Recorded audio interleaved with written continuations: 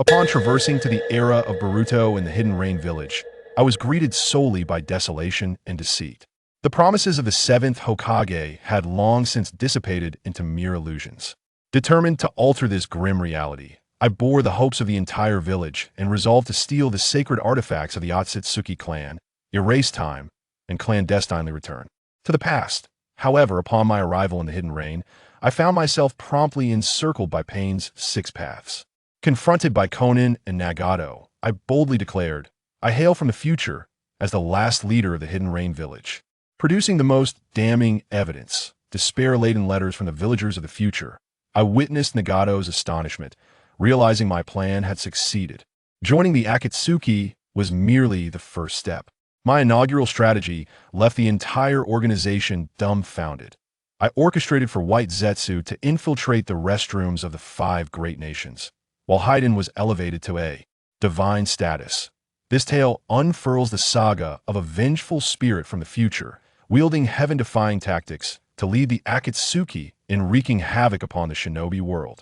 Chapter 1. Returning to the past, erasing time. Year 79 of Konoha, the Boruto era. In Konoha Village, an archaeological research institute, two figures raced towards the site. The guard stationed at the entrance had all succumbed.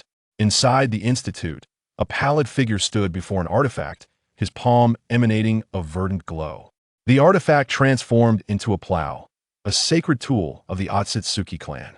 Akatsuki Urashiki was preparing to traverse back in time to capture the yet undeveloped Jinchuriki, Uzumaki Naruto. The two individuals rushing were none other than Uchiha Sasuke and Uzumaki Boruto. Without a moment's hesitation, they charged towards the glowing plow, oblivious to the presence of another individual shadowing them. Thud! A figure bearing a large satchel landed on the ground. A drop of rain fell upon his head. Returned? No, wait, right?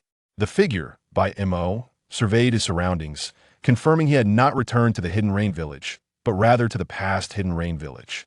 By M.O., a time traveler, had found himself in the era of Boruto's Hidden Rain Village. At that time, the land of rain lay in utter ruin, its structures crumbling, littered with debris and toxic fumes, essentially a vast waste disposal site for the five great nations. The dilapidated Hidden Rain Village stood in stark contrast to the flourishing Konoha. Regrettably, the villagers of the Hidden Rain were blissfully unaware that the current seventh Hokage, Uzumaki Naruto, had once vowed to their leader that he would guide the Hidden Rain toward prosperity. The leader of the Hidden Rain, Nagato, chose to believe in this promise, sacrificing his life to resurrect the people of Konoha, thereby severing the chains of hatred and entrusting the future of the Hidden Rain to Naruto. And thus, the outcome unfolded. Due to Mo's unique nature and the revelation of Naruto's promise to the villagers, he became a beacon of hope for the refugees. The villagers pooled all their remaining resources and provided M.O. with the funds necessary to journey to the Land of Fire. Upon his arrival in Konoha, M.O. acted discreetly until this fateful day, when he encountered a young blonde asking for the whereabouts of a place called Paradise. He realized the narrative of time travel was about to unfold. Thus, the preceding scene transpired. Having made ample preparations, M.O. returned to the past of the shinobi world. As he stepped into the plow, a peculiar power within him was awakened by the Akatsuki clan's spatio-temporal ninjutsu. In that instant, time was erased. In a world where time had been obliterated, even Uchiha Sasuke was oblivious to the presence of another individual entering the time-space tunnel. Moreover, due to the erasure of time, the landing point of the time-space tunnel seemed to have been slightly altered. Yet, such details were of little consequence. Uchiha Sasuke and Uzumaki Boruto would, after dealing with Akatsuki Urashiki, erase the memories of any witnesses through Genjutsu, believing they had altered nothing in the past, and would return directly to the future, entirely unaware of Mo's existence. Do not misconstrue. I'm not a spy, Mo interjected suddenly. At that moment, a robust hand reached out towards him from behind. Upon hearing Mo's words, it halted. Then who are you? A chilling voice questioned from behind Mo. Understanding that upon his arrival in the Hidden Rain, he would inevitably be detected by Pain's Rain Tiger Freedom technique. He activated the ability he had awakened due to the contact with the plow's spatio-temporal ninjutsu, time erasure, a power he named the Crimson King. Employing a derivative of time erasure, Mo foresaw events unfolding in the subsequent seconds. He anticipated the hungry ghost path would materialize behind him. I am the leader of the Hidden Rain Village from the future, seeking an audience with the current leader, Pain, or rather Nagato. Bayamo stated unequivocally, rising to gaze at the tallest structure in the Hidden Rain. That edifice was where Nagato had long resided during his tenure in the Hidden Rain. Upon hearing Baimo's declaration, Nagato, seated in a wheelchair atop the command tower, opened his eyes. Is the infiltrator troublesome? Conan, standing beside Nagato, inquired with calm composure. Bayamo had been sensed as having suddenly appeared within the Hidden Rain. For Nagato, who relied on the Rain Tiger Freedom technique for perception, it was akin to Jiraiya's infiltration in the original narrative. Recognizing the individual as a master, he dispatched the 6 Paths of Pain to probe and capture him. He claims to be the leader of the Hidden Rain from the future, seeking an audience with me, and even uttered my name. Nagato's expression grew grave. Could he be another individual akin to Madara? I shall investigate further. Conan, harboring caution, stepped out of the room, approaching the edge of the tower, where a pair of white wings formed from paper sprouted from her back, allowing her to descend. Upon spotting Bayamo, Conan found him to be quite peculiar. At that moment, Bayamo stood amidst the rain, raising his right hand, seemingly engaged in some unknown action. The hungry ghost path of pain was stationed elsewhere, indicating Bayamo had abruptly altered his position. Why? With a cloud of uncertainty, Conan descended. Upon reaching a certain altitude, her expression darkened, halting mid-air, before drifting slightly to the right, landing gracefully in front of Bayamo. Indeed, after descending to a particular height, Conan had suddenly realized that if she continued on her trajectory, she would inadvertently land in Bayamo's palm.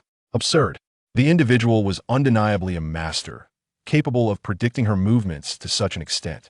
Equally, there was something amiss with his mental state. A judgment formed in Conan's mind. After bringing Bayamo to an open area on the lower level of the command tower, Conan was about to speak when Bayamo produced a sealed storage scroll from his waist, retrieving a plethora of items. Among them were numerous photographs and several tattered, inscribed sheets of paper. These are images of the Hidden Rain Village's future, along with messages from its future villagers intended for you. Bayamo elucidated the origins of these items. Having resolved to journey to Konoha, he had made the necessary plans, and thus had come prepared. Conan knelt down, examining the photographs. One harrowing image after another caused her pupils to constrict. The structures depicted in these photographs bore an uncanny resemblance to the dilapidated state of the current Hidden Rain Village. Familiar streets, recognizable pipelines, buildings. After examining the photographs, Xiaonan remained skeptical, pondering whether Bayamo had fabricated such a lie to thwart their plans. However, upon picking up the tattered letters and reading their contents, she entirely relinquished this notion. How did these letters come to be? Xiaonan inquired, setting the papers down and gazing at Bayamo. My return from the future was meticulously planned, and thus I prepared evidence in advance. I informed the villagers of Yuin about the sacrificial rites, expressing my desire to communicate with the deceased and that burning the written letters would suffice. Consequently, they inscribed their heartfelt messages and entrusted them to me, requesting that I incinerate them during the ceremony. Bayamo replied with calm assurance. After a moment of silence, Xiaonan instructed Bayamo to gather his belongings and then led him to the uppermost floor. Nagato, surprised to see Xiaonan escorting an intruder here, assumed she had her reasons. Xiaonan approached Nagato, extending a letter towards him. Upon seeing it, Nagato's pupils constricted. Chapter 2. Kakuzu, the god of economics, arrives. Lord Pain, ever since you and Lord Angel departed, Yuin Village has lost its standing to converse with the 5 great shinobi villages. The 7th Hokage's promises to develop Yuin Village have gone unfulfilled. He merely mentioned it in passing, and the 5 great shinobi villages have offered us a chance to deal with the waste generated from their developments, various toxic and hazardous refuse. The land of rain is now engulfed in toxic gas, and even the rain is corrosive. We once attempted to confront Konoha, only to be expelled immediately. Konoha has never regarded Yuin Village as friends. They believe it was the 7th Hokage who resurrected their elders and families, with no connection to Lord Pain. You are merely a vanquished foe. Nagato found much of the letter's content bewildering. Who was the 7th Hokage? Why had he collaborated with them? Yet, he discerned the overarching situation. The keyword was resurrection. If there was a resurrection, it must pertain to his Rinnegan's innate technique. It was hard to believe that, in the future, he sacrificed his life to resurrect the people of Konoha. To trust someone from Konoha would aid in Yuin's development? After reviewing Mo's photographs of future Yuin, Nagato chose to believe. Have we failed? Or is success within reach if I remain unaffected by that Konoha ninja? Nagato mused, cradling his head in contemplation before finally looking at Mo. What is your objective? Nagato's personality was unique. He could make decisions independently, yet all specific options were provided by others. Initially, it was Yahiko who offered him choices, followed by Jiraiya, and then Naruto. Much like the strategist do Ruahue, one cannot say that Du had no opinions of his own. Now, faced with inevitable failure, Nagato was uncertain how to alter the course and decided to consult Mo, the leader of Yuin from the future. I aim to become the strategist and advisor for the Akatsuki, guiding the organization and the development of Yuin, Mo stated candidly. Allowing you to make decisions for Yuin is acceptable, provided your proposals gain our mutual trust. However, the members of Akatsuki are difficult to command, Shounen interjected, dousing Mo's enthusiasm. Is there a recent gathering of the Akatsuki?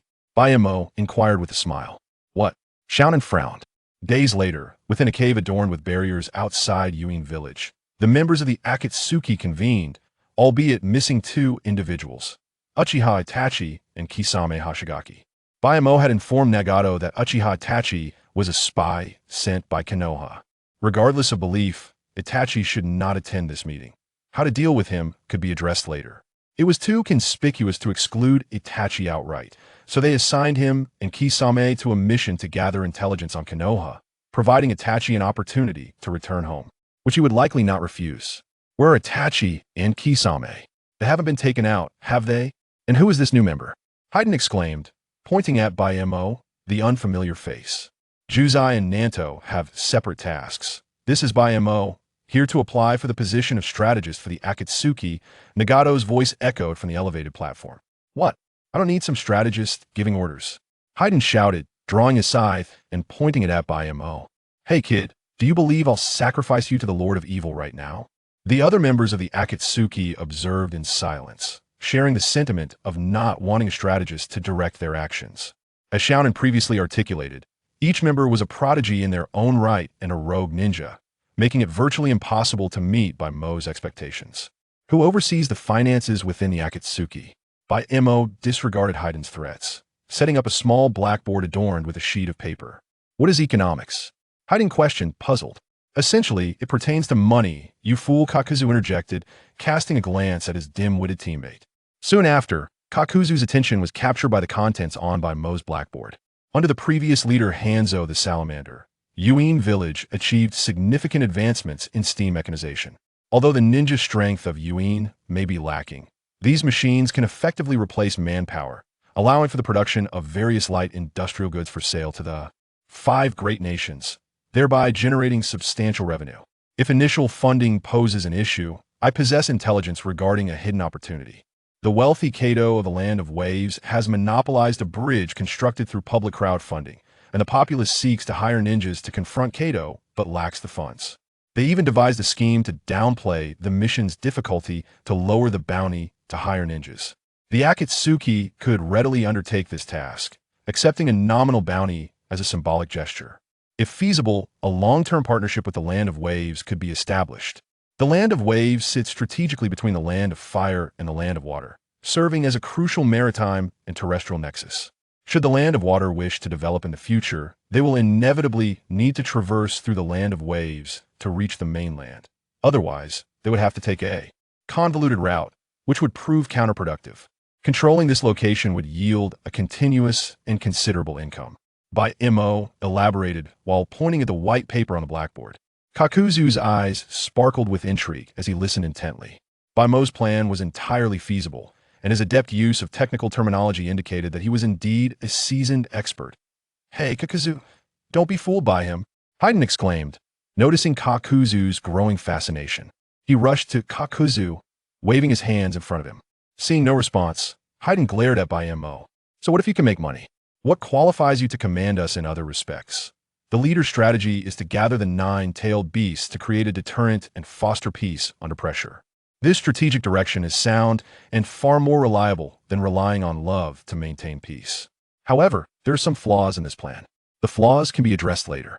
According to this theory of deterrence, I present a proposal that is infinitely easier than gathering the tailed beasts, yet yields comparably effective results. Bayamo once again disregarded Fei Duan's interjection. "Oh, what is this proposal?" This time, Bayamo spoke, piquing even Payne's interest. In recent days, Bayamo had only discussed the future of the Hidden Rain Village with Nagato and Conan, without mentioning any other matters. They had also informed Bayamo of the current year. In the chronology of Konoha, it was the 60th year, precisely the most pivotal year in the original narrative.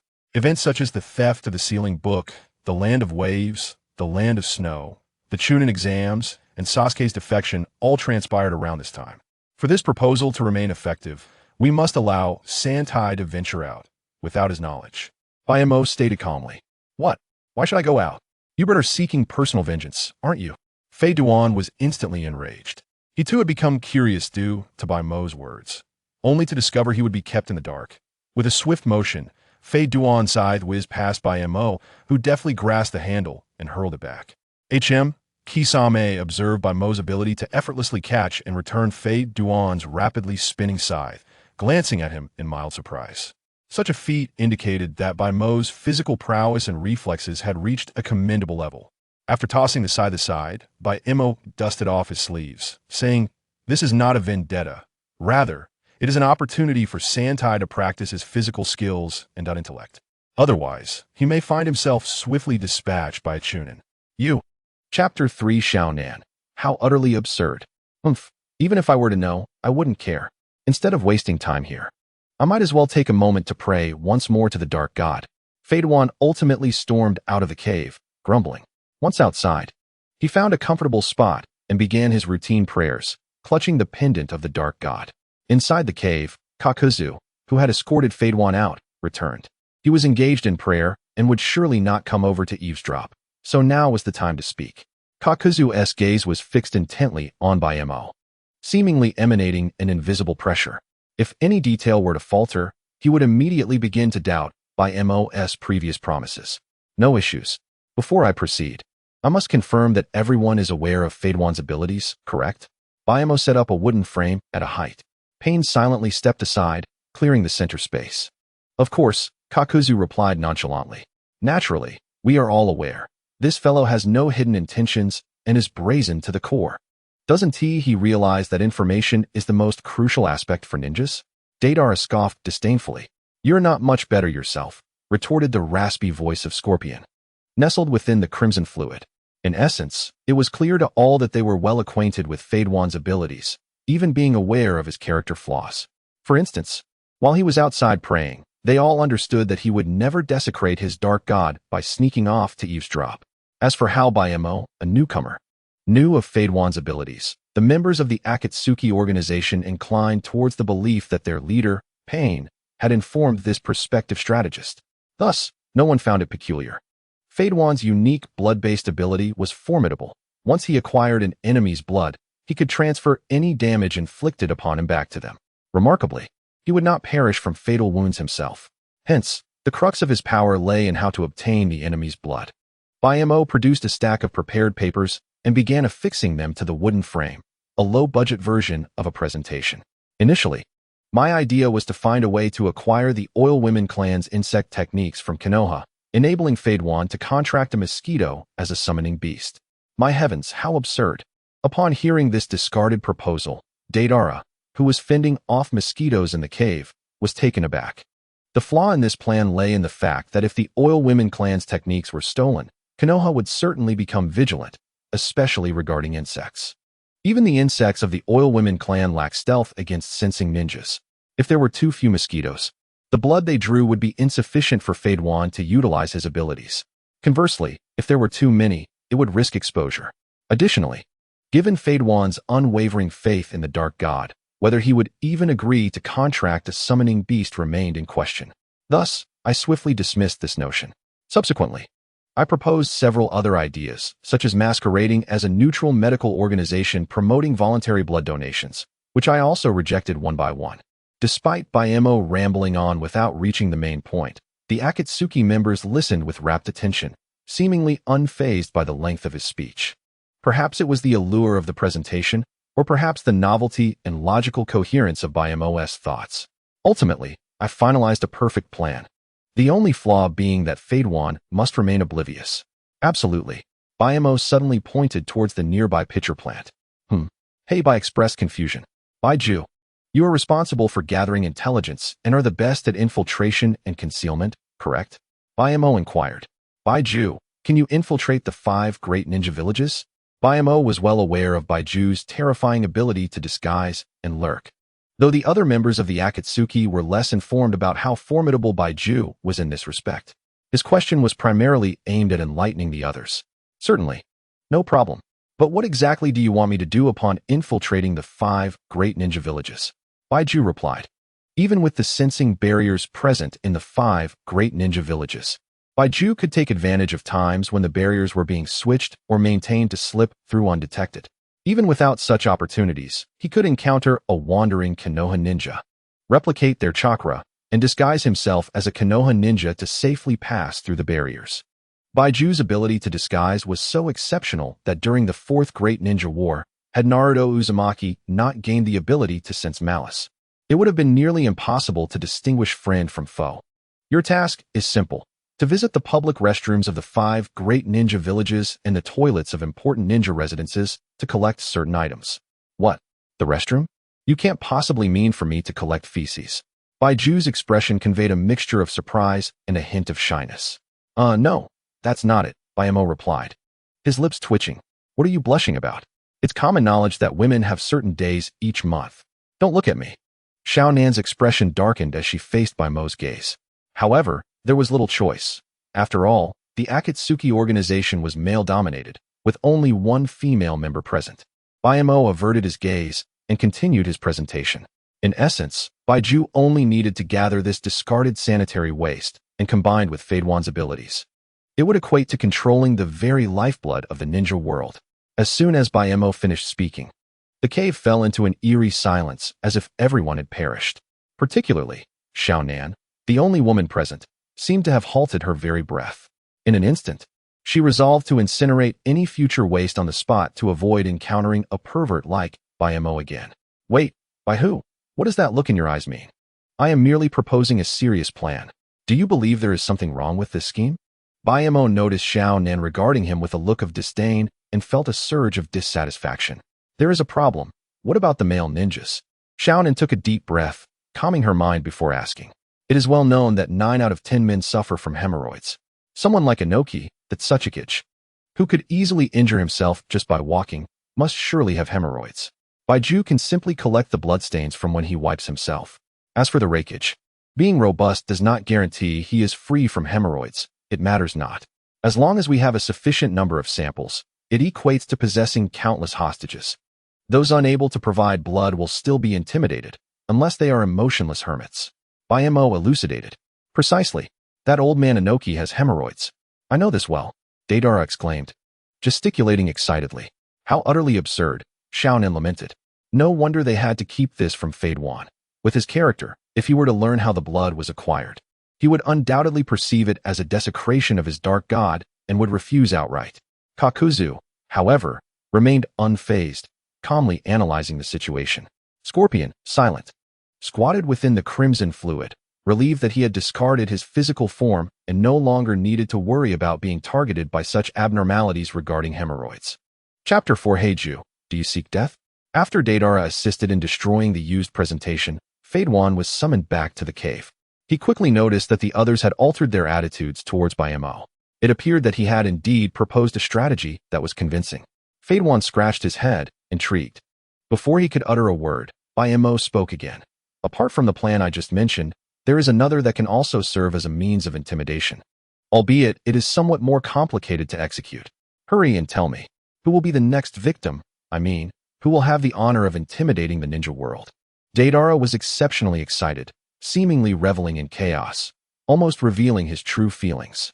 Sister Conan, Baimo's gaze shifted to her, inadvertently altering his mode of address. Conan's heart skipped a beat. Before Baimo could finish speaking, she approached him. resting a hand on his shoulder with a cold expression and a complex demeanor, uttering 4 words. I beg you. Since Sister Conan has pleaded with me, I shall unveil my plan. Baimo conveyed a knowing look. No. Conan's face was a picture of turmoil, intent on preventing Baimo from proposing any ludicrous schemes centered around her, yet she understood that his suggestions would benefit both the Akatsuki and the Rain Village. Sister Conan, your technique should have decent camouflage abilities, right? Baimo inquired. Fairly decent, Conan replied, her heart tightening. In her efforts to guard against Madara, she could disguise explosive tags as an ocean. Her goddess paper jutsu was impervious to even Madara's Sharingan. Conan had not anticipated Baimo would mention this. Although she could not be too explicit, for the sake of the village and the Akatsuki, she ultimately assented. Then it is settled. Sister Conan, you shall disguise your explosive tags as toilet paper and sell them to the 5 great shinobi villages. When they use this paper for their personal needs, let the world feel the pain. Art is an explosion. Baimo's portrayal this time lacked a PowerPoint presentation, instead relying on his heartfelt performance. The last 2 sentences felt strangely familiar. The less intellectually endowed Haydn, amidst the bewilderment and shock of others, made a comment that elicited a relieved chuckle. Upon hearing that his signature cool line had been appropriated by Baimo for such a purpose, Deidara felt as though he had mistakenly grasped the wrong end of a stick. I beg you. Deidara couldn't help but echo those 4 words. There's a cue for begging. I am currently discussing Sister Conan's exclusive strategy, Baimo pointed at Conan. At that moment, Conan wore an expression of helplessness, devoid of hope, yet tinged with admiration. This was indeed something she could achieve, but had never envisioned. No, we cannot proceed like this, Kakuzu suddenly exclaimed, startling everyone. The members of the Akatsuki turned to him in surprise. Who would have thought that Kakuzu, a frontrunner for the most twisted candidate for the Akatsuki, would oppose this plan? Had they misjudged him? Why? Baimo and Conan simultaneously queried, exchanging glances upon realizing they both had spoken. How much does an explosive tag cost? How much for a roll of toilet paper? If we disguise explosive tags as toilet paper, how much loss will we incur? Have you done the calculations?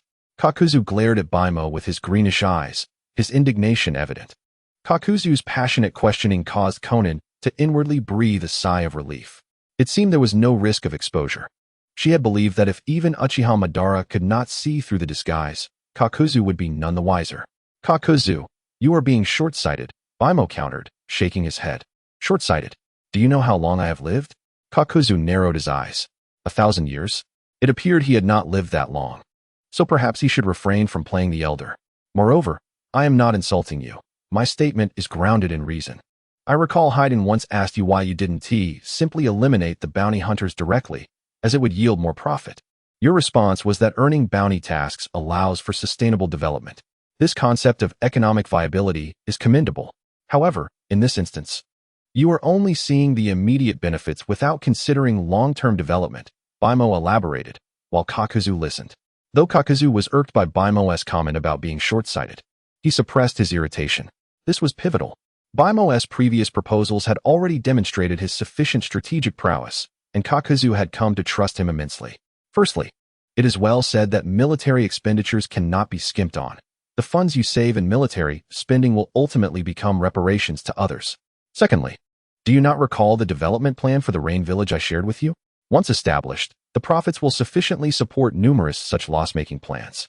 Furthermore, we can produce toilet paper ourselves.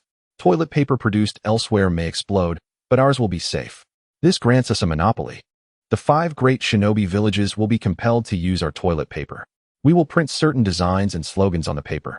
It is well known that individuals prefer to look at something while attending to their needs. Consequently, the ordinary citizens of the 5 great shinobi villages will be subtly influenced by us.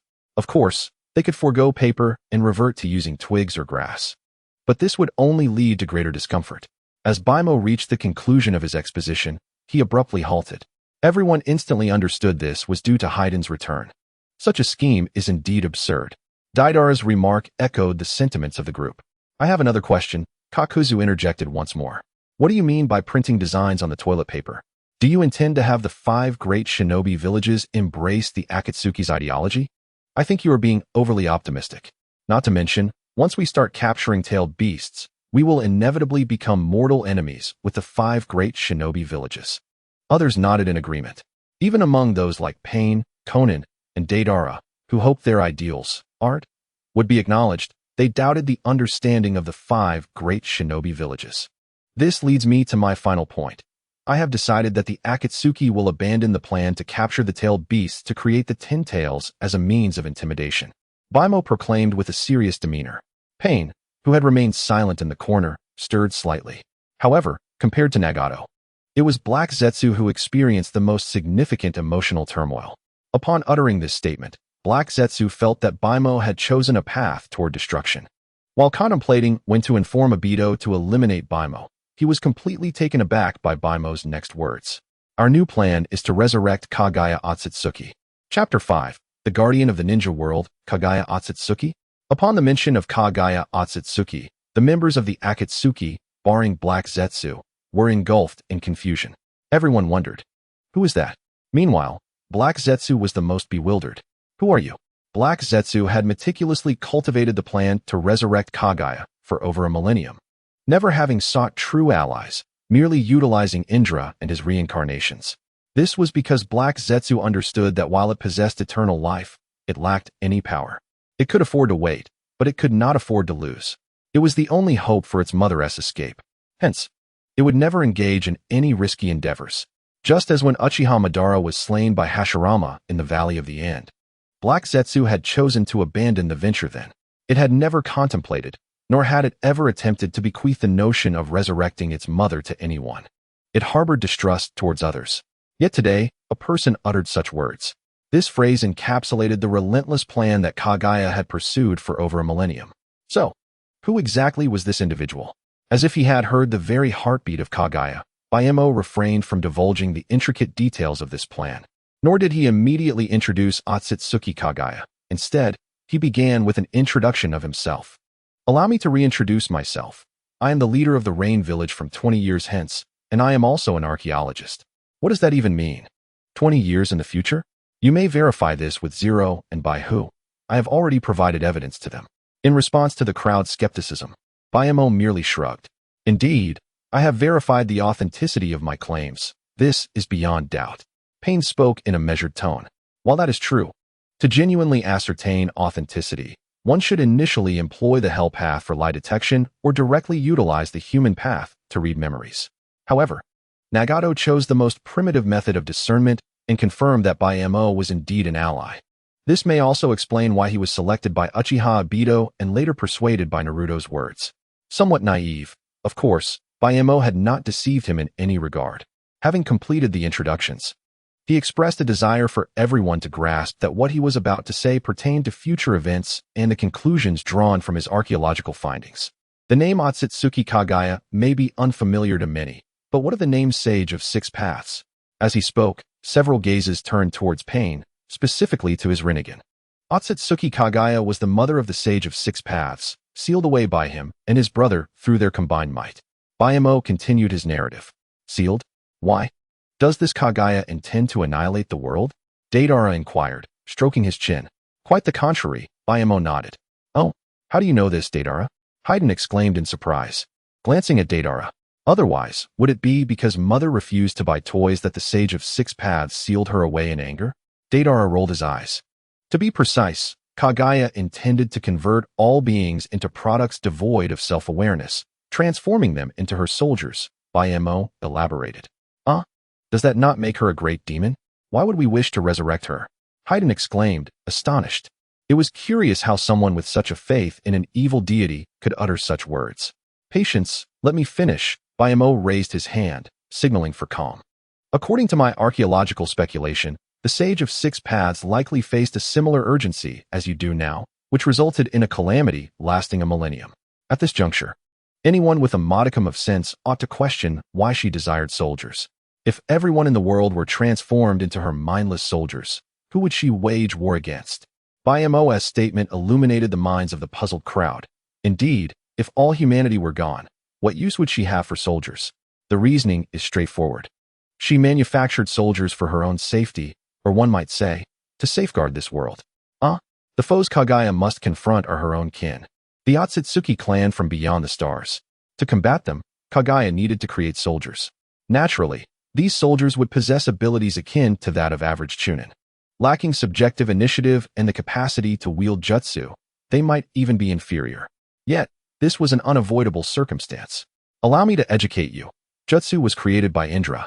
The son of the Sage of Six Paths chakra was brought by Kaguya, and it was only after sealing Kaguya that the sage imparted the methods of refinement to ordinary people. This implies that, during Kaguya's era, there were no ninjas. Only ordinary villagers existed. Under such conditions, transforming these powerless villagers into combatants of Chunin caliber was indeed a positive development. Now, how should the current ninja world be rationally perceived by Kaguya? Although countless ordinary people still exist, the history of ninjas has evolved to yield numerous masters of the Kage and elite Jonin ranks. Moreover, true top-tier ninjas can outweigh hundreds or thousands of Chunin. In such a scenario, what significance lies in converting elite ninjas into mere ordinary Chunin for the sake of combat? Upon hearing Baimo's words, everyone suddenly grasped the logic behind it. Kaguya was no fool. Why would she transform an SSR into an R for no reason? Only Kurizetsu laughed coldly in the corner. After listening for so long, it had expected Baimo to present profound insights, only to be met with this. The concern was not whether the mother, upon resurrection, would turn everyone into white Zetsu, but rather that if she wished to be revived, she must initiate the infinite Tsukuyami, absorbing the chakra of the entire ninja world, merging all into one.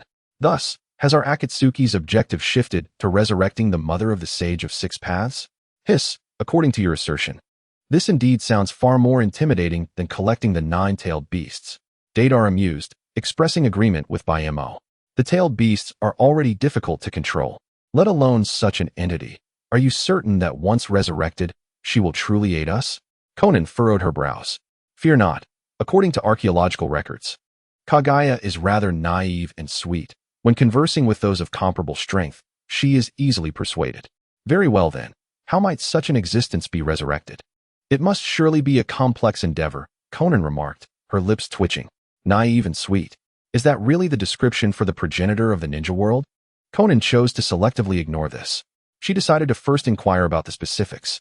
The term resurrection is indeed too sensitive, especially considering Nagato possesses the ability to resurrect. It is indeed not simple. There are two methods to resurrect Kaguya.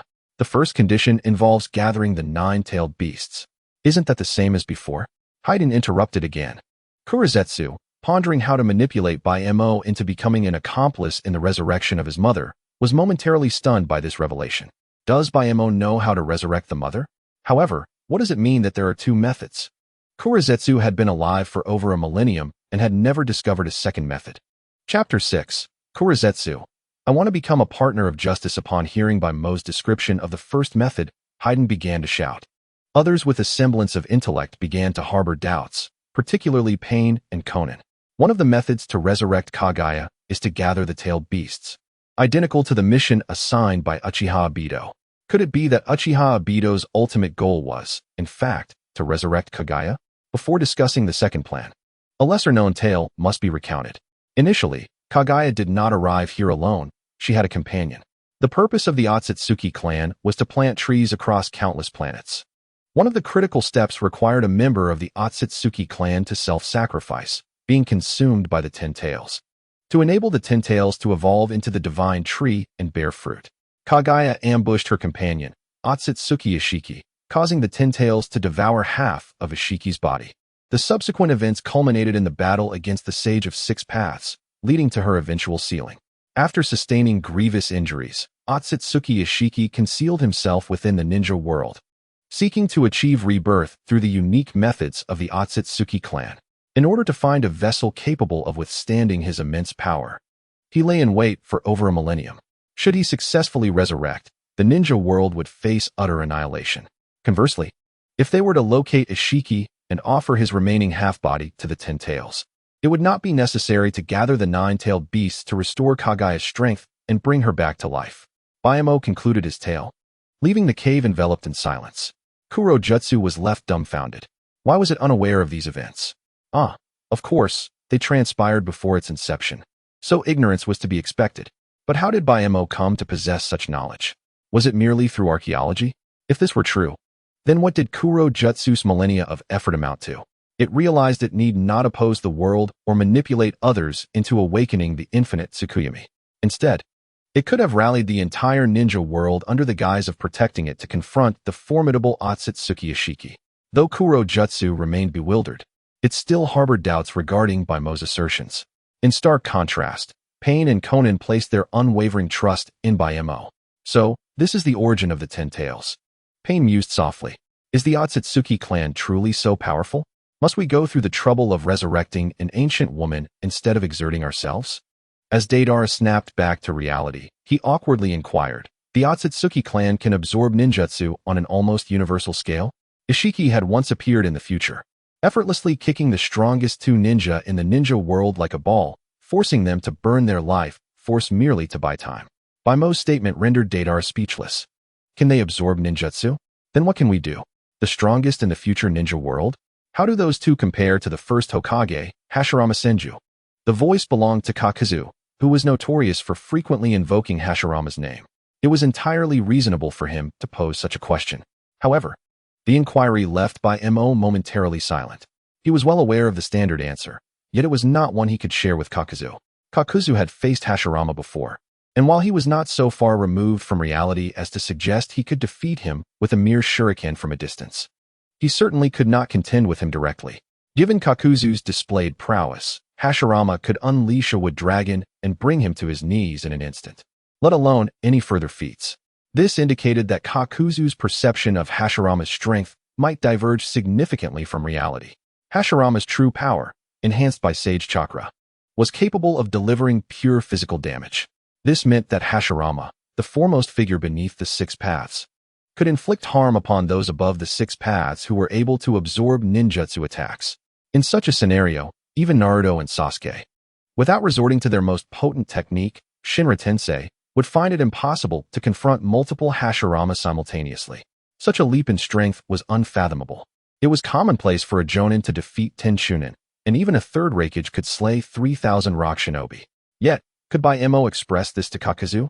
In Kakuzu's eyes, Hashirama's strength likely appeared only marginally superior to Tobirama Senju's. If Baimo were to convey that notion, Kakuzu would undoubtedly conclude that the Akatsuki's abilities were not so formidable, and that sheer numbers could overwhelm them. Should Kakuzu believe this, the rest of the Akatsuki would follow suit, leading to disastrous consequences. One individual could instantaneously control 9-tailed beasts.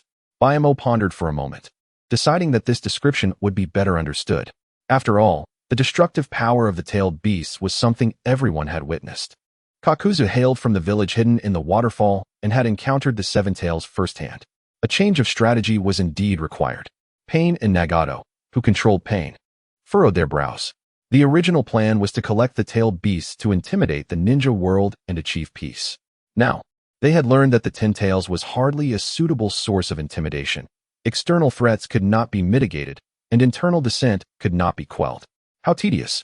Your so-called new plan rests entirely on a woman from the heavens. What if she cannot withstand the pressure? Sasori interjected suddenly. No, I have never considered it that way. Baimo replied, shaking his head. I understand that among you, some may doubt my words, while those who believe may feel powerless and despondent. I have asked myself this. If there existed an impenetrable iron chamber without windows, housing many slumbering individuals on the brink of suffocation, would it be right to awaken a few of them, forcing them to confront the painful reality of their impending demise? But then I realized, if those few could awaken, there must be hope to break through that iron chamber. Wow, that was quite philosophical. Are you moonlighting as a poet? Deidara remarked, giving a thumbs up after savoring Baimo's words. Conan nodded silently, finding Baimo's sentiments uplifting. Indeed, his words had inspired the group. Moreover, if Kisame had not refrained from attending due to Itachi's presence, he would have been deeply moved by this discourse. Upon uncovering the various truths, he might even betray the masked man and follow the genuinely authentic Baimo. The Akatsuki were by no means invincible, insurmountable, or impossible to kill. The final straw leading to Akatsuki Ishiki's ultimate demise could be attributed to a simple ninjutsu, the shadow clone technique. The wedge utilized by the Akatsuki clan for resurrection was, in its mere revival function, even inferior to Orochimaru's techniques. Baimo added fuel to the fire. Chapter 7. Everyone agrees. The assembly was nearing its conclusion. Those in favor of adopting Bai Mo's revised plan remained motionless, while those opposed took a step back. Pain surveyed the assembly with a keen eye. After his words echoed in the chamber, no one moved. Bai Mo's discourse had nearly convinced all present. Among them, the individual with the most neutral stance towards Bai Mo was Sasori, as he had transformed himself into a human puppet, lacking strong desires or aspirations. Confronted with the plan's evolution, he could not summon the energy to argue, whether in agreement or dissent. The most critical target for persuasion was naturally Kuro Jutsu. Although Kuro Jutsu might possess malicious intent, it was certainly not foolish. Bai Mo laid out the pros and cons, making the choice evident. As for the credibility of Bai Mo's claims, Kuro Jutsu found them highly believable. Firstly, if the other party sought to deceive, what would their motive be? Secondly, according to Bai Mo's assertions, locating Akatsuki Ishiki would undoubtedly assign the task to Kuro Jutsu and Kuro Jutsu, making them the first to discern the truth of the matter. Hey, what should we do now? Deidara inquired. Kakuzu was responsible for preparing the economic development plan for the village hidden in the rain, while Kuro and Kuro Jutsu were to gather materials. The remainder of the assembly had no assigned tasks. They could assist Kakuzu, pursue their own activities, train, or develop ninjutsu as they pleased. Bai Mo understood that prior to the initiation of the Fourth Great Ninja War, the Akatsuki had not engaged in any significant actions. There is no need for deliberate allocation. However, based on Bai Mo's conjecture, it is highly likely that others will not assist Jiao Du. These individuals genuinely dislike engaging in group battles and are more inclined to pursue their own studies of ninjutsu and training. After all, the pressure from the Akatsuki clan is quite significant. Deidara pondered this momentarily. Bai Mo's description of the Akatsuki reignited a sense of crisis within him. He had already been working diligently to surpass Itachi's Mangekyo Sharingan, but now he felt it was insufficient. Wait, Itachi? By the way, concerning today's matters, who will inform them since Itachi and Kisame are absent? Deidara inquired once more. I will personally relay the message. The upcoming mission requires their team, so I can discuss it with them while on my way, Bai Mo replied. Are you referring to the mission in the Land of Waves? Jiao Du, who had been silently observing, finally spoke. Earlier, he had been puzzled as to why Bai Mo had not assigned him the task when he mentioned that others had no missions. Unlike before, when Jiao Du doubted Bai Mo's consistency, he now merely wondered if Bai Mo had inadvertently overlooked him. Unexpectedly, he found himself waiting here. The Land of Waves serves as a pivotal point between the Land of Water and the Land of Fire. If the goal is simply to obtain that Kato's money, then Jiao Du can handle it. However, for sustainable development, it is best to involve individuals from both Konoha and Kirigakure, Bai Mo elaborated slightly. How fortuitous that you mentioned Konoha and Kirigakure. That team can suffice. Contact me when you require assistance, Jiao Du remarked before suddenly recalling something and looking towards Pain. Leader, does he have a ring? Otherwise, how will we communicate? Zhu Kei and Nando who accompany him can assist with communication, Pain replied calmly. Very well. Thus, the assembly concluded. After the crowd dispersed, Conan intercepted Bai Mo. Since you are aware that Uchiha Itachi is a spy, are you still planning to act alone with them? Conan expressed her concern for Bai Mo's safety. His life is now intertwined with the future of both the Rain Village and the Akatsuki. This was all part of the plan. For a spy, one must either eliminate or utilize them. It is impossible to maintain a facade indefinitely. If exposed, we would find ourselves at a disadvantage. Hence, your reluctance to deal with or expel him was intentional, wasn't it? Conan furrowed her brow. As long as our interests align and we share common foes, we can become allies. Thus, there is no need to worry about my safety. Even as an ordinary person devoid of chakra and ninjutsu, I can manage him, Bai Mo replied with a confident smile. What he spoke of was not mere theory, but rather a reality that has unfolded countless times in the shinobi world. It is the fundamental logic governing interactions between individuals and factions.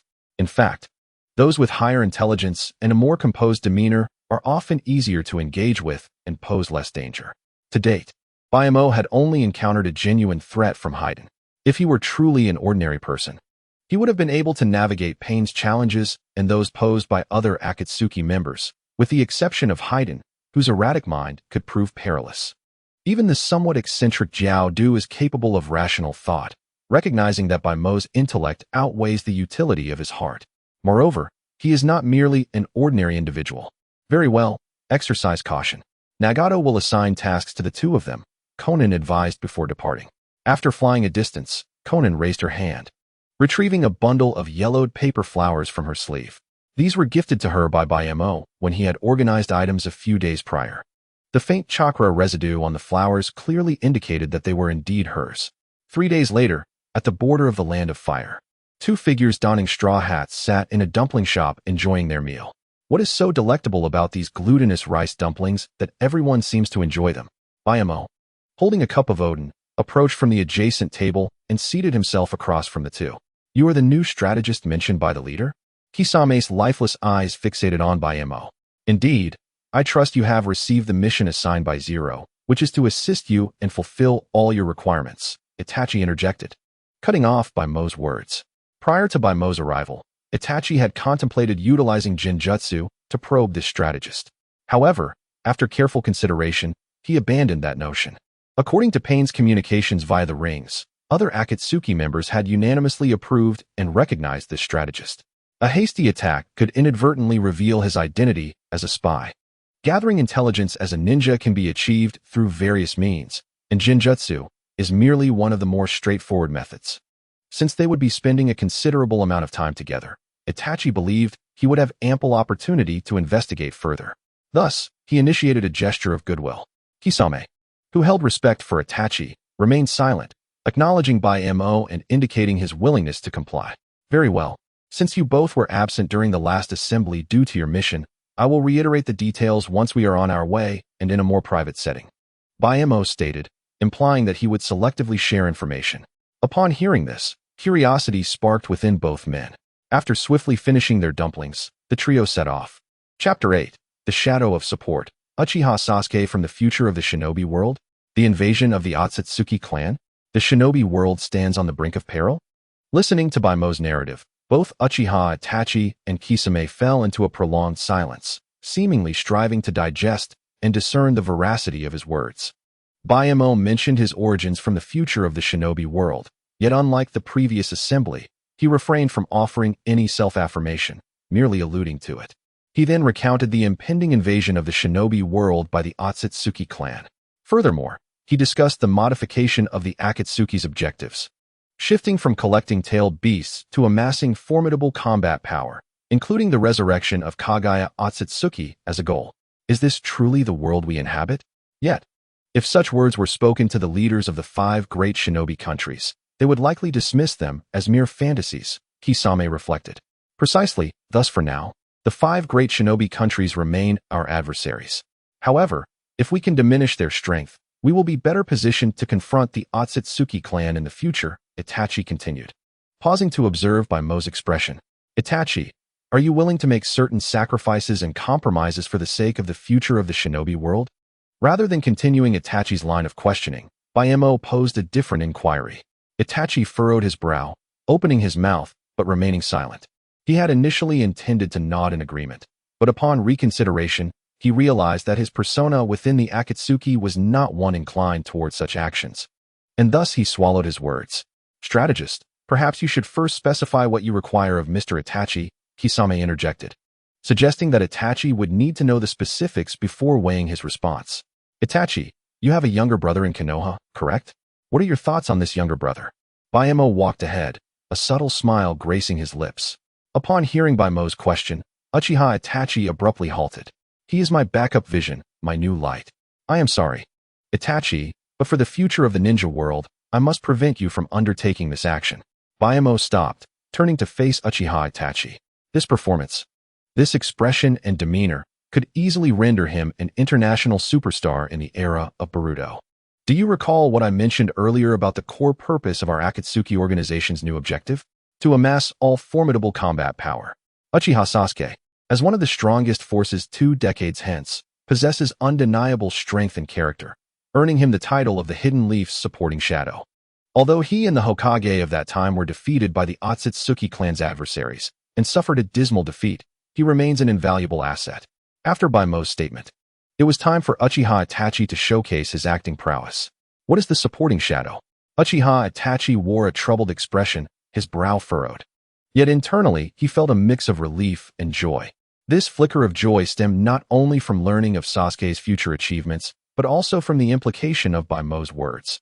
If this is the objective of the Akatsuki organization, then what was once a superficial alliance transforms into a genuine camaraderie. At least in terms of his attitude toward Sasuke, it certainly appears that way. In the future, Uchiha Sasuke will depart the village under the guise of world travel, gathering intelligence on the Akatsuki clan across the globe. He will stand guard outside the village, akin to another Hokage, silently supporting the village, which embodies the essence of the supporting shadow. However, while it is said to protect the village, it is, in truth, safeguarding the world. After speaking, Bayamo retrieved a scroll from his waist pouch. With a sudden thud, a stack of cards materialized in his hand. Flipping through them, he extracted one card and handed it to Uchiha Itachi. This is a card developed by a company during a future era of peace. Its rarity and value are exceptionally high. Uchiha Itachi accepted the card, noticing a profile of a middle-aged man on it. Before Bayamo could tuck the other cards away, Itachi caught a glimpse of the others. The other cards featured characters in frontal views, seemingly posed deliberately. Only Sasuke's card displayed a profile. Were it not for the familiarity shared between brothers, even those in the hidden leaf who had met Sasuke might not recognize him.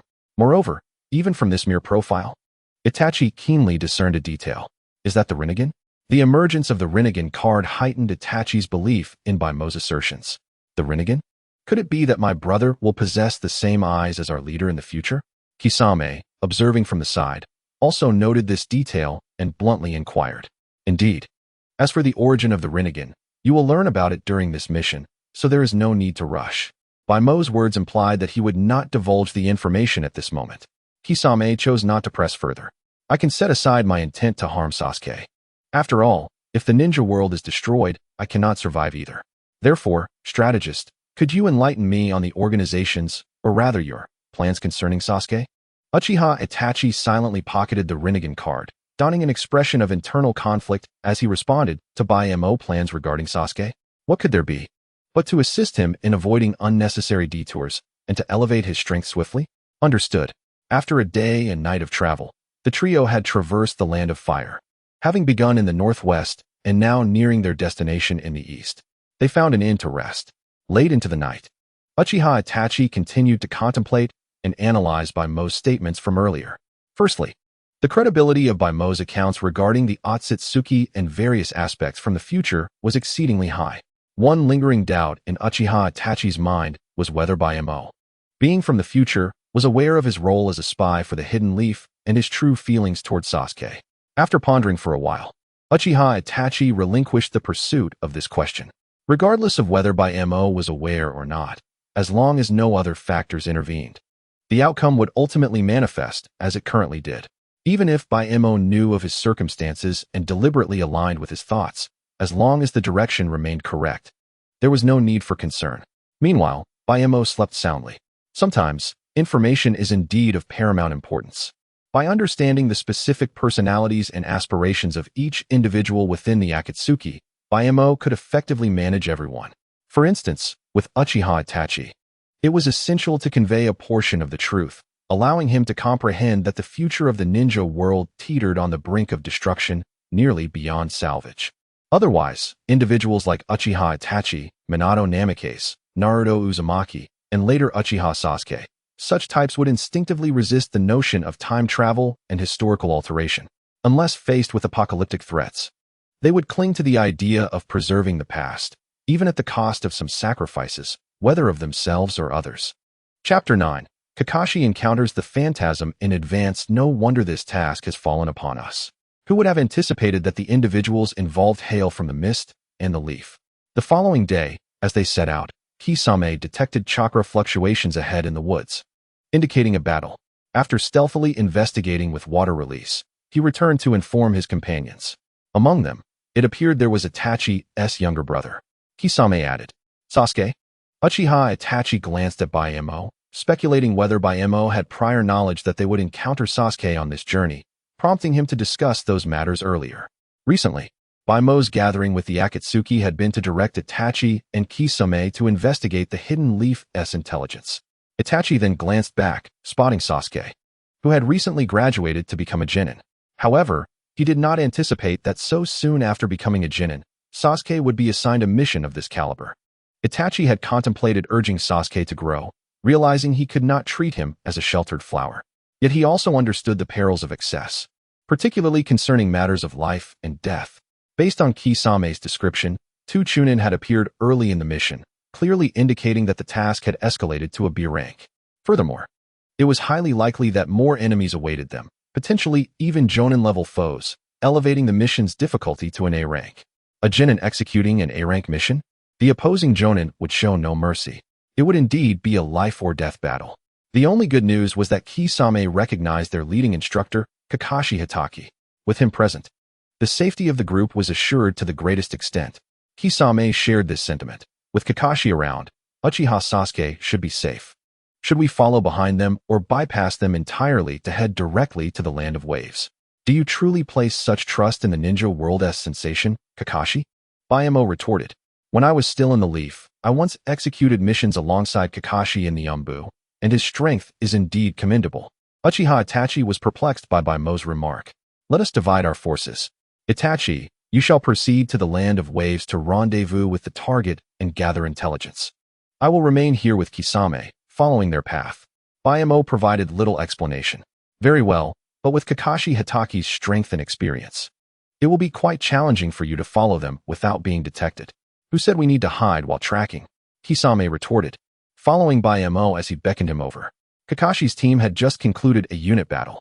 Naruto, paralyzed by fear, had just pierced his palm with a kunai. Vowing to change, Kakashi reminded him that if he did not stop the bleeding, he would perish, prompting a panicked plea for help. What had appeared to be a relaxed scene suddenly shifted. Kakashi's expression turned serious as he focused on a presence emerging from the woods. Two figures, one unfamiliar to him, while the other bore the mark of a rogue shinobi from the Mist Village, a scar on his forehead and a massive sword at his back. The 7 ninja swordsmen? Kakashi recalled the 2 rogue ninjas he had just dealt with. Naruto, Sasuke, Sakura, you recognize them as foes, correct? Kakashi-sensei, I'm going in. Naruto, having just made a vow, charged towards Bayamo without hesitation. Foolish Naruto, Sasuke exclaimed, throwing a shuriken to obstruct Kisame's advance, aiming to prevent Naruto from facing both at once, especially the more formidable one behind. Kakashi sprang into action, facing the elite level of the 7 ninja swordsmen. He could not afford to be as nonchalant as he had been with the previous foes. His target was Bayamo. In a fleeting moment, he sensed that Baimo's strength was not to be underestimated, and his status surpassed that of the rogue shinobi behind. Capturing Bayamo would not only ensure Naruto's safety, but also be the most prudent course of action. Yet, Naruto stumbled, sitting on the ground in confusion. Kakashi found himself in Baimo's former position, kunai in hand, momentarily bewildered. Where is he? Kisame, see? I told you that you were too blinded by the shinobi world celebrity filter to discern friend from foe before launching an attack. Baimo's voice resonated from afar. Naruto and Kakashi turned to find Bayamo had inexplicably appeared beside their escort target, Tazuna. Only Sakura stood guard beside Tazuna, and upon witnessing Baimo's sudden arrival, she froze. As she prepared to strike, Bayamo seized her wrist, rendering her immobile. Are you implying that you harbor no hostility towards us? Kakashi's expression turned grave, realizing he still could not comprehend how Bayamo had materialized behind them. Substitution techniques leave traces, yet Baimao's arrival bore no signs, neither physical nor in memory. Upon hearing Baimao's words, Kakashi quickly followed suit to stabilize the situation. Indeed, one of our objectives is to ensure this bridge builder reaches the Land of Waves. Bayamo released Sakura's wrist, gesturing towards Tazuna. Mr. Tazuna, you not only concealed the mission's difficulty, but also disseminated the same mission to multiple parties? Kakashi's gaze shifted to Tazuna, his tone filled with discontent. After dealing with the rogue ninjas, they had questioned Tazuna about his deception regarding the mission's difficulty. The mission was classified as C rank, a rarity granted by the 3rd Hokage considering the presence of a Jonin.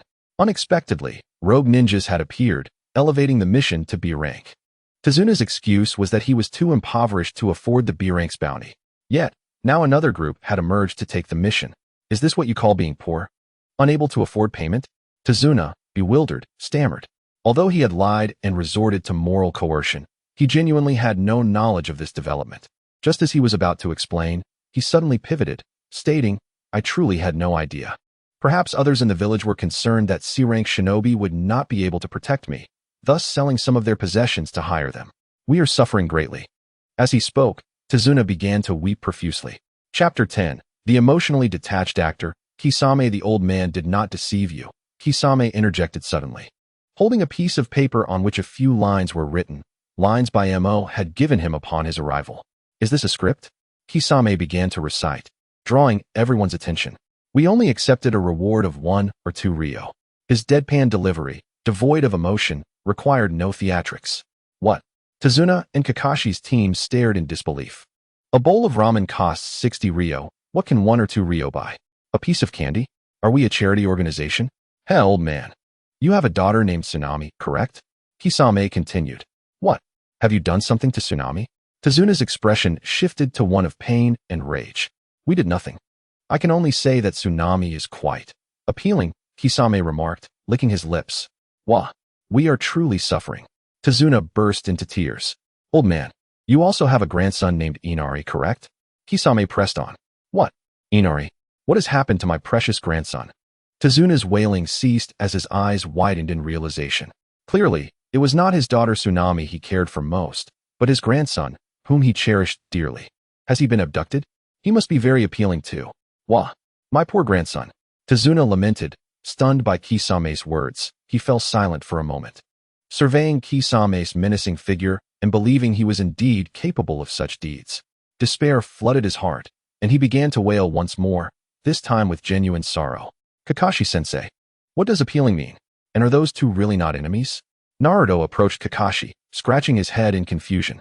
This is beyond your current comprehension. As for their apparent lack of hostility, they had numerous opportunities to eliminate our target moments ago. After Kakashi elucidated this to Naruto, he approached Hakumai, casting a glance at the old man who was wailing. Mr. Tazuna, please be quiet. If I am not mistaken, these two were merely jesting with you. Once silence ensued, Kakashi inquired of Hakumai, what is the purpose of your appearance? Do you wish for us to abandon our mission and hand it over to you? That is out of the question, Kakashi retorted. Upon hearing that their hard-earned combat mission might be forfeited, Naruto became frantic, about to shout, when Sasuke silenced him with a shuriken. Your task is simply to escort this old man to the land of waves, correct? The mission details are classified, yet since you have asked, I, as the leading jonin, can confirm that indeed it is so. Whether you choose to relinquish it is inconsequential. Our objectives do not conflict. However, I can offer you a friendly warning. One among your adversaries is a member of the 7 ninja swordsmen. Thank you for the intelligence. May my subordinates and I deliberate for a moment? Upon receiving affirmation, Kakashi led Naruto, Sasuke, and Sakura aside to confer, leaving their mission target, Daizuna, abandoned. Prior to discussing with the 3 genin, Kakashi had already conducted a mental analysis. The adversary mentioned that they would encounter a member of the 7 ninja swordsmen, one wielding a ninja sword. This indicated that they had taken the mission possibly to confront this enemy, which would elucidate why they accepted it for such a peculiar reward. They likely wished to accompany them to restrain any other potential ninjas that may appear. Kakashi-sensei, we cannot afford to relinquish this rare high-level mission, Naruto exclaimed. Sasuke, Sakura, say something. Do you wish to return to Weeding and help the plump lady find her kittens? As Naruto shouted, the other 3 felt exasperated. Their previous discussions had become utterly pointless. Fortunately, after spending some time together, they had begun to acclimate to each other's personalities. I concur with the underdog, Sasuke said, glancing toward the distant Kisame and Hakumai. He bore a blood feud and deemed performing lowly tasks a waste of life. Naturally, he was unwilling to give up. I also agree.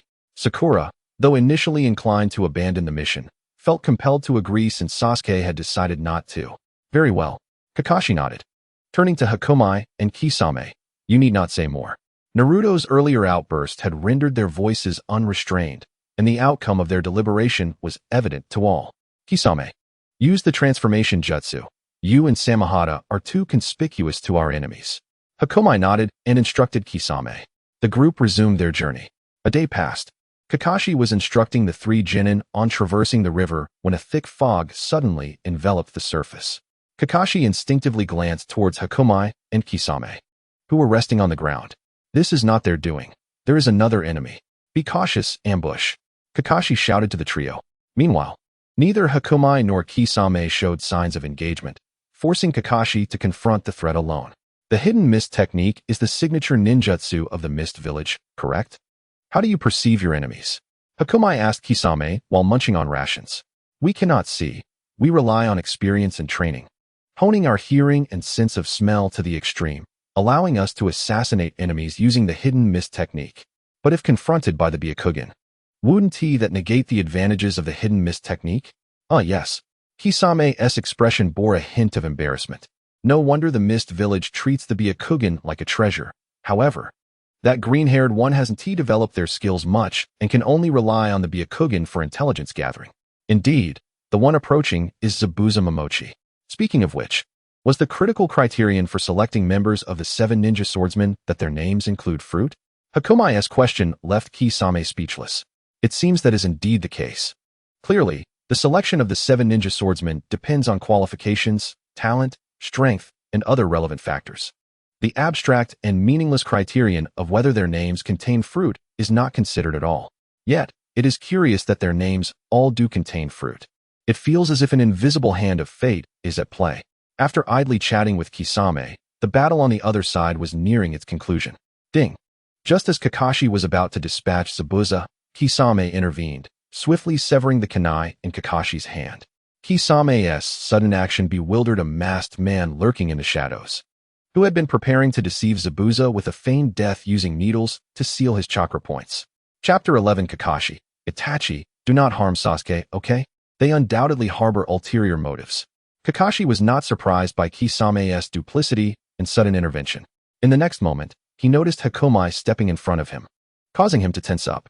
Their earlier brief skirmish had provided no insight into what the opponent was capable of. Now, after battling Zabuza, Kakashi activated his Sharingan to ascertain the situation. The 3 tomo of his Sharingan focused intently on Hakumai. Hakumai, understanding Kakashi's intent, began forming hand seals. Kakashi immediately followed suit. That young man, be cautious. That is Kakashi of the Sharingan, the copy ninja. He can replicate your jutsu. Zabuza, recognizing the familiar scene, hurriedly warned Hakumai. However, what technique? Why are there so many seals? Kakashi felt a bead of cold sweat trickling down his forehead. Despite his concerns, Kakashi's hands did not falter. The Sharingan remained fixed on Hakumai's hands, discerning even the slightest nuances, allowing him to anticipate the next seal faster than Hakumai himself. This was the same technique he relied on during his confrontation with Zabuza. Corpse Demon Seal. Corpse Demon what? Kakashi, brimming with confidence, completed the seals ahead of Hakumai, shouting the name of the jutsu. Yet, as soon as he uttered it, he was taken aback. What is this? Kakashi was unfamiliar with the sealing sequence of the Corpse Demon Seal, but he recognized the name. After all, his mentor, Minato Namikaze, had used it to seal the 9 tails. Once this forbidden technique is unleashed, it is uncertain if the enemy can be sealed, but the user is guaranteed to perish. Kakashi was genuinely startled. Only when he sensed no chakra fluctuations did he finally breathe a sigh of relief. Were you scared? Will you dare to recklessly copy jutsu again next time? And release it prematurely? Hakumai remarked while shaking his hands, slightly sore from the earlier seals. Kakashi, hearing this, felt a wave of frustration. Such a disposition is rather unpleasant. However, upon reflection, Hakumai had a point. If someone were to deliberately target him, using a self-destructing jutsu while forming seals, he chose to act a step ahead of his opponent, which could lead to dire consequences. With this realization, Kakashi found himself even more perplexed. The adversary was deliberately assisting him in eliminating weaknesses. Was this person an enemy or a friend? Hilariously, it was unexpected that the famed Sharingan Kakashi was being toyed with by a youth. Zabuza, witnessing Kakashi's predicament, burst into laughter. You, who can barely perform a jutsu with over 40 hand signs, should refrain from mocking others. A single remark from Hakumai silenced Zabuza's laughter. Kisame, is he your subordinate? Zabuza inquired with an annoyed expression. No, I suppose I am more of his subordinate, Kisame casually replied. What? Zabuza furrowed his brow. Before he could say anything further, the masked man concealed in the shadows finally emerged. Indeed, Zabuza was a formidable character. In the climax of the Shippuden series, standing before Kaguya Akatsuki were Naruto, Sasuke, Sakura, Kakashi, and a masked man. Now, the same assembly stood before Zabuza. Who are you? Kakashi, upon hearing the commotion, shifted his gaze, kunai poised defensively. Gentlemen, I am from the Umbu of the Hidden Mist Village. Our mission is to capture the rogue ninja Zabuza and retrieve the beheading sword. Can you hand this person over to me? Hakumai spoke with the intent to persuade them. Kakashi found the scene before him quite absurd. If it were only Zabuza, there would be no issue with this individual's appearance. However, not only was Zabuza present, but also Kisame. The crucial factor was that these leaf villagers were collaborating with the rogue ninja Kisame from the Hidden Mist village. Was this declaration merely a ploy to compel everyone to silence witnesses? Hakumai, you fool, cease your words. Zabuza interrupted. Calling out a name indicated familiarity between the two. In an instant, Kakashi realized that the opponent was a pretender, aiming to rescue Zabuza. Lord Zabuza? Hakumai asked, puzzled. Kisame, what do you intend to do? You wouldn't want my sword, would you? Zabuza refrained from addressing Hakumai further and instead turned his attention to Kisame. Having just been defeated by Kakashi, he would undoubtedly be powerless against Kisame. Moreover, Kakashi had expended considerable chakra and was encumbered with several liabilities. Facing an opponent like Kisame, who possessed immense chakra and was in a state of readiness, Kakashi had no choice but to retreat. Thus, Zabuza's fate lay entirely in the hands of the other party. However, Kisame did not respond to Zabuza, but instead looked at Hakumai. What need do I have for your sword? Since I saved you, your people, your sword, and your subordinate are all to become members of our faction, Hakumai stated. Upon hearing this, Kakashi's group immediately became alert. Faction? Does that imply there is a headquarters? Could it be that they were forming a new organization centered around rogue ninjas? An organization capable of attracting formidable ninjas like Kisame could not be trivial, Kakashi mused. I can agree, but I have a few questions first. After weighing his options, Zabuza chose to comply. He then shifted his gaze back to Kakashi and the others. Kakashi's expression grew grave. The existence of such an organization of rogue ninjas raised suspicions about their intentions. Ignoring it would inevitably threaten the village's safety. It was imperative to find a way to gather more intelligence. However, the current situation was clearly not conducive to intelligence gathering. To gather information at the cost of endangering his three subordinates contradicted Kakashi's ninja way. Our mission has been accomplished. Just as Kakashi prepared to speak and retreat, a flock of crows suddenly surged forth, converging into Itachi Uchiha, who handed a scroll to Hakumai. Itachi Uchiha? Upon seeing Itachi, Kakashi's heart sank. As expected, he had barely thought this when Sasuke, trembling with rage, hurled a wind shuriken and charged forward with a kunai raised. Itachi. Sasuke came rushing in, his expression frenzied. Hakumai nodded, received the mission scroll, and exchanged a few words with Itachi. Itachi then slowly turned, activating his Sharingan. The three Tomo spun, transforming directly into the Mangekyo Sharingan. Stop! Itachi, do not harm Sasuke! Kakashi exclaimed in alarm, urgently calling out. However, halfway through his plea, Kakashi felt his surroundings abruptly shift, finding himself bound to a cross. Wasn't he supposed to be targeting Sasuke? Outside the realm of Tsukuyumi, Sasuke was also taken aback. After all, Itachi's eyes were all too familiar. The sight of those eyes signified the commencement of memories from the night of the massacre. Surprisingly, it did not happen this time. After confirming his own well-being, Sasuke turned to see Kakashi plunging into the water, being rescued by Naruto and Sakura. Chapter 12. A Daily Cup of Milk Kakashi. Sasuke clenched his fists. Kakashi had just fought with a master like Zabuza, receiving accolades from the opponent.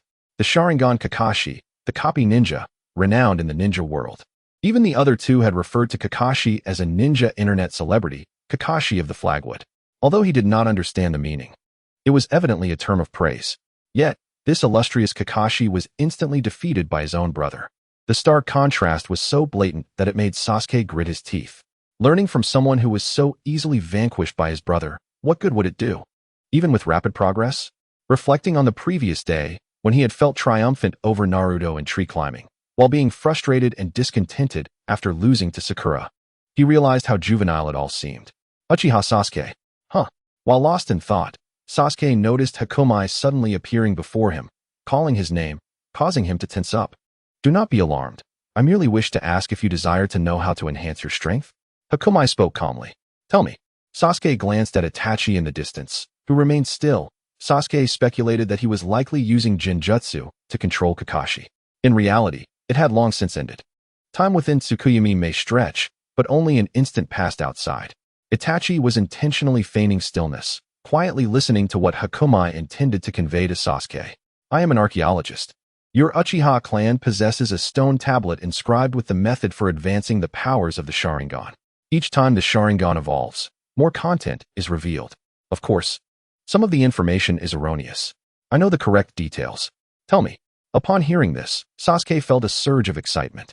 The prospect of a method exclusive to the Uchiha clan for power enhancement was astonishing.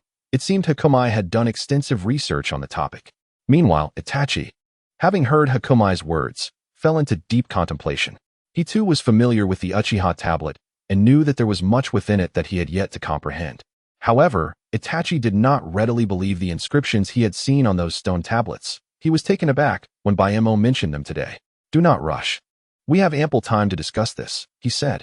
Firstly, the initial stages of the Sharingan, from activation to advancement, are intricately linked to emotional fluctuations. Bayemo seated himself on the ground and commenced his exposition. Emotional fluctuations? Sasuke immediately recalled the night of the massacre, his expression darkening considerably.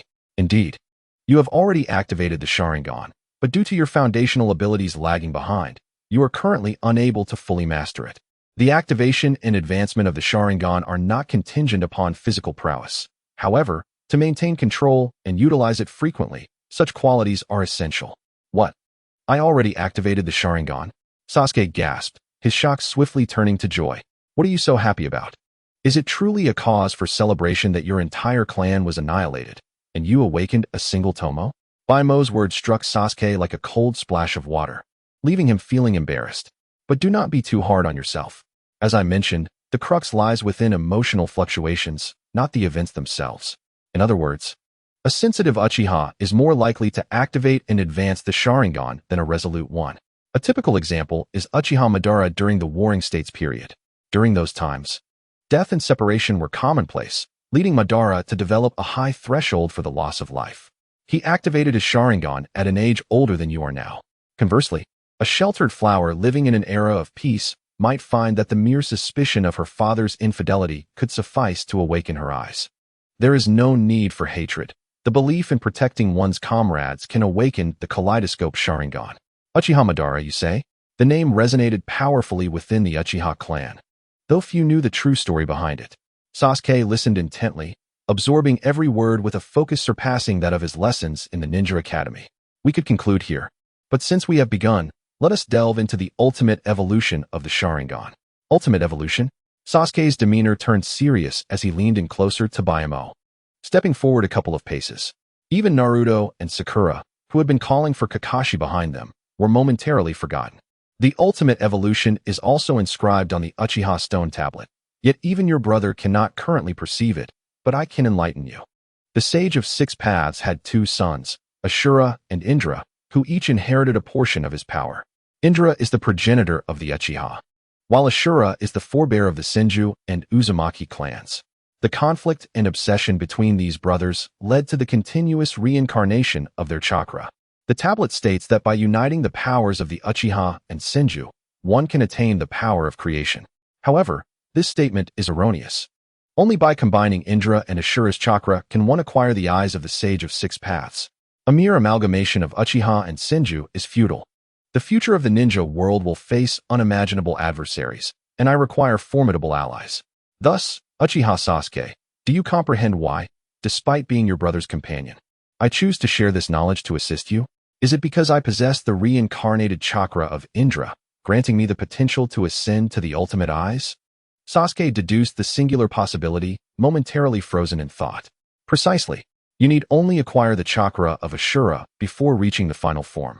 Ashura's reincarnation is the blonde behind you. Sasuke took a deep breath. So, how do I obtain Ashura's chakra? There are two methods. One involves harming him, the other does not.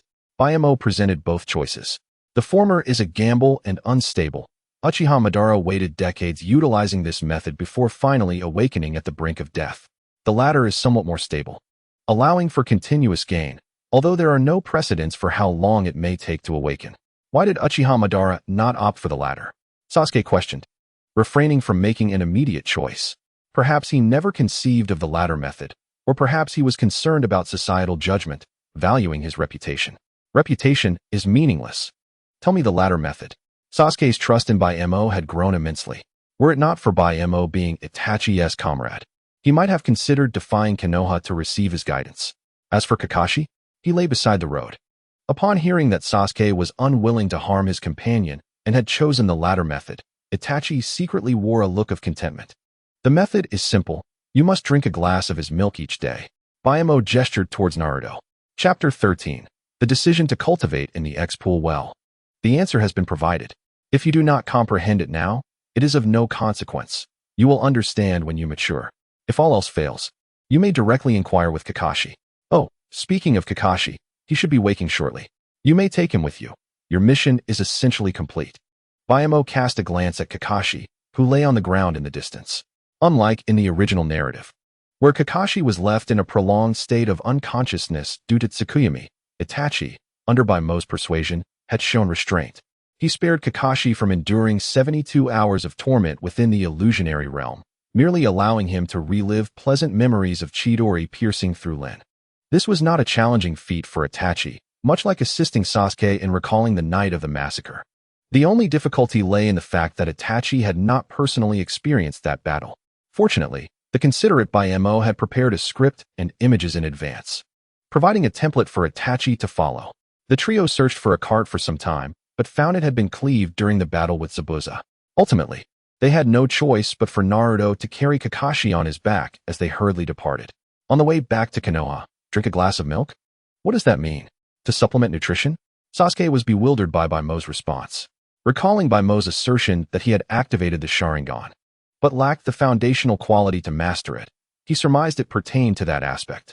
However, upon reflection, he questioned how this could be so. This was the method for the ultimate evolution of the Sharingan. And what did it mean to drink Naruto's milk? Hey, dead last, is there something special about your milk? Sasuke turned to inquire of Naruto. Nothing particularly special. It's just a bit sour when you drink it. Initially, I used to throw it away.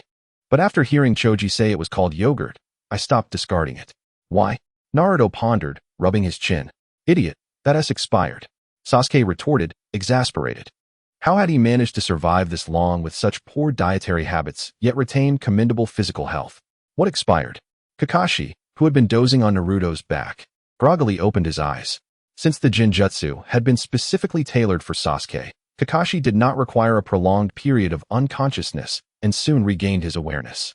Once awake, he rapidly regained his mobility and dismounted from Naruto's back. Kakashi adjusted his mask, feeling something uncomfortable inside, as if something had been stuffed within. A neatly folded piece of paper fell out. Kakashi hesitated for a moment before unfolding it to read. He had already deduced who had placed the note there, but the content left him even more perplexed. Sasuke, seeking an explanation from Kakashi, recounted the recent events, including the portions of the story that Hakomai had shared with him. Among them, the ominous warning of a formidable enemy invading the ninja world and the necessity of gathering powerful forces provided Kakashi with a temporary justification to persuade himself. Not only did he release 3 genin and a jonin who had lost his combat capabilities, but he also offered various training guidance to both himself and Sasuke. Such actions could not simply be explained away as devoid of hostility. So, Kakashi pondered, what exactly is the meaning of milk? He stated that he would understand it when he grew up, and if not, he could always ask Sasuke, who surely knew, right? Sasuke, fixated on Kakashi, pressed for answers. Kakashi, being someone who had been engrossed in romantic series since his youth, quickly connected the dots and comprehended the implications. He also deduced the first method mentioned by Hakomai, which was akin to the approach employed by Uchiha Madara. After all, Kakashi had lived through the Orochimaru betrayal incident and had a close friend named Daigo. The method to acquire another's chakra was through cellular transplantation, the simplest way being to extract a piece of flesh from a living person. However, the second method, referred to as milk, also appeared viable, albeit somewhat unsettling. It felt more provocative than the romantic series he had been reading. Kakashi suddenly wished fervently that Hakomai was indeed a novelist, for he longed to read his works. Meanwhile, Sasuke, observing the tumultuous expressions on Kakashi's face, could not restrain himself. Kakashi, you know, don't you? Please tell me. Sasuke, since Hakomai had suggested that he would understand once he matured. Why was he in such a hurry? After all, he was still far from that stage. Moreover, this matter was one that, if known, could easily invite judgment from the common folk. Kakashi earnestly advised him. You've said this before, about facing the scrutiny of society. Kakashi as a ninja. Can I endure even this? How can I seek vengeance and eliminate that man? Hearing Kakashi voice thoughts similar to Hakumai's, Sasuke became even more convinced that Kakashi was indeed aware, and he expressed his resolve. I do not wish to impede you. It's just that this matter truly is not suitable for you to know at this moment, and you must prepare yourself mentally, Kakashi replied with exasperation. If what they said was true, and if Sasuke's Sharingan was to evolve to its final form requiring this, then to avoid harming Naruto, Kakashi could only support Sasuke in choosing the second method. Of course, there remained a dual benefit option, that Sasuke need not attain any ultimate power. If he, as a teacher, could become sufficiently strong to protect his subordinates and disciples, perhaps he would not have to confront such a difficult choice. With this thought, Kakashi envisioned Itachi's Mangekyo Sharingan. In truth, Hakumai's urging Itachi to take action against Kakashi and leaving a note was intended to expedite their progress. Kakashi's situation mirrored Sasuke's. Sasuke awakened his Sharingan on the night of the massacre and could only use it normally after the Land of Waves mission. Kakashi awakened his Mangekyo Sharingan on the night of Rin's death, and it was not until after the Chunin exams, when Itachi cast Tsukuyomi upon him, that he began to slowly develop Kamui. Now, Hakumai was essentially prompting Kakashi to start developing Kamui ahead of schedule. The note itself was straightforward, instructing Kakashi to practice using it as close to Konoha's sewage system as possible. Kakashi did not comprehend Hakumai's meaning and had no opportunity to inquire further. However, up to this point, Hakumai had not exhibited any malice. Rather, he had offered them considerable assistance. Though the situation was somewhat nauseating, it was not entirely unacceptable. Kakashi resolved to practice according to Hakumai's method once he developed the capabilities of his Mangekyo Sharingan. At that moment, far away, the masked man had just ordered a curry rice dish, entered the Kamui space, removed his mask, and began to enjoy his meal when he suddenly sneezed. Chapter 14. If only Rin and Sakura could switch places from the training plan Hakumai provided to Kakashi, one could discern his attitude towards the masked man, Uchiha Obito. Hakumai was not preparing to persuade him as he had with the other members of the Akatsuki, for there was no way to convince him. Hakumai could persuade others because he understood what each person needed and sought. Even Itachi, another member of the Uchiha clan, had only Konoha and Sasuke in his heart. These two had clashed in the original narrative. Itachi was willing to threaten to reveal Konoha's secrets for Sasuke and would use Tsukuyomi to control Sasuke for the sake of Konoha. In Itachi's mind, these two could coexist. And indeed, it was objectively feasible. What, then, did Uchiha Obito desire? Firstly, let us eliminate the notion of wanting to resurrect Noara Rin. He undoubtedly knew of the reanimation jutsu. Even if he did not wish to die, he could have simply asked Nagato to resurrect Konoha's citizens while he was at it. Was it because his travels through the ninja world had confirmed the darkness within it, rendering it inescapable? Perhaps, but the issue lies in his own perception. For instance, the original Akatsuki was composed of a group of bright, optimistic young men. Even when Hanzo and Danzo plotted, there was still an opportunity for a turnaround. The original Akatsuki's minor characters were prepared to inform others, but Obito intervened. Others yearned for the light, yet he went about killing them, only to later lament the world's darkness. Is that not rather peculiar? Was Obito planning to initiate the infinite Tsukuyomi to create a world with Rin? Those with a superficial understanding of Uchiha Obito might think so, but it is not quite so simple. Obito stated that he wished to create a world where heroes need not weep sorrowfully before tombstones. Some might argue that this does not conflict with Rin being alive. If no one dies, there would be no need for lamentation, right? Yet the crux of the matter is that in Obito's imagined perfect world, akin to his own version of the infinite Tsukuyomi, Rin was still dead. The only difference was that Kakashi was not grieving at her grave, but had become his right-hand man, aiding him as Hokage to live a prosperous life. Of course, this might merely be a manifestation of Obito's fantasy of having chosen a different path, resulting in Rin's death. This is not the outcome, but the premise. Even so, it indirectly highlights the contradictions within his various thoughts. Hakumai could only conclude that if Rin could switch places with Sakura, many of these issues would be resolved. When interacting with Obito, he was not there to bandage his wounds or encourage him. Instead, he would smile at another teammate who had also lost their parents and say, "Look, he has no parents either. No wonder he lacks manners." If Obito could still envision a world with Sakura, it could only suggest he had some masochistic tendencies. Even if Sakura's character gradually changed afterward, it would not hinder Obito from his charms. In summary, Faced with such circumstances, Hakumai found it difficult to comprehend. He could not simply rush over and activate a repetition mode, shouting, "Didn't you once wish to become Hokage?" The narrative unfolds with a resemblance to the whispers of ancient deities, suggesting the need for persuasion. Consequently, Bayamo was unprepared to convince Obito. Moreover, there exists another critical point. The 5 great ninja villages are united not out of affection or understanding, but due to the presence of a common adversary. Regardless of the subsequent notions that may arise among the villagers during battle, the fundamental essence remains that of a shared external threat. The Akatsuki clan's arrival in the ninja world is still at least 2 decades away. The solitary Akatsuki member within the ninja realm, Akatsuki Kagaya, is not easily found. This is where Obito's significance comes into play. Meanwhile, after the departure of the 4 from Konoha, Bayamo and his companions continued to escort the elder. Along their journey, Zabuza resumed his interrupted dialogue. However, he was soon cut off again. "Zabuza, I am well aware of your intentions. You seek to alter the blood mist, and we can indeed support you." Bayamo possessed a profound understanding of the Akatsuki members, and he was equally knowledgeable about Zabuza's aspirations. Zabuza's defection stemmed from his assassination of the Mizukage. When he absconded with Bai from the village, he declared his intention to abandon the land of water that very night, vowing to return and seize control of the nation. This only underscores Zabuza's ambition. Yet, among the subsequent appearances of various mist village ninjas, whether it be the rogue ninja Kisame, or the captured Sujetsu by Orochimaru, or even the upright 6th Mizukage Chujiro, all spoke with great respect for Zabuza. This indicates that Zabuza's revolutionary act to assassinate the Mizukage was indeed motivated by a desire to dismantle the blood mist. Though he became a rogue ninja after his failure. What? Zabuza is surprised. Firstly, how did they know? Is Kisame's organization truly that formidable in intelligence? Secondly, why did they agree so readily? Is there an advantage for them? Have you seen the map of the ninja world? The location of the Land of Waves makes it an ideal passage for the Land of Water's trade, especially after the construction of the Great Bridge, which would facilitate commerce significantly.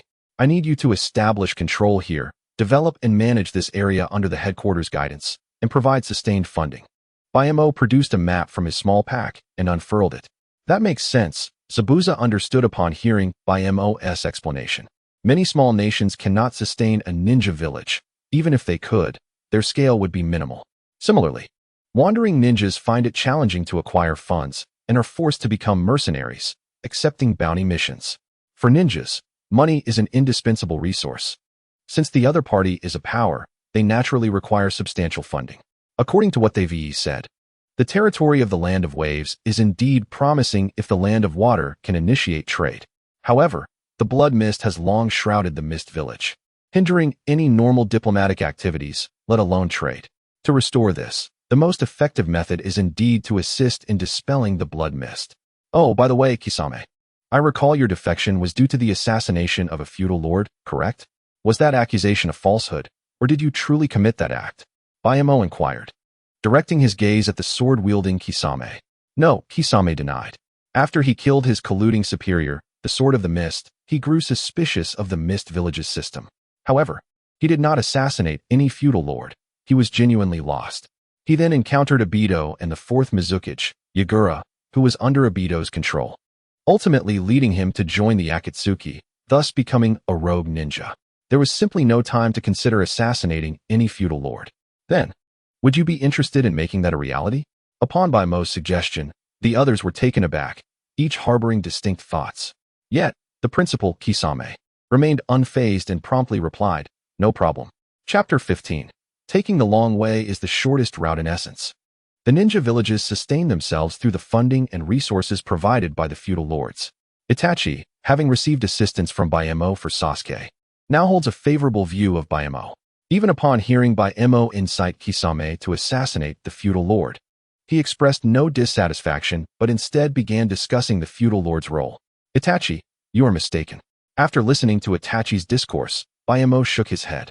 I have heard a saying in Konoha. It is not by becoming Hokage that one earns recognition, but rather by earning recognition that one may become Hokage. The same principle applies to the feudal lord's position. It is not the feudal lord who provides resources and sustains everyone. Rather, it is the farmers and workers who sustain the feudal lord, while merchants facilitate circulation and the ninja villages ensure security.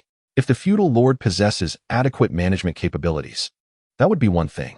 However, I urge you to reflect. Do they truly possess such capability? They are merely a group of parasites, relying on hereditary privileges to suck the lifeblood from the nation. It is not the feudal lord who brings happiness and well-being to the people. It is only those who ensure the happiness and well-being of the populace who deserve to lead the nation. Since we are poised to instigate a revolution and eradicate the tradition of the blood mist, why not rectify all past mistakes in one decisive stroke? Even if the people of the Mist Village harbor such intentions, they would find it difficult to act. The notion of the feudal lord system has persisted for ages. If they wish to take action, it would be best to pursue a bloodless revolution to avoid chaos. Yet, a bloodless revolution carries significant risks should the feudal lords, stripped of their parasitic privileges, seek to reclaim power. A new wave of destruction may ensue. Conversely, if blood is shed, hatred will inevitably follow.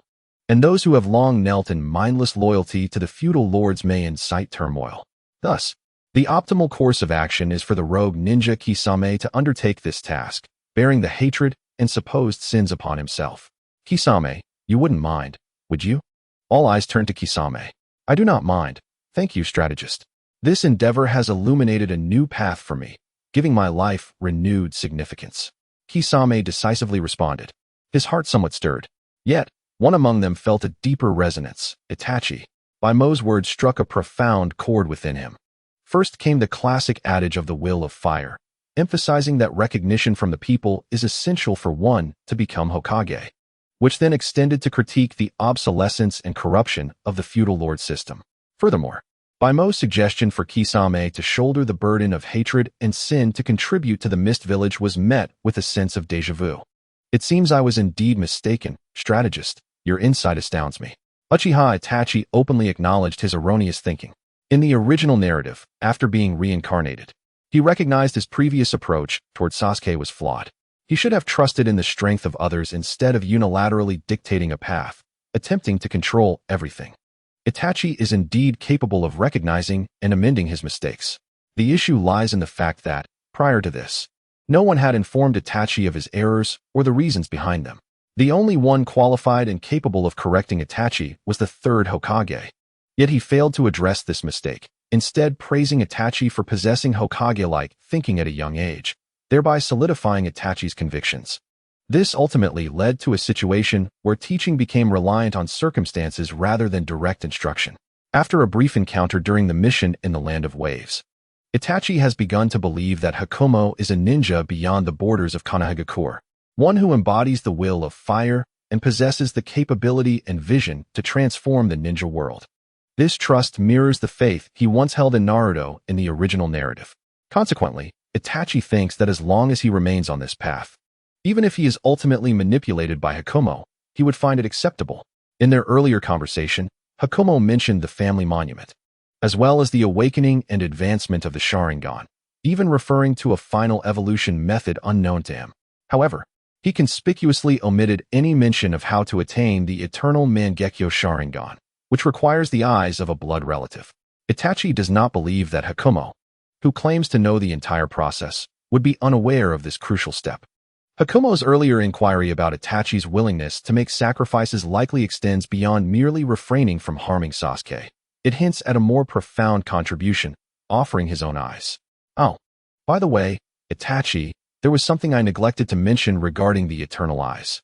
Just as Itachi was lost in thought, Hakumo's sudden statement jolted him back to reality. What? Itachi was taken aback. The matter of the eyes was something they had all tacitly understood. That Hakumo would bring it up so openly was unexpected. Did he not fear that Itachi might realize the implication of losing his sight and have second thoughts? To awaken the eternal eyes requires the eyes of a brother, merging their ocular powers. He refrained from mentioning this to Sasuke to avoid leading him astray with unfounded worries. Hakumo continued, "You are correct." Itachi nodded in agreement. "You are a significant asset to the organization. Losing your eyes would not be ideal. After all, the Sharingan is hot swappable. Acquiring a new pair might diminish his prowess slightly, but it would remain sufficient. Moreover, even without eyes, as long as there is enough chakra, one can still activate Susanoo with just a single eye. It is inconsequential. We can discuss this later." Appreciating Hakumo's consideration, Itachi smiled knowingly and chose to end that topic. If possible, he would certainly wish to continue contributing his strength. However, Itachi was acutely aware that his frail body could sustain him for only a year at best. Whether he could activate Susanoo without eyes remained uncertain, but he was certain he could not do so himself. Even if he managed to activate it, his ailing body would not sustain it for long. Nonetheless, Hakumo's mention of the matter sparked a thought in Itachi's mind. Shirsue's Mangekyo Sharingan. One eye resided with him, while the other was in Danzo's possession. If the opportunity arose, he might use this reason to devise a plan to reclaim Shirsue's eye from Danzo, thus preventing any malicious use of Kotoame Tsukumi. Strategist, I have something to convey to you. Itachi raised his hand, pointing to Hakumo's heart. Your ambition to unite everyone's strength is commendable, but do not overlook the importance of your own power. Itachi, observing Hakumo's youth and notable talent, wished for him not to invest all his energy solely in strategizing. My own strength, you say? I am well aware of that. However, sometimes taking the longer route proves to be the more efficient path. It is not that I do not wish to train, it is simply not yet the right time. Hakumo grasped Itachi's wrist, transmitting a surge of power. Itachi felt a tingling sensation in his wrist, and his pupils constricted. Sage chakra? No, this is no wonder. You are correct. I have indeed been overly concerned. After all, a strategist capable of formulating such intricate plans would surely not neglect his own condition. Itachi, though not well versed in sage mode, grasped the essence of Hakumo's words. Very well, once we conclude our mission here, I shall accompany Kisame to eliminate that detestable daimyo. Zabuza clenched his fist. Chapter 16. To eliminate his accomplices? Before Hakumo enlightened them, the thoughts of everyone present were largely in alignment with Itachi's. They believed that the daimyo controlled the economy while the shadows managed the military, making the ninja villages reliant on the daimyo's support. In truth, the so-called daimyo were merely a collection of bullies who preyed on the weak. The Reikage of Kumogakure was assertive and often disregarded the daimyo's opinions. Conversely, the Kazekage of Sunagakure, being weak, faced continual budget cuts. The daimyo of the Fire Nation was quite formidable, cowering like a frightened pig before the likes of Danzo, yet eager to befriend someone as naive as Naruto, and when confronted with someone of Shikamaru's caliber, lacking in strength, influence, and prestige, would audaciously turn the tables and assert dominance. Thus, Hakumo's assessment was not amiss. The daimyo system is an archaic practice, and the daimyo themselves are parasites feeding off their nations. Should Hakumo's words reach the ears of the 5 great ninja villages, even the typically discontent Kumogakure would consider his remarks as radical. However, those surrounding him were all rogue ninjas, unbound by conventional thinking. No problem, Zabuza, you are indeed more suited to accompany Kisame in assassinating the daimyo. After all, you have already killed a Mizukage, so what is one more crime to add to your list? This would spare him the embarrassment of wielding a blade against a tailed beast's chakra, like the previous wielder of the decapitating carving blade.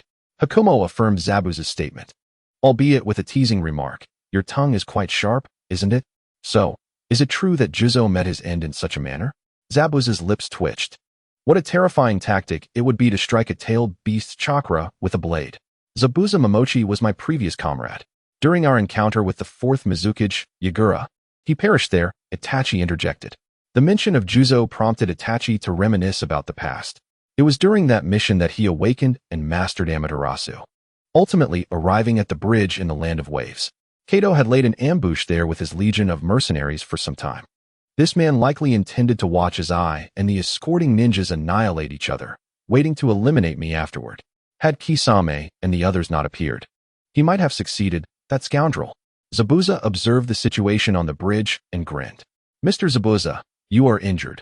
Allow me to handle this. Hakumo stepped forward, his hands clutching 3 kunai. Hakumo's prowess would easily deal with these insignificant foes. He gestured toward Zabuza and the others. Let me test my skills. After all, I am still a pure-hearted youth who has never taken a life. However, Hakumo shook his head. Oh, indeed. It is necessary to practice against foes who pose no real threat. Kisame, surprised by this statement, soon expressed his agreement. Having never killed, it seems the future ninja world may experience a significant period of peace. Itachi smiled softly. Or perhaps it is simply that you lack the qualifications to confront true adversaries. Even shadows are but meat on the chopping block, difficult to harm, let alone kill. Hakumo countered Itachi's assertion. Originally, the peace that followed the conflict between Naruto and Sasuke was a fragile one, achieved at a cost. The two had deliberately concealed the looming threat of the Akatsuki clan, allowing the ninja world to relax temporarily. The price of this complacency would manifest 20 years later when the Akatsuki arrived unprepared. This oversight stemmed primarily from their excessive confidence, as they remained unaware of the true strength of the Akatsuki. While the ninja world appeared to undergo rapid technological advancements, developing various scientific ninja tools, it remained fundamentally subdued. Orochimaru's research was subjected to scrutiny and oversight by Konoha, while Kabuto was relegated to merely serving as the director of an orphanage. The two most brilliant minds in research were thus constrained. Speaking of the future, Kabuto, he could be considered one of the few individuals that Baimo recognized during his time in Konoha. "Shall I lend you my sword for a moment?" Zaibujan inquired. "No need. I am not like you. I am not a bloodthirsty person," Baimo declined. Zaibujan chuckled, poised to respond, but realized Baimo had vanished. Turning around, he observed chaos erupting among the mercenary team led by Kato. Baimo had somehow appeared behind Kato, delivering a powerful punch that pierced through Kato's chest, casually discarding him to the side like refuse. Was this what one called not being bloodthirsty? Was this truly the first time taking a life? Zaibujan was rendered speechless. Even he, hailing from the Blood Mist village, had not been so decisive and ruthless during his first kill. Although he had slaughtered all his classmates, including his teammates, during his ninja graduation exam at the tender age of 9, that was not his first encounter with death. His inaugural act had been as simple as using a kunai to slit a throat. Upon reflection, it was not entirely surprising. After all, one does not need to have eaten pork to recognize a pig. Baimo had merely claimed not to have killed anyone. He never stated he had not witnessed death. As for Itachi's talk of peace in the ninja world, Zaibujan could not grasp it. Was this indeed an enhancement akin to Sage Chakra? Witnessing Baimo's punch pierce Kato, Uchiha Itachi reaffirmed his earlier suspicions. He had learned from some records concerning the Uchiha clan that the most apparent characteristic of sage training was an increase in power. Additionally, there were enhancements in perception, though these could not be discerned by the naked eye, and there were likely physical changes as well. Itachi had previously dismissed his thoughts. Feeling Baimo's situation differed significantly from the sage mode described in the records.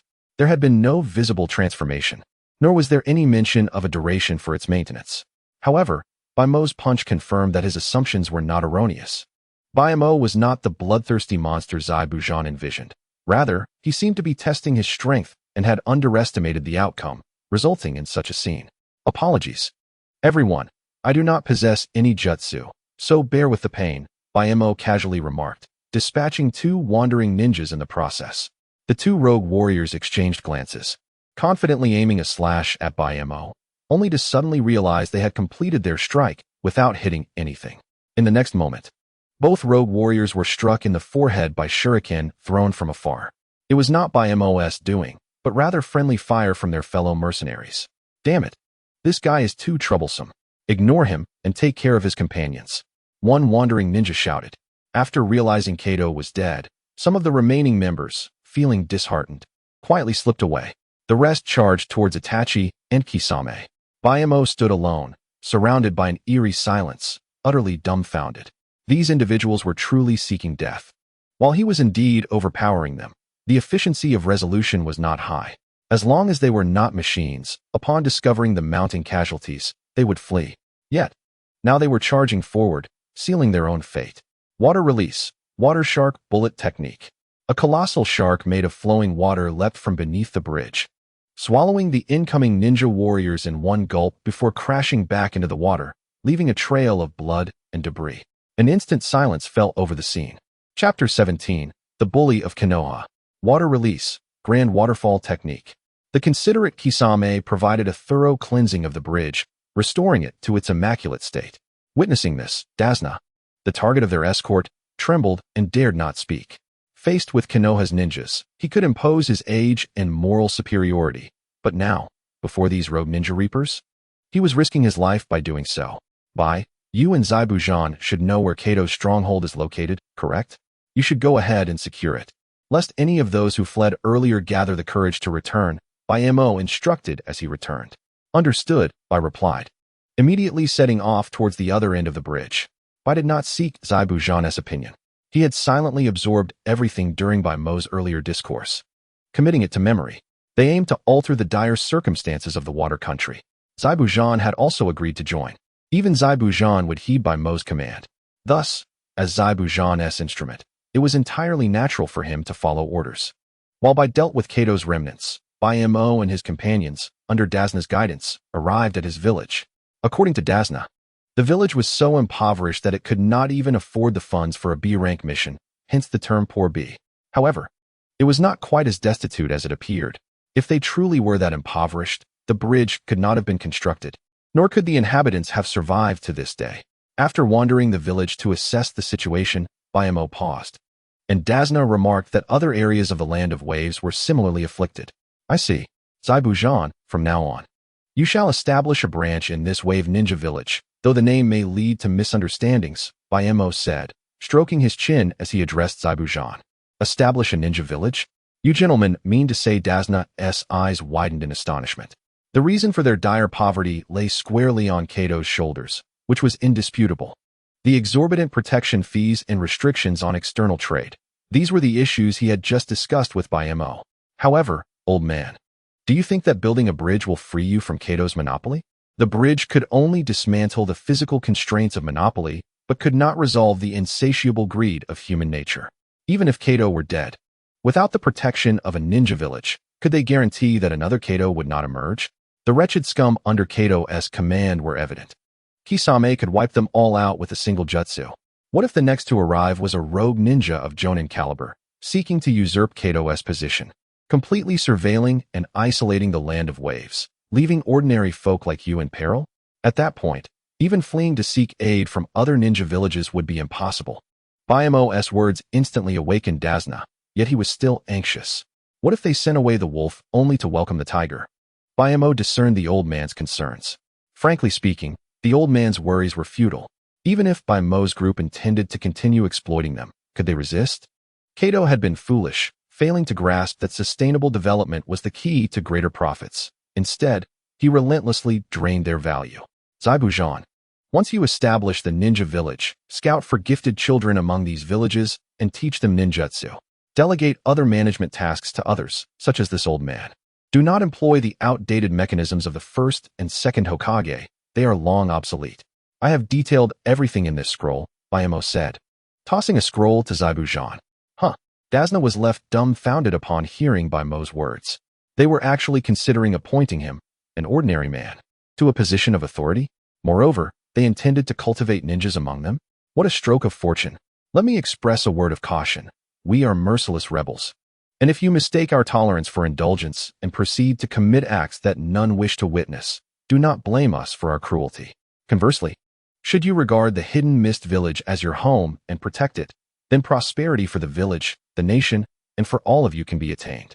The classic carrot and stick approach employed by Bai Mo elicited an enthusiastic nod from Dazuna, who assured that, given half a day, he could dispatch messengers to convey this message to all villages within the Land of Waves.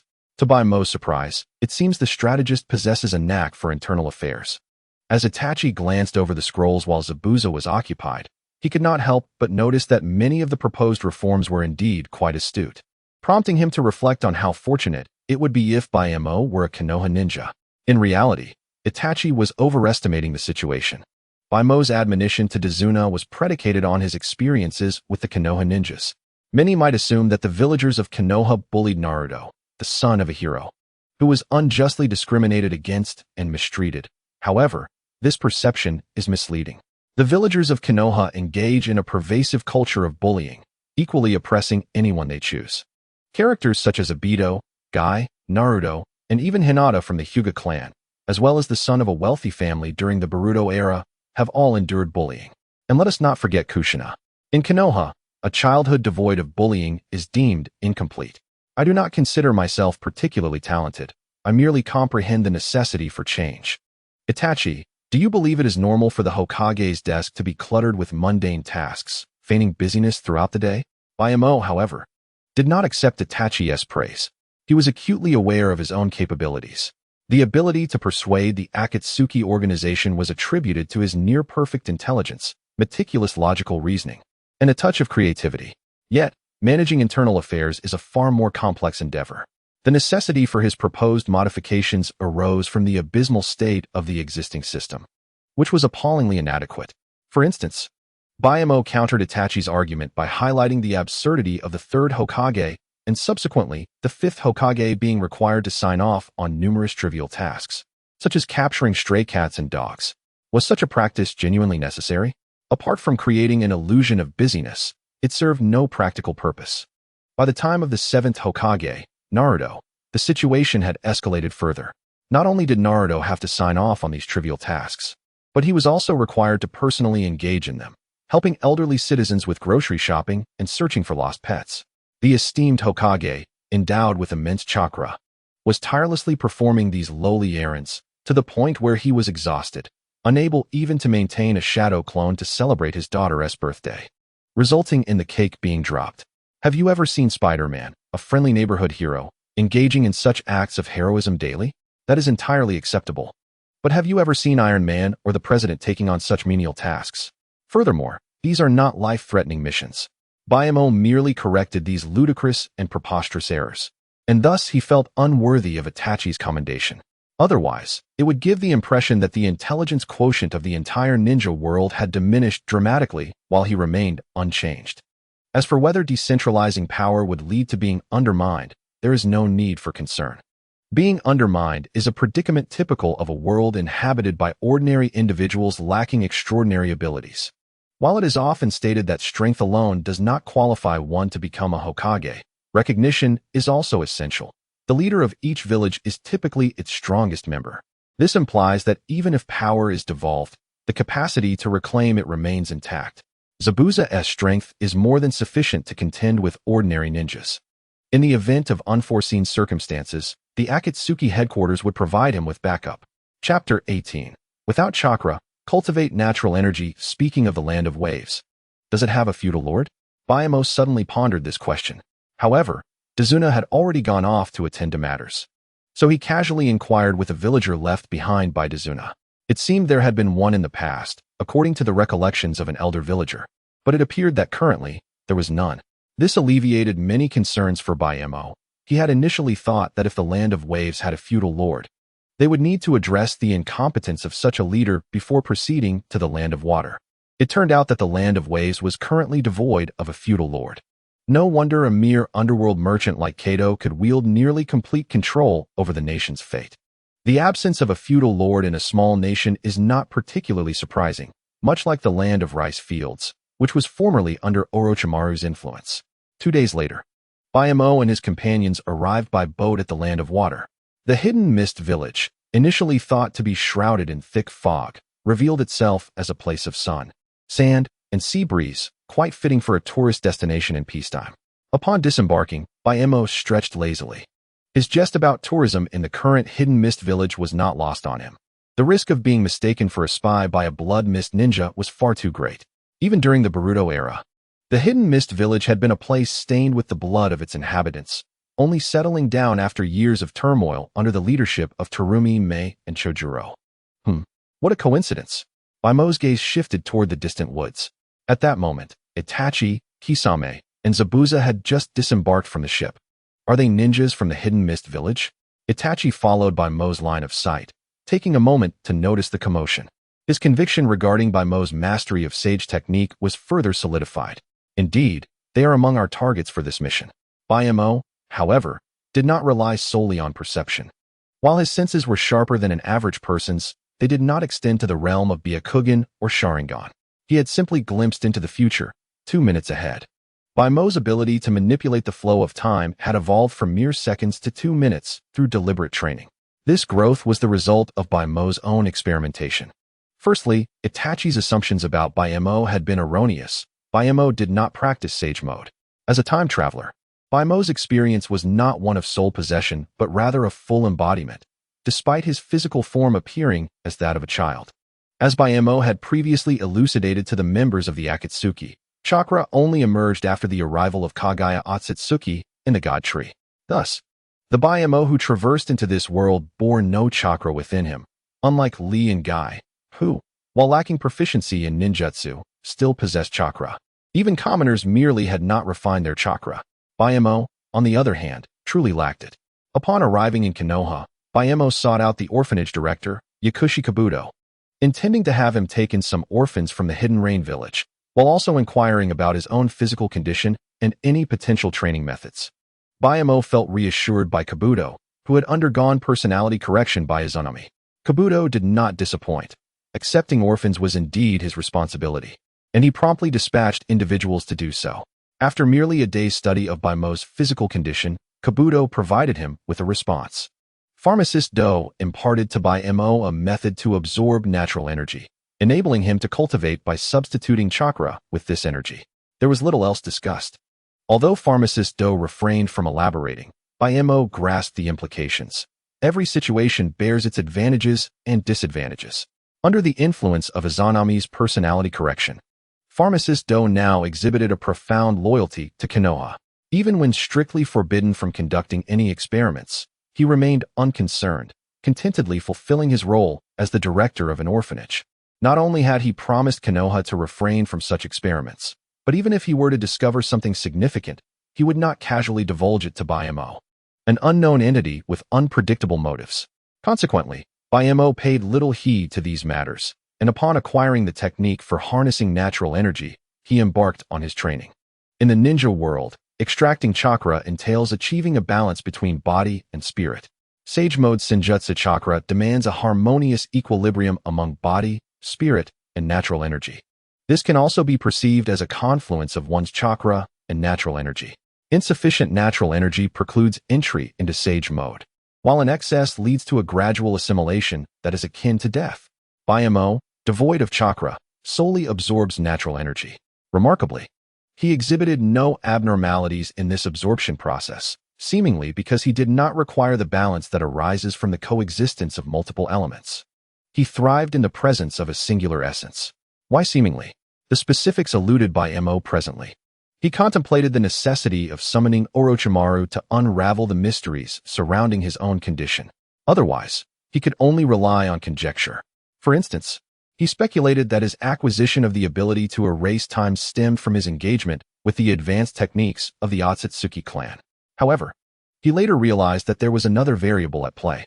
Concurrent with the acquisition of this ability, the natural energy stored within him rapidly diminished, decreasing by at least 4/5. Thus, during this period, after automatically absorbing natural energy, Baimo endeavored to re-inject it in the same direction it had previously dissipated. As anticipated, his ability to erase time intensified. Kyubi, Zabuza, you two should depart immediately. After swiftly dealing with the daimyo, set sail from the land of water without waiting for us. Baimo directed, pointing towards another direction. Understood. We shall leave the rest to you. Kyubi and Zabuza responded as they departed. Let us assist the newcomers. Baimo suggested to Itachi after a moment of silence. Baimo was aware of the upheaval in Kirigakure, where the fourth Mizukage, Yagura, had been discovered under Genjutsu control and subsequently freed by Ao. This incident had unfolded approximately a year ago, but he had not anticipated its timely occurrence before them. In Kirigakure, Terumi may had noticed the anomalies surrounding the fourth Mizukage, Yagura, suspecting he had fallen victim to Genjutsu, prompting her to enlist Ao, who possessed the Byakugan, to investigate discreetly. Ao, utilizing his Byakugan, discerned the chaotic chakra within Yagura's brain, indicating he was under the influence of a powerful Genjutsu. Consequently, they informed the ninja of Kirigakure, who shared their objectives, and resolved to assist in breaking the Genjutsu on the fourth Mizukage. However, since Yagura was under control, he would not simply surrender and await liberation from Genjutsu, leading to a fierce battle in Kirigakure. Chapter 19 Terumi May. Do you comprehend the difficulty I face? I have never attempted to control a Jinchuriki or tailed beast using my Mangekyo Sharingan. As the sounds of approaching chaos grew nearer, Itachi suddenly contemplated this issue. You need not resort to your Sharingan. Our ordinary assistance will suffice. Trust in the abilities of the ninjas from Kirigakure, Baimo waved dismissively. Whether you can control Yagura is irrelevant. Even if you succeed, it is highly probable that the ninjas from Kirigakure will shift their aggression from him to you.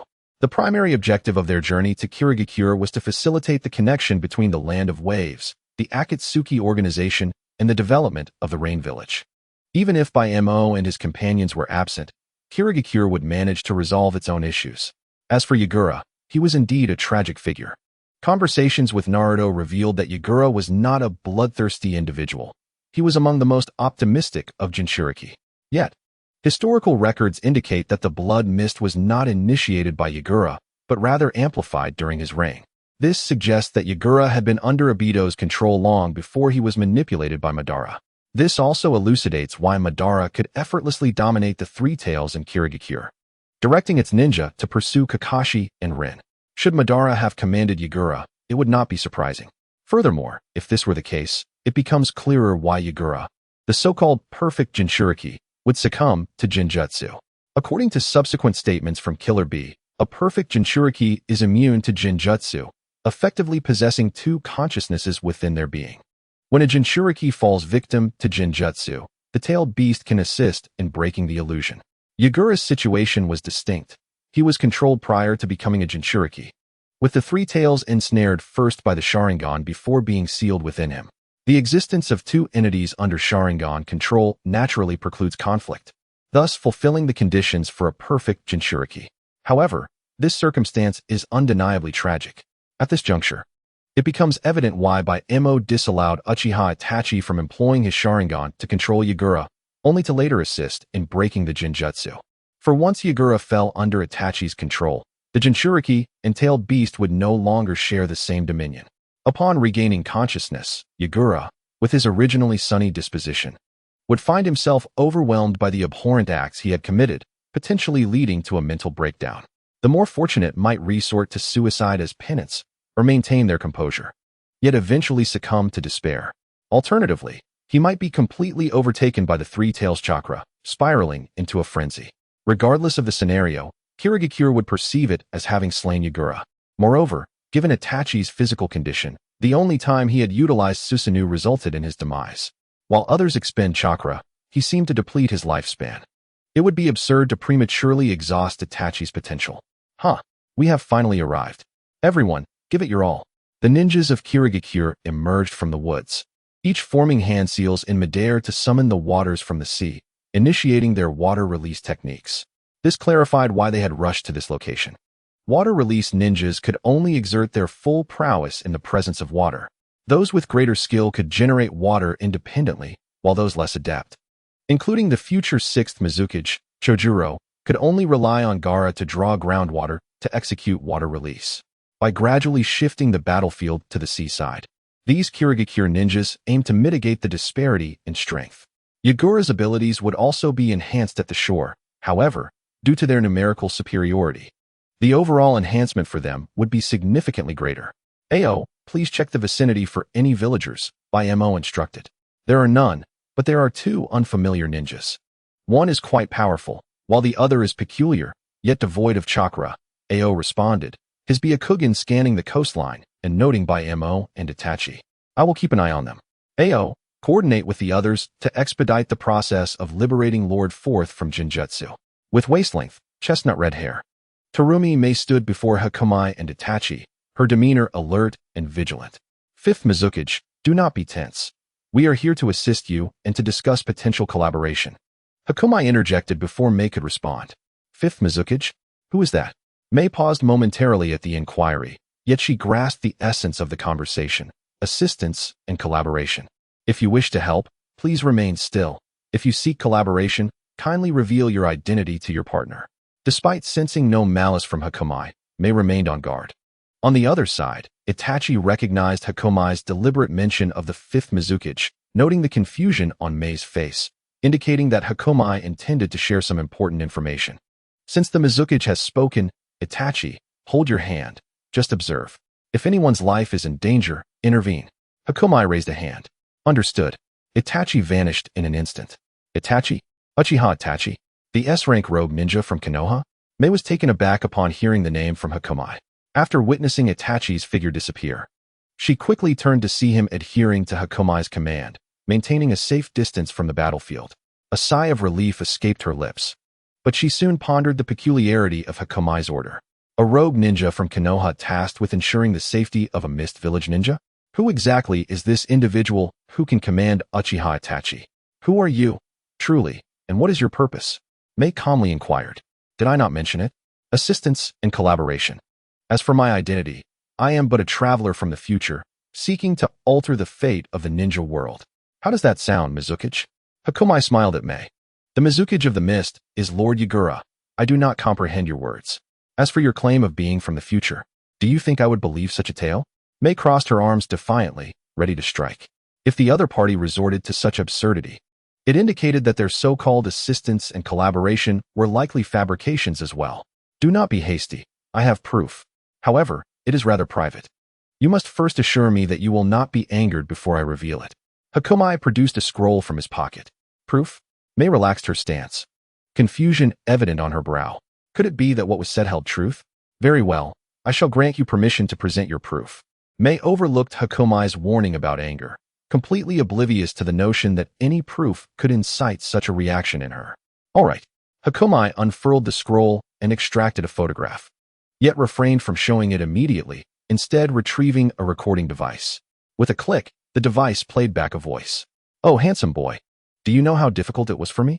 My opponent was the legendary Uchiha Madara and my 4 teammates. One was an old pervert capable of disintegrating 25 Susanoo into atoms. Another was a lunatic, unafraid of death, wielding Amaterasu to slice through Susanoo. One was a woman who, despite being pierced through and cut in half, could not die. And one was a young man who had died once and resurrected, never sleeping. As for me, I'm just a woman of a certain age who can spray water. May recognized her own voice in the recording. The initial lines were perplexing, save for the mention of Uchiha Madara. However, the last comment struck a nerve. What do you mean by being a woman of a certain age who can only spray water? May lowered her head slightly, her expression darkening, teeth clenched in frustration. Do not fret. This was your own admission, and I too find it questionable, Hakumai remarked with a serious expression. Oh, May's emerald eyes brightened. Then you would say that not only can I spray water, but I can also emit slime and acidic mist? So, being a woman of a certain age is indeed accurate? Her expression once more stiffened, her frustration palpable. Before she could continue her indignation, May suddenly froze. How did he know about her ability to use melt release and boil release? She was merely an unknown ninja who had never ventured beyond the land of water. Could it be that May was beginning to believe Hakumai's assertion of being from the future? Astonishingly, she might one day become the 5th Mizukage and even face the legendary Uchiha Madara. But wasn't he Madara supposed to be dead? The weight of Hakumai's revelations left May momentarily speechless, unsure of what to address first. After a long pause, she finally released her clenched jaw, parting her lips to inquire, how did you come by this personal information? I know that asking you will yield nothing, so instead, tell me how we came to know each other in the future and how this came into your possession. Is that all you require? It's rather simple, really. During a Chunin exam in the future, alongside the 5 Kage summit, I took the opportunity to take a photograph with each leader. As for this recording, it was originally a video. The 6th Mizukage attended a meeting, and you, having nothing else to do, engaged me in conversation, leading to an impromptu visit to a tavern, where I was dragged along to keep you company. Concerned that nothing would bear witness to any potential incidents, I recorded it. This is the audio extracted from that footage. Hakumai chuckled lightly. May felt as though she might burst from both laughter and frustration. What did he mean by being concerned that nothing would bear witness? Shouldn't she, with her beauty and charm, be the one worried about being in such a situation? Wait a moment. How many years into the future did you say you came from? May clenched her fists, gazing intently at Hakumai. 20. Oh, May gasped, momentarily at a loss for words. 20 years later, would she still be single then? Today was supposed to be a joyous occasion, as they had gathered to lift the Genjutsu from the 4th Mizukage and dispel the blood mist of the hidden mist village, ushering in a bright future. Yet upon hearing this news, May felt an immediate darkness envelop her, her motivation for life fading. Do not be too disheartened. This is not your fault. There are ample opportunities for change ahead, are there not? You see, I thought of coming to the land of water to seek you out, as we were somewhat of friends across generations. Cough, cough, cough. Initially, May found solace in Hakumai's comforting words, but the phrase friends across generations caused her vision to blur, nearly prompting her to spit blood. After a lengthy pause, May finally regained her composure. What is that photograph you have? She recalled that Hakumai had mentioned both a recording and a photograph, the latter being part of their earlier conversation. Here, take it, you handle it. Hakumai refrained from provoking May further and simply handed her the photo. Taking a deep breath, May accepted the photograph, steeling herself before looking at it. Even with her mental preparation, she nearly fainted upon seeing the image. Boil release, skilled mist technique. May flung the photograph into the air and exhaled a dense cloud of acidic mist. The boiling release capable of melting Susanoo instantly turned the photograph to ashes. With a snap, after disposing of the photo, Terumi May turned around and approached Hakumai, firmly grasping his shoulders, adjusting his head to face her. With a questioning expression etched across his face, she instructed, "Look at me, remember my current appearance, and erase your previous memories." Now, only one of Terumi May's emerald eyes was visible, the other concealed by her long, reddish-brown hair. She donned not the futuristic strapless dress, but rather the conventional attire of a Mist Village ninja. Nevertheless, her black stockings remained as alluring as ever. I suggest, before you utter such words, you might consider borrowing a celestial being? Hakumai chuckled resignedly.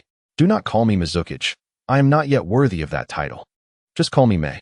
Hand me the recording, and I may entertain the notion of discussing a collaboration with you. Terumi May released Hakumai and deftly reached for the tape in his hand. He offered no resistance, allowing her to take it, rather than destroying the recording outright. Terumi May tucked it away, her demeanor shifting back to one of calm seriousness. Now, speak of the collaboration. Among the 5 Kage during the 4th Shinobi World War, Terumi May was, in fact, the most recent to rise to prominence. Following the death of the 4th Mizukichi, Yagura, she had been under the guidance of the village's founding elder, and it was only during the 5 Kage summit that she had just ascended to the role of Mizukichi. The absence of dissent regarding her immediate appointment was largely attributed to her instrumental role in resolving the Yagura Genjutsu incident. More importantly, her enduring love and sense of belonging towards the village were evident, earning her the respect and recognition necessary to assume the mantle of Mizukichi. Therefore, when Hakumai, a traveler from the future, broached the topic of collaboration with the Mist Village, Terumi May naturally regarded it with utmost seriousness. In light of this, she cast aside the sorrow she felt upon realizing she had become an aging spinster and entered a state of composure. Regarding the collaboration, firstly, the Land of Waves is currently within our sphere of influence. Once the blood mist is dispelled and the Land of Water opens, all diplomatic affairs can be conducted through there. The resources of the Land of Water primarily consist of seafood and tourism along sunlit beaches. Although I have yet to traverse the future, I am intrigued by the photographs you provided. Just as Hakumai produced the photos, Terumi May snatch them away, seemingly fearing the appearance of her future self. However, this time, only scenic views and tourists adorned the images, which eased her anxiety. What beautiful scenery and such a leisurely atmosphere. After the blood mist dissipates, could the future truly be so magnificent? Terumi May mused while gazing at the photographs. Thank you for this knowledge. It will save me from many detours. I will find a way to persuade the elder to engage in discussions with the daimyo, steering the Mist Village towards collaboration in this direction. Regaining her focus, Terumi May expressed her sincere gratitude. In response, Hakumai shook his head. No. I hope you swiftly become Mizukichi and seize the voice of authority in the Mist Village in the Land of Water. You do not believe I traverse time and space, journeying to the Land of Water merely for the sake of profit, do you? Is the future still fraught with turmoil? Terumi May sighed slightly. Ever since she began to believe Hakumai was a traveler from the future, she had harbored such foreboding. Chapter 21. The conclusion of the water wave mission. It is not merely a state of unrest. No one can remain unaffected. However, within the entire shinobi world, only a handful possess the true capacity to defy fate. I speak of the 4th Shinobi World War. If you refer to 20 years hence, then all are but slaves to destiny. Hakumai's words plunged Terumi May into a deeper despair, transitioning from personal darkness to the overarching gloom enveloping the shinobi world. Initially, she had assumed the opposing party sought to unite against the inexplicably resurrected Uchiha Madara. Yet, was Madara not the most terrifying of all? This is the draft for the institutional reform of the Land of Waves. You may wish to peruse it at your leisure. For a Kage, safeguarding the village is a solemn duty. Without the strength to protect the village, even if one gains universal approval, they would ultimately find themselves weeping amidst the ruins of their home, surrounded by the corpses of comrades. As Hakumai elaborated, Terumi May opened the scroll and skimmed its contents. Primarily, the proposals aimed to alleviate the burdens on the Kage. The additional time acquired should not solely be devoted to training, but also ensure ample personal time for rest. Why is that? Terumi May inquired, her brow furrowed in confusion. She had expected Hakomai to advocate for total dedication to enhancing one's strength in anticipation of future threats. Ensuring both physical and mental well-being is paramount. What I eliminated were merely futile distractions. Why does it also contain several methods and reforms concerning the management of the daimyo's authority? She asked, taken aback. The land of waves has no daimyo. I see. In that case, the latter portions may not be applicable to me. Perhaps, Hakomai replied, engaging in discourse with Terumi May. While Itachi provided support during the skirmish with Yagura in the Mist Village, occasionally intervening to deflect attacks with shuriken. Initially, the Mist Village remained vigilant, but as time passed, they became less concerned. Eventually, Itachi could even use crows to evade assaults. The dispelling of the fourth Mizukage Genjutsu was a momentous event for the Mist Village. After the Blood Mist, the village's strength had significantly dwindled. It was evident that the fundamental logic of nurturing competition through a parasitic model was flawed. The crux of such a model lies in the victor consuming the power of the vanquished, thereby growing stronger. However, humans lack this characteristic. Consider Zabuza. Upon graduating from the Ninja Academy, he annihilated an entire class of peers. His overwhelming strength allowed him to do so, but without such dominance. If he were to sustain injuries and become disabled, what combat efficacy would a crippled victor bring to the Mist Village? Thus, the majority of the village's core combatants remained intact. Meanwhile, within the daimyo's estate in the Land of Water, Kisame and Zabuza had infiltrated. The daimyo's guards, despite their presence, could not even utter a sound before Kisame and Zabuza, their prowess overwhelming, eliminated them silently. The daimyo was indulging in a hot spring, the steam obscuring visibility under the mist technique. Before long, Kisame and Zabuza confirmed the absence of any heartbeat nearby and departed. Everything transpired in silence. The events within the daimyo's estate occurred without a whisper. Not even the daimyo's relatives or pets were spared, as the two ensured no one remained capable of inheriting the daimyo's title, thus maintaining the hereditary lineage. In such circumstances, even if discovered, it would take days or longer before any action could be taken. Completing the task of eliminating the daimyo was a directive from Hakomai. However, they did not follow his instructions to leave immediately. Instead, they extrapolated and gathered additional intelligence, deciding to eliminate several so-called ministers before making their exit. A full day passed. Hakomai and his companions reconvened in the Land of Waves. Strategist, remember to call upon me for such missions in the future. Kisame wore a contented expression. Despite his fierce appearance resembling that of a beast, Kisame did not revel in the act of killing. It was hidden within the Akatsuki, who relished murder purely for the sake of offering sacrifices to the malevolent deity. This time, Kisame found immense satisfaction not from the act itself, but from the authenticity and meaning of existence it provided. Is everything proceeding smoothly in the Mist Village? Zabuza inquired, glancing at Itachi and Hakuro. I assisted the fourth Mizukage in dispelling the illusion, but the details beyond that remain unclear, Itachi explained, hesitating as he turned his gaze to Hakuro. What do you mean by unclear? Zabuza frowned. Initially, he assumed that their assistance would ensure success, but the ambiguity troubled him. The strategist merely conversed with a mist ninja during our engagement with the fourth Mizukage and left immediately after, Itachi continued, his attention still fixed on Hakuro, eager to discern her forthcoming explanation. As the future fifth Mizukage, her words left little room for debate. Discussions with the fifth Mizukage were not to be taken lightly. Hakuro had not only provided reform suggestions to Terumi May to expedite her ascension to the position of Mizukage, but also offered insights regarding the Jinchuriki of the Six Tails. Given that Yagura had survived his awakening, it would have sufficed to have him support Terumi May. With Yagura still alive, he could follow in the footsteps of the third and fourth Hokage and abdicate early. However, once Yagura recalled his past actions, he would likely feel immense guilt, believing he had forfeited his right to wield the power of the Mizukage. In such a scenario, to enhance the chances of securing the position of Mizukage ahead of time, they would need to rely on another Jinchuriki. Hakuro's approach was rather straightforward. Engage in amicable dialogue instead of perpetually scheming to hunt them down. The ninja world often exhibited strange tendencies. When dialogue was warranted, they resorted to violence, and when force was needed, they opted for conversation. When confronted by a Jinchuriki, a therapeutic dialogue sufficed. Should they refuse to listen and attempt to flee upon meeting, sending a scroll would be the alternative. The Six-Tails Jinchuriki was relatively accommodating. In the original narrative, he had intended to return to the Mist Village but encountered the Akatsuki's attempt to capture the Nine Tails along the way. Well then, Zabuza, Hakuro, you will remain here to develop your endeavors. Should any troubles arise, feel free to send someone to the headquarters, Hakuro declared, indicating her intention to depart. She had previously conveyed similar sentiments to Terumi Mei.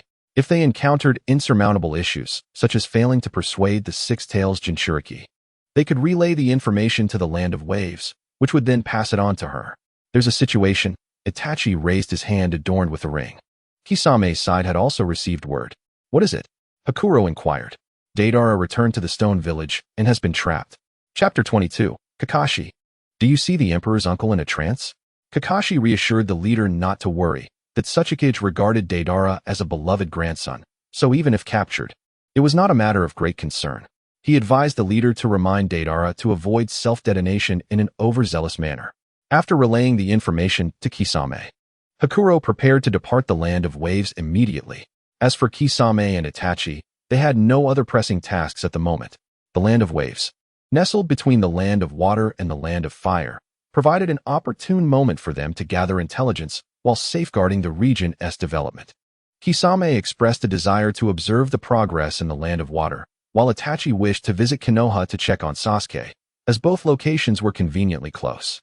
Hakuro resumed her solitary journey, contemplating the necessity of acquiring the Flying Thunder God technique. Even if no one could master it, the Flying Thunder array would suffice. The arduous journey was beginning to wear on her, causing her some distress. Among the 5 great shinobi villages, the most conducive to collaboration were the Mist Village and the approaching Sand Village, as both were undergoing transitions with the old Kage's departure and the new Kage's ascension, marked by contrasting personalities. Unlike the complexities entwined within the Leaf Village of the Land of Fire, which was rife with internal power struggles, the prospect of cooperation with the Sand Village posed no geographical hindrances. The proximity of the Land of Wind to the Rain Village, a battleground during the Fourth Great Ninja War, made such collaboration feasible. However, reaching the Land of Water presented a challenge. One would need to travel by boat across the sea from the Land of Fire. Moreover, the distance between the Rain and Water nations was obstructed by the entirety of the Land of Fire. While few could learn the Flying Thunder God technique, the Flying Thunder array was accessible enough for even the most novice shinobi in Konoha. Upon returning to Konoha, Kakashi submitted the mission reports from the Land of Waves and collected his reward. Observing Naruto excitedly exclaiming his intentions to purchase limited edition instant noodles, Kakashi sighed. Forget the instant noodles. Tonight, I will treat you all to barbecue. He waved the reward he had just obtained. Really? Long live Kakashi-sensei. After a brief commotion, the 3 genin departed from the Hokage's office. Kakashi then informed the 3rd Hokage about the unexpected upgrade of their C-rank mission. Initially encountering a ninja, it escalated to a B rank, and subsequently, they faced the rogue ninja Zabuza Momochi from the Mist Village, raising it to an A rank. The 3rd Hokage listened attentively to Kakashi's account without displaying any signs of concern. After taking a drag from his pipe, he smiled. Kakashi, it seems entrusting Naruto and Sasuke to you was indeed the right choice. 3rd Hokage, I have one more matter to report, Kakashi said. Having contemplated the significance of informing the 3rd about Hakuro and her companions, as well as the discussions he had with Sasuke, ultimately, it would be futile to keep it hidden for long. We also encountered Itachi Uchiha. He has joined an organization. Oh, please elaborate, the 3rd Hokage replied, tilting his head slightly, remaining composed. He was among the few privy to Itachi's situation, having been the one to send him into the Akatsuki as a spy. Itachi used Jinjutsu on me. His companion spoke some words to Sasuke, Kakashi recounted, relaying Sasuke's account to the 3rd Hokage. Kakashi was uncertain whether Sasuke had concealed anything from him, so he recounted everything he knew. Ashura and Indra? The names, even to Sarutobi Hiruzen, known as the Doctor of the Ninja World, were unfamiliar. However, the mention of Hashirama Senju and Madara Uchiha was well known to him. When did Madara merge with Hashirama's power? Where did they acquire this information? Sarutobi Hiruzen took another deep drag from his pipe, his brow furrowing intensely. He was uncertain whether the information Kakashi relayed was indeed what Itachi had communicated to Konoha. Its credibility was questionable. As Kakashi spoke of Naruto and Sasuke, Hiruzen's furrowed brow gradually relaxed. Third Hokage, do you believe the information provided by the other party is true? Kakashi hesitated before concluding his remarks. Kakashi, the content shared by the other party is less significant than the underlying motives. The seemingly fantastical tales ultimately serve the core purpose of empowering Sasuke with Naruto's strength. Kakashi, Jiraiya once confided in me that the great toad sage of Mount Myaboku had foretold a prophecy, stating that Jiraiya's disciple could become the child of prophecy who would alter the ninja world. Initially, both Jiraiya and I believed this to be referring to Minato. However, if Naruto were to become Jiraiya's disciple in the future, he would likely be the prophesied one destined to change the ninja realm. Coupled with the unique lineage of the Uzumaki clan and the immense power of the Nine Tails, these aspects alone are formidable enough to grant one terrifying enhancements. Aside from the rumors of Ashura's chakra, Sarutobi Hiruzen set down his pipe and began to analyze the situation. As for Naruto becoming Jiraiya's disciple, Hiruzen's conclusion was not derived from any foresight, but rather from reasonable deduction. Ultimately, a name crossed his mind, Orochimaru. Lord Third, what are you suggesting? Kakashi was taken aback. This could very well be Orochimaru's scheme. Hiruzen's expression grew grave. Orochimaru's defection stemmed from his experiments with the first Hokage cells and illegal human trials, a notion that bore the hallmark of Orochimaru's manipulations. His so-called benevolence was merely a guise. Moreover, since Orochimaru's betrayal, he had vanished without a trace, and it was highly plausible that he had joined that organization. Thus, Orochimaru's objective could very well be Sasuke, and possibly even Naruto as well. Kakashi's countenance turned serious, and his admiration for the third Hokage deepened. He could not fathom how Hiruzen had unraveled the complexities that had eluded him for so long with such ease. In truth, if Hakumai had been privy to this, he too would have been compelled to admire Sarutobi Hiruzen. How could one arrive at an entirely erroneous process, yet yield the correct answer to an entirely different question? Wait a moment, Lord Third. Kakashi suddenly recalled an unfinished thought. That individual had presented Sasuke with two choices, one that would cause harm to Naruto, presumably the cell transplant, and the other. What? Hiruzen appeared perplexed. Kakashi, could you repeat that? After confirming he had not misheard, Hiruzen fell into a prolonged silence, eventually exhaling deeply. Kakashi, have you been so engrossed in Jiraiya's adult novels that you can no longer distinguish reality from fiction? The very thought of Kakashi's situation prompted Hiruzen to resolve to limit his own indulgences, perhaps opting instead to spy on the women's bathhouse with a crystal ball for a more authentic experience. Chapter 23. There are girls nearby. No, Lord Third, please believe me. This is truly what that person said. Kakashi's urgency escalated. What does this have to do with the romance genre? Furthermore, there are no such narratives in those stories. Indeed, Jiraiya's novels primarily depicted male-female dynamics. Could it truly be that Kakashi was fabricating this? Hiruzen stroked his chin thoughtfully and nodded. Ah, so you too have read them. Lord Third. Kakashi's mouth curled in a twitch beneath his mask.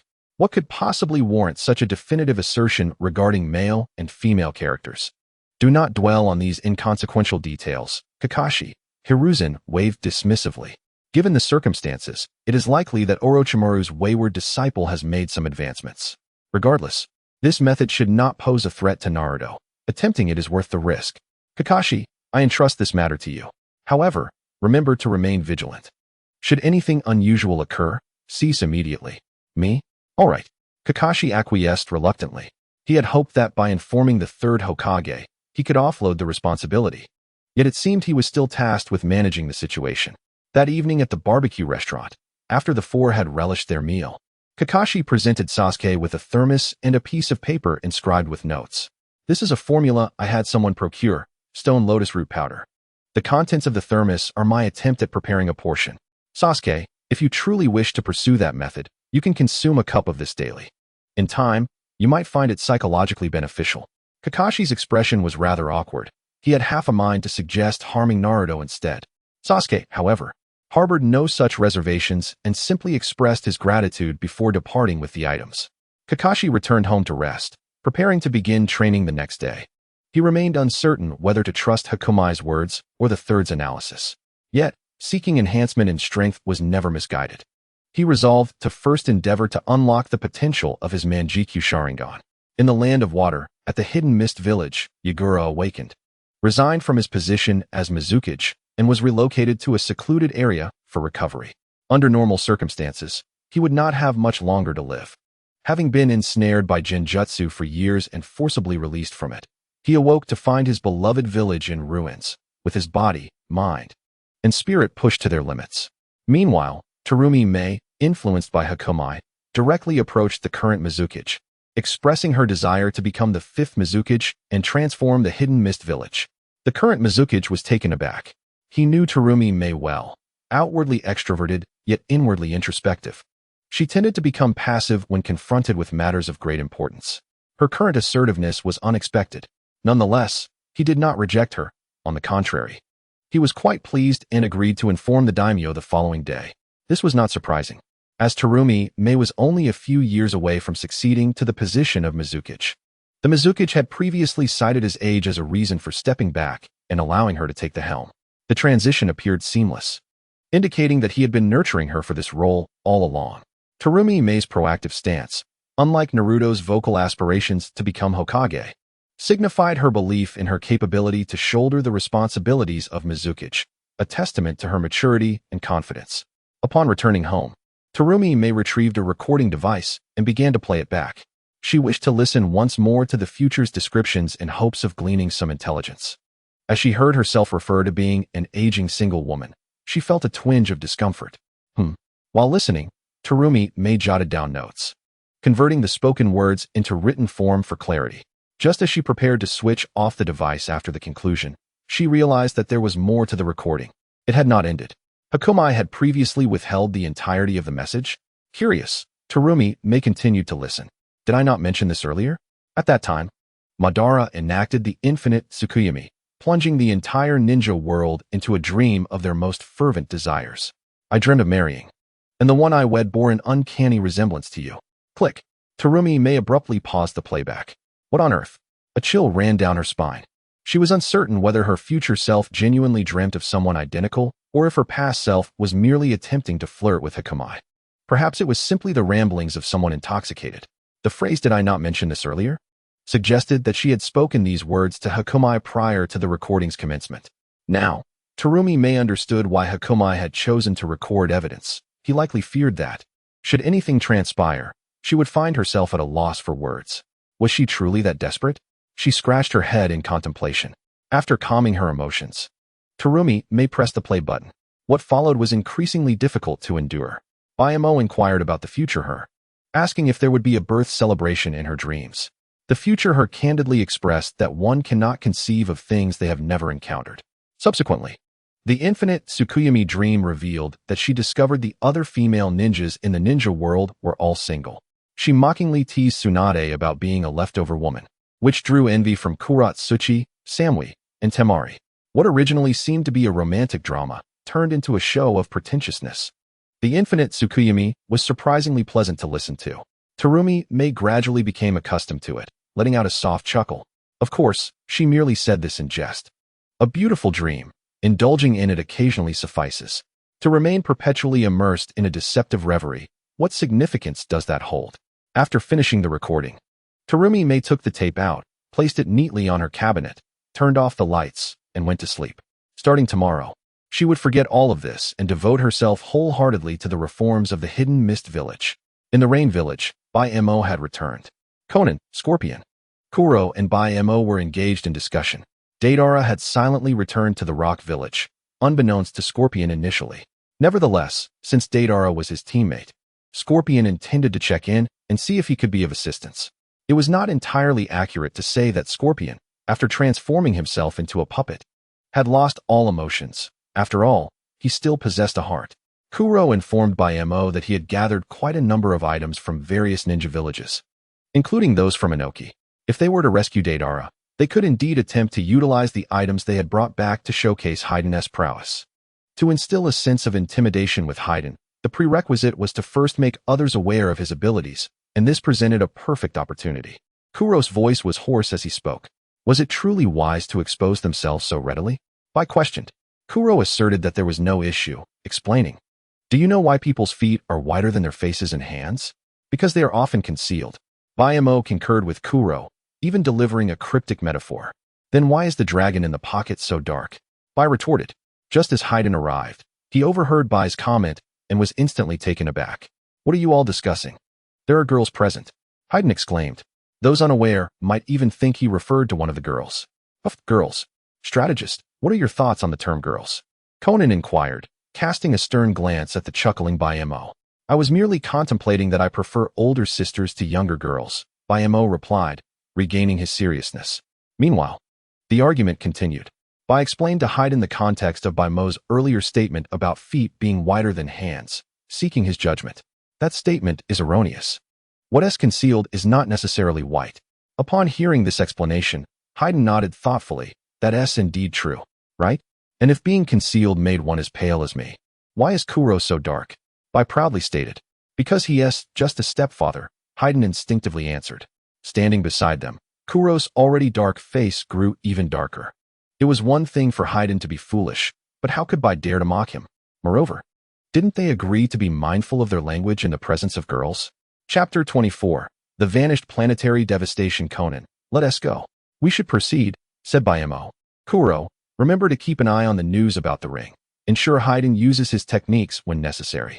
Mo, seeing that the argument would not conclude anytime soon, decided to ignore it. After giving Kuro a few instructions, he left the gathering cave with Conan. Understood, Kuro replied, transferring a scroll through the underground root system. This scroll contained not blood, but a catalog. To establish intimidation, precise identification of which vial of blood corresponded to which ninja was crucial. Otherwise, the so-called intimidation and threat would be laughable. To achieve accurate identification, every vial needed to be documented. This task was assigned to the other Bai, which had now been completed. Just as Uchiha Madara believed Kuro was the embodiment of his will, Uchiha Obito also thought that the 100,000 Bai were indeed created from his cells. In reality, Bai only had one origin, which was from those ensnared by the infinite Tsukuyomi. The 100,000 Bai were produced during the ancient era of Akatsuki Kagaya.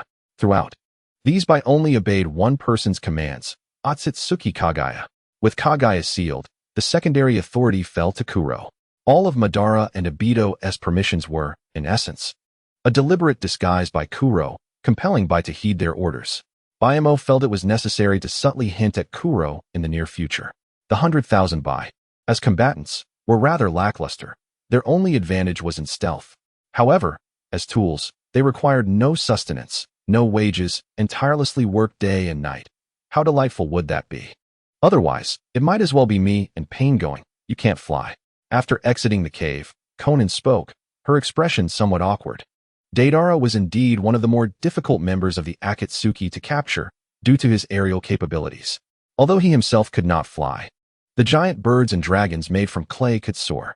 Ironically, that Tsuchikage, Anoki, could also fly. Therefore, to rescue Deidara, possessing aerial or flight abilities would be ideal. Both Conan and Pain could fly, but as for Mo, he genuinely could not.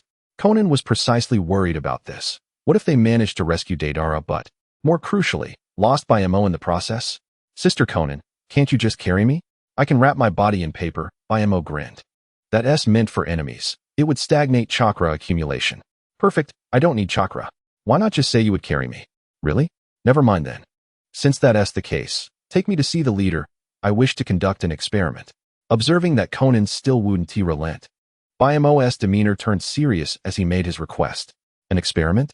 Conan inquired with curiosity. Thus, she carried Mo to the Rain Village's tall tower, where they once again encountered Nagato. What brings you here? Nagato asked. Nagato, perhaps we should summon a Jinchuriki. You could absorb some tailed beast chakra to replenish yourself. You look like you could depart for the afterlife at any moment, Mo remarked, observing Nagato's gaunt appearance. One might mistakenly think he practiced a technique to sleep while taking off. Thank you for your concern, but I am well aware of my body. I am far from death, so there is no need for worry, Nagato replied, offering a smile. However, the expression accompanying his hollow cheeks was somewhat unsettling. Nagato, the strategist wishes to see you and needs your assistance for an experiment, Conan interjected, steering the conversation back on track. Oh, what kind of experiment? Nagato queried. Sister Conan, when I mentioned seeing the leader, I meant Pain, Mo replied with a resigned smile. It's all the same. How do you need Pain to cooperate with you? Nagato controlled the Deva path Pain to enter from outside. Indeed, it is all the same, For what I require is to unleash the Shinra Tensei upon myself. What? Nagato was taken aback. Attack? He could not comprehend what Hakumai intended to do. Was it a masochistic endeavor? A test of his own physical resilience? Or perhaps a bloodline limit that awakened after sustaining injury? My current abilities were awakened during the traversal through time and space facilitated by the Akatsuki clan. I surmise that upon encountering other entities associated with the Akatsuki, I may awaken new powers. As Hakumai spoke, his form suddenly appeared at the far end of the room. In truth, neither Nagato nor Konan had yet discerned the true nature of Hakumai's enigmatic abilities. Related to the Akatsuki clan? Indeed. My collaboration with Itachi on this occasion was to conduct experiments. The Rinnegan and Sharingan are both closely linked to the Akatsuki clan. However, I had expended nearly all of my natural energy to enhance my existing abilities, thus abandoning this notion. During the journey back from the Land of Waves, I had accumulated some natural energy once more, making it an opportune moment for experimentation. Hakumai explained earnestly. Understood, then let us change our location. Nagato, seated in his wheelchair, accompanied Hakumai and Konan to a vast open space outside Amigakure. Nagato raised his hand and looked at Hakumai. Inform me when you are ready. Here we go. The powerful repulsion of Shinra Tensei, emanating from Nagato's true self, sent Hakumai flying. Hakumai, are you all right? Konan fluttered her paper, catching Hakumai like a pair of wings. Her face etched with concern. I'm fine. The natural energy has fortified my physical resilience, and besides, Nagato held back. So I wasn't injured by such a minor attack. Hakumai stabilized himself, emerging from Konan's white paper. Did it succeed? Nagato inquired. No. Hakumai shook his head. Was the hypothesis incorrect, or was it simply insufficient? Nagato pressed for clarification. Konan observed the scene, feeling as though the team was regrouping once more to train in ninjutsu for a shared ideal. I don't believe the hypothesis is flawed. There might be some discrepancies at most.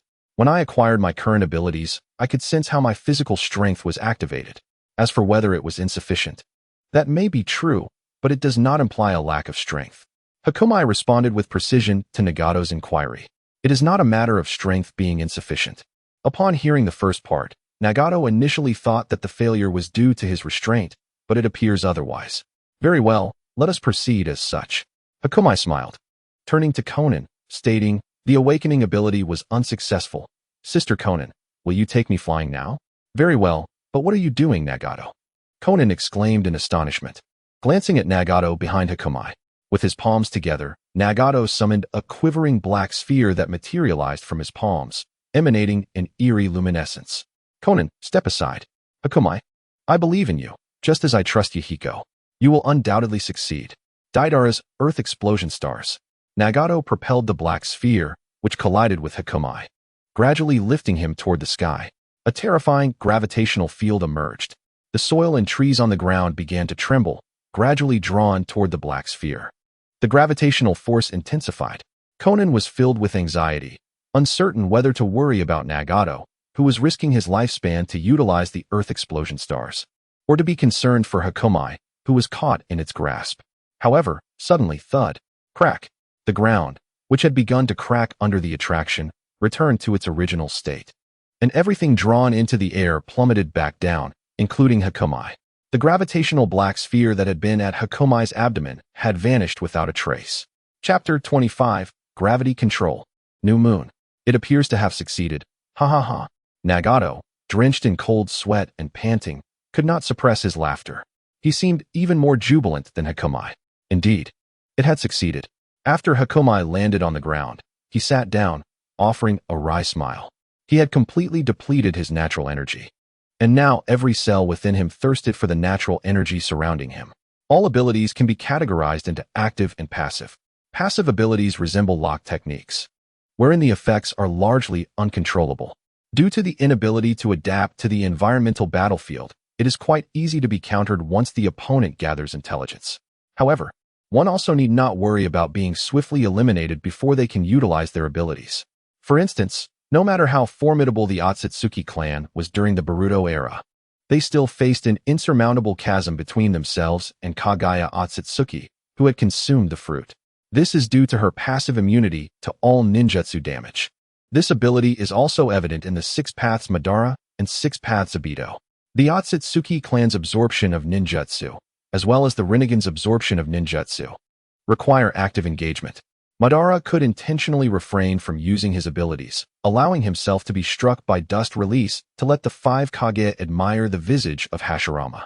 The Akatsuki style can also be injured by a mere ordinary Rasengan due to the overwhelming numerical superiority of the particle mode. This indicates that even the most formidable active abilities necessitate corresponding combat awareness. Otherwise, one could end up like Shui, who was swiftly eliminated by Danzo with a surprise attack. Hakomai's time deletion and the derived future foresight must also be actively employed, and he is well aware of this. Moreover, Hakomai had indeed utilized them earlier. He specifically confirmed that Shinra Tensei would not harm him and would not awaken any abilities. Following that, he disabled it. Little did he expect that Nagato, in a sudden surge of excitement, would unleash the Earth Explosion Stars.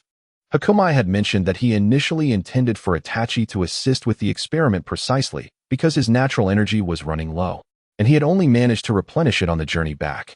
Using the awakening of the Crimson King, time deletion, as an example, coupled with the Tombstone, future foresight, he had observed the results and determined that his natural energy was sufficient. It was merely the power of the Rinnegan that was lacking. This is of little concern. At worst, he would have to make a trip to a Wagakure, continuing to accumulate natural energy along the way. After all, enhancing time deletion would yield little significance, and the required natural energy would gradually increase. For high-speed combat, the optimal effectiveness of the Tombstone is within the next 10 to 30 seconds. After all, the act of viewing future scenes also requires the expenditure of time. He could reserve the natural energy for the subsequent awakening of new abilities. Unexpectedly, Nagato was determined to assist him at the cost of his own well-being. If there were sufficient natural energy, Hakomai would not refuse such selfless dedication from Nagato. The problem, however, was that it was inadequate. Under Shinra Tensei, as long as Nagato refrained from losing his mind and employing the Super Shinra Tensei, it would be entirely sufficient. The Earth Explosion Stars, however, represented a qualitative change.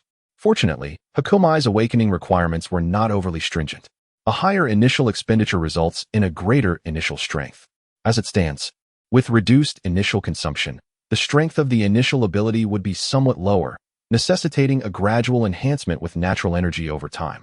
Just now, Hakomai, while releasing all of his energy and replenishing his natural energy, poured everything into a single point and finally awakened his abilities. Resting briefly on the ground, Bayamo stood up and, under Nagato's watchful gaze, began to levitate. This is it, gravity control, though my current range is somewhat limited. I have named this ability New Moon. Bayamo's choice of name draws inspiration from the stand abilities in JoJo, albeit with notable differences. Firstly, Bayamo does not possess a tangible stand akin to Wheel of Fortune. Secondly, while the two abilities are similar, there may exist subtle distinctions that require further exploration to uncover. Thirdly, unlike the physical vessel of a stand user who can effortlessly wield a terrifying stand with minimal consumption, primarily of mental energy, Bayamo must expend energy to utilize any of his powers. Fourthly, the precision of any ability will increase with Bayamo's proficiency, and its duration will depend on his natural energy reserves, with no fixed parameters. New Moon, indeed, is fitting. It is said that the Sage of Six Paths created the moon using the Earth Explosion Star. Hearing Bayamo describe his powers, Nagato smiled with satisfaction. His efforts had not been in vain. For Nagato, the Rinnegan is not merely a gift, but a burden. The gravitational force representing divine power now manifests through another companion with his assistance, and he feels a sense of relief. What happened to the core of the Earth Explosion Star just now? Conan inquired curiously. The core was right before me. I touched it and inverted its gravitational pull, causing it to vanish. Bayamo picked up a stone, activated New Moon, and the stone shattered instantly, only to bizarrely reassemble moments later. The stone's interior had completely inverted to its outer layer. Impressive. If this were to be applied to a person Conan praised, it's reasonable. But it wouldn't affect you, Sister Conan, Bayamo replied, tossing aside the stone with a smile. Me? Conan blinked, pondering. Even if I activated the dance of the Shikigami, would I not be torn apart by the inverted gravity? Her paper transformation is formidable, akin to elementalization, which grants immunity to most damage within the ninja realm. The only limitation for Conan lies in her chakra reserves. If her chakra is not depleted, she is remarkably resilient. Few recognize this fact. You merely need to transform the attacked area into a Mobius strip. What strip? Just step in. Upon hearing Mo's request, paper fragments appeared on Conan's smooth cheeks as she entered the state of the dance of the Shikigami. It is unfortunate that Conan is not connected to the Akatsuki clan. Otherwise, Mo would have been curious to see if this angel could awaken the door to heaven. Thus, Mo peeled off several sheets of paper from Conan, creating a Mobius strip in midair. Given its singular surface, no amount of gravitational inversion would affect it. Mo kindly provided an explanation. Conan appeared somewhat dazed, slowly extending her hand toward the paper ring. Did Mo truly reveal the weakness of his ability to her so easily? Moreover, it seemed only she could achieve such a countermeasure. While Conan was lost in thought, Mo approached Nagato. Nagato, do you still harbor any hatred towards Konoha? Mo posed a question. Nagato did not expect such an inquiry. After a brief hesitation, he responded, Are you suggesting I defend Konoha? My personal hatred has long dissipated, yet my forgiveness is futile. Understanding between people is elusive. Only by making them feel pain stop. Mo interrupted, sensing Nagato was about to elaborate extensively. You've misunderstood. I have no intention of defending Konoha. It is indeed a good thing not to be shackled by hatred. While hatred may seem to provide motivation, it can also lead one to lose their reason. Mo continued, as Nagato and Conan listened intently. Neither relinquishing nor rekindling hatred. What then should one do? Conan voiced the shared uncertainty of both. Nagato can set aside his personal animosity, yet as the leader of Akatsuki, the village head of Amigakure, and a representative of the Land of Rain, he cannot afford to forget his grudges. Forgetting hatred would only lead others to perceive us as weak and easily manipulated, and it could even be construed that we are the instigators of turmoil. Mo shifted his gaze to Conan, offering clarification. When we demonstrate sufficient strength, Konoha will have no choice but to take us seriously. That is the moment when this hatred can yield results. Konoha has grown accustomed to portraying itself as the embodiment of absolute justice. If it is merely revenge, they would rally together instead.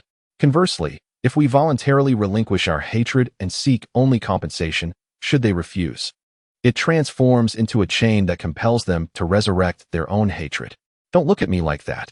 Do you not realize how much Amigakure lags behind the 5 great shinobi villages? There are no ninja academies. Even if one were built, there would be little to teach in terms of ninjutsu. That Hanzo fellow, the fire techniques that injured Nagato's leg were executed with explosive tags. Everything else relied on his poison sacks and summoned beasts. Upon reaching this point, Nagato and Conan exchanged glances, feeling a twinge of shame. It was not that they had never contemplated these matters. They had simply forgotten their initial intentions amid the darkness they had endured. Is it any wonder that you would become the future leader of Amigakure, the beacon of hope for its people? Conan sighed softly. After experiencing so much darkness, she and Nagato had nearly lost sight of their original purpose. Had they not founded Akatsuki to lead their nation toward the light, to bring peace and stability? Was it not for the sake of children like they once were, who should no longer suffer from hunger, surviving through theft? Though Nagato did bring peace to Amigakure after defeating Hanzo, it was a rigid and stagnant peace. Essentially, it merely transformed Amigakure into a resource for Akatsuki's operations, neglecting to treat its inhabitants as comrades. If you had not appeared, would we have lost sight of our true purpose and embarked on an irreversible path? Nagato pondered Mo's words in silence for a moment before lifting his gaze to inquire. He was rarely one to actively seek knowledge of future events. Prior to this, he had not even asked Mo about the Konoha ninja who defeated him and misled him. Sort of. But ultimately, you will entrust Amigakure to the future 7th Hokage, while Conan chooses to return to Amigakure to assume leadership. The outcomes are yet to be seen, but at least your original intentions are being rekindled. Mo acknowledged with a slight nod. Tell me something. Tell me one mistake I have made. Otherwise, I fear I may forget. Conan bit her lip, fixing her gaze on Mo. For instance, you lost Nagato's animal path and sent a Chunin who idolized you on an S-rank mission to die, only to retrieve the body to create the animal path. Conan stepped back, her complexion paling. Perhaps the original Conan would have felt no psychological burden in executing such an act, viewing it merely as a necessary sacrifice. However, the present Conan, influenced by Hakamai, has recently rekindled her original aspirations. Upon learning of her actions, she was instantly reminded of her childhood, adolescence, and youth. This act was not merely the demise of her companions, disciples, and followers. It was also the death of her former self. Nagato, can you return on your own? Hakumai inquired as Konan was lost in her reverie. Yes, I am nearly restored, Nagato nodded. Though his mobility was hindered, he could float with the power of the Deva path. Thus, the claim that the four-war medic Kabuto controlled the reanimated Nagato due to his limp was a testament to his incompetence. Well then, Konan, it is time to set off and rescue our comrades, Hakumai said, lifting off the ground and gently floating in the air, extending his hand towards Konan. Coming to her senses, she grasped Hakumai's hand, and together they soared into the sky. The land of rain, as a battleground, lies nestled among 6 nations, including the prominent wind, earth, and fire nations. Their destination was the Iwagakure village, adjacent to the land of rain and not far in distance. As Konan and Hakumai flew towards Iwagakure, they continued their conversation in the sky. Maintaining her paper jutsu, Konan found that as long as she was not under attack, her chakra consumption during mere flight was minimal. However, Hakumai remarked that even the slightest expenditure was still expenditure. Thus, he held onto Konan's hand, using the ability of the crescent moon to facilitate their flight through gravitational manipulation. Continuing their earlier discussion, Konan expressed curiosity about what Hakumai sought from Konoha. The Flying Thunder God technique, or perhaps the Flying Thunder Array, from the land of rain to the land of waves, and even our current journey to Iwagakure. It would save us considerable time and effort. All that is required is to set a technique at each location. While unsure of the Flying Thunder Array, the Flying Thunder God technique's formula, unless one reached the Sage of 6 Paths level, would endure permanently, akin to the silver patterns. I never expected you to know about this, Konan. Jiraiya's incessant teachings truly leave an impact. Hakumai sighed. What? I don't know. The reticent Konan hurriedly denied. Then why didn't you ask? You mentioned the Flying Thunder God, and it reminded me of my junior disciple, Minato Namikaze. Master Jiraiya once spoke of the child of prophecy. Initially, he believed Nagato to be the child, and after we lost contact, he likely considered Minato, who displayed his talents during the Third Great Ninja War, as the child of prophecy. Yet now, Minato is also deceased. Konan spoke with a touch of melancholy. Forget about the child of prophecy, Konan. Hakumai shook his head with a smile. Why? Isn't it the prophecy of the sage of Mount Myaboku? Konan questioned in confusion. That toad likely fell into a stupor during the infinite Tsukuyami in ancient times. The same goes for Kagaya Otsutsuki. And what of the blue-eyed boy calling the names of the 9-tailed beasts, the so-called child of prophecy? One person and one toad's prophecy has been passed down for over 1,000 years. And what has become of it? The prophecy has come to fruition. Yet there has been no peace for 20 years. It is utterly laughable. At this point, Hakumai tightened his grip on Konan's hand. Remember, our fate lies in our own hands. There has never been a savior or a child of prophecy. Chapter 27. Stay with Deidara, by the way. The Flying Thunder God I mentioned earlier is merely one of our objectives. Along the way, I will also assist you in acquiring the training method for the mutual exploding tags. Mutual exploding tags? Indeed, while Hashirama Senju was a master of forbidden techniques, he was limited to their creation. Be it the multiple shadow clone technique, reanimation, or the Flying Thunder God, others have utilized them more effectively than he ever did. Yet, no one has surpassed him in the mutual exploding tags, which is perfect for you, Konan. I wonder, can Konoha truly compromise so easily? Konan pondered, feeling the paper on her cheeks fluttering in the wind. Fear not. When Orochimaru's plan to crumble Konoha commences, we will provide timely assistance. They will have no choice but to accept. Hakumai had long anticipated this, but refrained from elaborating, given the time until the Chunin exams. Orochimaru? Right. You previously mentioned wanting to reintegrate him. Konan recalled what Hakumai had said earlier. He plans to destroy Konoha? Wait, are you preparing to stop Orochimaru from annihilating Konoha? Konan was taken aback, so astonished that she neglected to point out that this was not timely assistance, but rather opportunistic exploitation. If Orochimaru succeeded in destroying Konoha, what would Pain aim to destroy next? Just a jest. Hakumai returned to seriousness, stating that Orochimaru lacked the strength to obliterate Konoha, at most. He could take out the 3rd Hokage. So you intend to save the 3rd Hokage? Exactly, Hakumai confirmed. Let me summarize the combat power lost during the 3rd Hokage's reign. Kakashi's father, the Konoha White Fang, was driven to suicide by the inherently malevolent opinions of Konoha's villagers. The entire Uchiha clan is best left unmentioned. and Itachi is not included in this account. The clan leader, Fugaku, with his Mangekyo Sharingan, could have turned the tides of battle with Susanoo and the ability to control tailed beasts. Who could withstand them? Moreover, there was no concern about their strength growing unchecked, as the use of the Mangekyo would gradually lead to blindness. Yet, they did nothing and simply vanished. The Golden Flash, Minato Namikaze, the Nine-Tails Jinchuriki, Kushina Uzumaki, the traitorous Orochimaru, and Hinata's brother, Hisashi. Even you, Conan, if it weren't for Danzo, your allegiance due to Jiraiya could have made you a force for Konoha. All these examples stem directly or indirectly from the third Hokage's mismanagement, leading to their outcomes. Had he managed to retain this combat power, Konoha would easily have dominated the other 4 ninja villages. Do you understand?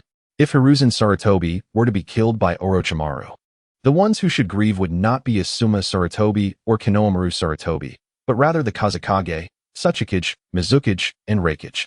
Preserving Hiruzen's life would facilitate our development. If the examples I just mentioned were to recur, we could replace Konoha and absorb this combat power, thereby strengthening ourselves. Upon hearing Hakumai's words, Conan realized the truth. For the first time, she discerned a scenario where keeping enemies alive proved more beneficial than their demise. Hiruzen Sarutobi, much like the revered Hanzo of the Salamander, once held grand ambitions and vast capabilities. Yet, as the years passed, they gradually settled for mere survival. What was that term you used for foolish companions? Oh, yes, pig teammates. Conan's spirits brightened, a smile gracing her lips. Indeed, Hakumai thought to himself, suppressing a desire to retort. Had it not been for his quick thinking and sheer luck, he would have been sealed by the Daidara's exploding clay. Although this sealing could also be undone at will. The Land of Earth is situated in the northwest of the ninja world, characterized by its rocky mountains and cooler, more temperate climate than the arid Land of Wind. To the west of the Land of Earth lies the perpetually snow-covered Land of Snow. Hakumai and Conan arrived near the location where Deidara was ensnared. There is no need to specifically contact Deidara for confirmation. Several teams of Rock Village ninjas are lurking below. On the towering cliff, there exists a cave, its entrance adorned with a layer of white exploding spiders. It is likely that Deidara is hiding within. That Tsuchikage, Inoki, has employed the earth clone technique, stationed on either side of the cliff. As the saying goes, a master teaches that defenses are impenetrable. Deidara's current predicament is exacerbated by the presence of his master. Inoki is well aware of all the tactics employed by the Rock Village. The ninjas below are tasked with preventing Deidara from utilizing the Earth Dragon hidden technique to escape underground. Meanwhile, he remains above to thwart Deidara's potential aerial escape and attempts to persuade him to return to the village. It is uncertain how long this standoff will continue. In any case, Inoki has said nothing, sitting cross-legged on a protruding rock face, eyes closed in meditation, seemingly intent on playing a war of attrition with Deidara. Atop Deidara's rocky perch, a figure ascended to the cave's entrance. It was Kuratsuchi, having used the heavy stone technique. Kuratsuchi, don't go over there. That brat has laid bombs everywhere outside, not only on the surface, but many concealed within the cliff, Inoki called out as he opened his eyes, warning his granddaughter, who was acting recklessly. It's fine, I'm not going in. I've seen you trying to persuade Deidara for days now, without any success. Why not let me give it a try? Kuratsuchi replied, not bothering to look back as she floated toward the cave entrance. Deidara, are you there? She inquired. No, came the response from inside the cave, causing Kuratsuchi's mouth to twitch in irritation. Nevertheless, she pressed on with her mission. There are many down there who were once your comrades in the demolition squad. Don't you want to come out and see them? Uft, they are not my comrades. They don't understand art. Treating art as mere work is an insult to its very essence. Deidara's voice echoed back. Clearly, attempts to salvage their camaraderie through friendship were futile, for in the Rock Village, no one could truly comprehend Deidara's artistry. Just because they wielded explosive ninjutsu did not qualify them as comrades in Deidara's eyes. A strange voice emerged from behind Kuratsuchi. Alert! She turned to see a man floating in the air. He was not from the Rock Village. How had he managed to levitate? Wait, he just mentioned Deidara. Kuratsuchi recalled snippets of information Deidara had inadvertently revealed during the pursuit, such as his affiliation with an organization and his attempts to contact them for assistance. Are you a member of Deidara's organization? Then you should stay with us today, Kuratsuchi declared, forming hand seals as she puffed her cheeks. unleashing a torrent of lime towards the man. Dissolution lime technique. The man showed no intention of evading, allowing the substance, whether lime or cement, to cover him, gradually solidifying. During this time, he merely produced an unknown object, pointing it at Kuratsuchi, and replied, "Stay? For what? To play leg shadow? What on earth is leg shadow? No. Tell me your purpose for coming to the rock village. And what is that in your hand? What were you doing just now?" Kuratsuchi floated before him, initially puzzled. Then realizing this was not the time for curiosity, she commenced her interrogation. "Of course, the purpose is to rescue Deidara," he responded calmly. Kuratsuchi remained unperturbed. The time deletion technique possesses a unique characteristic. During the time deleted, the user cannot influence external objects, nor can external objects influence the user.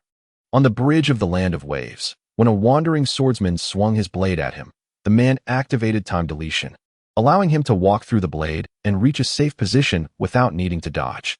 Indeed, this implies that there are no barriers or physical confines capable of ensnaring him. Even if struck by pain's almighty push, he could still utilize time deletion to extricate himself from its grasp. Thus, facing Kuratsuchi's concrete confinement, he found no need to evade. To escape would only result in further pursuit, wasting precious time. However, Kuratsuchi remained unaware of this. Upon hearing the man's intent to rescue Deidara, she couldn't help but chuckle. "Humph, so easily captured. What ability do you possess to rescue Deidara? By the way, you haven't answered my earlier question. What was that object you pulled out, and what were you doing?" "It's a camera. I took a picture," he replied, maintaining his compliance. Kuratsuchi was taken aback by his lack of resistance. "Taking a picture? For what purpose?" she asked, her curiosity piqued. "To collect information and perhaps gather intelligence so that those unfamiliar with the Tsuchikige's granddaughter know what she looks like," he answered, his tone casual.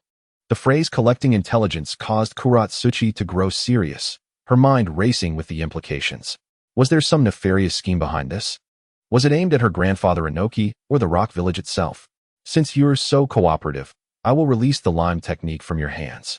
And you can hand over the camera and the photo. But do not attempt any hand seals to retaliate. I shall be prepared. Any subsequent attack will not merely restrain you," Kuratsuchi warned, raising her right hand to break the solidified rock. "Here, take it." He offered the camera, and instinctively, she accepted it. Then, her pupils dilated as she distanced herself from him. "You," Kuratsuchi gasped, shocked by the camera and the photo still attached to it, unable to comprehend how he had escaped. "Do not fear. I harbor no ill intentions. Now that my presence is revealed, I shall simply emerge from the lime technique," he said. To Kuratsuchi's astonishment, the man seemed to flicker and then instantaneously materialized outside of the lime's grasp. As the lime lost its gravitational control, it plummeted to the ground. Only then did Kuratsuchi realize that her previous suspicions had merit. Had she truly captured him? Why was he able to float freely along with the lime technique? Our organization is one that cherishes peace. Our leader often reiterates that we must let the world experience joy, and ninjutsu is meant to bring smiles to people's faces. If your rock village has tasks that are unsuitable or unsolvable, you may come to us. If the task aligns with our principles, we can assist and guarantee its completion," he proclaimed. The significance of his words was not lost on her. In the original narrative, it was explicitly stated that the rock village had previously employed the Akatsuki organization. Unlike the other ninja villages, which faced distrust, only the rock village had directly engaged their services. Why is that, you may wonder? The answer is simple. Just observe the attitudes of Inoki and the others from a Wagakure towards Deidara. The Wagakure did not issue a bounty for Deidara, nor did Inoki view him as a bitter enemy. In Inoki's eyes, Deidara was merely a rebellious child. Recognizing that persuasion was futile, he opted for a more pragmatic approach, hiring Deidara, thereby achieving his ends through a roundabout method. The Akatsuki organization had engaged in mercenary work for a considerable time to raise funds, which provided Inoki the opportunity to employ Deidara. Consequently, Deidara's contributions to a Wagakure as a rogue ninja surpassed those he made as an IWA ninja. Was that not the very definition of a mercenary? Haida found it hard to comprehend. That's different. Mercenaries are solely driven by money. Bayemo interjected, shaking her finger. What did you even choose to shoot? Haida, amidst her complaints, retrieved a photograph from her camera and glanced at it, unable to contain her reaction. Bayemo had captured the moment perfectly. just as she was about to unleash the lime release technique, resulting in a snapshot that made her appear like a chubby baby. With a scowl, Haidu tore the photograph to shreds, raised her camera, and took another picture of herself before stepping forward to hand the new photo to Bayamo. Cough, cough, cough. After watching the spectacle unfold for some time, Inoki could no longer contain himself. Had this foolish girl forgotten something? Earlier, she had considered the photograph a piece of intelligence to be destroyed, but now she was willingly offering it to the other party? Do not question why Inoki was so captivated. As that such a kid who had witnessed the founding of the ninja villages, he was astute and experienced in battle. Quickly discerning that Bayamo was feigning a predicament, yet he bore no malice. Inoki suspected that Bayamo was merely a bait to distract them while others prepared to rescue Deidara. Thus, most of his attention remained on the cave and Deidara. Old man, you should retire. Your age is showing, Haida joked. Yet Inoki, hearing her cough violently, barely registered her words. Shurzuan, stop. A sudden urgent shout rang out from below. Inoki paused, only to witness a kunai, affixed with an explosive tag, pierce through Baimo's head, soaring through the air in an arc before landing on the ground and creating a crater. Just as he had been struggling to find a target, one had presented itself. Baimo smiled. Shurzuan, how dare you act on your own? Haida frowned, her brow furrowing, setting aside the ambiguity surrounding Baimo's allegiances. Even if she were truly an enemy, it would be prudent to leave her alive to extract information. All is well, Baimo reassured, patting Haida's shoulder before addressing the air above the cave. Xiaonan, you heard the name. Please relay the message back. Indeed, there were accomplices. Upon witnessing Baimo's actions, Inoki rose from the rock wall, ready to respond to their maneuvers. Chapter 29. Inoki's regret for forgetting daily steel preparations. Do not be alarmed. I possess crucial intelligence that I shall provide to you free of charge. Baimo's gaze returned to Haidu, casting a glance back at Inoki. What intelligence? Haida asked, her expression tense, hands hovering in preparation for a defensive stance. In novels and films, it often unfolds this way, does it not? I wish to borrow something from you. What is it? Your head. I have a piece of free intelligence. What is it? We are planning to invade Iwagakure. Bayamo disregarded Haida's fanciful thoughts and spoke directly. In our organization, there is a rogue ninja from the land of hot water.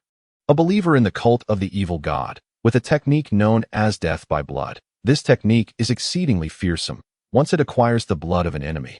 It activates a curse, inflicting all damage sustained by the user back onto the enemy. Moreover, this Haiden possesses an immortal body.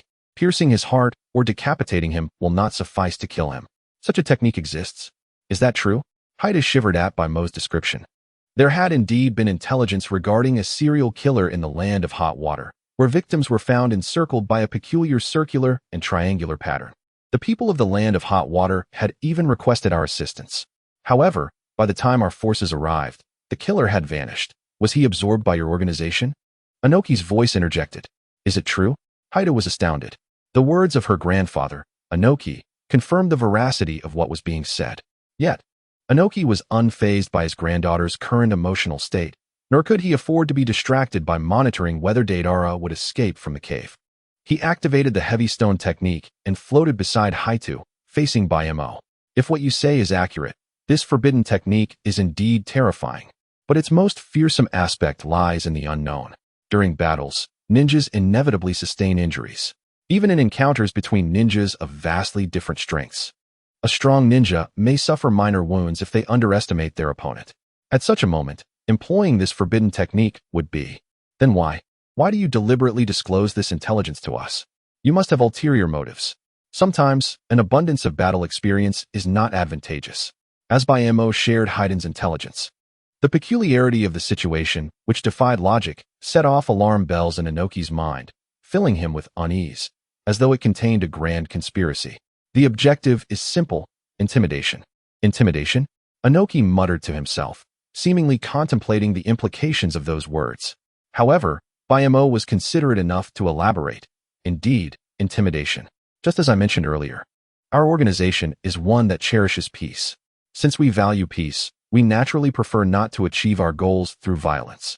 If we can intimidate our opponents into submission, would that not be mutually beneficial? Are you attempting to emulate the yellow flash of your? Upon hearing Baimo's words, Anoki was instantly reminded of that man who made other ninja villages agree to abandon their missions upon encountering him. The Flying Thunder God was indeed fearsome. Had Minato Namikaze not been an upright gentleman, leaving a mark on you or your son, and using the Flying Thunder God at midnight every night, Miss Haida might very well have blonde hair by now. Bayamo pondered thoughtfully. Ugh. Anoki was left speechless with frustration. Suddenly, a piercing scream echoed, drawing everyone's attention. The rock ninja named Shirzuen, who had attacked Bayamo earlier, was now clutching his right shoulder in agony. His right arm had vanished entirely. From the sounds below, it seemed to have abruptly fractured and fallen away. What is happening? Anoki's eyes widened in disbelief. I understand your desire to intimidate, yet I know mere words will not suffice. Since one among you has chosen to openly threaten my life, I trust you are prepared to face the consequences. Bayamo declared, snapping her fingers at the rock ninja named Shirzuen. In an instant, Shirzuen's right leg shattered, blood spraying and staining a nearby rock wall. After losing his leg, Shirzuen could no longer endure the excruciating pain and terror, and his remaining foot, unable to gather chakra atop the steep rock face, plummeted straight down. Thud. He was dead. It is uncertain what circumstances would unfold when Faden encounters a target destined for an early demise. Is this what you refer to as a love for peace? Haita cast a glance at the gruesome mass below, his eyes narrowing at Bayamo. Is this not enough of a testament to my love for peace? It is often said that those who wield weapons inevitably harbor a murderous intent. I merely dealt with someone who sought to take my life. What is the issue with that? As the ancient saying goes, it is better to resolve enmities than to foster them. This implies that when confronted with a foe, one should not contemplate reconciliation but instead eliminate the threat. If you find yourselves unable to endure this moment and wish to accuse me of cruelty, then provide me with a few names, or I shall select at random. And you need not worry. Anoki interrupted Baimo's speech, his demeanor reminiscent of the nightmares he endured throughout his life, particularly concerning Uchiha Madara. Madara possessed absolute power, yet chose not to extinguish their lives. For years, Anoki pondered why Madara spared them. He quickly shook his head, casting aside such thoughts. The opponent was merely cunning, devoid of Madara's prowess. Shin, have you previously clashed with him? Have you acquired his blood? Anoki inquired. There is no need for probing. If we only possess his blood, what then could we possibly call deterrence? Furthermore, every member of our organization possesses strength, at least akin to Deidara's. Do you truly believe that if that individual encountered us, he could merely sustain an injury and survive the blood collection? Baimo chuckled lightly. Who else do you imply? Anoki floated there, still apprehensive to speculate. For instance, you, Lord Tsuchikage. Impossible. Anoki immediately refuted, I have never engaged with you. And even if I had battled other ninjas and sustained injuries, it was long ago. Ha! Old man, did you ever consider that while you may not have been injured, you do suffer from hemorrhoids? You bleed quite frequently. It would be remarkably easy to collect. Deidara's boisterous laughter echoed from the cavern. Upon hearing Deidara's mirth, Anoki and Haito exchanged astonished glances. In truth, they had already accepted that Deidara had fled during Baimo's earlier conversation with Conan. However, they were taken aback to discover that Deidara had yet to depart. Yet, with laughter fading, they soon found no time to dwell on that. The subsequent remarks elicited starkly contrasting expressions from the two. Anoki's face reddened, contorted with indignation, more so than when Baimo had mentioned Minato Namikaze's nightly ambushes. Haito, unable to suppress a laugh, quickly sensed something amiss after her amusement. Goodness, could it be that the blood from your hemorrhoids is being utilized for that dreadful technique? Haida gazed in terror at Baimo. Chapter 30. Haito, I wish to join the Akatsuki. Anoki understood Deidara's character and knew that outside of battle, Deidara possessed little guile. It was nearly impossible for him to contemplate deceiving him at such a moment, especially so openly. Thus, the implication was that he indeed possessed Deidara's blood. As for how it was acquired, Anoki's gaze shifted to the direction Baimo had just spoken to. The adversary had companions adept in infiltration. Prior to today, who would have considered that their blood could be collected without knowledge of the existence of such a technique? What exactly do you seek? Wait. Anoki began to inquire about Baimo's intentions, when Haida anxiously interposed herself between them, her eyes fixed on Baimo. Am I also one of the targets of your intimidation? Of course, Baimo replied with a smile. I have sustained numerous injuries over the years. Tell me, did you collect my blood while I was wounded, correct? Haida's expression turned one of sorrow and fury. She had already pieced together the implications. Among us, male ninjas may not be easily intimidated, but female ninjas, barring the likes of Chiyo, are unlikely to escape unscathed. So what do you say? I say you're absurd. Haida clenched her fists. Tell me, which twisted individual in your organization conceived of this abhorrent notion? Haida, do not act impulsively. Anoki pulled her back. Baimo had shown no hesitation in causing Shin's demise. Anoki could not gamble on whether Haidu would provoke Baimo further. What is it that you truly desire? Do you intend to rule the world through intimidation? Anoki scrutinized Baimo, seeking to ascertain whether he shared the same ambitions as Uchiha Madara. Did I not mention it earlier? We are an organization that cherishes peace. Intimidation is merely a means to engage in equitable dialogue with the 5 great shinobi villages. We, as insignificant forces, find that speaking while standing is disregarded. Only when we compel you to kneel will you listen. Incidentally, our leader's realization of this principle has an indirect connection to Urawagakure. Baimo maintained his serene smile. Connected to us? Anoki rapidly searched his mind for relevant information, but ultimately found none. He glanced at Haitu, seemingly inquiring whether she possessed any recollection. I have no recollection either. Do not worry, old man. You are not yet senile. Haida had managed to regain some composure after the earlier events. Given that the situation had unfolded, there was little choice but to extract as much information as possible from the adversary. With information, there would be opportunities to devise countermeasures. It is entirely normal that you lack recollection. As I mentioned, it is merely an indirect connection. I can share specifics with you without issue. Konoha's Danzo once dispatched his subordinates disguised as IWA ninjas to slay civilians, subsequently framing us for the crime. A classic case of driving the tiger to swallow the wolf, which resulted in the demise of our then leader and the earliest members. Baimo recounted the tragic events of the Amigakure conspiracy with ease.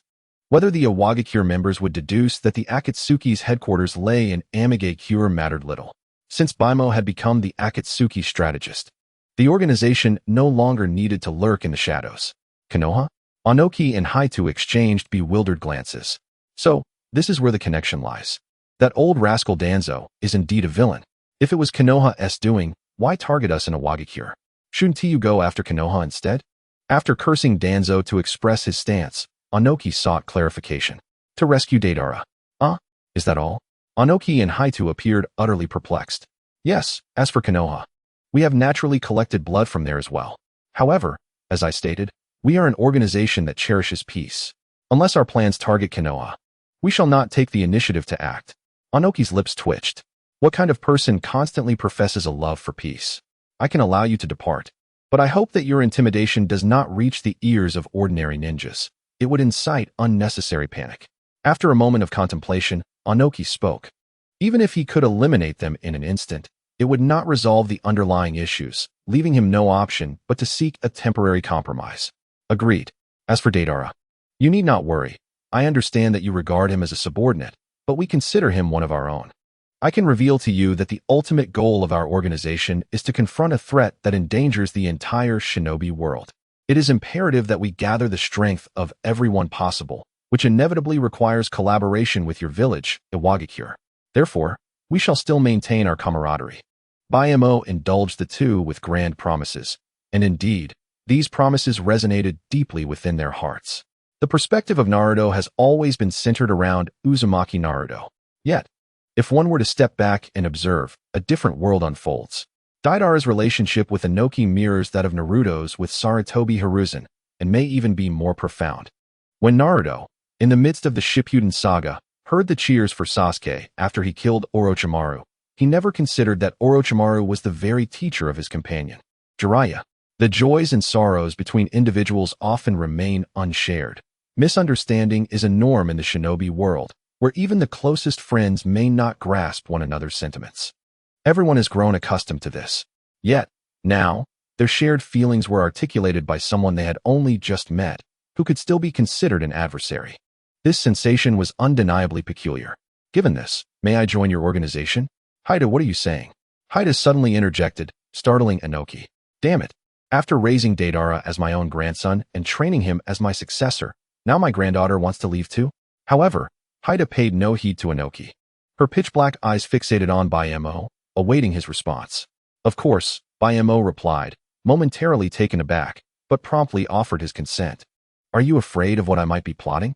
Is it true? You agree? Upon hearing Bai Mo's words, Haitu instinctively thought she had been rejected and was preparing to argue, only to realize the other party had ascended. Are you not concerned that I wish to gather intelligence on you or find a way to destroy the blood samples you've collected? Haitu questioned, perplexed. Inoki, listening from the side, felt his mouth twitch in disbelief. This granddaughter of mine, why does she reveal her heart every time someone tries to deceive her? What is there to fear? If you wish to gather intelligence, you must first understand us. Understanding us will lead to comprehending our intentions. You don't think my stated objective of ensuring the safety of the shinobi world is a mere ruse, do you? Bai Mo shrugged. For someone as rational and composed as Bai Mo, he could be forthright and invite her to join their cause. In Bai Mo's plans, the 5 great shinobi villages were indeed forces to be reckoned with. The challenge lay in convincing the inhabitants of the 5 villages to trust the notions he had shared with the Akatsuki. They would not easily believe, but they could be persuaded through words and actions. However, there exist individuals whose fixed ideologies render them impervious to reason.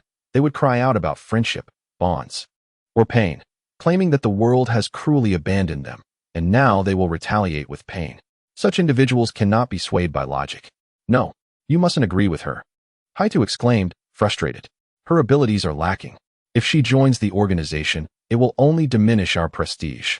Deidara's voice suddenly echoed from within the cave. Huh, Deidara, why are you still here? And what do you mean my abilities are inadequate?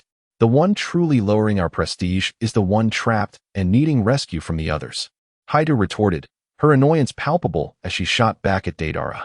After finishing her verbal exchange with Deidara, Haitu tilted her head in realization. Wait, what did you just call her?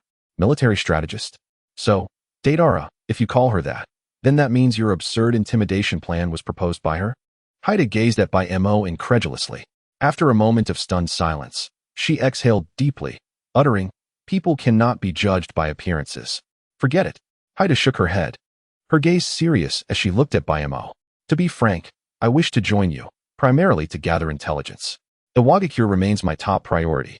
However, if your organization truly operates with the intent of protecting the shinobi world, then I can act as a bridge between you and Iwagakure. At this point, Haitu preemptively interrupted Inoki, who was about to dissuade her. Old man, do not counsel me. I will remember your will, but your views are outdated. Inoki, feeling utterly defeated, retreated to the side and flew downward, issuing commands for the IWNine to withdraw. Deidara, it is time for you to emerge.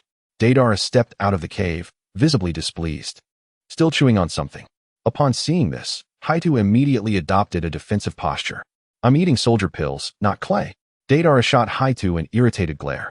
The prospect of having a familiar face join their organization, even if not as a formal member, irked him slightly. Once Inoki had given the order to retreat, and it was nearly carried out, Bai Mo addressed Conan. Now, it is time for you to practice. Bai Mo spoke into the air above. Conan, floating above the rocky wall, gradually revealed herself. Her white wings, crafted from paper, fluttered lightly as she descended to Bai Mo's side. Let us proceed, she said. Bai Mo, he called to Deidara. Let Haitu fly on her own. Deidara summoned a clay bird, leaping onto it and soaring away. She can fly alone? How pretentious. She hasn't even learned the earth release, weighty rock technique, and still relies on a clay bird to take off. Haitu scoffed. Well then, Lord Tsuchikage, we shall take our leave. You should also move away from the mountain. We have prepared a grand display of fireworks for our first meeting. As Bai Mo spoke, he distanced himself from the rocky wall, floating backward. Inoki was momentarily taken aback, only to realize that layers of explosive tags had begun to glow on the rocky wall before him, causing him to panic. Without considering the risk of injury, he hurriedly retreated toward Bai Mo and the others. In the next moment, the rock wall where they had been standing erupted in a series of continuous explosions. It is well known that Conan had prepared 6 trillion explosive tags to deal with Toby and had claimed to have practiced multiple times. This provided Bai Mo with an opportunity for her to rehearse. During the prior exchange, Conan had already adorned the entire cliff face with explosive tags. The cliff's trapezoidal shape, coupled with 2 prominent outcroppings, meant that when it exploded, it would resemble a starfish. Upon hearing the explosions, Deidara turned to look while on his clay bird, momentarily stunned. He halted the bird in midair, and as Bai Mo and Conan caught up, he immediately inquired, military strategist. What was that? Indeed, that was the White Tiger's secret technique, albeit only a preliminary version, Bayamo said, patting Deidara on the shoulder. Deidara, your momentary art pales in comparison to that of the White Tiger. Moreover, your comrade, Sasori, his puppet techniques are not even close to matching the prowess of our leader. Pain. Although it is true that the White Tiger and the leader do not pursue art, if even those who are not dedicated to art cannot surpass others in related fields, then I believe it is best to refrain from lightly claiming the title of artist. Therefore, strive diligently. Deidara nodded earnestly. Surprised, Deidara, how come you didn't retort when reprimanded? When the old man scolded you before, you didn't accept it, did you? The arriving Kuratsuchi observed this scene with some astonishment. What do you understand? The strategist's insights and appreciation of art are beyond your imagination. Oh, by the way, strategist, I wish to know your assessment of Kuratsuchi. Deidara winked at Hakomai. Don't get me wrong. This isn't Deidara suddenly having a whim to play matchmaker. What he meant was to inquire about Kuratsuchi's future, hoping Hakomai would provide an evaluation to enable him to turn the tables and mock Kuratsuchi. Leg shadow? What kind of absurd evaluation is that? Deidara was baffled. Leg shadow, you mentioned that term when you first appeared. What does it mean? Kuratsuchi, hands on her hips, floated in front of Hakomai. The fourth Tsuchikage. Oh, you foresee me becoming the fourth Tsuchikage? You have quite the discerning eye. So this leg shadow is an alias for the fourth Tsuchikage? Upon hearing Hakomai's words, Kuratsuchi proudly raised her chin. Yet, she remained confused. What leg? I don't possess any special ninjutsu utilizing legs. My becoming Tsuchikage must be because there's no one left in Awagakure, right? Deidara shrugged. That could be the case. Hakomai nodded. Kuratsuchi was left in a state of confusion. She was not dissatisfied because Hakomai implied she became Tsuchikage due to a lack of talent in Awagakure, but rather puzzled by the conversation between the two. Why does it seem like they're not discussing possibilities for the future, but rather events that have already transpired? Why speak with such certainty? The scenery there is splendid. Deidara seemed to have noticed a flaw in the previous conversation, whistling twice before suddenly pointing at the distant sunset with a look of surprise. Deidara, that's so fake. Kuratsuchi had a black line appear on her forehead. Strategist. Should we tell her? Or should we silence her? Deidara suppressed his smile and sought Hakomai's counsel. There's nothing that cannot be disclosed. I actually hail from 20 years in the future of the ninja world, aware of events yet to unfold. What I just shared with you and that Tsuchikage was about the impending invasions of the ninja world, where the 5 Kages will be powerless against the strength of these invaders. Your repeated candor is giving me a headache. Kuratsuchi cradled her head. Upon hearing this, one would normally be skeptical, yet for some reason, after the series of events that just transpired, Kuratsuchi instinctively felt that Hakomai was not deceiving her. So, how is Awagakure faring in the future? Kuratsuchi did not ask Hakomai for proof, but directly inquired. Chapter 32. The future of Awagakure just the same as now. Initially, Kuratsuchi had hoped for some pivotal information from Hakomai, but upon hearing those 5 words, she was momentarily taken aback and then furrowed her brow. Those 5 words sounded like something a lowly con artist would say. They were far too ambiguous. Your Awagakure is currently experiencing a shortage of talent, correct? Hakomai disregarded Kuratsuchi's expression and continued. You've even gathered this intelligence? Kuratsuchi snapped back to reality, somewhat astonished. So this isn't vague. They are well aware of the current situation in Awagakure? It must be due to the last ninja world war, where the third Raikage's overwhelming might decimated too many. Right? As Hakomai spoke, he smirked. In truth, all 5 great ninja villages have endured a reduction in combat strength. Only Kumogakure fared slightly better, having lost merely 1 Kage. Kirigakure's bloodline clans were purged by their own, and the 7 ninja swordsmen were reduced to mere shadows of their former selves on the battlefield, their strength significantly diminished. Sunagakure suffered severe budget cuts, making them the most unfortunate batch. As for Konoha, it can only rely on the fact that a starving camel is still larger than a horse. In the future, during the 4th Ninja World War, the reanimated 2nd Mizukage will confront a multitude of shinobi from the Awagakure, Kirigakure, and Sunagakure. Indeed, has Awagakure still not developed after all this time? Kuratsuchi's face was filled with worry. Do you wish to know the reason? Hakomai asked. It must be because I am too incompetent. It can't possibly be the old man's fault, right? How many years can he possibly have left? Sigh. Kuratsuchi's tone was laden with self-reproach. Kuratsuchi was a confident individual, having never faced significant setbacks in her life, much like Konohamaru. The few matters that could bring her down were quite limited. In fact, Inoki lived to see the time 20 years later. Then it must be that old man's problem, that stubborn old fool. I wondered how I could let a Wagakure. Upon hearing Hakumai mention that Inoki was still alive at that time, Kuratsuchi swiftly shifted the blame. In reality, none of you are faring any better. Am I becoming a stubborn old fool too? No, even in 20 years, I wouldn't be old. Kuratsuchi began to doubt herself again. Due to the talent shortage, Inoki chose to create artificial humans to protect the younger generation of Awagakure ninjas. One of them, created from his cells, is the artificial Inoki, who can utilize dust release. Another named Quartz, made from Daidara cells, can use explosive clay. Hakumai recounted Inoki's actions in the future. What? That old man dares to defile my art. Daidara, who had been listening on the side and enjoying Kuratsuchi's plight, suddenly heard about his own affairs, specifically, the use of his cells for explosive art. Rest assured, those artificial beings will soon spiral out of control and perish, and Inoki will meet his end alongside his dust-release artificial human. Oh. Upon hearing that they would be gone, Daidara no longer cared. As for whether Inoki lived or died, it was of no consequence. He had lived for so long. It was about time he met his end. That's good. That artificial human project should have been halted by my future self, right? Kuratsuchi sighed in relief upon hearing this. The news of Inoki's demise did not concern her either. It was halted. Do you think this is a good thing? Hakumai looked at Kuratsuchi and replied coolly. Isn't that artificial human project ethically questionable? Kuratsuchi was puzzled upon hearing Hakumai's question.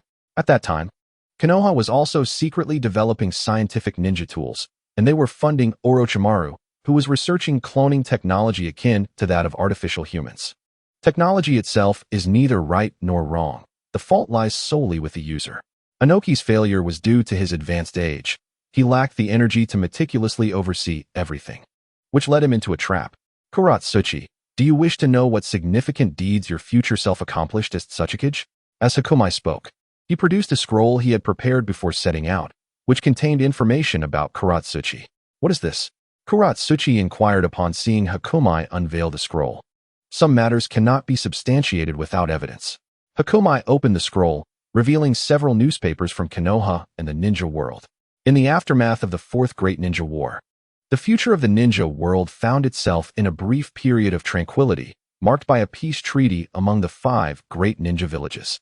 However, the feudal lord of the Earth Country harbored ambitions to invade the smaller nation of the Flower Country, demanding the assistance of the Awagakure.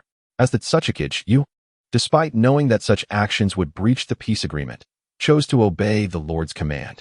In an effort to uphold a semblance of righteousness and avoid the stigma of disrupting peace, you engaged in a heated argument with the Hokage of Konohagakure, accusing them of developing scientific ninja tools.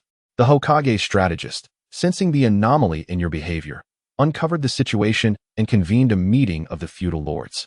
The other 4 lords applied pressure on the Earth Country's lord, and ultimately, the Fire Country ceded back the territories it had previously occupied, thus resolving the matter. As Hakumai recounted the events, Kuratsuchi perused a newspaper. The content of the paper was not as overt as Hakumai's narrative. Nevertheless, Kuratsuchi harbored no doubts regarding Hakumai. As the granddaughter of the Tsuchikage and the future successor, Kuratsuchi understood the nuances of such matters. Certain truths must remain unspoken. The newspaper contained reports about the death of Inoki and disturbances caused by artificial beings, yet there was no mention of Inoki's mistakes, seemingly to afford the elderly hero of the ninja world a dignified conclusion. The reports on the feudal lord of the Earth Country were similarly vague, only alluding to disputes among the Tsuchikage, Mizukage, and Hokage, and the convened meeting, with no specifics provided. This was quite normal, after years of a ceasefire agreement. It was improbable for news of a sudden intent to breach such an accord to emerge, just as Inoki had wished for Hakumai and the others not to disclose matters of deterrence to the common folk to avoid inciting panic. What should I do? Kuratsuchi returned the newspaper to Hakumai, her gaze clouded with confusion. This reality was far removed from her expectations. She had thought that knowing the future would empower her to instigate change, to forge a better path. Yet, it seemed there were no choices available. Perhaps, she pondered, she should abandon her aspirations to become the 4th Tsuchikage? Are you contemplating that even with knowledge of the future, change is unattainable? leading you to hesitate in inheriting the position of Tsukikage? Hakomai observed Kuratsuchi's expression and chuckled softly. How did you know? Kuratsuchi turned to Hakomai in surprise, astonished that he had so readily discerned her thoughts. Change is indeed possible, Hakomai smiled at her. How can we change? Convince the feudal lord? Kuratsuchi's face fell. Eliminate the feudal lord. Chapter 33. Kuratsuchi faces manipulation. What did you just say? Kuratsuchi exclaimed, astonished, blocking Hakomai's path, her eyes fixed on him. How could we kill the feudal lord? Do the ninjas of the 5 great villages have their minds implanted with ideological steel seals, controlled by the Ketsukami? Compelled to be loyal to the feudal lord? Hakomai smiled faintly, repeating himself while posing a question in return. Provoked by Hakomai's words, Kuratsuchi felt a rebellious spirit rising within her. However, she dared not fully embrace Hakomai's perspective, opting instead for another angle. If we, Iwagakure, were to slay the feudal lord and seize control of the Earth Country, the other 4 lords would not remain passive. They would rally their respective villages to attack Iwagakure, and I would then be the sinner. Sighing, Hakomai shook his head, choosing not to elaborate further as he continued towards the direction of Amigakure. Kuratsuchi stood frozen, taken aback by his abrupt departure. She had anticipated Hakomai would present a method to persuade her, yet he had simply walked away. You must tell me what was flawed in my reasoning. Kuratsuchi gritted her teeth and used the heavy stone technique to hastily catch up to Hakomai, grasping his arm with a pleading tone. You desire progress, yet resist change. You aspire to be the best, but fear to be the first to step forward. From establishing the ninja village system to ninja academies to the Umbu, you have repeatedly imitated Konoha, merely echoing others' wisdom without contemplating any autonomous transformations. Do you think this is child's play? This is a revolution, one that challenges the authority of the feudal lords and the remnants of the old era. In times of great conflict, the strong thrive while the weak perish. If you fail to act against the feudal lord today and refuse to change, others will inevitably rise to slay him in the future. Not only him, but they will also target Iwagakure and the others in the Earth Country. You will remain indifferent, merely continuing to heed the feudal lord's commands, becoming a mere pawn in the hands of the Otsutsuki clan. In that moment, you will watch, kneeling, and beseeching the heavens for a savior. If fortune smiles upon you, the savior may succeed, allowing you to continue your existence. If misfortune befalls you, you will all meet your demise. At this juncture, Hakomai glanced back at the hand gripping his arm. I had presumed that Tsukikage's objective was to lead the Earth Country and Iwagakure towards prosperity. Yet it seems that Tsukikage is merely a servant. The sting of Hakomai's words pierced deeply into Kuratsuchi's heart, nearly causing her to release her grip. Her chest heaved with emotion as she opened her mouth, struggling to formulate a retort but finding herself utterly speechless. Is the status of the feudal lord truly so advantageous? Conan, the feudal lord of the Rain Country, has long been absent, has he not? Perhaps I should assume the mantle of the Rain Country's feudal lord. At that point, I could convene a meeting of the lords, negotiate with them, offer them some incentives, and request that they send over young, beautiful female ninjas like Kuratsuchi. Don't ask me. Conan shot Hakomai a look of disdain, declining to elaborate further. How outrageous. Do you regard us as mere commodities for trade? Kuratsuchi's voice carried a hint of indignation as it echoed from behind Hakomai. When did you develop the illusion that you are not a tradable commodity? Let me ask you, if the feudal lord of the Earth Country were to issue such a command, would you comply? Don't tell me you could accept the command to breach the peace agreement and instigate war, yet would resist disobeying the feudal lord on such a trivial matter. Now, consider this from another perspective. If the feudal lord of the Earth Country presented you with 2 options, one to assist him in waging war, and the other to serve as my foot servant, which would you choose? Hakomai glanced back over his shoulder. Some truths are best left unsaid. Kuratsuchi fell silent once more. Hakomai's words had effectively stripped away the veil of pretense, laying bare the reality that the so-called Tsukikage was merely a servant. Neither considering the interests of the ninja village nor her comrades, her foremost principle was the feudal lord's command. What should I do? Kuratsuchi's resolve began to wane. Her voice softened, and her grip on Hakomai's arm loosened. Abolish the feudal lord system and seize complete control of the Earth Country in your capacity as Tsukikage, manifesting your ambitions. Concentrate all resources, ensure equitable distribution, and foster comprehensive development in economics, technology, diplomacy, and more. Do not tell me you lack such capability. Based on the intelligence I have gathered regarding the various feudal lords, it is evident that they and their high-ranking subordinates are nothing more than useless figures enjoying their positions without merit. Even the future of the ninja world revolves around the ninja villages, with all new technologies emerging from them. The feudal lords are merely parasites, leeching off the ninja villages and ordinary villagers. In other words, even if a dog were tied to the position of the feudal lord, there would be no change. If you believe you are inferior to even a dog, then consider my words unspoken. After Baimo completed the first part of his discourse, Heitu was about to express her lack of experience in governing a nation, only to be preemptively silenced by Baimo's insight, leaving her momentarily at a loss for words. Isn't that exhausting? Heitu inquired softly, her question indicating a concession to Baimo's perspective. Not at all. For I have reformed the shadow system post-revolution. Only significant events necessitate the shadow's decisive intervention. Baimo produced a new scroll, tossing it behind him, revealing that the fifth Mizukage had acquired his scroll and was poised to implement changes in the hidden mist village. The fifth Mizukage? Isn't the fourth currently in power? Heitu asked, perplexed as she received the scroll. The fourth abdicated due to the calamities inflicted upon the village by the blood mist.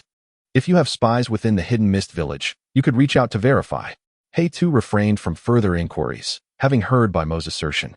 She was inclined to believe it, recognizing that this matter could indeed be confirmed through a lurking spy. If none were available, sending someone to investigate would suffice, as the new Mizukage's ascension would hardly be a secret. Upon learning that the fifth Mizukage was an ally, Heitu's confidence ignited, providing her with newfound motivation. I never imagined the Mizukage would be persuaded before I had the chance. You should have mentioned it sooner. Heitu chuckled. With companions and precedents in place, she found it easier to accept actions that previously seemed audacious. What are your plans now? It was Baimo's turn to inquire of Heitu. My current strength is insufficient. I wish to train here to enhance my abilities before addressing the matter. No need, Deidara interjected, interrupting Heitu, raising his ring-adorned hand with a grin. After understanding the endeavors of Itachi, Kisame, and the strategist in the Land of Water, I surmised the strategist's grand ambitions. Thus, during my return to the village, I conveniently airdropped a modified C4 over the Land of Earth's daimyo's residence. So, Heitu, you should be thankful. Now hurry back to fulfill your duties as Tsuchikage. Do not entertain thoughts of joining our organization. Deidara's C4 was not the explosive from CS, but rather a technique he had initially devised to eliminate Itachi. The technique, C4 Garuda, involved creating a doppelganger filled with microscopic explosive spiders, which, upon detonation, would disperse in the air, leading to total destruction of the human body. The modified C4 Deidara referred to eliminated the initial step of using the doppelganger for the first wave of damage. Instead, it directly rained down the miniature explosive spiders, which would only detonate upon being inhaled into the body. This meant that in the air, there would be no reaction. Only when inhaled would the body be utterly obliterated.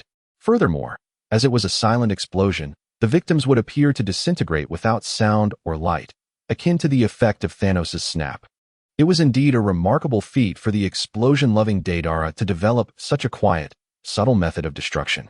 Chapter 34. The War Between Owagakure and Kumogakure. What? Heitu exclaimed in shock upon hearing Deidara had preemptively dealt with the daimyo of the Land of Earth. Please tell me you didn't go to Owagakure for this. Baimo, only now learning of Deidara's actions, was momentarily speechless. It was evident that each member of the Akatsuki was an unpredictable variable, even when their intentions were seemingly noble. Much like the time Nagato had unleashed the planetary devastation upon him. Now Deidara had assisted in the demise of the Land of Earth's daimyo. Not at all. I went to enhance my art, Deidara vehemently denied. However, Heitu no longer cared about Deidara's true motives. This was akin to being forced into a situation without preparation. Oh, by the way, Heitu, you'd better return quickly. Whether you take up the mantle of Tsuchikage or pursue your aspirations is secondary. Should anyone inadvertently trespass into the daimyo's residence to investigate, they may not return. You need to warn them.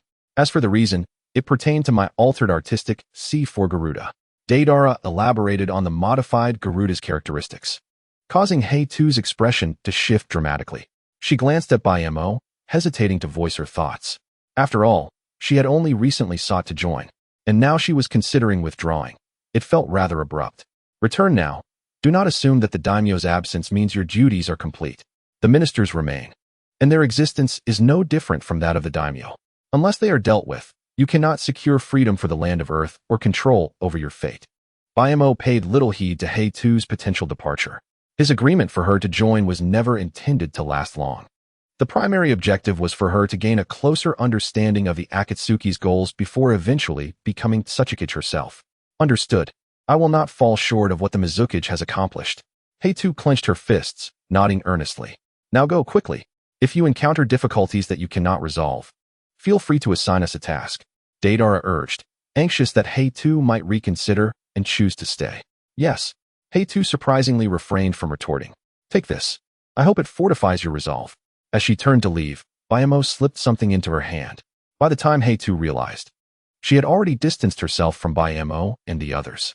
Upon examining the item, Hei-Tu discovered it was a photograph.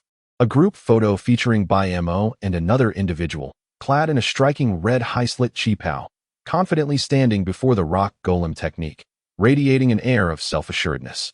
The complex chakra control required for the jutsu was something she had yet to master. No wonder she was dubbed the Leg Shadow. Hei-Tu gazed at her long legs in the photo, then glanced down at her current self. At just 15, surely she would continue to grow? She carefully stowed the photograph in her ninja tool pouch. Its presence solidified her trust in Baimo's previous assertions. Otsutsuki. Hei-Tu recalled how Baimo had seemingly hinted at the name of a future adversary during their earlier exchange. She also reflected on Deidara's risk of exposure while infiltrating a Wagakure to procure a scroll that could enhance his power. She too must strive to cultivate her strength. It became clear why the scroll aimed to alleviate the shadow's workload. With this realization, Hei-Tu clenched her fists and hastened her return to a Wagakure. As I previously mentioned to Bayamo, Hei-Tu and the Mizukage from the distant village of Kirigakure have become allies and formidable rivals in their own right. Xiaonan, please relay a message to Kisame of the Land of Waves, informing him that she is not alone. The fourth Tsuchikage from a Wagakure is her comrade in reform. Understood. As Xiaonan agreed, she cast a sidelong glance at Bayamo. First, we inform Hei-Tu that the Mizukage has acted, and now we let the Mizukage know that the Tsuchikage has also taken action. This is a quintessential Ponzi scheme.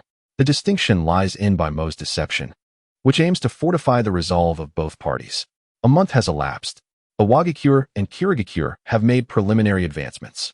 Due to its overseas location, any upheaval in Kirigakure has remained undisclosed, known only to Wagakure, which deliberately dispatched ninjas for reconnaissance.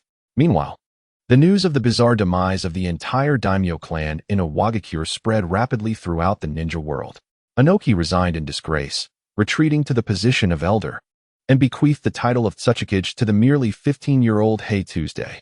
With the daimyo absent, the Tsuchikage emerged as the supreme leader of the land of Earth. The ministers, eager for power and profit, were swiftly quelled. Freed from the mental shackles imposed by the daimyo, Hei-Tu no longer felt compelled to heed their commands, let alone those of the ministers.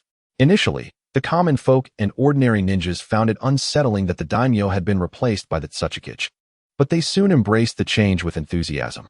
Armed with intelligence from Wagakure's information and covert departments, Hei-Tu effortlessly seized control of all resources. At this juncture, Hei-Tu promptly initiated reform as dictated by Baimo's scroll. The reallocation of resources benefited nearly everyone, including the common villagers of the land of Earth, who enjoyed a reduction in taxes by half. In terms of ninjas, rewards for missions, as well as compensation for injuries and fatalities, were significantly increased. Even if a minister dared to assert their claim to the daimyo's position, they would find no support. I could endure the darkness if I had never glimpsed the light. However, such audacious actions by a Wagakure would naturally raise alarms among the other daimyos. Even though intelligence suggested that a Wagakure was not responsible for the extermination of the daimyo clan, the ultimate beneficiary of the situation was undeniably the Tsuchikage. They could not fathom that a mere 15-year-old girl could govern the land of Earth without the shadow of Inoki orchestrating events from behind the scenes. The daimyo of the Land of Fire exhibited no reaction, merely augmenting the number of guardian ninjas in silence. The daimyo of the Land of Wind seized the opportunity to further reduce the funding for Sunagakure, insinuating that any dissatisfaction from them would imply treachery, akin to a Wagakure's actions. The daimyo of the Land of Lightning, previously subdued under the authoritative Reikage, sought merely to protest a Wagakure's conduct. only to have the Raikage declare a desire for war against a Wagakure for disrupting the established norms of the ninja world. Given the circumstances, what more was there to discuss? The daimyo of the Land of Lightning readily concurred, even enhancing his favor for the Raikage. At this moment, the Land of Water has transformed into the battleground for the conflict between a Wagakure and Kimogakure. Both Kages have arrived at the front lines. I paid to hire your organization, and you send only the two of you? Hei-Tu lamented, gazing at the familiar Baimo and the sole masked man beside him. Actually, it's just me. This individual is here for other matters, Baimo replied, turning to Kakuzu. Kakuzu, according to the intelligence, the current leader of Takigakure is competent. Would you like to negotiate with him? Kakuzu nodded silently, then recalled something and muttered in complaint. These days, Deidara has been an incessant annoyance, making it difficult to earn money properly. Deidara had traveled to a Wagakure to obtain ancient scrolls, hoping to draw inspiration for optimizing his explosive clay. The optimization had to be gradual. First, he needed to ensure that the explosive clay derived from Earth release was not countered by Lightning release. Additionally, he pondered how to inflict damage on the Akatsuki clan, known for their ability to absorb ninjutsu. Among the Akatsuki, only Kakuzu possessed mastery over Lightning release. Thus, while managing the economy of Amigakure, Kakuzu also had to spare time to train with Deidara. As Deidara's ideas proliferated, so too did the frequency of their sessions. Eventually, Kakuzu grew so exasperated that he suggested Deidara incorporate explosive tags into his clay. Explosive tags, being of fire attribute damage, would render the clay immune to Lightning release. He even proposed the tactic of initially omitting the tags, leading opponents to believe that Lightning release could counter the explosive clay before introducing them unexpectedly.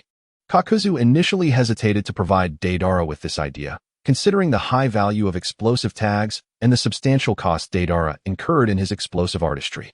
However, with Deidara's relentless pursuit, Kakuzu found it increasingly difficult to focus on developing Amigakure's economy. Thus, he recalled Baimo's words from their first Akatsuki meeting about maintaining a long-term perspective and not becoming entangled in immediate gains. First, let us placate Deidara, earn substantial profits, and the cost of explosive tags will pale in comparison. Yet, Deidara insisted that explosive tags, being such rudimentary ninja tools, were unworthy of mingling with his art, deeming it plagiarism, something an artist could not tolerate. This pushed Kakuzu to the brink.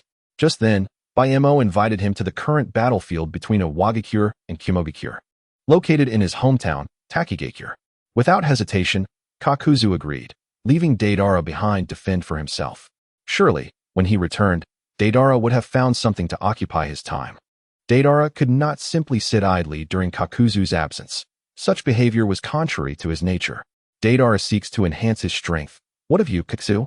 I heard there's a hero's water in Takigakure, which, when consumed, reduces lifespan but greatly increases chakra. Why not give it a try? Your lifespan is tied to your heart, so a reduction in lifespan should be inconsequential, right? Baimo's words took Kakuzu by surprise. Could it be that the ancestors of Takigakure established the village relying on these two elements? Kakuzu fell into contemplation but quickly dismissed the thought. While there is indeed synergy between the hero's water and the earth grudge fear, it bore no relation to the establishment of a ninja village. After all, those who had dispatched him to assassinate the first Hokage were incompetent higher-ups unworthy of wielding such power.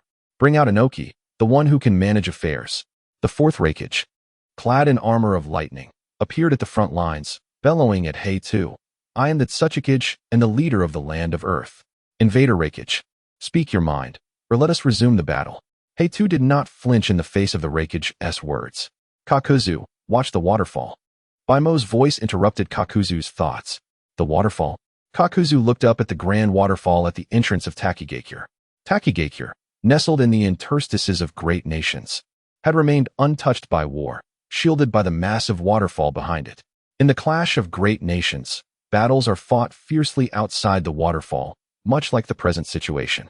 Jiao Du, observing the waterfall, suddenly sensed a subtle disturbance. Was someone emerging from the waterfall? Shouldn't Takigakure be securing its gates and dispatching guards to the sole entrance during this conflict between two major ninja villages? How could anyone dare to venture out? Or did Jiao Du, acting swiftly, unleash a ground curse technique, propelling his fist towards a ninja just surfacing from the waterfall, piercing through their body? He retracted his fist, bringing the lifeless ninja before him. A cloud ninja? Jiao Du kicked the deceased figure, revealing their forehead protector. It was not from Takigakure, but from Kumogakure, the village currently engaged in battle. Along with the ninja, he also held tightly a large bag. Upon opening the bag, Jiao Du revealed a girl with blue-green hair, sealed by a jutsu that blocked her chakra and muffled her cries. Initially filled with panic and fear, upon seeing Jiao Du, her eyes sparkled brightly, her mouth still making muffled sounds. His actions were strikingly evident during this temporary ceasefire, as shadows exchanged glances. Reikage, witnessing the slain cloud ninja and the target within the bag, was taken aback. As the fastest ninja in the current ninja world, he instantly appeared before Jiao Du, aiming to seize the girl. Faced with such speed, Jiao Du could hardly react. However, Reikage's electrified arm was firmly grasped by another, preventing any advancement. Reikage looked up at Mo, astonished that in the ninja world post-Namikaze Minato's demise, someone could keep pace with his full speed. Reikage, why does Kumogakure constantly covet the Jinchuriki of others? Are you not afraid that others will abduct your own? Mo's tone dripped with subtle mockery. He had previously pondered the motives behind Kumogakure's declaration of war against Iwagakure, wondering if there was a deeper significance. It turned out to be a simple guise for ulterior motives. Previously, during his visit to Kanehagakure, he attempted to abduct the Nine-Tails Jinchuriki, inadvertently facilitating a bond under the moonlight. Now he sought to capture the Seven-Tails Jinchuriki. In the past, he often sympathized with Reikage, who, despite being a rugged man uninterested in women, was stereotypically portrayed as a protagonist due to his dark skin and muscular build. Reflecting on it now, Reikage's intentions were not directed towards women, but rather towards Jinchuriki and the bloodlines of other ninja villages. The Seven-Tails Jinchuriki, Fu, blinked, her cheeks flushing as she caught sight of Mo's appearance illuminated by the lightning on Reikage's arm. You seem unfamiliar. You're not from Iwagakure? Reikage inquired. He is a mercenary I hired, Kuratsuchi answered from behind. Mercenary? Huh, you must be well paid, but at the cost of your life, right? Can't you come up with something more original? Reikage retorted. Are you capable of performing your father's hell stab technique? Humph, you've heard of my father's renown. Can you or can't you? I cannot, but dealing with you requires no such technique. What about the two-handed technique? Or the dual-handed technique? Perhaps even the elementary school technique? With such a low level of education, it's no wonder you only think of raiding Takigakure for Jinchuriki. Failing to recognize this as a golden opportunity for Kumogakure's growth, Mo released Reikage's arm, allowing him to retract it. What do you mean? Reikage asked, frowning. Initially, when I heard Tsuchikage mention Kumogakure declaring war, I thought Reikage intended to suffer a defeat, showcasing the chaos caused by the third Reikage's reign, leaving Iwagakure in disarray with a dwindling population. Yet, merely over a month after reform, all the ninjas were invigorated, united as one, with resources flowing continuously. Kumogakure didn't lose due to strength, but rather due to logistics, morale, and systems. Then you could seize this opportunity to emulate Tsuchikage's approach and implement new systems. Not to mention abolishing the rule of the Land of Lightning's daimyo, at least establishing a constitutional monarchy to shift most powers, especially resource control, from the daimyo to the ninja village and its leaders. Mo's words resonated deeply with Reikage. This was indeed what he aspired to achieve. Yet he had never considered this perspective until now, articulated by his adversary. Thank you for the reminder, but we must still take the Seven-Tails Jinchuriki back. Reikage snapped back to reality, expressing his gratitude to Mo before attacking once more. Chapter 36. Kumogakure's Hakimi with a powerful blow, Reikage was sent flying. Sliding across the ground for a distance, he finally came to a halt. It seemed the previous encounter was no mere coincidence. Reikage glanced at the shattered armor on his shoulder, then focused on Mo, who was preparing to strike again. He realized during their first encounter that Mo had intercepted him, understanding that Mo's speed was not superior to his own. The reason he managed to block him was likely due to his preemptive action. This time, as Reikage spoke, Mo acted first again. Instead of merely seizing his arm, he launched a direct punch aimed at Reikage's face. Reikage narrowly dodged, but the attack landed on his shoulder, revealing Mo's superior strength. This was indeed formidable. Many ninjas in the ninja world exhibited high attack but low defense or speed, yet the Reikage lineage was characterized by high attack, high defense, and high speed. Only a ninja excelling in a specific area could surpass him. Reikage, it seems you did not bring the Two-Tails Jinchuriki this time. You should be aware of the role a Jinchuriki plays on the battlefield. Are you not concerned about total annihilation? If you were to utilize the power of the tailed beast, it would hinder your aspirations to reform Kumogakure, as I mentioned earlier. The presence of a tailed beast is too conspicuous. You cannot conceal it. Everyone would know Kumogakure lost because it lacked a tailed beast, not due to Awagakure's new system.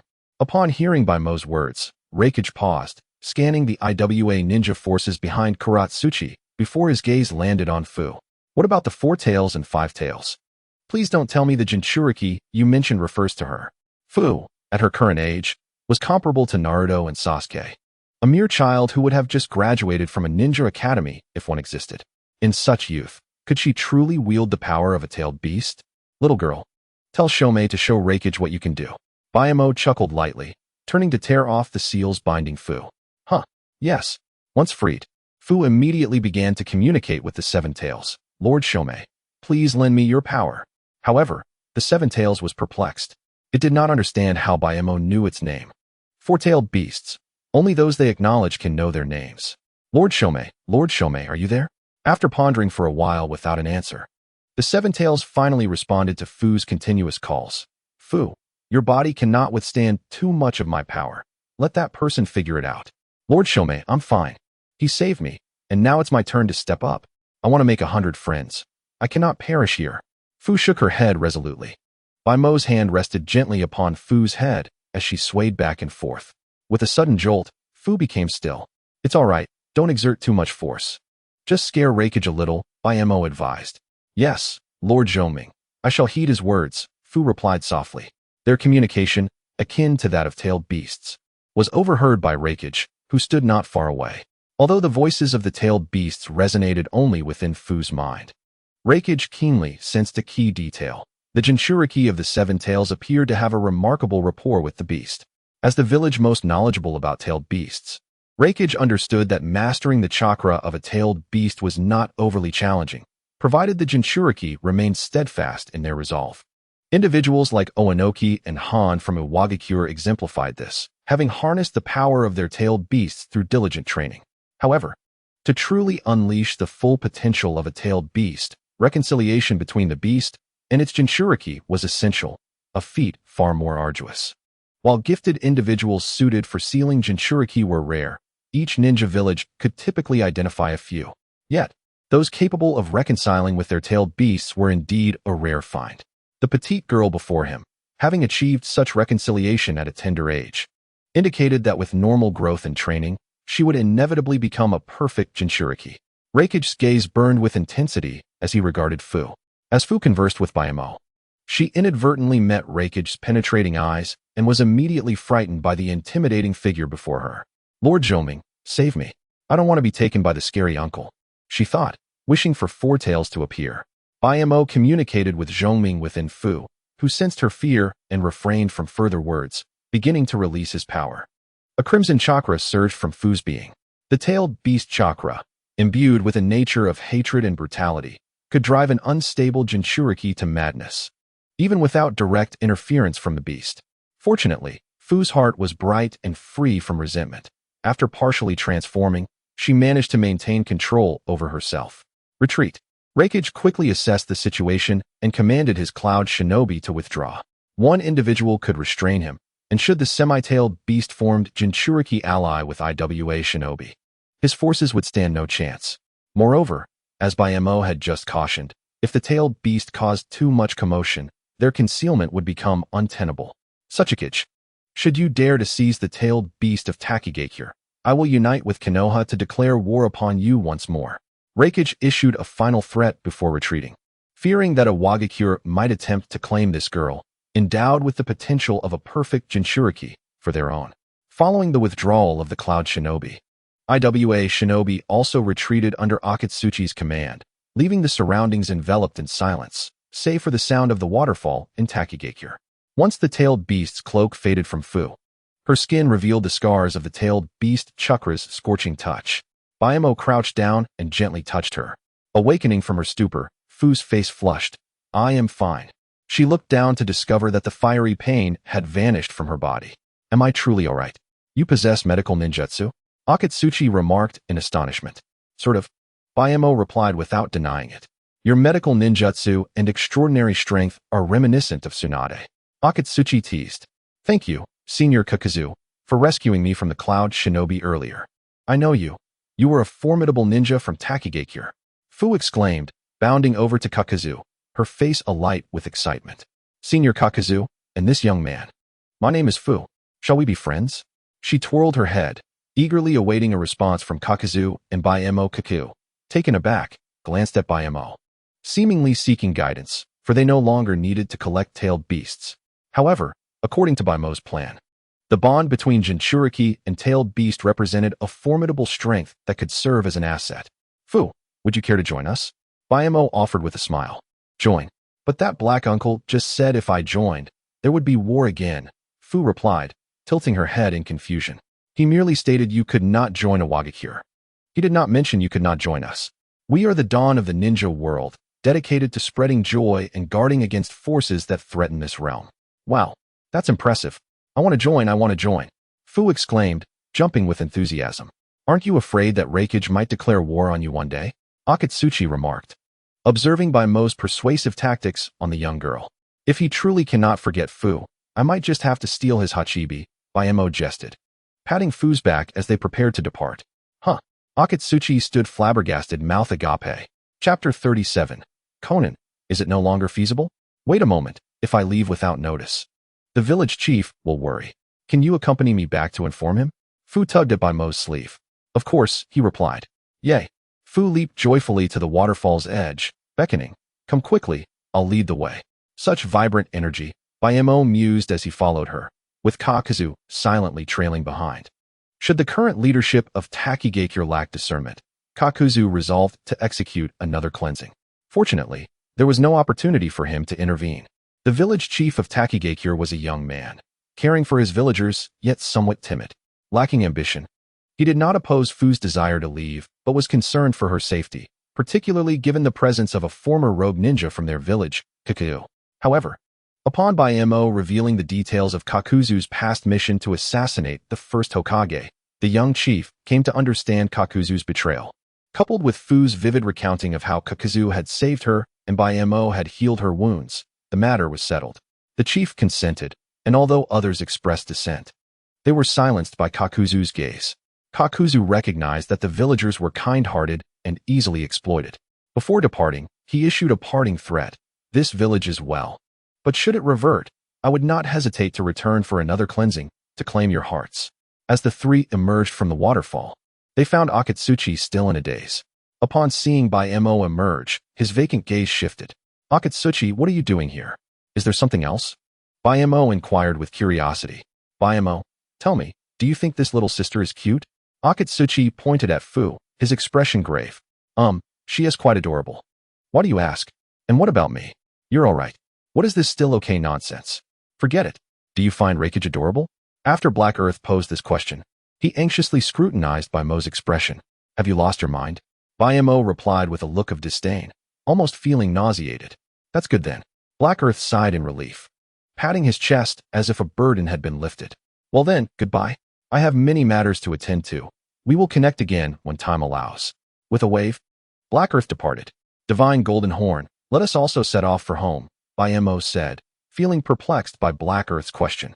Strategist, you and she can return first. I will take my time walking back. Why? The completion of this mission was too swift. If I return now, Deidara will likely come to trouble me. I shall remain outside a few more days. All right. Bayamo grasped Fu's hand and leaped into the air. Fu instinctively unfurled her wings, flapping them a few times at her waist, only to realize she didn't need to control her flight at all. How can you fly without wings? Fu curiously turned to look behind Bayamo, tilting her head in confusion.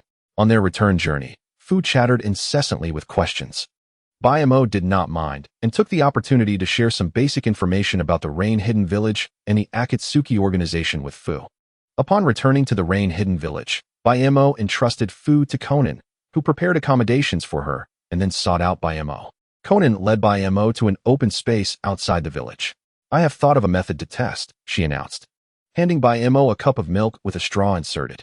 What does this mean? Bayamo inquired. Take a sip. Bayamo complied and drank a mouthful. Immediately afterward, Conan retrieved the milk Bayamo had sipped, turned her head away, her cheeks slightly flushed, and quickly took a sip herself. Without waiting for Bayamo to say anything, Conan threw 2 explosive tags at a nearby tree. Boom. The tree exploded, splitting into 2. Is that all right?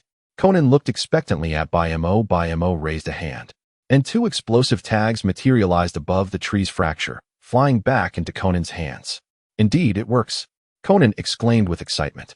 This newfound ability was acquired by Bayamo over the past month, previously mistaken by Black Earth for a medical ninjutsu when he restored Fu. As mentioned earlier, Bayamo had considered consulting Nagato to test if he could activate this ability before approaching Itachi. This power was indeed awakened by Itachi's eternal Mangekyo Sharingan. Over the past month, the Land of Waves had also seen basic improvements and developments, though still lagging behind the changes in the Land of Earth. Kisame, in accordance with Bayamo's planned strategy, contacted a film crew, coincidentally, one of whom needed to issue an escort mission. Bayamo visited them again, conversing with the crew leader and reaching a cooperation agreement. The individual issuing the escort mission also chatted briefly and secured the task for 2 weeks later. The reason for the 2-week delay was that they needed to film in the vicinity for a while longer. Having completed these matters, Bayamo felt his energy had accumulated sufficiently and sought out Itachi, requesting him to use Amaterasu on himself. Itachi, astonished, complied, aiming for Bayamo's left hand while remaining ready to retract at any moment. This flame, reputed to burn eternally, awakened another indomitable ability within Bayamo, which he aptly named Crazy Diamond. However, this ability differed significantly from his previous powers like Scarlet King and New Moon, as well as the original Crazy Diamond in JoJo. The original Crazy Diamond could not heal itself, a core limitation. Yet, Bayamo's restoration ability could indeed mend itself. His power was born from the continuous repair during the unceasing burn of Amaterasu. Upon returning to the rain-hidden village, Bayamo began to explore his abilities further.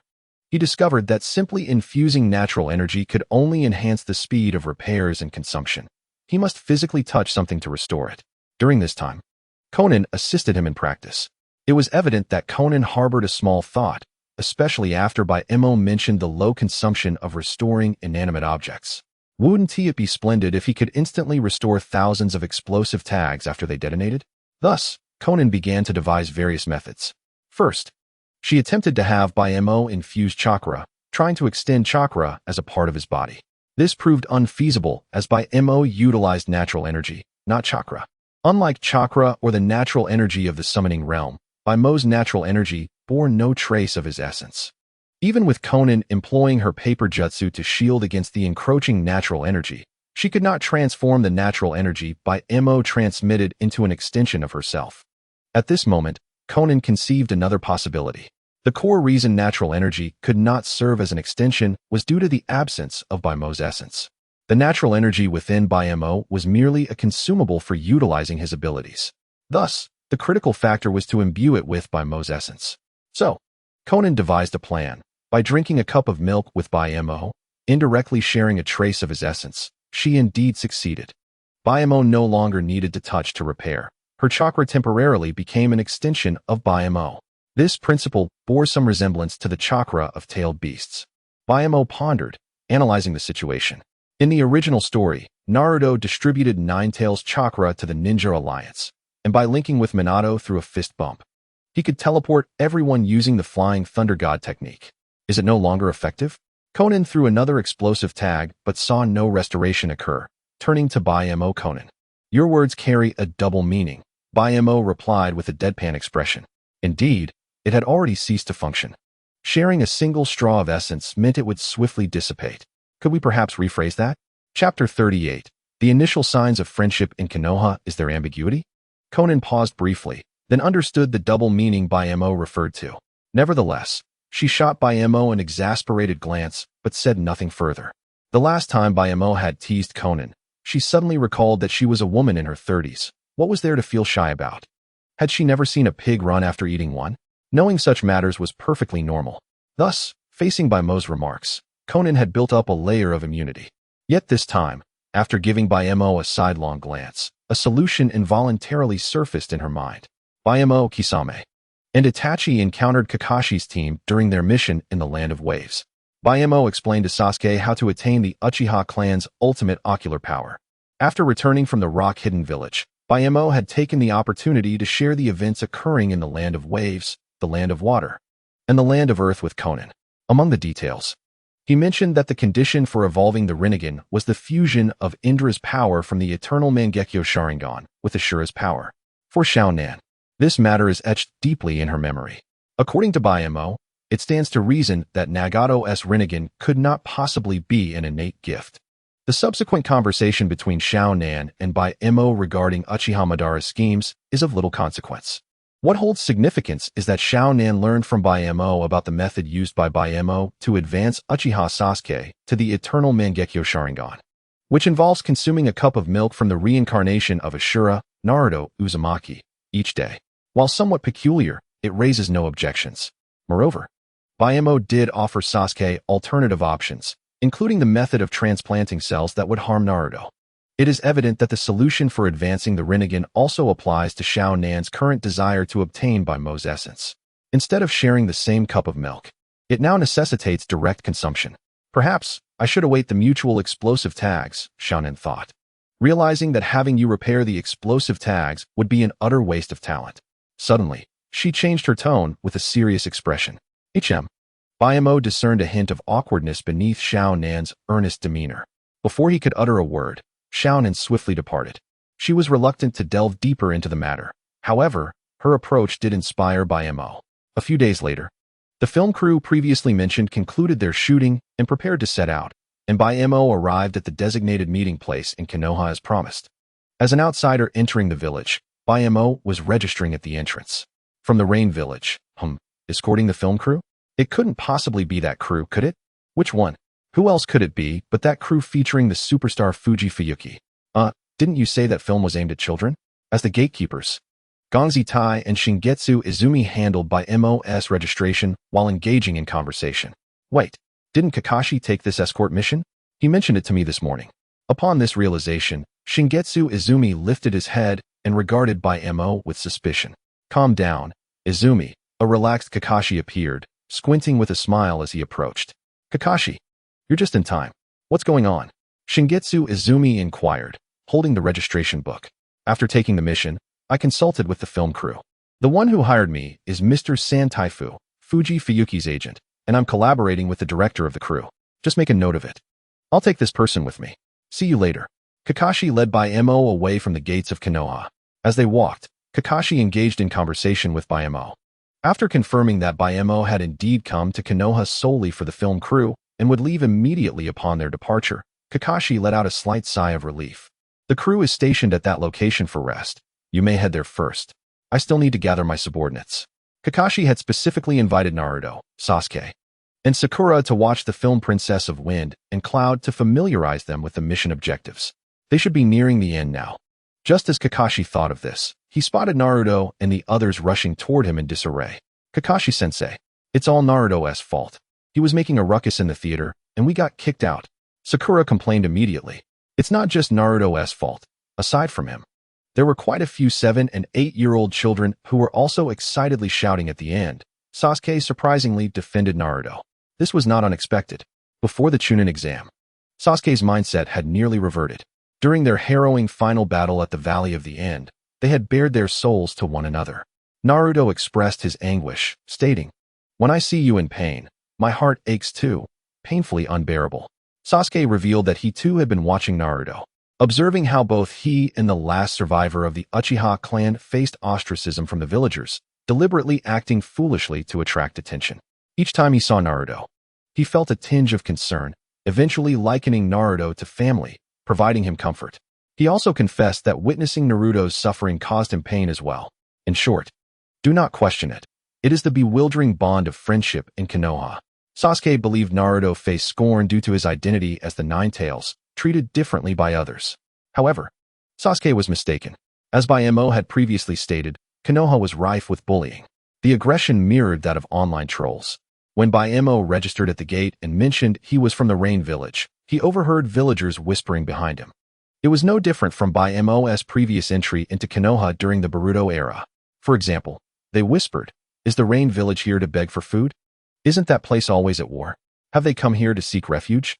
There's no sunlight there. Stay away, lest you catch rheumatism. Guard your wallets. That place is full of thieves. If one were to say anything, the future of the Rain Village, while dilapidated, at least nominally belonged to the peace agreements of the shinobi world.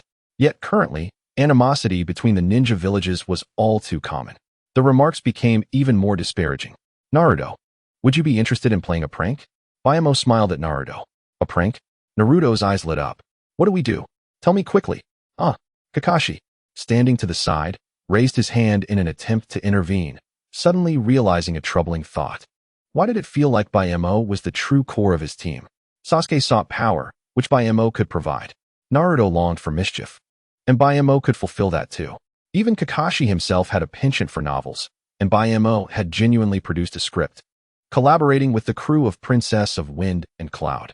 As for Sakura, Bayamo's handsome appearance was also a source of satisfaction. Wait, let us first head to the crew's location.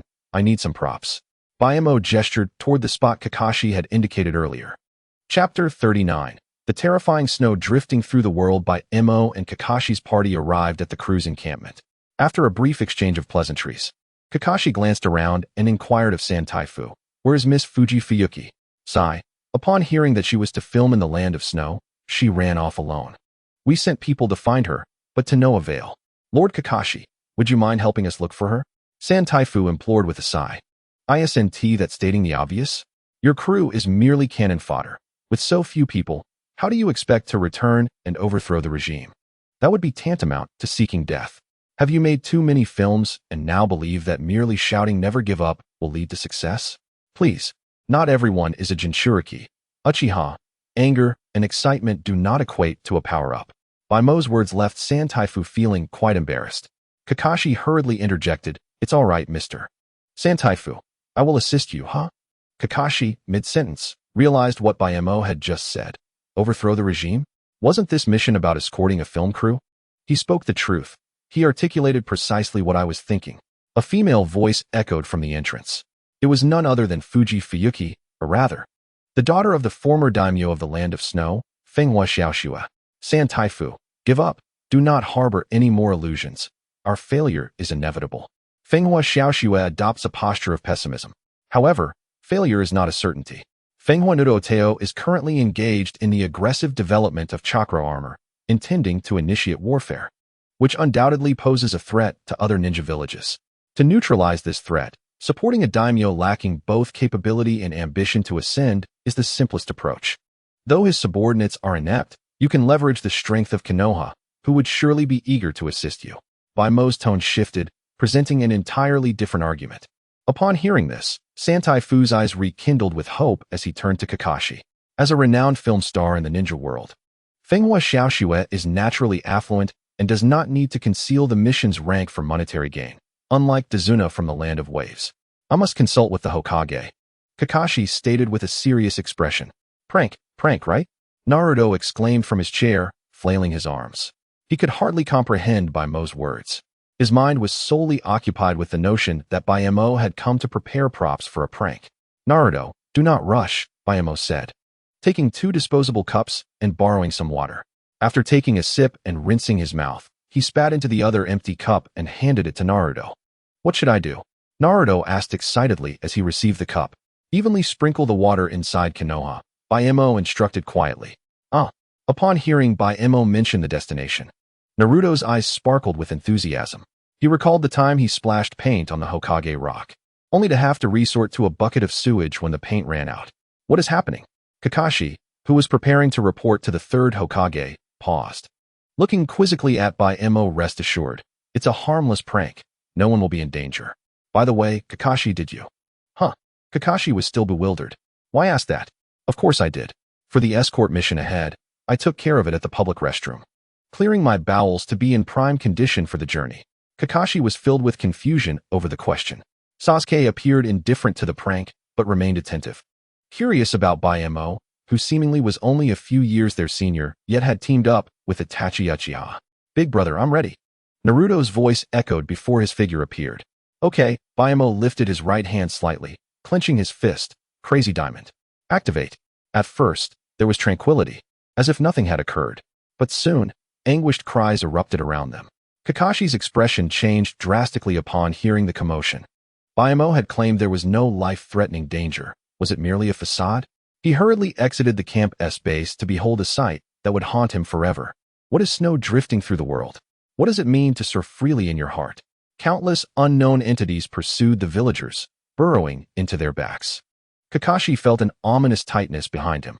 This was far more terrifying than the 1,000 years of pain his father, White Fang, had passed down. What kind of malevolent forbidden technique could engender such horror? Wait, Kakashi suddenly recalled Bayamo's earlier question. Did you? Why would he ask that? As a Konoha technician and a ninja world sensation, Kakashi's battle instincts and years of experience led him to a possible conclusion: Sharingan. Without a moment's hesitation, Kakashi lifted his forehead protector, revealing his Sharingan, vigilantly scanning his surroundings. Kakashi muttered to himself, "Please let this not be real. I must be mistaken." Yet, he soon spotted something hurtling toward him. Run! Kakashi vanished in an instant, sprinting away, while the pursuing entity maintained its relentless speed. Crazy Diamond's ability is to restore all objects. One classic method involves the repair of an object, summoning, or pursuing another part of it. For instance, if a photograph is torn in half and one half is taken by another person, it can be pursued to that person's location through restoration. Bayamo's plan was simple, instructing Naruto to toss water imbued with his essence into the toilet. The contents therein would be enveloped by Crazy Diamond's power, beginning the restoration and pursuit to locate their missing counterpart, which, naturally, resided within everyone's intestines. Yumiko! Yumiko! Kakashi dashed through Konoha, glancing at the unidentified object drawing ever closer to him, tears welling in his eyes. He began to regret not running laps around Konoha with Guy every day. Yumiko Kamui. Driven to the brink, Kakashi suddenly recalled the newly developed Mangekyo ability. In a moment of desperation, he activated Kamui against the pursuing entity. With a twist of space, the object vanished. Kakashi collapsed to the ground, breathing heavily, relieved to have escaped. Meanwhile, in the Kamui dimension, someone was enjoying curry, having just removed their mask and picked up a spoon when suddenly, a chunk of something plopped into their curry. They turned dark with rage, smashing the curry onto the ground. Kakashi. Chapter 40. The Misery of Curry. Gazing at the steaming, fragrant curry now sullied by an unwelcome addition, the masked man was utterly distraught. After his fury subsided, he gleaned a crucial piece of information. Kakashi had mastered the use of his Mangekyo Sharingan. The masked man had also noted recent movements within the Akatsuki organization, but after consulting with Black Zetsu, he had deemed it inconsequential. As Black Zetsu represented the will of Uchiha Obito, his goals were undoubtedly to collect tailed beasts and resurrect Obito. Thus, even when he discovered the Seven Tails Jinchuriki was residing in the Rain Village, he found it unsurprising. Collecting tailed beasts must be done sequentially, starting from the one tail. Therefore, luring the Seven Tails Jinchuriki to the village in advance was entirely reasonable. Kakashi, I will ensure you reunite with everyone in another world. The masked man mused deeply before activating his ability to depart from the Kamui dimension. His lunch was gone. He needed to buy another. However, as the space began to distort, the previously still addition to the curry suddenly sprang into action, hurtling toward the masked man's right eye at an incredible speed. In a forest, the masked man's figure materialized, letting out a scream as he clutched his eye, kneeling on the ground. In truth, he was not injured. The incident had been far more horrifying than injury itself. As the Kamui dimension severed its connection to the outside world, the addition had no means to complete Baimo's Crazy Diamond restoration and could only remain motionless. As the masked man prepared to venture forth, the passage to the outside world was unveiled. The defense mechanism promptly surged towards the only exit, his eyes. The masked man watched helplessly as the defense mechanism drew nearer, ultimately penetrating his vision. Even without inflicting physical harm, it left an indelible psychological scar. At that moment, he harbored an intense loathing for the extraordinary insight of the Sharingan. Every detail, every wisp of heat emanating from the defense mechanism was laid bare before him. Damn Kakashi! Consumed by rage, the masked man sprang to his feet, pursuing the rapidly retreating defense mechanism. He was eager to uncover what tracking jutsu that foolish Kakashi had devised to resort to such vile means. The masked man raced forward, the formidable perception of the Sharingan locking onto the swiftly moving defense mechanism. However, he was not oblivious to the frenzied restorative power of the white ink. If not directly contacted, the restoration would cease once the aura dissipated. As the pursuit continued, the airborne defense mechanism suddenly halted, propelled only by inertia, allowing the masked man to catch up. Maintaining his forward momentum, he was on the verge of colliding with the defense mechanism but managed to phase through just in time. The defense mechanism passed through his head and landed on the ground. The masked man came to a standstill, his gaze fixated on the defense mechanism below, exhaling a sigh of relief. Such a trivial defense mechanism had momentarily instilled within him the oppressive sensation of facing a flying Raijin Kanai. The masked man touched his damp trousers. Was that sweat? Surely it could not be urine. In Konoha, Kakashi, visibly fatigued, reported to the third Hokage regarding the matters concerning the Princess of Snow. He recalled a past mission during his time in the Umbu, where he had escorted the Princess of the Land of Snow to safety. You may decide on this mission, Kakashi, continue or abandon it, should you choose to proceed. I can elevate this to an S-rank mission, and you may mobilize up to 2 additional teams for support. There was no ulterior motive. Sarutobi Hiruzen simply entrusted the decision to Kakashi himself. The Land of Snow lay to the northwest. Even if it were to develop, it would first have to contend with the Land of Earth. Moreover, Konoha possessed relevant intelligence regarding the Land of Snow.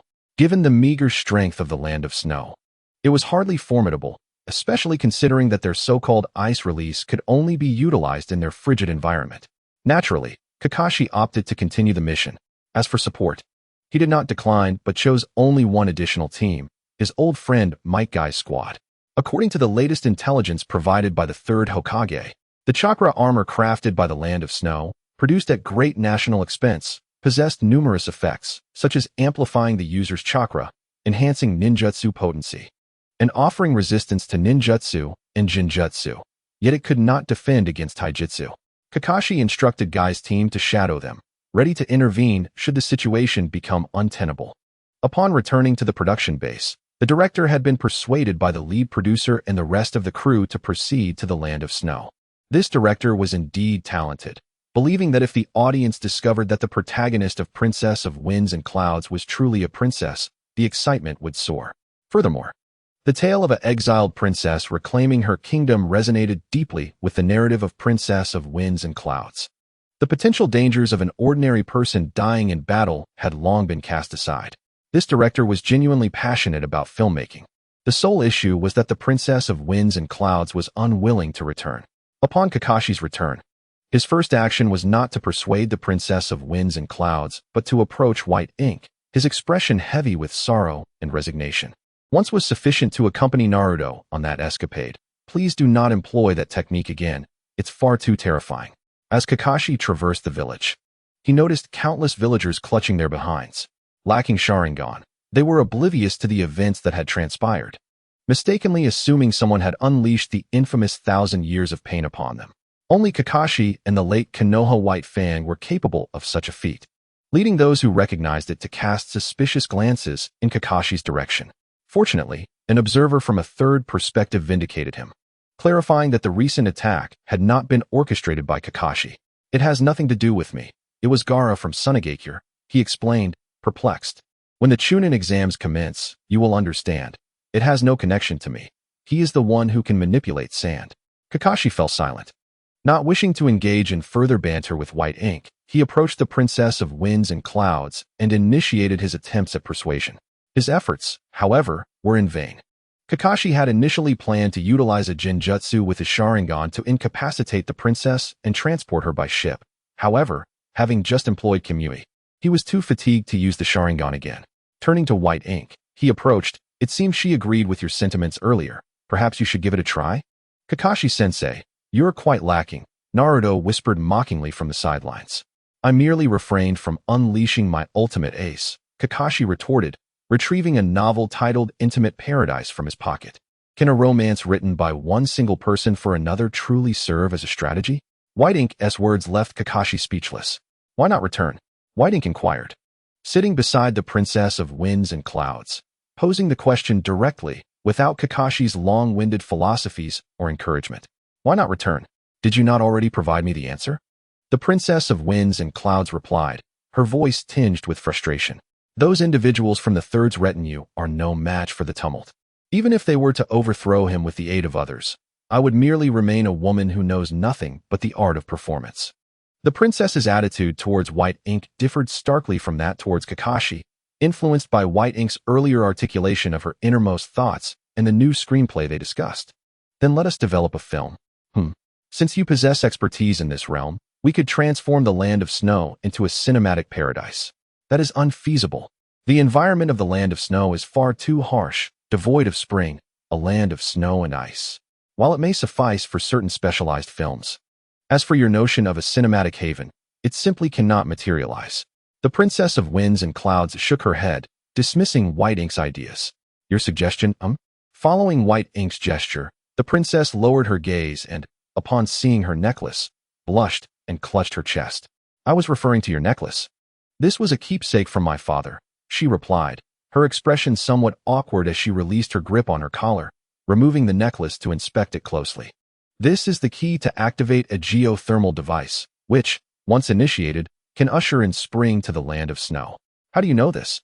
The Princess of Winds and Clouds was taken aback. She harbored no suspicion that White Ink was deceiving her. Rather, she was bewildered by how White Ink possessed knowledge of what she and her uncle were unaware of. Intelligence, White Ink simply stated, leading the princess to a moment of clarity.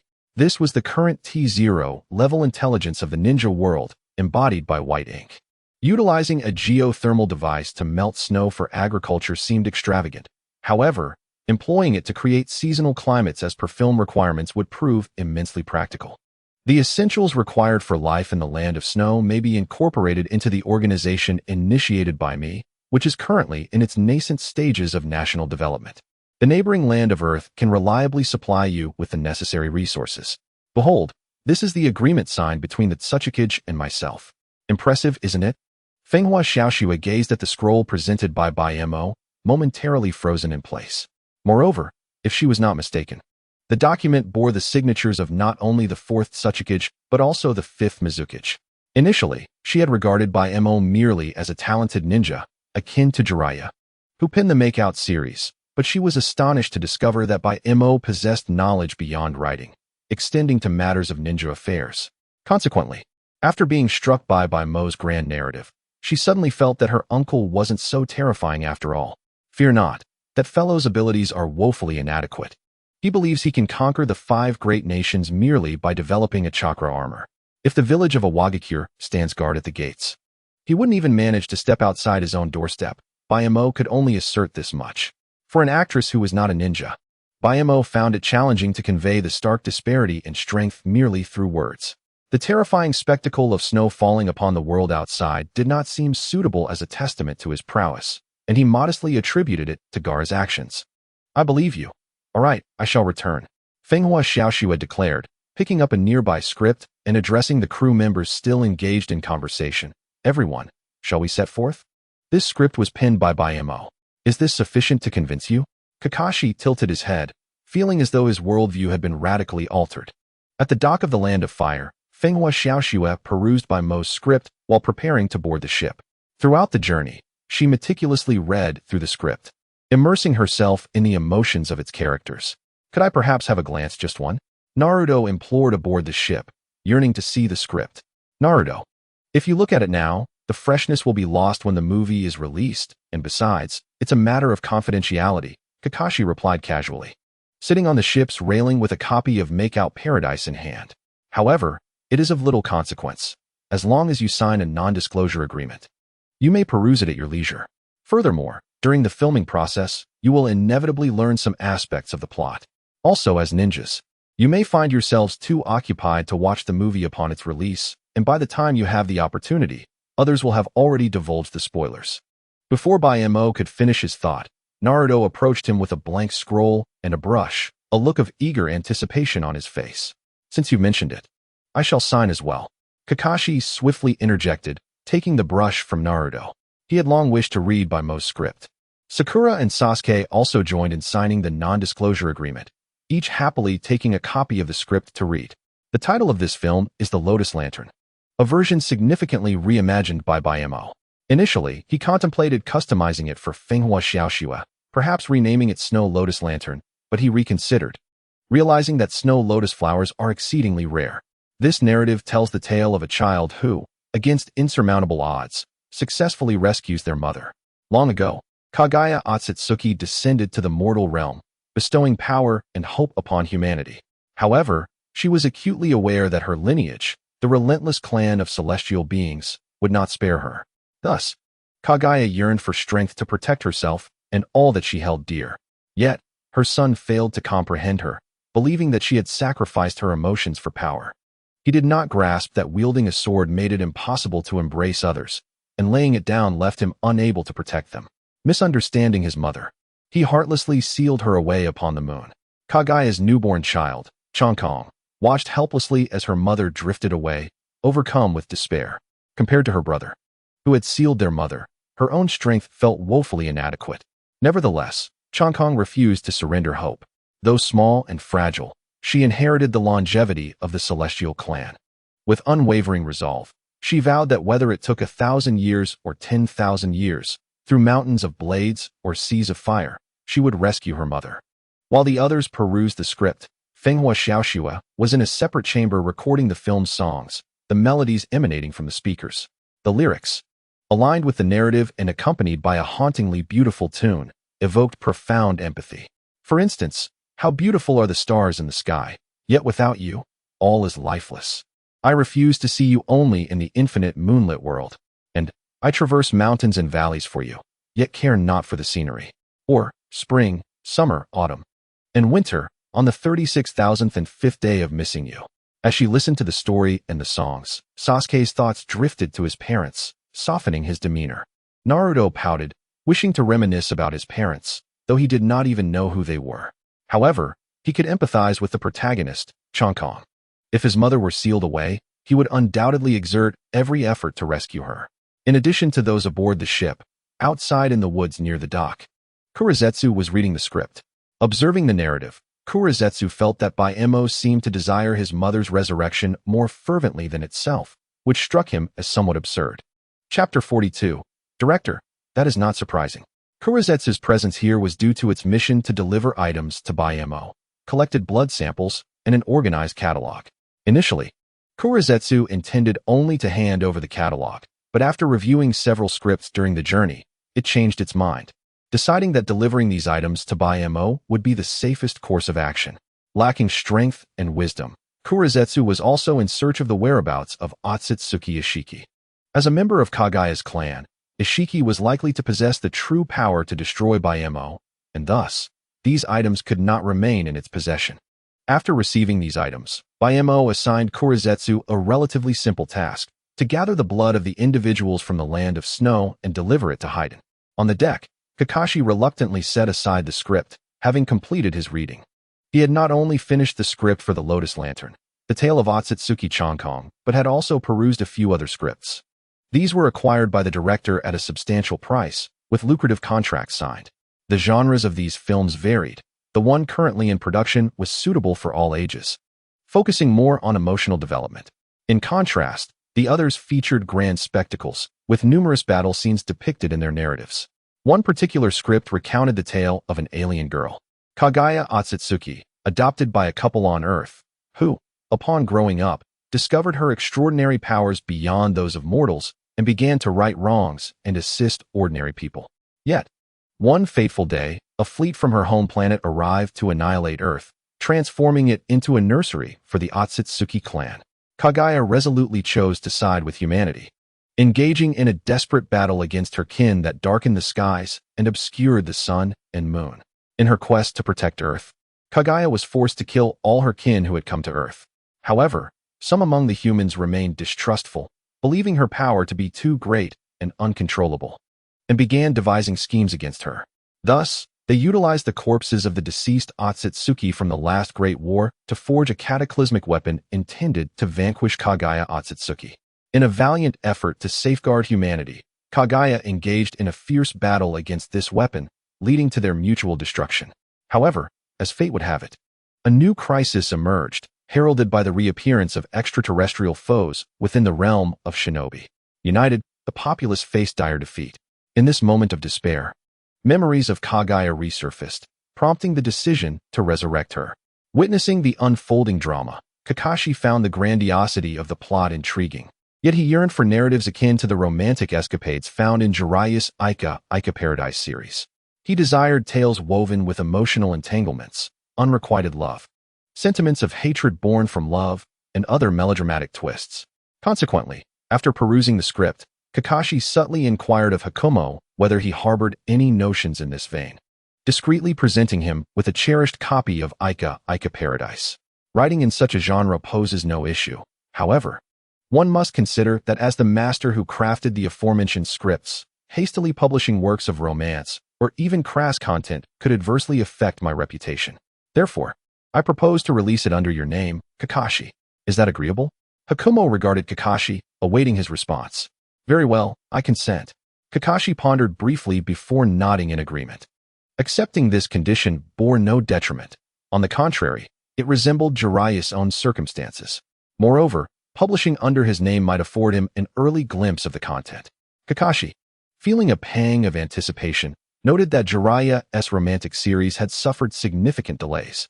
At 18, he had received a volume of Ika Paradise, and now he found himself still awaiting the next installment.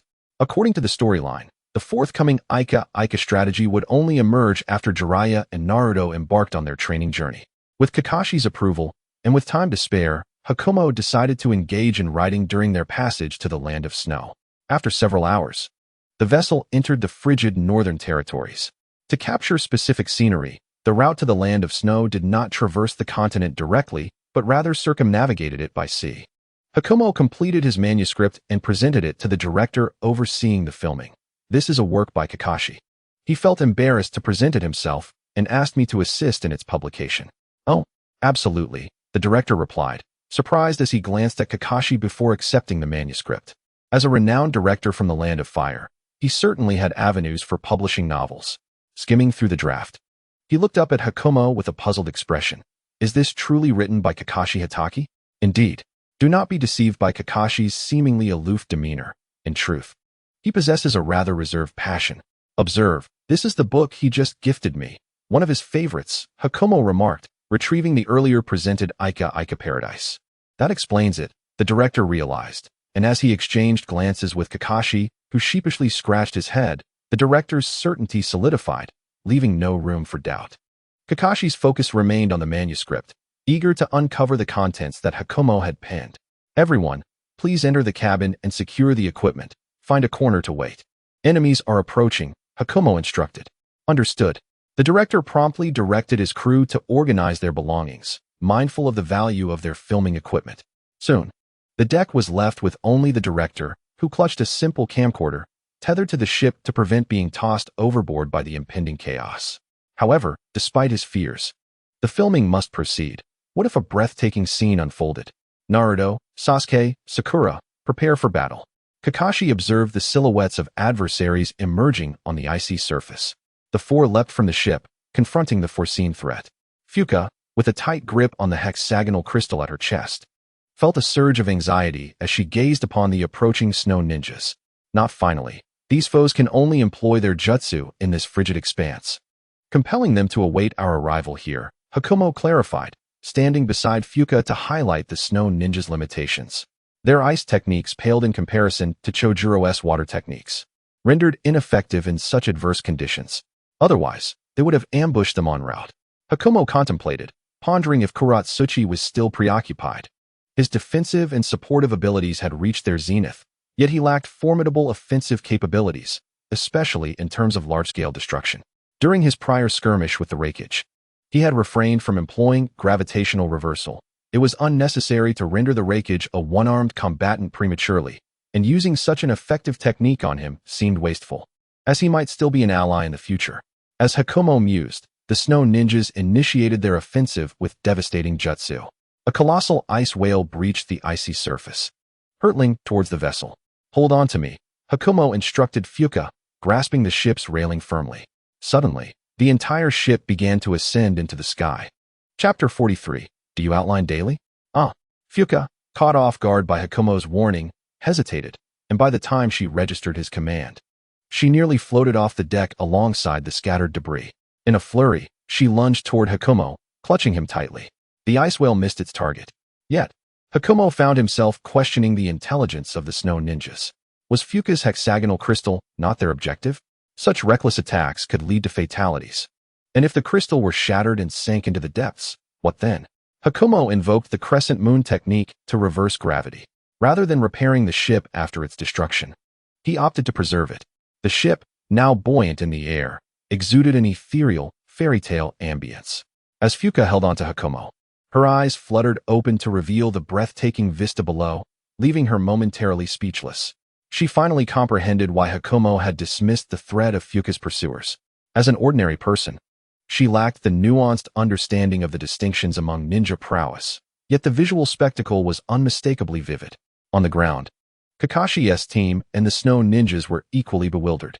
The snow ninjas' primary aim was to capture Fuka, but how could they ascend to such heights? Eliminate Kakashi and his team. I shall handle the rest personally. Fuka Naruto commanded from atop an ice mountain, shedding his clothing to reveal his latest chakra armor. Oh. Equipped with flight capabilities, he mused, brimming with confidence. As Fuka Naruto activated his flight function and soared toward the airborne vessel, he was met with a peculiar sight, a man clad in a bizarre green bodysuit, dangling upside down and violently retching. This was Might Guy, the reinforcement Kakashi had summoned. Kakashi had anticipated Guy's physical prowess would counter the snow ninjas, but had overlooked his susceptibility to seasickness. Enemies. The three lower ninjas from Team Kai detected the arrival of Kazahana Nudo. Hinata Niji had yet to master the 8 trigrams empty palm, and Rock Lee had no means of long-range attack. Tintin attempted to throw ninja tools using a scroll, but due to the reversed gravity, her aim was thrown off. Observing the 4 disheveled Konoha ninjas, Kazahana Nudo did not linger, soaring ahead of the vessel to meet his niece, Kazahana Koyuki. At that moment below, a scream erupted from the snow ninjas. A snow ninja was suddenly drenched in blood, staining the white snow. Kakashi, was that you? Sasuke looked at Kakashi with astonishment. The snow ninja who had just died was the very adversary he was engaged with. No, it wasn't me, Kakashi replied, equally perplexed, yet his attacks did not cease, swiftly eliminating the snow ninjas. On the ship, Kazahana Nudo landed before Kazahana Koiki, who was cradling Shiraboku, wearing a frenzied expression as he extended his hand. Come now, Koyuki. Give me the hexagonal crystal. Nudo, don't you feel any fear upon seeing this ship? Koyuki was now the one confused. Wasn't the power that could make an entire ship levitate in the air considered remarkable in the ninja world? Yet everyone else seemed astonished. Humph, Koyuki, what is flying? Can't you see your uncle is flying too? Kazahana Nudo scoffed. It became clear why Kazahana Nudo, upon developing a chakra armor, fancied himself capable of conquering the 5 great nations. In his eyes, even Inoki was merely a flying novice. He probably thought that if Pain came to his home to carry rice, it was merely a performance. Do you have a daily outline? Shiraboku inquired. What? The smile on Kazahana Nudo's face vanished, and his eyelid twitched. Was the other party rendered speechless by his presence? What nonsense was this? Then I1T need to intervene. You R&T qualified to intervene. Kazahana Nudo charged at Shiraboku, aiming to snatch Kazahana Koyuki away and glide down. However, Shiraboku merely sidestepped, causing Kazahana Nudo to overshoot. Simultaneously, Shiraboku ripped off the wings from his back, sending Kazahana Nudo crashing down. Yet he did not meet the same fate as the rock ninja from Awagakure, who had met his demise from a fall. After struggling momentarily in the snow, he managed to rise again. Damn it! Kazahana Nudo glared at the ship in the sky, filled with rage. Lord Nudo, you're... A surviving snow ninja pointed at Kazahana Nudo's arm, trembling as he spoke. Kazahana Nudo turned to see that his arm had been neatly severed. It was only due to the bitter cold and the heavy fall that he had not felt the pain. What? How is this possible? Kazahana Nudo could barely utter a word before his tongue inexplicably snapped and fell from his mouth. In that moment, under the gaze of many, he met a ghastly end as if executed by an invisible executioner.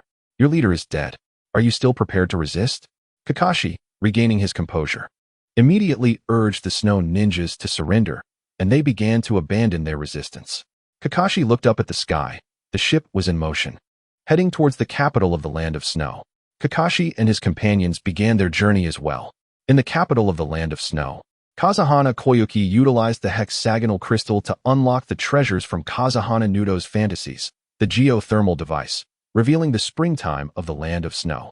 Subsequently, Amid the cheers of the citizens, Kazahana Koike ascended to the position of daimyo of the Land of Snow, delegating all governance to the three elders and those eager for her return to topple Nudo's regime. Kazahana Koike reviewed the plans Shiraboku had devised for the Land of Earth. Although she could not replicate them, many ideas resonated with her. By adhering to Shiraboku's methods, she could truly attain freedom and continue her beloved performing arts. As for the development of the Land of Snow, just as Shiraboku had said, the three elders were lacking in vision and capability, yet they were loyal. They might not grasp ninjutsu, but with guidance, they could learn the necessary skills. Nearby Iwagakure, as a member of the Economic Alliance, would send individuals to instruct them on how to develop according to Shiraboku's plans, building a cinematic nation. After spending a few days, they completed the final filming of the lantern. Kakashi, here, the director handed a sealed envelope to Kakashi. What is this? Kakashi received it, perplexed. Compensation? That can't be right, as you were hired by the three elders, while the director was clearly commissioned by Shiraboku. Did you forget? It's your first royalty payment. You asked Mr. Shiraboku to tell me to publish your work, remember? It's already published? Kakashi was taken aback. He had been enjoying a delightful vacation at the hot springs in the Land of Snow and had completely forgotten about this matter. Here, I also brought the published book. The director retrieved a book from his bag and handed it to Kakashi. Chapter 44, The Strong Man. Oh, Kakashi looked down at the cover, his previously languid eyes sharpening instantly. The cover featured a voluptuous dark-skinned woman alongside an adorable white-haired girl. The reserved Kakashi let out an unusual chuckle, concealing the book in his ninja tool pouch, preparing to savor it leisurely. As for the royalty, Kakashi set off back to Konoha and, finding a secluded spot, handed it over to Shiraboku. Oh, by the way, were you the one who dealt with those snow ninjas and Kazahana Nudo? Kakashi, about to take his leave, suddenly recalled the strange occurrences during the earlier battle and inquired. Oh, that was a secret technique from one of our members, Blood of Death. Under Kakashi's astonished gaze, Shiraboku, just as he had with Inoki, detailed the technique, including the collection of blood and the goal of intimidation. I was merely asking casually. Kakashi's lips twitched. Even if Shiraboku had refused to answer, Kakashi would not have found it strange. Yet, Shiraboku not only responded, but did so in such detail that it left Kakashi utterly bewildered. This would complicate matters. Kakashi's earlier delight at receiving the new edition of the Little Emperor dissipated. Upon returning, he would need to report to the third Hokage. Months passed swiftly. The Economic Alliance, composed of the lands of snow, earth, water, wave, and rain, was developing quite well.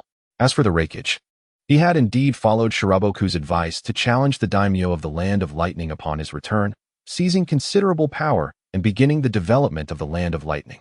However, compared to the other nations in the Economic Alliance, which had specific plans prepared by Shiraboku as reference, the Raikage had to navigate his own path. Initially, the Raikage was so focused on seizing power that he neglected the importance of distributing it, leaving him overwhelmed. Had he not been a taijutsu-type ninja, he might have exhausted himself to death. Fortunately, he received timely intelligence from the Land of Earth, allowing him to delegate unimportant powers to his trusted aides. Only then did the Raikage find the opportunity to rest. The Raikage learned that Konoha was about to host the Chunin exams, but he was not prepared to let the lower ninjas from Kumogakure participate. As Raikage traversed the path of the hidden cloud village, he overheard the hushed whispers of villagers by the roadside, seemingly discussing comparisons between him and his brother. Instantly, he became alert. The recent upheavals in the Land of Lightning had subjected him to several assassination attempts. Raikage harbored no fear of such threats. Rather, he dreaded the possibility of a failed assassination leading to a desperate alliance with outsiders to betray their own. Thus, he opted to follow discreetly and continue eavesdropping. Ultimately, he discovered that the two were merely discussing a novel, which left him both disappointed and relieved. Furrowing his brow at the mention of his and his brother's names in the narrative, Raikage utilized a transformation technique to procure a copy from the bookstore, intending to peruse it during his leisure. The author, Kakashi Hatake, from Konoha, he scoffed at the name emblazoned on the cover. Hours later, having read a portion of the novel, Raikage's countenance darkened, mirroring the depths of despair. Summoning a subordinate, he instructed him to inform his brother, Killer B, that he could leave the Cloud Thunder Gorge and roam near the hidden cloud village. The summoned cloud ninja was taken aback. Ever since the passing of the third Raikage, The succeeding fourth had maintained a steadfast dedication to the ideal of safeguarding Killer B, even if it meant imposing a form of house arrest to prevent any potential mishaps. Today, however, a shift had occurred. After the ninja departed, Raikage's gaze returned to the novel, his eyes betraying a mix of disdain and contempt. Yet he ultimately chose not to discard it. His change in attitude towards Killer B stemmed from two primary reasons. First, the narrative contained a tale involving both him and Killer B, the recollection of which he dared not revisit, for it ended with Killer B's demise. This was precisely what the villagers had been discussing. Killer B had been confined within the Cloud Thunder Gorge for over a decade. The villagers' suspicions regarding his death, inspired by the story's events, were not entirely unfounded. However, if this were the sole reason, Raikage would not have altered his perspective. The primary catalyst was a particular plot point that evoked memories of the previous Eight Tails Jinchuriki along with words spoken to him by Minato Namikaze about finding something to fill the void within the Jinchuriki. Meanwhile, in Konoha, Kakashi gathered 3 individuals at the training ground, registering them for the Chunin exams and informing them of the schedule before taking his leave. On his way back, Kakashi retrieved the novel, delving into its pages. Today, he finally finished reading it. Indeed, it was his first complete read. Kakashi had been able to follow Intimate Paradise since he was 18 due to his repeated viewings. Yet, this novel took him an unusually long time to digest, as he often found himself hesitating at certain passages, necessitating internal struggles and an overwhelming curiosity to compel him to continue. The novel bore a title reminiscent of Intimate Paradise, Dynamic Man Paradise. It narrated a tale set in a fictional world echoing the ninja realm, devoid of the 5 great shinobi villages, but featuring 5 grand sects representing the elements: wind, water, earth, fire, and lightning. The protagonist, Rai Ai, sacrificed his ability to bear children in his youth to save a female ninja from his clan. Overcome with guilt, she, on the brink of death during a mission, bequeathed her purple bow to Rai Ai. He accepted it with tears, vowing to live on with her bow and experience the world. The youth's arc concluded as Rai Ai, having received the bow, abandoned emotional attachments and devoted himself to rigorous training. His mastery of yin and yang propelled his strength to great heights, soon making him the revered leader of the Cloud Blue sect in the Land of Lightning. Rai Ai's physique was robust and pure, his demeanor aloof. Yet he cared deeply for the safety of his disciples, earning him the title of the Celestial Fairy throughout the ninja realm, much like the enchanting dark-skinned beauty depicted on the novel's cover. Subsequently, the sect engaged in warfare. Rai Ai's father perished at the hands of the leader of the neighboring Stone Country's Yin Shao sect, a figure known as Demu Li. Depicted as a petite white-haired girl on the cover, her age unknown, the narrative then unfolded various entanglements of love and hatred. For instance, during a battle against the Fire Country's Leaf Strike sect, Rai Ai bore an indelible mark inflicted by a golden-haired man with a gentle smile, who remarked, "You are the most beautiful girl from the Land of Lightning," while advising her to address her disciple Kiku by's emotional void. The climax hinted at a sequel, wherein Rai Ai relinquished her vendetta to unite with Demu Li and other sect leaders to confront the resurrected ancient sorceress Radama, driven by vengeance. After finishing, Kakashi felt unsatisfied, aware that many intricate details remained unexpressed, such as the terrifying technique Thunder Fox Absolute Pressure that Rai Ai and Kiku by practiced, which involved a specific hand gesture that obliterated the enemy's head through their combined force. Chapter 45. Refusing to bully the young Kakashi discerned numerous allegories to actual ninja figures within Dynamic Man Paradise, yet he paid them little heed. After all, didn't Jiraiya's tale of Gutsy Ninja contain similar elements? Kakashi's current concern was the possibility of never seeing the next installment published. He had waited from the age of 18 for Intimate Paradise to emerge, despite Jiraiya's relentless efforts to gather inspiration. Would Mo ever regain the leisure to compose during the Snow Country mission? It seemed a farewell was imminent. Days later, Kakashi and several jonin convened in the Hokage's office, where they were informed of the roster of other factions participating in the Chunin exams. Among the 5 great shinobi villages, only the Sand Village's Kazekage, Rasha, had previously communicated his intention to participate, while the remaining entries were minor villages. The rest comprised mere spectators, there to witness the spectacle. Notably, the long-absent Mist Village and the recently tumultuous Stone Village were now joining, which caused Sarutobi Hiruzen some concern. This was no longer the era of Boruto's Chunin exams. The convergence of certain powers from the major villages, along with their leaders in Konoha, posed a significant danger. While the solitary presence of the Kazekage had been manageable, the circumstances with the Mist and Stone villages were vastly different, one having recently undergone upheaval, the other shrouded in uncertainty. The third lord is also participating? Kakashi noted a familiar name on the visitor list. Indeed, Sarutobi Hiruzen nodded, refraining from elaborating. After Kakashi had returned with intelligence regarding the blood of death, Hiruzen had advised him to maintain discretion to avoid inciting panic. Regardless of the truth, the proposal had ulterior motives beyond mere assassination. Adapting to the situation remained their best strategy. With the impending participation in the Chunin exams, it was possible that their objectives might soon be revealed. The other Jonin were perplexed by Kakashi's mention of an individual they were unfamiliar with. Who is it? Might Guy was the first to approach. Following Kakashi's gaze toward the list, the visitors to Rain Hidden Village included only two individuals, the village leader, Bayamo, and someone unknown. Mike Kai scratched his head, uttered 3 words, and returned to his original position. Although Mike Kai's team had participated in the last mission in the Land of Snow, they had remained in the shadows throughout, and coupled with Mike Kai's peculiar difficulty in recognizing people, he was prone to forgetting those he had encountered, let alone Bayamo. The other high-ranking ninjas paid no attention to the 2 names from Rain Hidden Village on the list, instead focusing on the dense roster below. Why were there so many from Mist Hidden Village and Rock Hidden Village?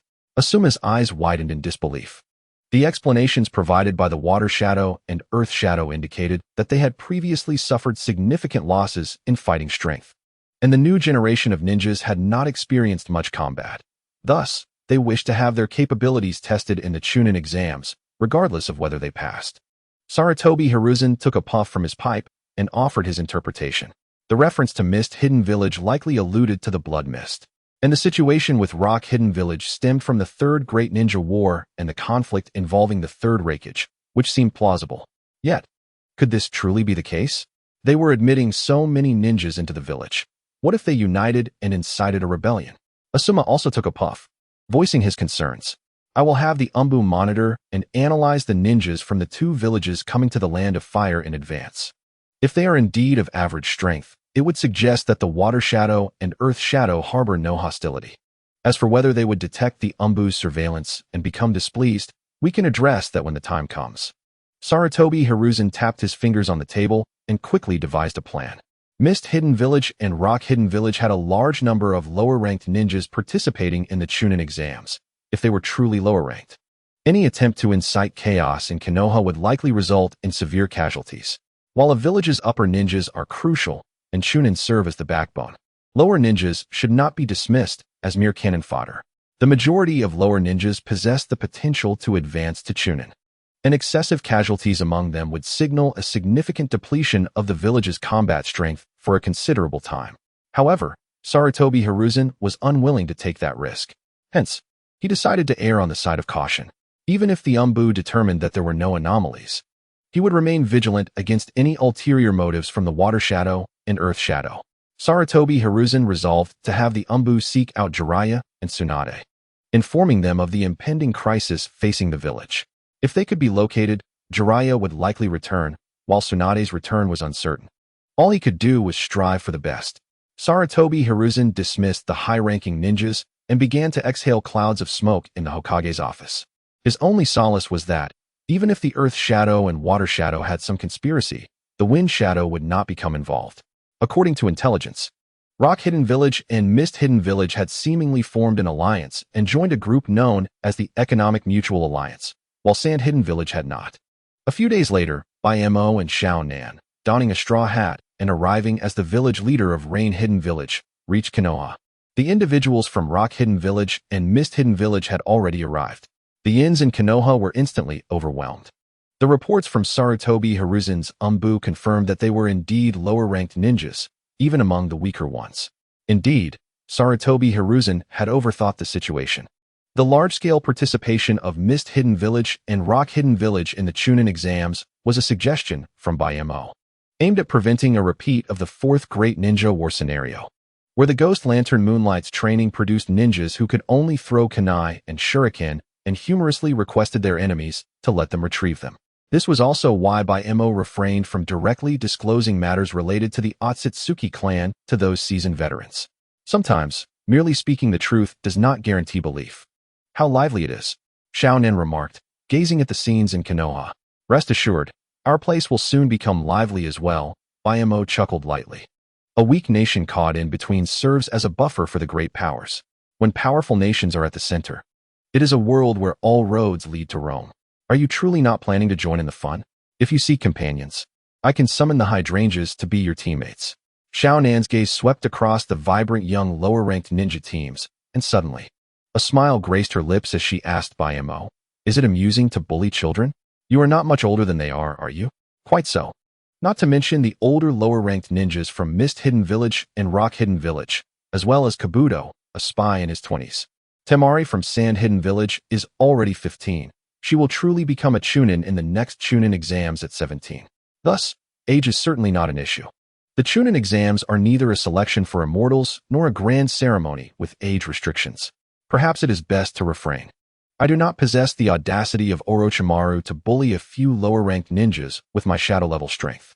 Baimo continued to decline. Chapter 46. Good brother. I will not use shadow clones. I did not expect him to return to the village. I will head back to my residence. If you find yourself without a place to stay, feel free to come to me. Xiaonan caught sight of Jiraiya appearing around the corner and tossed a parting remark to Baimo before departing on her own. Her identity was not one that could not be revealed, but rather one that should not be exposed prematurely, lest it cause unnecessary complications. As for the residence Xiaonan mentioned, it was a room prepared by Konoha for individuals of certain status visiting for observation. These visitors had accommodations ready upon arrival, eliminating the need to compete for lodgings. Just as Baimo had rejected the idea of bullying children, individuals from Sand Hidden Village arrived in Konoha. The 8-year-old grandson of the Hokage, Konohamaru, collided with Kankuro, triggering a series of reactions. Ultimately, Gaara and Sasuke made their entrance. After exchanging harsh words, the farce concluded. Naruto and Konohamaru strolled down the streets of Konoha. "Brother Naruto, that big-faced guy is so infuriating. Starting tomorrow, I will train hard. The next time I meet him, I will show him." Little Konohamaru waved his fists, full of determination. "Konohamaru, as long as you diligently practice the secret techniques I have taught you, dealing with that guy will be no problem. As it happens, I have some free time today, wait." Naruto was about to take Konohamaru to find a place to deepen his understanding of a certain ninjutsu when he suddenly spotted a familiar figure. "Brother Baimo? Why is he appearing in Konoha again? Is he on a mission or here for the Chunin exams?" Naruto paused for a moment, then shook his head, dismissing these thoughts. Hee. A peculiar smile gradually spread across Naruto's face as he wrapped an arm around Konohamaru's shoulders and began to whisper in his ear. "Konohamaru, you should know that my secret techniques work better against stronger ninjas." Yes, I certainly know that. My grandfather and Master Ebisu were easily defeated by you.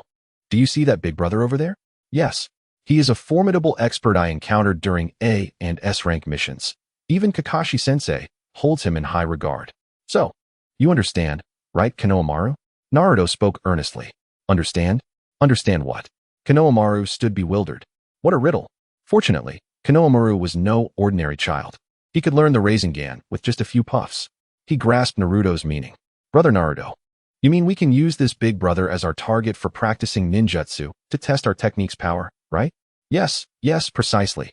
Then, the two sneaked into a corner and employed a transformation technique. Jiraiya observed everything keenly. That kid must be Minato's son, right? Truly remarkable. As Jiraiya witnessed Naruto and Konohamaru's technique, his eyes widened in astonishment. What an exceptional talent. He is nothing short of a genius. Jiraiya gasped in awe. Meanwhile, Baime encountered Kuratsuchi and Terumi Mei, who were out shopping together. Their alliance, forged through Baime's connections, marked their first genuine meeting. This was the second time Terumi Mei had seen Baime since their last encounter. I had heard that the more beautiful a woman is, the more deceitful she can be. It seems men are no exception. Those individuals from the land of waves, including the infamous Sabuza and the formidable Kisame, alongside the ice user Mizuki, if we weren't allies. I would certainly invite them back to the Hidden Mist Village. Terumi Mei traced her fingers across Baime's lips, her tone devoid of complaint. Have you found the Six Tails? Baime smiled and inquired, subtly hinting that without cooperation, one could hardly aspire to be the Hokage. Yes, I found him and arranged a tranquil little garden outside the village for him. He was slightly injured during our earlier encounter while persuading him. Suddenly, Terumi May shifted her tone, pulling aside the corner of her shawl to reveal her bandaged back to Baimei before covering it again. You two can get injured together? Baimei did not respond directly to Terumi May. Upon noticing her bandages, he instinctively glanced at Kuratsuchi beside her. Kuratsuchi's attire had significantly evolved from her previous indistinct, traditional Awagakure garb, although it did not resemble the high-slit qipao from the photograph. It had improved enough that the bandages around her waist caught Baimei's attention. I also sought out the Jinchuriki, but that stubborn old Zai insists on controlling everything, claiming I have no authority. Kuratsuchi pouted, recalling Zai's dismissive attitude, feeling somewhat displeased. It's nothing. I merely got singed by his lava release. What are you implying? You don't expect me to help you apply ointment, do you? Don't be ridiculous. Do you think I lack the shadow clone technique like the Hokage? Kuratsuchi suddenly changed her expression, chuckling mischievously, and nudged Baimei playfully. Just as Baimei was about to retort about Kuratsuchi's antics, two figures suddenly appeared before them. This brother, I can't use shadow clones either. I'm injured too. Could you help me apply some ointment? A woman with flowing golden hair and notable facial hair struck a pose before Baimei. I'm also in need. I just got stung on my rear by a scorpion. Oh, kind brother, could you suck out the poison for me? Another woman swayed her hips, attempting to draw closer to Baimei. It must be said that their most glaring flaw was Naruto. Konohamaru's transformation lacked any distinctive traits. Observing their performance, Baimei remained unfazed, even feeling a hint of nausea. No way. Kuratsuchi's expression darkened as she stepped in front of Baimei, hands on her hips. You are shinobi from Konoha, right? If you're injured, go to your medical department. Do not seek help from us foreign ninjas. The medical expenses at the department are exorbitant. Indeed, we are but impoverished children. This kind elder clearly has a heart for helping. Please assist us. The transformed Naruto and Konohamaru chimed in unison. With a slap, Kuratsuchi placed a stack of money in Naruto's hand and turned to showcase her conical hat. See this? I'm the Tsuchikage, she is the Mizukage. This person is under our jurisdiction. Our injuries are critical. Take your money and resolve your issues at the medical department, understood? After finishing, Kuratsuchi exchanged glances with Terumi May, and together they pulled Baimei away. Konoha is terrifying. Are they all infatuated women? Kuratsuchi muttered under her breath as they departed. Chapter 47. The Shadow Clone Fiasco. It was a failure. Watching Baimei disappear around the corner, Naruto and Konohamaru dispelled their transformation technique, leaning dejectedly against each other. Thankfully, their essay consolation prize. Konohamaru, let us go. I'll treat you to ramen. Naruto gazed at the money in his hand, his spirits lifted once more. Perhaps it's best to call it a day. Naruto, I need to head home for dinner. However, Konohamaru could not muster any joy. After all, his usual allowance was quite ample, and he dismissed Kuratsuchi's meager offering. After parting ways with Konohamaru, Naruto set off to Ichiraku Ramen, intending to splurge on a deluxe bowl of ramen as a reward for himself. Midway, however, he was intercepted. Young man, your recent ninjutsu showcased your remarkable talent. Who are you? Naruto, preoccupied with thoughts of ramen, glared at the individual blocking his path. A fine question. I am the legendary Sannin, Jiraiya? Unbeknownst to Baimei, Naruto and Jiraiya were destined to meet earlier. Of course, even if she knew, it would not concern her. She and Konan had come to Konoha with two primary objectives. One was to reintegrate Orochimaru into their organization, and the other was to acquire certain resources from Konoha. Additionally, they sought allies, Kuratsuchi and Terumi May, to train their forces for the Chunin exams. Kuratsuchi brought Baimei and Terumi May to her residence. As leaders, Kuratsuchi and Terumi May naturally enjoyed the finest accommodations. Upon entering, Kuratsuchi began to loosen her garments. After removing her upper layer, she produced a bottle from her pocket and tossed it to Baimei. You want me to apply it? Baimei caught the bottle and opened it. A pungent herbal scent wafting forth. Oh right, I recall that you possess medical ninjutsu. Then let us proceed. Misunderstanding, Kuratsuchi turned and reclaimed the medicine bottle. Plopping down at the table, her posture suggestive. Medical ninjutsu? Terumi May looked at Baimei in astonishment. Having never witnessed Baimei in action, she pondered whether Baimei was a medical ninja. Indeed, when the Seven Tails Jinchuriki was burned by the tailed beast chakra, I merely touched him, and he was healed. The level of this medical ninjutsu far surpasses that of the most skilled medical ninja in our hidden stone village. After recounting this to Terumi Mei, Kuratsuchi glanced back at Bai Mei in confusion. What's wrong? Why aren't you moving? I don't believe I ever claimed to be a medical ninja, did I? Bai Mei chuckled helplessly, retrieving the medicine bottle from Kuratsuchi's grasp. He poured some ointment into his palm and applied it to Kuratsuchi's waist. Kuratsuchi shuddered at the touch, but she was more intrigued than bothered. You're not a medical ninja? Then how did you heal the Seven Tails Jinchuriki? I merely repaired Fu's body. If I were present when you were injured, I could have restored you instantly. However, that is no longer possible. While explaining, Bai Mei continued to apply the ointment to Kuratsuchi, then extended his hand toward her. What? Kuratsuchi, still pondering the meaning of repair, was momentarily taken aback by Bai Mei's gesture. A new, clean bandage. Don't you carry one with you? Oh, I do have some. Over there. Mizukage, could you assist me? Haido pointed to a small bag he had carelessly dropped at the corner of the table and, stretching his hand, realized it was out of reach, prompting him to seek assistance from Zhao Meiyin. Rising from her seat, Zhao Meiyin approached, retrieved the bag, and handed it to Bai Mo. After Bai Mo tended to Haido's needs, Haido donned his clothes and patted his waist, remarking that it should be the final dressing change, as he was nearly healed. Following this, Haido expressed a wistful thought. If only their village, Iwa Shinobi, had a medical ninja like Tsunade. As the pinnacle of medical ninjutsu in the shinobi world, Tsunade possessed not only formidable supportive abilities, but also invaluable knowledge and legacy. The medical techniques that bore names were all of considerable challenge. The healing jutsu was an A-rank technique, necessitating precise chakra control and comparable in difficulty to the Rasengan. The simpler techniques that merely emitted green light, utilized by ordinary medical teams, could only serve basic functions such as staunching wounds and sustaining life. Were medical ninjas capable of directly healing as priests do in online games, there would be no need for hospitals in the great shinobi villages. Injuries sustained by Haido and Zhao Meiyin, even after treatment by medical ninjas, still required supplementary methods for healing. Your words remind me, what if we were to establish an advanced ninja research academy? Bai Mo suggested, stroking his chin. Advanced academy? Zhao Meiyin and Haido exchanged glances. In the past, they would have surely questioned the viability of Bai Mo's proposal. However, they had since been influenced by Bai Mo's educational approach. They learned from the systems of Konoha. Why could they not proactively propose new systems for Konoha to emulate? Much like their current military-political integrated system, which Kumo had been imitating, Konoha would inevitably have to adapt if it wished to avoid being left behind by the times. Could you elaborate? Zhao Meiyin asked eagerly, her attire loosely draped, revealing the bandages wrapped around her shoulders and back. She retrieved a box of ointment, indicating to Bai Mo that while he spoke, he could also assist her with the application.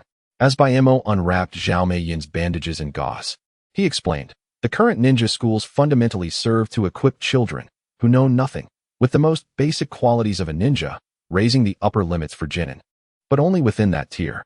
The Advanced Academy, I envision, aims to elevate the upper limits for Jonin, or, rather, for prodigies. Once they leave ninja school, Jinin seeking to enhance their abilities must either practice on their own, rely on guidance from Jonin leaders, or fortuitously find other instructors. If luck is lacking, they are relegated to perpetually learning only the fundamentals. There is a saying, 1,000-mile horse is common, yet a Bo Lu is rare. A talented medical ninja Jinin paired with a Jonin adept in fire release may find their gifts stifled for an extended period, although talent will ultimately manifest. However, once they reach the Jonin stage, they often encounter barriers where no one can provide instruction. Let us consider an alternative. If we could enlist Tsunade as a lecturer for medical ninjas, she need not treat these students as disciples, but providing some earnest knowledge would be far superior to the aforementioned scenarios, whether it be the buried talents of young prodigies or Jonin struggling to advance. Having finished bandaging Zhao Meiyin, Bai Mo helped her adjust her clothing. Our relationship poses no conflict. It effectively expands the scope of the mutual aid alliance, enabling cooperation not only in economic development, but also in the exchange of ninjutsu. However, what about Konoha? They have not joined us. Do you think Tsunade would choose to impart her knowledge to us, whom she considers adversaries? Zhao Meiyin raised a pivotal question. Chapter 48. Has Nagato changed? Regardless of Tsunade's belief in the impending Otsutsuki invasion, she must contemplate compromise. There is a saying, in a group of three, there is always a teacher for me. No matter how formidable a person may be, they possess areas for growth and learning, even if no one qualifies as her teacher. To advance further, she would need inspiration from equally elite ninjas in the same field. Furthermore, even if she has no desire for personal growth, what are those she cares for? What about the others in Konoha? Choosing to join would mean exchanging a portion of her knowledge for greater knowledge from other ninja villages. Refusing would mean watching other villages share and grow increasingly powerful, thereby widening the gap. Zhao Mei and Haidu pondered by Mo's words, reflecting on their implications. This could be seen as a strategic move, by Mo suggested, using Tsunade as an example while indicating that she could easily be replaced by Konoha or Kumogakure. Though there were still details to consider, such as how to counteract if the opposing side were unwilling to join. Resorting instead to abduction or subversion of students to steal knowledge, the fundamental premise for initiating this strategy was to first demonstrate sufficient influence.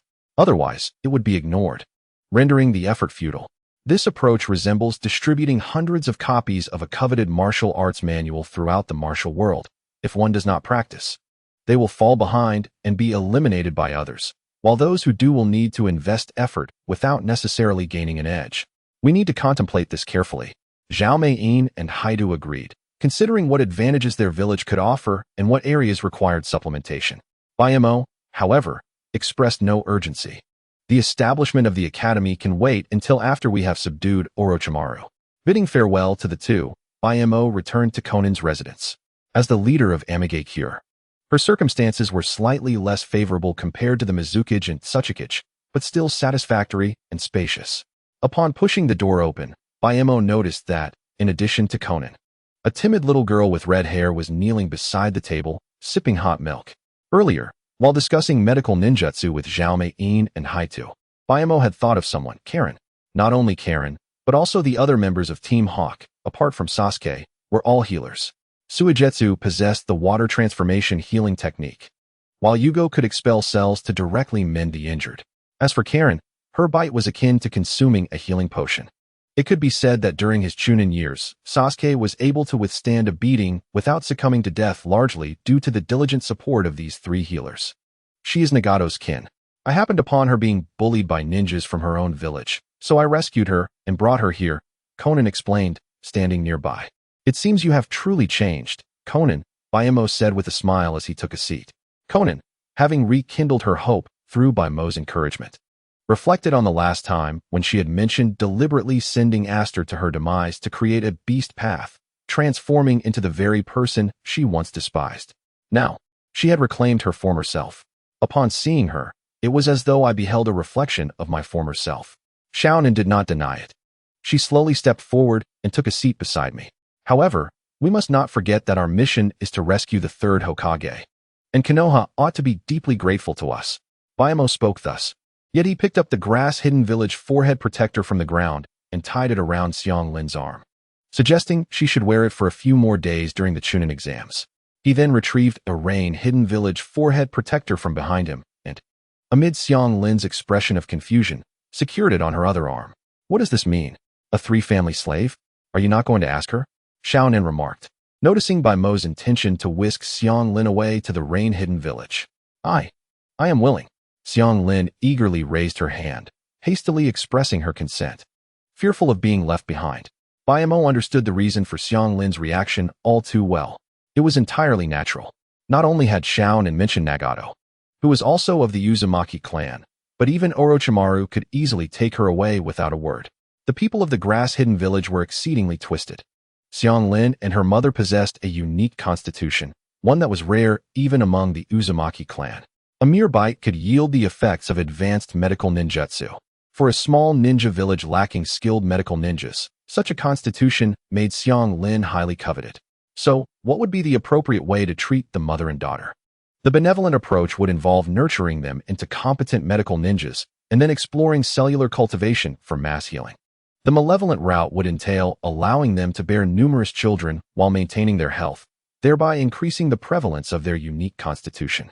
The ordinary approach would be to monitor Xiong Lin's mother's health closely, ensuring she received proper nutrition and rest.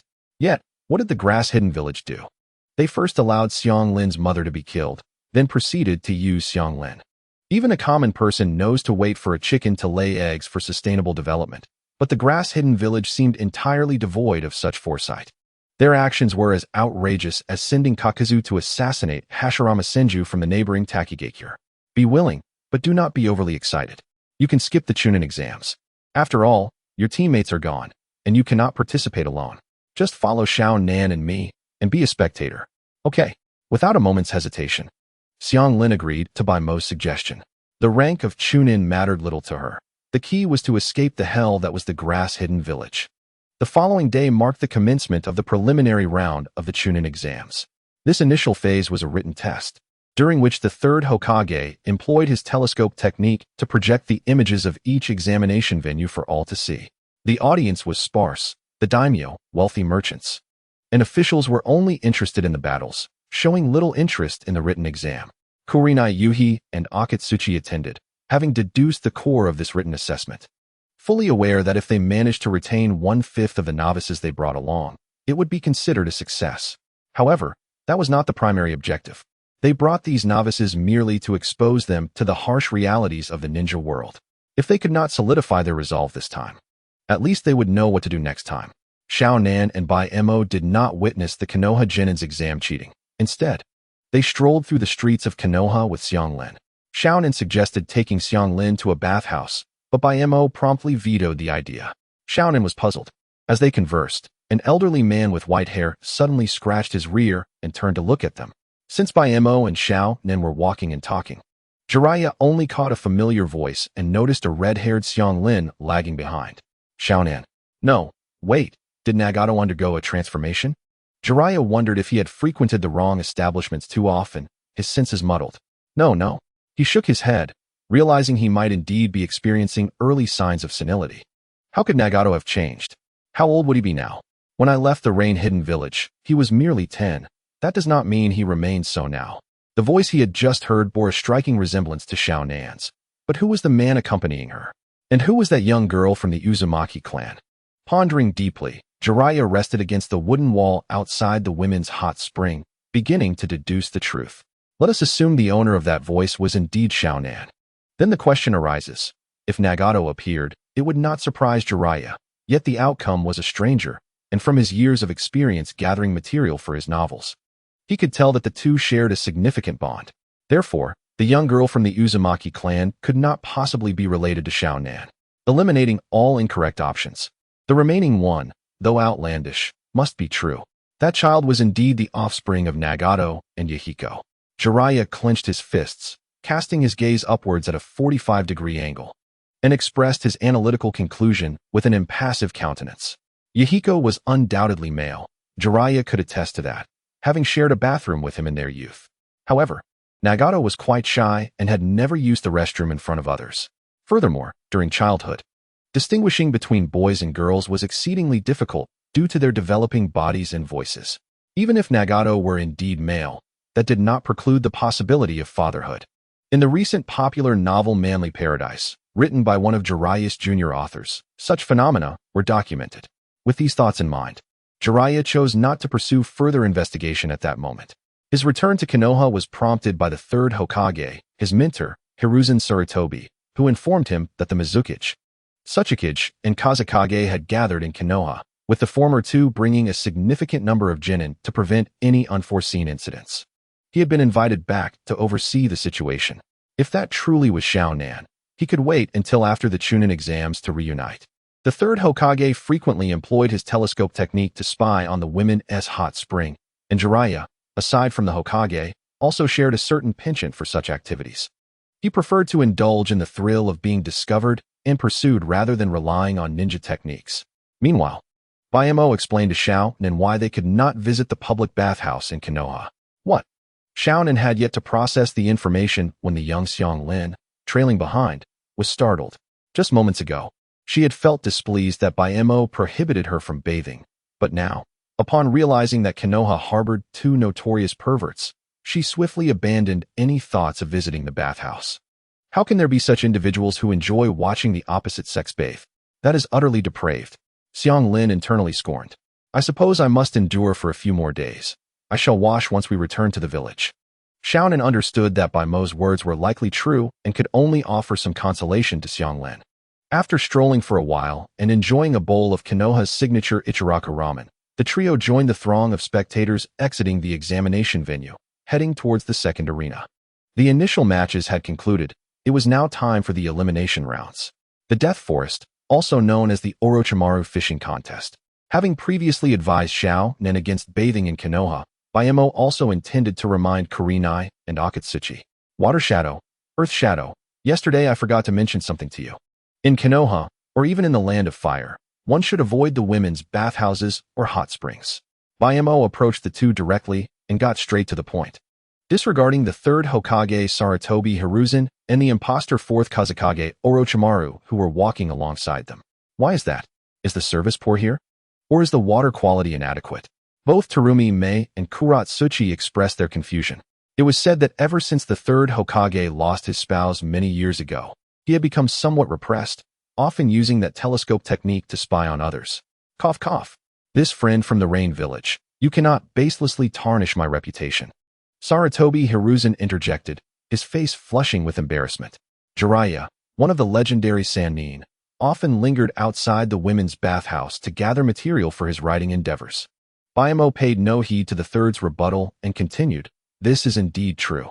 The third Hokage nodded slightly, affirming the statement. He could not deny it. If both of them refuted it, Water Shadow and Earth Shadow would surely harbor doubts. Conversely, if he confirmed Jiraiya's behavior, it indicated that as the third Hokage, he did not turn a blind eye to the truth in order to protect Konoha's image, and would courageously acknowledge the misdeeds of even his own disciple. Thus, he would not believe the first claim. Apologies, Jiraiya, Sarutobi Hiruzen thought inwardly. As for whether Jiraiya's reputation would spread to a Wagakure and Kirigakure, that was beyond his control. Konoha is rather peculiar, isn't it? Just yesterday, we encountered two infatuated women harassing him, Kuratsuchi remarked, a hint of embarrassment in her tone. Sarutobi Hiruzen was taken aback. They had already experienced harassment, and by infatuated women no less. He was bewildered. Having lived in Konoha for decades, he had never encountered such a fortuitous event. Third Hokage. Considering how bizarre Konoha is, perhaps it should be renamed to Village of Turbidity. Terumi Mei casually suggested. Water Shadow, what outrageous words are you uttering? Kuratsuchi exclaimed, astonished at Terumi Mei's comment. Kuratsuchi, where are your thoughts wandering? Terumi Mei raised her hand, enveloping it in chakra, and expelled a thick, viscous substance from her mouth, allowing it to drip onto the ground, producing a hissing, corrosive sound. I am speaking of dissolution. My point is, Konoha should merge with our Kirigakure. May I ask if anyone's thoughts strayed just now? Terumi Mei retorted. Kuratsuchi's lips twitched. And no, Sarutobi Hiruzen also recognized that the personalities of these two young shadows were somewhat troublesome. Was he truly falling behind the times? The Wind Shadow, however, remained composed. As a seasoned father, not uttering a single word. You all need to know this, Bai Mo remarked, somewhat exasperated by Terumi Mei's antics. Lord Hokage, if it does not interfere with the exams, may I observe from above the examination site? Bai Mo inquired of Sarutobi Hiruzen. That is permissible. As long as it does not disrupt the exams, Sarutobi Hiruzen answered, suddenly returning to the serious topic, almost caught off guard. I shall not attend, the Wind Shadow declared. The second round of the multi-elimination tournament commenced, yet it garnered little attention. Most spectators awaited the one-on-one elite duels. The Wind Shadow prepared to depart, and Sarutobi Hiruzen noticed nothing amiss. Only Bai Mo was aware that Orochimaru was poised to dominate the weaker opponents. Chapter 50. The Illusion of Omnipotence. The true omnipotence at the entrance for candidates in the Forest of Death. The lower ninjas who passed the first round were signing the death waiver at the behest of the chief examiner, Akamichi Karui. Sakura was an ordinary person content with her situation. All she desired was for Naruto to become Hokage and for Sasuke to remain cool. At the end of the written exam, the chief examiner, Marino Ibiki, posed the final question. Choose to answer. As answering incorrectly would condemn one to remain a lower ninja forever, while opting out would forfeit their qualification for the next Chunin exam. In order to prevent Naruto's dream of becoming Hokage from shattering, Sakura resolved to shoulder the responsibility, raising her hand to forfeit. As expected, after Naruto's impassioned speech reaffirming his unwavering conviction, Sakura's heart shifted slightly. She pondered that while she may not surpass Naruto and Sasuke in the future, she certainly could not be a hindrance to them. At this moment, Sakura was organizing her ninja tool pouch. Consuming too many soldier pills will hinder growth, Kakashi, who had come to accompany her, remarked as he glanced at the contents of Sakura's pouch. Is that considered harassment? Temari, who overheard Kakashi's comment, retorted. Come on, Kakashi-sensei. Don't joke around. Sakura brushed off Kakashi's remarks, completing her preparations before heading over to Akamichi Karui to collect a consent form and signing her name. Ridiculous. How could a staple like soldier pills have such adverse effects? If that were true, all female ninjas in the shinobi world would be flat-chested. Sakura mused. The second round of the Chunin exam, the battle for the scrolls in the Forest of Death, began.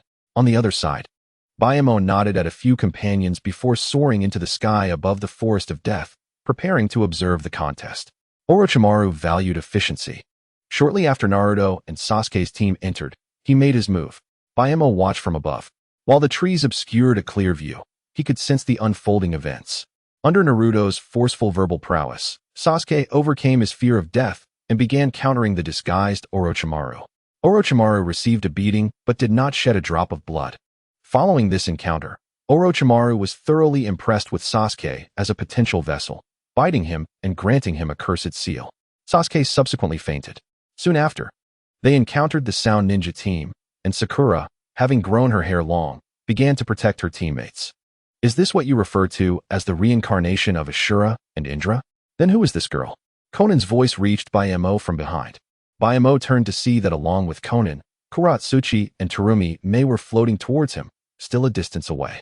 Observing the figures in the sky, Sarutobi Hiruzen felt an inexplicable sense of relief.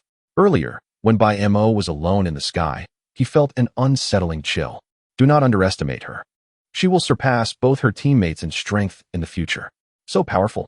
Conan was taken aback, her brows furrowing.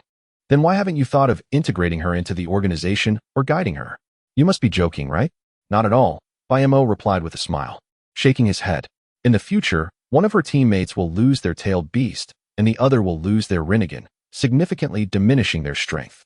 If the gap in power is not evident at this moment, it will become stark later when one is sealed in another dimension and the other is left in a vegetative state. Conan was left speechless.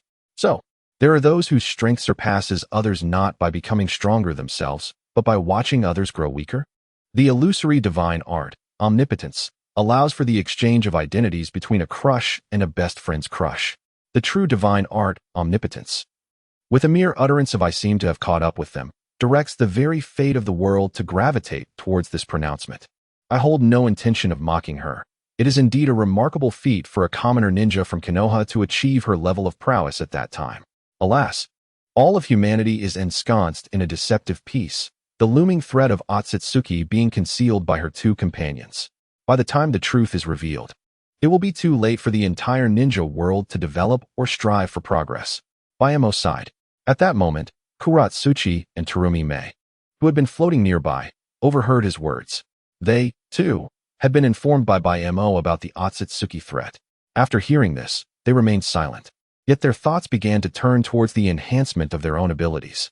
Bayamo had introduced them to a new system, alleviating the burdens on the Kage, and fostering the development of the village, not merely for their enjoyment. Kuratsuchi noticed the black-silver markings emanating from Sasuke upon his awakening below. The cursed seal researched by Orochimaru is a manipulation of natural energy. Natural energy, doesn't that equate to sage techniques? Quite so. He appears to be in an unstable mental state. No need to concern ourselves. If he remains fixated on this power despite knowing the evolution of the Sharingan, then he is beyond redemption. While a few exchanged light-hearted banter, Sasuke, relying on his sheer will, managed to suppress the cursed seal once more. Meanwhile, Orochimaru, having left the cursed seal on Sasuke, detected by Mo and the others observing from the sky before departing the Forest of Death. Upon recognizing them as the ones who had recently questioned Konoha's possession of the Silver Demon, along with an unidentified ninja, he dismissed them from his thoughts. Even if they had witnessed him controlling Orochimaru, they wouldn't immediately connect the dots. Thus, the plan for Konoha's collapse could proceed as intended. Orochimaru was confident that even without prior consultation with the Mizukage and Tsuchikage, when the time came to initiate the plan, they would not assist Konoha. I can't bear to watch any longer. Neither can I. Let us head down. Kuratsuchi and Terumi May said to Bayamo, their expressions darkening after a while of spectating. Although their intention was to witness a duel between experts, they could not help but observe the incompetence of their own village's rookies. After filtering through numerous candidates, the remaining ones were still pitiably weak. In truth, the Chunin exam in Konoha was exceedingly rigorous. Setting aside Orochimaru's disruptive influence, his sound ninja team, alongside the pivotal presence of Gaara, escalated the intensity of this examination. To survive the forest of death already indicated a minimum competency of Chunin level. However, what of the participants from Awagakure and Kirigakure? Their abilities were inherently lacking. Even Irika could dominate them. The troubling aspect was their age. Adults were overpowering children, and some were even left humiliated, kneeling and begging for mercy. It was no wonder the two could no longer endure the sight. Bayamo, too, chose to divert his attention. He already knew the outcome. He merely wished to discern any changes in Sasuke due to his influence. Bayamo did not return to converse with Sarutobi Hiruzen, but instead made his way back to the streets of Konoha. After walking for a while, he encountered a cluster of Hyuga clan symbols at the entrance of a house, where a small girl with white eyes was running about. Why was there no one around? Bayamo surveyed his surroundings, finding it hard to fathom that in Konoha, a child would chase after the Hyuga clan's heiress, berating her as a white-eyed monster. If it were the time of the Chunin exams and there were ninja from other villages present, such an incident might be somewhat understandable. What do you want? A voice called out from the estate directly opposite by MO Chapter 51. Fighting until the last moment, self-immolation. With a cautious reprimand, a middle-aged man with white eyes emerged. Father. The little girl, who had been running along the street, dashed towards the man, casting a puzzled glance at the unfamiliar Bayamo. The parent is inside, vigilantly guarding their child with those white eyes. Bayamo's inquiry about the absence of others, which could easily be interpreted as an attempt to abduct a child, elicited a typical reaction. However, this only deepened Bayamo's confusion regarding how the Hyuga heiress was being bullied and labeled as a white-eyed monster. The challenge seemed more formidable than that of a neighbor attempting to sneak into the Hyuga household. As for the little girl with white eyes, Bayamo recognized her instantly. Her hairstyle was a classic identifier. You are a ninja from another village here for the Chunin exam, are you not? This is the residence of the Hyuga clan, and you are unwelcome. Hyuga Hayashi's white eyes fixed on Bayamo, issuing an explicit eviction order. Such unfriendly treatment? Please, Hyuga clan leader. Allow me to pose a question before I take my leave, Bayamo replied with a smile. Speak. Though Hyuga Hayashi's tone was harsh, he refrained from acting impulsively. Bayamo bore no visible forehead protector, leaving him uncertain of Bayamo's village affiliation. He could not risk a repeat of the incident that led to his brother Hisashi's demise. What would you do if you encountered someone with white eyes outside the village? Retrieve the white eyes and uphold the dignity of the Hyuga clan, Hyuga Hayashi answered without hesitation. Yet, the sincerity of his words remained questionable. What if they were born with it? Bayamo inquired further. If born with it, we would brand them with the caged bird seal and integrate them into our branch family. The Hyuga clan is not devoid of reason. After a moment of contemplation, Hyuga Hayashi provided his response. Very well, understood. Farewell. Having received his answer, Bayamo departed as promised. Hyuga Hayashi exhaled softly. Yet the gaze Bayamo cast before leaving left him with a lingering sense of unease. Bayamo returned to Konan's residence. His earlier questions for Hyuga Hayashi were aimed at assessing whether the Hyuga clan's main and branch family system had seen any improvement. After all, during the era of Boruto, it seemed that the system had been abolished, and Hyuga Hayashi appeared rather amiable. However, the current reality was evidently different. According to Hyuga Hayashi, even if Kagaya Akatsuki were to visit the Hyuga clan, they would still demand that she seal her Rinnegan and undergo the caged bird treatment before departing. Since he was already there, Bayamo resolved to proceed with his plan and recruit some strength to prevent the Hyuga clan from boasting about their status as Konoha's strongest clan. While the most notable achievement of the younger generation was Niji Hyuga becoming a tragic figure, sacrificing himself to block a flying kunai with his body, Bayamo and Konan deliberated within the room. Kokage, upon voluntarily activating her Kagura hard eyes, scanned the surroundings to ensure no one was eavesdropping. Are you essentially trying to abduct children? Aren't you concerned that Kokage might misinterpret the situation and flee in fear? Konan teased lightly after their discussion concluded. No. Kokage stammered, hastily shaking her head. What are you talking about?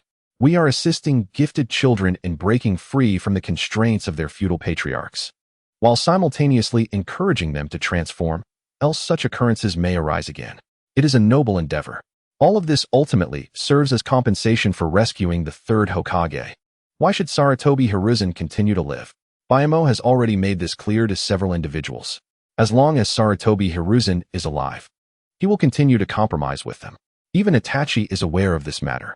Setting aside the various reasons presented by Bayamo, the outcome is favorable. The third can live on, continuing to look after Sasuke, sparing him the need to confront Danzo again, and that is indeed a positive development. As for the plan Bayamo discussed with Conan, the following day, at the Hyuga clan's residence, the exams in the Forest of Death would last several days. The solo duels that the daimyos and affluent merchants wished to witness would not commence until later. The parents, relatives, and friends of the genin could not spectate, only hoping for the best for those participating in the Chunin exams. Father, do you think my sister will pass the Chunin exam? Little Hanabi, having just completed her morning training, inquired of her father, Hisashi. Passing. It would be commendable if she could uphold the honor of the Hyuga clan, Hisashi replied, his expression one of disappointment. He then turned to his younger daughter. Rather than concern yourself with her success, focus on your training. Do not let me down as she has. Yes, father. Hanabi straightened her posture. And do not venture out in the coming days. There are far too many outsiders. And the number of those coveting our Byakugan is staggering.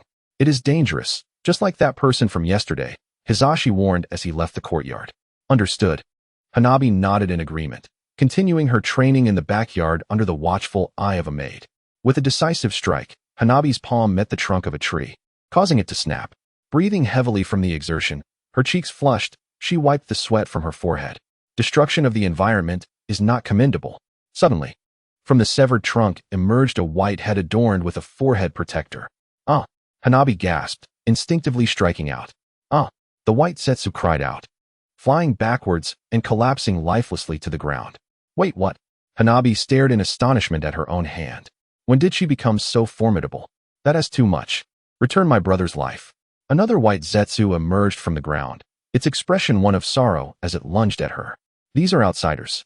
Hanabi recognized the forehead protector atop the white Zetsu's head, though she did not know which village it belonged to. It was certainly not from Konoha. Regaining her composure, she assumed a gentle fist stance, preparing to confront her foe. With a swift motion, she struck, severing the white Zetsu's body in half, leaving it unresponsive. He promised me he would marry me after this mission. Another white Zetsu wailed as it emerged, rushing towards the fallen body of its comrade. What? Hanabi was taken aback by the words. Instinctively, she struck again. The third white Zetsu, who had just leaped onto the corpse, was thrown back, crashing against the wall. Kill me. Yet another white Zetsu appeared, this time kneeling before Hanabi without attacking. Hanabi hesitated. At that moment, a gust of wind surged from behind her, obliterating the fourth white Zetsu into fragments. Looking back, she saw her father, Hisashi, poised in a bagua stance. Father, this. Step back, leave this to me. Hisashi commanded, positioning Hanabi behind him. It hurts so much. Another white Zetsu emerged. Everyone, attack together. Fight to the last moment, and die with honor. Death is not to be feared. It is but a cool summer night, Hisashi declared. From the initial vigilance to later ease and perplexity, he dispatched the foes with precision. And along with Hanabi's 3 defeats, a total of 7 white Zetsu lay slain in their wake. Chapter 52. Betrayed by a little cotton-padded jacket. Is there more? Hisashi, utilizing his Byakugan, discerned another individual outside the wall, fleeing at great speed. He leapt high, spinning in the air and unleashing a bagua palm, severing one of the escaping white Zetsu's arms. Yet, it managed to flee. Hisashi chose not to pursue, instead examining the bodies on the ground. Are these creatures truly human? Upon activating his Byakugan, he sensed the abnormality of the white Zetsu's bodies, which upon inspection, indeed lacked internal organs, resembling plants. Father, what should we do? They seemed to harbor no ill intent at first, Hanabi expressed, fear creeping in. She felt as if she had harmed these innocent beings. Do not worry. Regardless of whether they are human or not, they bear the forehead protector of Amigakure, a small ninja village, and are not a threat. Clan leader. There are Umbus seeking you, citing the Hokage's orders. The maid responsible for Hanabi's care, Hinata Natsuki, hurried in. Hisashi, hearing this news, did not connect the two events. It had barely been 10 minutes since he had dealt with the Amigakure ninjas. How could they dare? A small village coveting the Byakugan bloodline of the Hyuga clan? Could they possibly have the audacity to retaliate as the formidable Kumogakure had? Hisashi had clearly seen the forehead protector of Amigakure, which prompted his decisive action. With past experiences in mind, he could not afford to be careless. Clan leader Hisashi, please take Miss Hanabi with you. I will collect the remains of the invaders. A masked Umbu appeared in the courtyard, producing a scroll from behind and beginning to gather the remnants of the white Zetsu one by one. What? Hisashi, who had confidently thought the two matters unrelated, was caught off guard. Confusion filled him as he made his way to the Hokage's office. Upon entering, he was greeted by a familiar figure. It's you. Hisashi's confusion was half resolved, replaced by anger. This was the one who had earlier watched Hanabi and made the remark about the absence of others, clearly harboring ulterior motives. So, this individual is from Amigakure. That explains everything. The one who attacked Hanabi today must have been sent by him. Hisashi, this individual from Amigakure claims that your Hyuga clan brutally slaughtered their ninjas. I have summoned you here for a confrontation. However, before that, I wish to ask this esteemed representative of Amigakure a question. Sarutobi Hiruzen began, putting down his pipe. Hiruzen's thoughts mirrored those of Hisashi. What capabilities could a small village like Amigakure possess? Was it solely based on the unverified information regarding the deceased bloodline? Hiruzen's intention was to have Hisashi present to witness the fair resolution of the matter, thereby earning the gratitude of the Hyuga clan. Hence, he had not mentioned anything to Bayemo before Hisashi's arrival. Please, proceed. Bayemo naturally raised his hands in a gesture of surrender. The visitor list for Yuin village contained only your name and that of the village chief. May I consider the appearance of other ninjas from Yuin and Konoha as an invasion? Sarutobi Hiruzen picked up a scroll that had long been prepared on the table, unfurling it to reveal the list. Upon hearing Sarutobi Hiruzen's words, Hyuga Hisashi exhaled in relief, patting his daughter Hanabi's shoulder to reassure her that all was well. Who said it was just the two of us? Bayemo pointed at the one-armed white Zetsu standing aside. Bye. Then he pointed at himself. Mo. Finally, he gestured towards Konan, seated beside him, village chief of Yuin. Sarutobi Hiruzen, Hyuga Hisashi, Your Excellency, do not jest. Sarutobi Hiruzen's lips twitched. Why omit the surname? Are you treating us as fools? Hisashi questioned. In a swift motion, Bayemo appeared atop Sarutobi Hiruzen's Hokage desk, snatching the list and tossing it aside. He casually pointed at the open list. Aside from you folks who are preoccupied with family honor, is it not quite normal for others not to include their surnames? What of those lower ninjas from Sunigakure, Temari, Kankuro, Gaara, did they include their surnames? He had a point. I found myself momentarily speechless. Hisashi fell silent. Did he truly go bye-bye?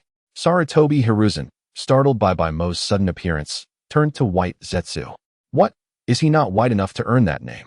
Bayemo retorted. Wait. If he is called Bai, what of the others who attacked the Hyuga clan?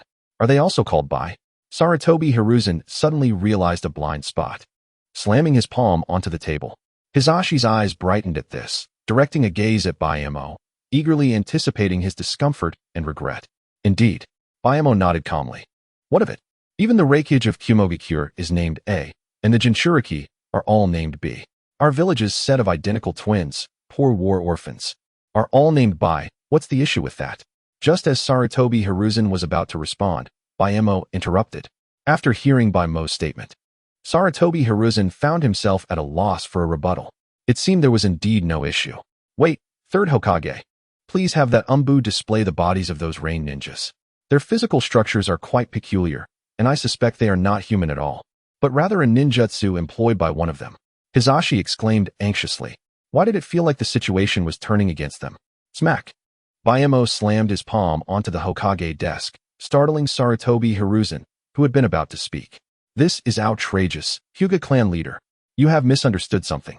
While I can comprehend the act of killing them, to claim they are not human is quite excessive. They are all my dear friends, my brothers. Bayemo took a deep breath, turning towards Sarutobi Hiruzen. If one is to be suspected of not being human due to different anatomical structures, then what of those in our village who possess 5 hearts? Or those who are merely a heart, or those with elongated jaws? Could they not have practiced some secret technique? A valid point indeed. As a master of ninjutsu, Sarutobi Hiruzen acknowledged Baime's reasoning. They should be regarded as exceptional individuals, right? Little Hanabi suddenly spoke up softly. The betrayal by the innocent child left Hisashi wide-eyed. Hanabi, you. I'm sorry, father, but they are truly human. The things they said before they died. Those emotions. Hanabi shrank her head, quietly defending herself. See, children do not lie. Moreover, even if they could, would she have any reason to help us deceive? Baimo's leisurely remark nearly drove Hisashi to the brink of exasperation. Chapter 53. White Zetsu's conclusion. Hanabi, you are too naive. Do not be deceived by the false affections of strangers. No matter how he explains, it does not account for why those rain ninjas appeared in our Hyuga clan. As the situation grew increasingly dire, Hisashi began to panic.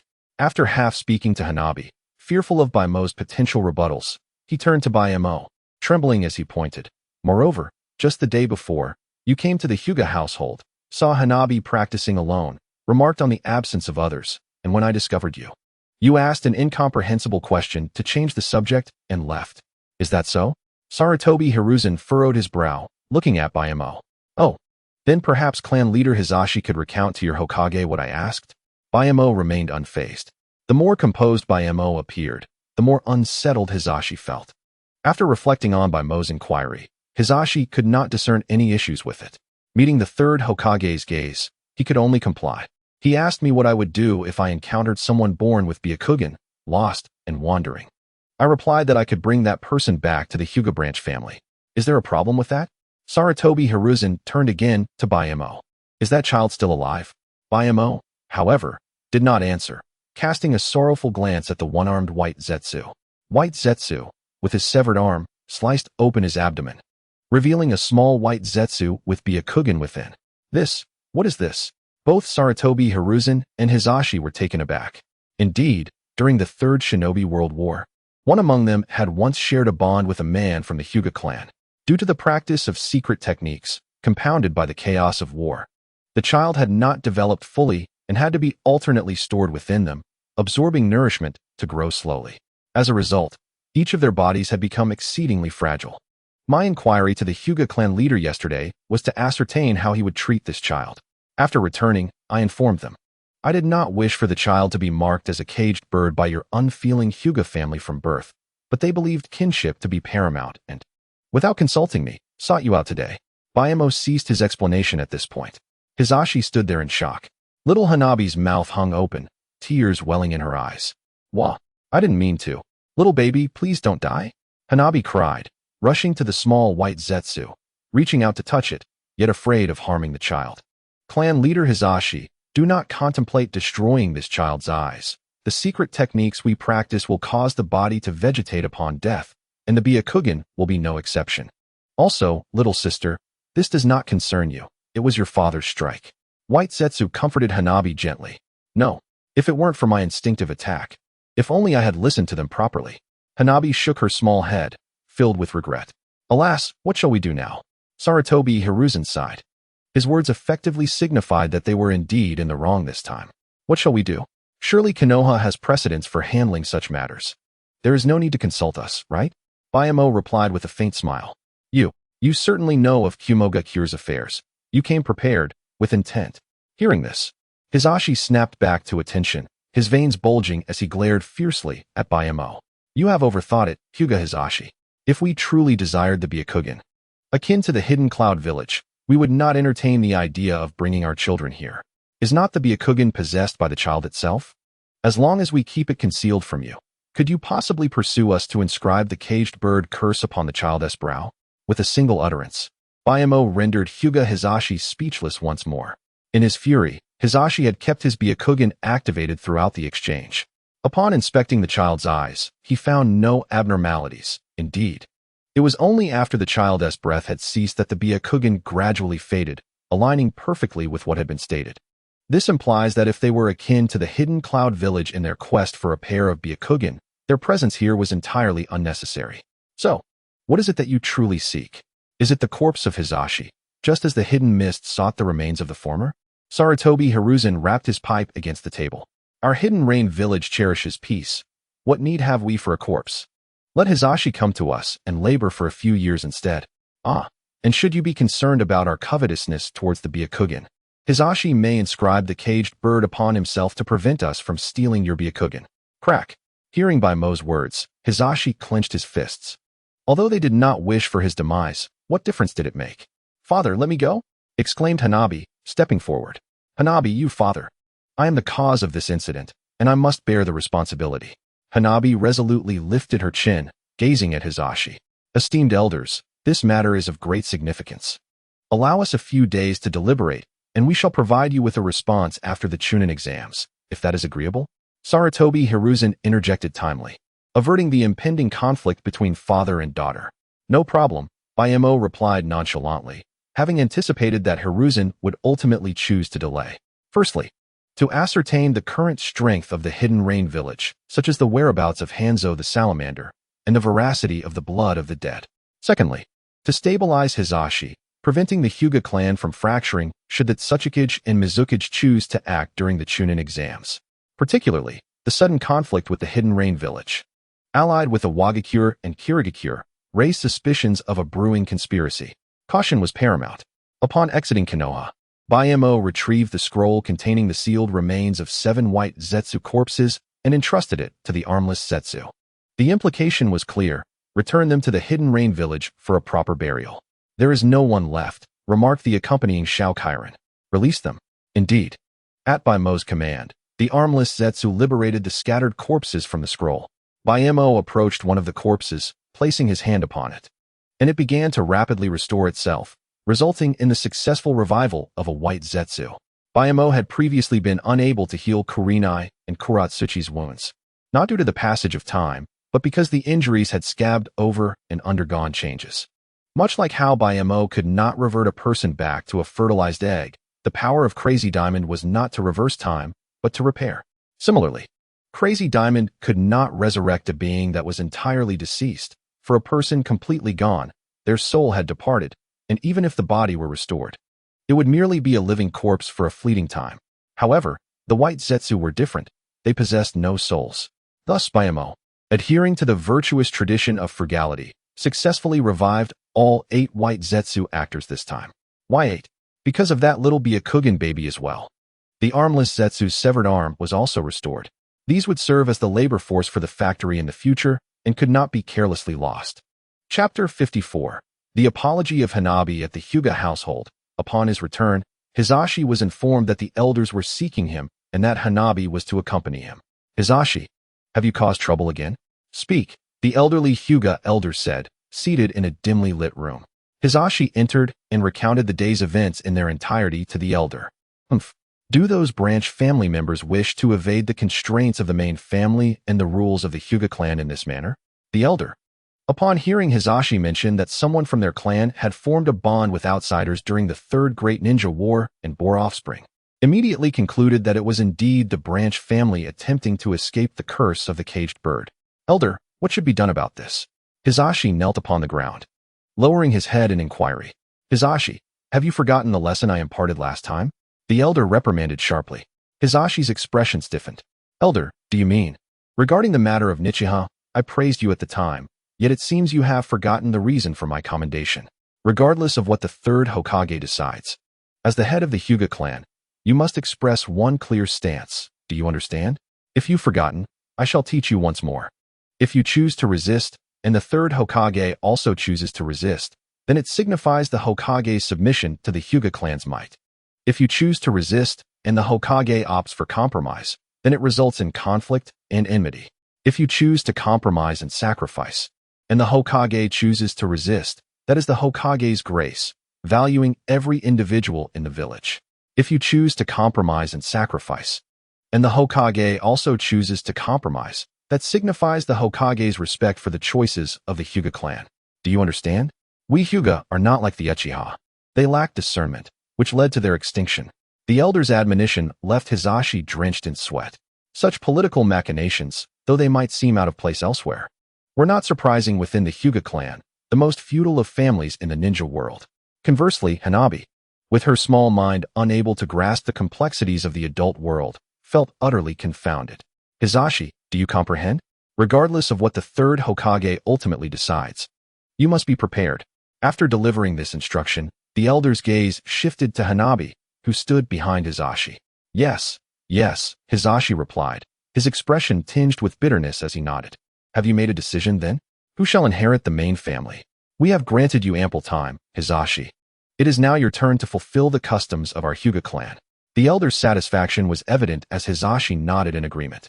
Hisashi and his brother Nichiha were born merely minutes apart, with the elder born first becoming the head of the main family, while the younger, Nichiha, became part of the branch family. At 3 years old, Nichiha was marked with the caged bird seal. Had Hinata and Hanabi been born as twins, the outcome would have been similar. However, Hinata was 5 years older than Hanabi, and her abilities paled in comparison to her training partner, Niji, the then-living Nichiha. Reflecting upon this, was filled with sorrow and rage, resulting in Hisashi activating the caged bird seal and collapsing in front of Niji, writhing in agony. Subsequently, when Niji was 4, Nichiha tragically became Hisashi's scapegoat. During a training session between Niji and Hinata, Niji experienced a surge of resentment, resulting in him being subjected to the caged bird seal by Hayashi, which allowed him to endure a harrowing sensation akin to a living death. This incident also revealed Hinata's inadequacies to Hayashi and the clan elders. Her lack of ability and fortitude became glaringly apparent. Coincidentally, at that time, Hayashi's wife was pregnant and subsequently gave birth to Hanabi. Hayashi proposed to the elders that Hanabi should be allowed to mature, with the victor inheriting the main family leadership, while the loser would bear the caged bird seal, thus relegated to the branch family. However, when it came to the prospect of the seal being placed on his own child, Hayashi found himself reluctant. Hanabi, on her part, did not disappoint, displaying talents and character traits that suggested she was more suited to inherit the head of the clan than her sister Hinata. This matter could have been postponed indefinitely, perhaps until the eventual passing of a Hyuga elder or a new Hokage's decisive reforms that could abolish the caged bird seal altogether. Unfortunately, the recent incident in the Rain Village brought this issue back to the forefront, leaving Hayashi with no choice but to confront it. Before the conclusion of the Chunin exam, Hayashi resolved to provide a response.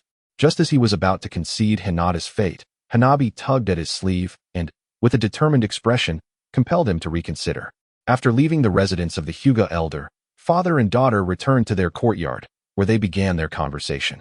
Hanabi, I understand your admiration for your sister, but she is simply not fit to lead our clan. Setting aside her abilities, her temperament is far too timid. Do you comprehend that? Hayashi earnestly advised. Hanabi shook her head vigorously. This is my mess. How could I allow my sister to bear the consequences? She continued, Father, you must still feel guilty about Uncle Hisashi's sacrifice, don't you? A hint of shame crossed Hayashi's face, not for Hisashi, but because he hadn't truly borne the burden of guilt. After all, if he had felt genuine remorse, he would not have used the caged bird seal as a warning to Niji. Yet, hearing Hanabi's inquiry still stirred feelings of shame within him. Father, during this Chunin exam, let us watch sister's upcoming battles. If she exhibits a proactive attitude, then you must not involve her in this matter, Hanabi asserted, her small fists clenched. Gazing up at Hayashi. Very well, Hayashi relented, though he held little faith in Hinata's capacity to rise to the occasion without embarrassing the Hyuga name. The second round of the Forest of Death had concluded, paving the way for the individual elimination matches. Upon returning home, Hinata was puzzled by Hanabi's absence and quietly inquired of her father, Father, where is Hanabi? Hayashi merely scoffed in response, offering no explanation. Hanabi had left after dinner. He had intended to remind her to stay home, but upon considering the pressure she was under, he softened and allowed her some freedom, instructing Natsu to keep a distant watch over her. Meanwhile, Hanabi sought information and eventually found the residence of the Rain Village leader. She knocked timidly at the door, where Hakumai opened it. I've come to apologize, she stammered, holding a medical kit. What about the brother who lost his arm due to my father? He has returned to his village, Hakumai replied, inviting Hanabi inside and closing the door behind her. Outside, Natsu observed with her Byakugan, able to see but not hear. Actually, no one was injured yesterday. You needn't feel responsible, Hakumai stated straightforwardly. Huh, what do you mean no one was hurt? Hanabi sipped the hot tea served by Shiranui, her face a picture of confusion. The truth is, yesterday was a ruse. There was no battlefield drama or Byakugan baby. That was a special transformation technique of White Zetsu, one that your Byakugan cannot perceive. Hanabi's mouth fell agape, her hands frozen around the cup. Suddenly, A realization struck her, and she shook her head vigorously. Wait. If that's the case, why are you telling me this now? Her Byakugan eyes fixed intently on Hakomai. You will eventually learn of this. And rather than having you discover it passively and harbor resentment, I thought it better to inform you so you can make your own judgments, Hakomai explained, gently touching Hanabi's eyes. Surely you don't believe we are interested in merely a pair of Byakugan? Hanabi remained bewildered. Judgments? Decisions? If it's not about the Byakugan, then what is it about? I hail from the ninja world 20 years into the future, and I have returned to gather strength to confront foes capable of annihilating the entire world. Whether you believe it or not is up to you, Hakomai stated, sliding a photograph across the table. This is a unique opportunity. Take a look. Upon seeing the photograph, Hanabi's eyes widened in recognition of the female ninja from the Hyuga clan. Was this her future self? She envisioned herself as a striking and formidable kunoichi. After a moment of reverie, she looked up at Hakomai. What do you wish for me to do? I want you to become powerful. The reason the third Hokage considers compromising with our clan is due to our lack of strength. The future will be no different. If you are not strong enough, you risk losing your eyes, and your sister may be forcibly wed, followed by a fate of endless seals. I assure you, all that I say is true. The choice is yours. I could even inform your father and the third Hokage of the things you've been deceived about. Hanabi quickly interjected. But that would mean I'd lose my chance to grow stronger and alter the future you speak of.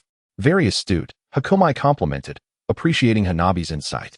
It was precisely this quality that made her favor conversing with individuals like Sasuke and Hanabi. Both valued emotions while also engaging in thoughtful consideration, unlike those who acted impulsively.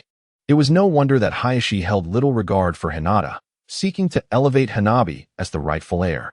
I promise you, I will become strong to protect my sister and everyone else. After a moment of contemplation, Xiao Huahua's gaze grew resolute. If it were someone else, they might question whether she could truly achieve this, but Xiao Huahua was brimming with confidence. Regardless of her self-assurance, Bayamo felt compelled to inform her. The person who stole your eyes, after transplanting them, evolved the Byakugan into the Rinnegan. I won't delve into specifics, but suffice it to say that a strike from the Rinnegan could cleave the moon in half.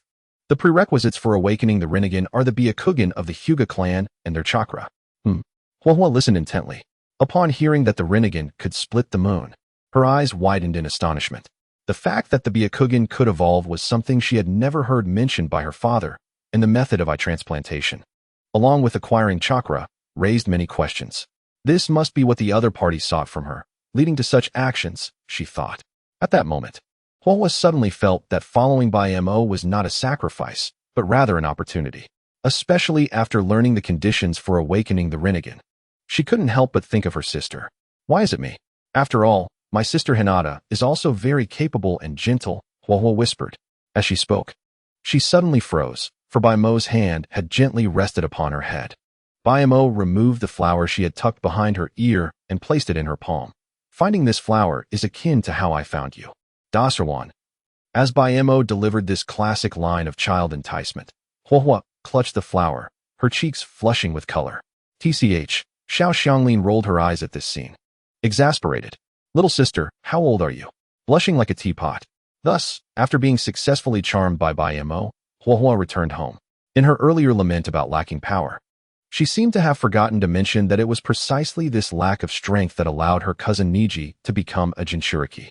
After her departure, Bayamo suddenly realized that something was amiss in their earlier conversation. Jinchuriki? Hyuga Niji? Which tailed beast does he host? Xiaonan's expression turned bewildered. They had previously conducted investigations regarding the capture of tailed beasts, and Niji could become a Jinchuriki? Wasn't there only the 9 tails in Konoha? Xiaonan was left speechless by Mo's dark humor. After a moment of silence in the room, Xiaonan suddenly recalled something. I remember you said before that the awakening of the Rinnegan is due to the combination of Indra's chakra and Ashura's chakra, which is why you sent Uchiha Sasuke to absorb Uzumaki Naruto's. So now, with Hyuga Huahua awakening the Rinnegan, she would require the chakra of the Otsutsuki clan. Does that mean she has to absorb? At this point, Bayamo was rendered speechless by Xiaonan. Slap. Bayamo had just opened his mouth to speak when Xiaonan's face shifted from black to red, and then she slapped the table, stood up, and turned to leave.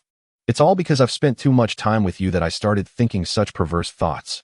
With that, Xiaonan stormed out, watching the door swing on its hinges. Bayamo's lips twitched.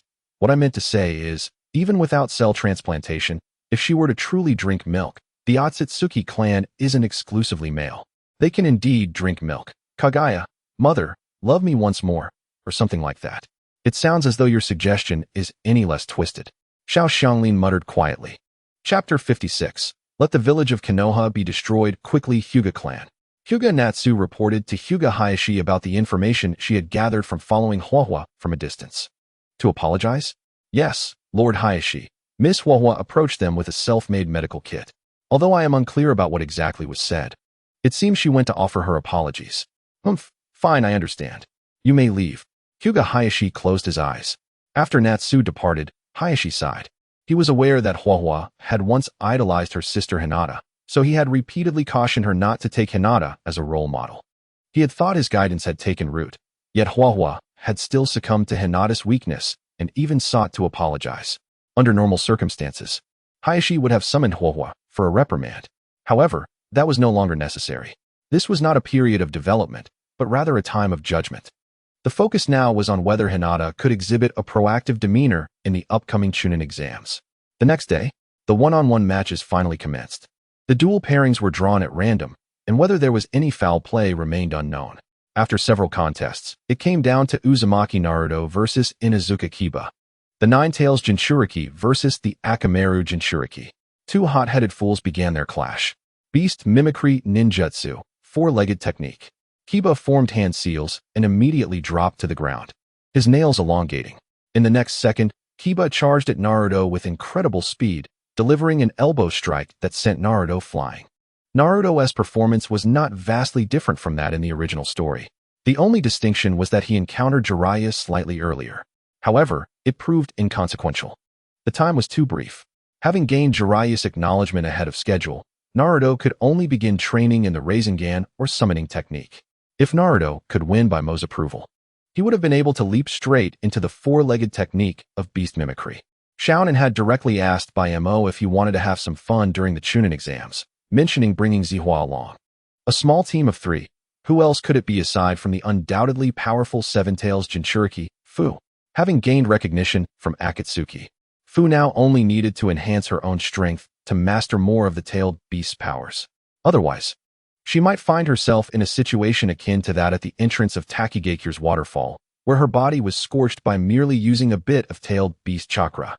Naruto, on the other hand, being of the Uzumaki clan, was naturally more resilient. As long as the Nine Tails wished to lend him its power, his capacity to endure would be worlds apart from Fu's. Regrettably, this future 7th Hokage could not earn the recognition of Mo, the fallen leader of Amigakure. Kiba's elbow strike was forceful, causing Naruto to be hit hard enough that he began to recall past memories. However, it is widely known that in the world of Naruto, once a character starts reminiscing, it is highly likely they will unleash their power and turn the tide. Amidst the gasps of the audience, Naruto stood up, and the two officially began their confrontation. Kiba continued to suppress Naruto with speed, but soon realized something was amiss. Why is my opponent so tough? Kiba relentlessly attacked, causing Naruto to bleed, yet he refused to fall. I will never go down until I become Hokage. With great difficulty, Naruto stood once more, proclaiming his fervent resolve. At the same time, his mind raced with strategies. He had met Jiraiya recently, who had taught him the method to cultivate the Rasengan, but with the exams being consecutive, he had scarcely had time to practice. He had only managed to use a single balloon for training. Wait, the balloon? Naruto suddenly recalled what had transpired before the match began. After passing the Death Forest exam yesterday, he was overjoyed and indulged in a lavish meal at a ramen shop. However, having overeaten, he felt a bit uncomfortable in his stomach upon arriving at the competition venue the next morning and let out a few farts. At that moment, Inuzuka Kiba and his companion Akamaru caught wind of it and quickly departed upon understanding the situation. Furthermore, he recalled a childhood incident when he ran out of paint while splattering it on the 4th Hokage's portrait and resorted to using sewage instead, which led to being discovered by a few ninjas accompanied by dogs. Could it be that dogs possess a keener sense of smell than humans? Naruto pondered. This knowledge seemed familiar, perhaps mentioned in ninja school, but he hadn't paid attention back then. With that thought, he resolved to proceed. Naruto, bearing a determined expression, slowly retrieved a balloon from his ninja tool pouch.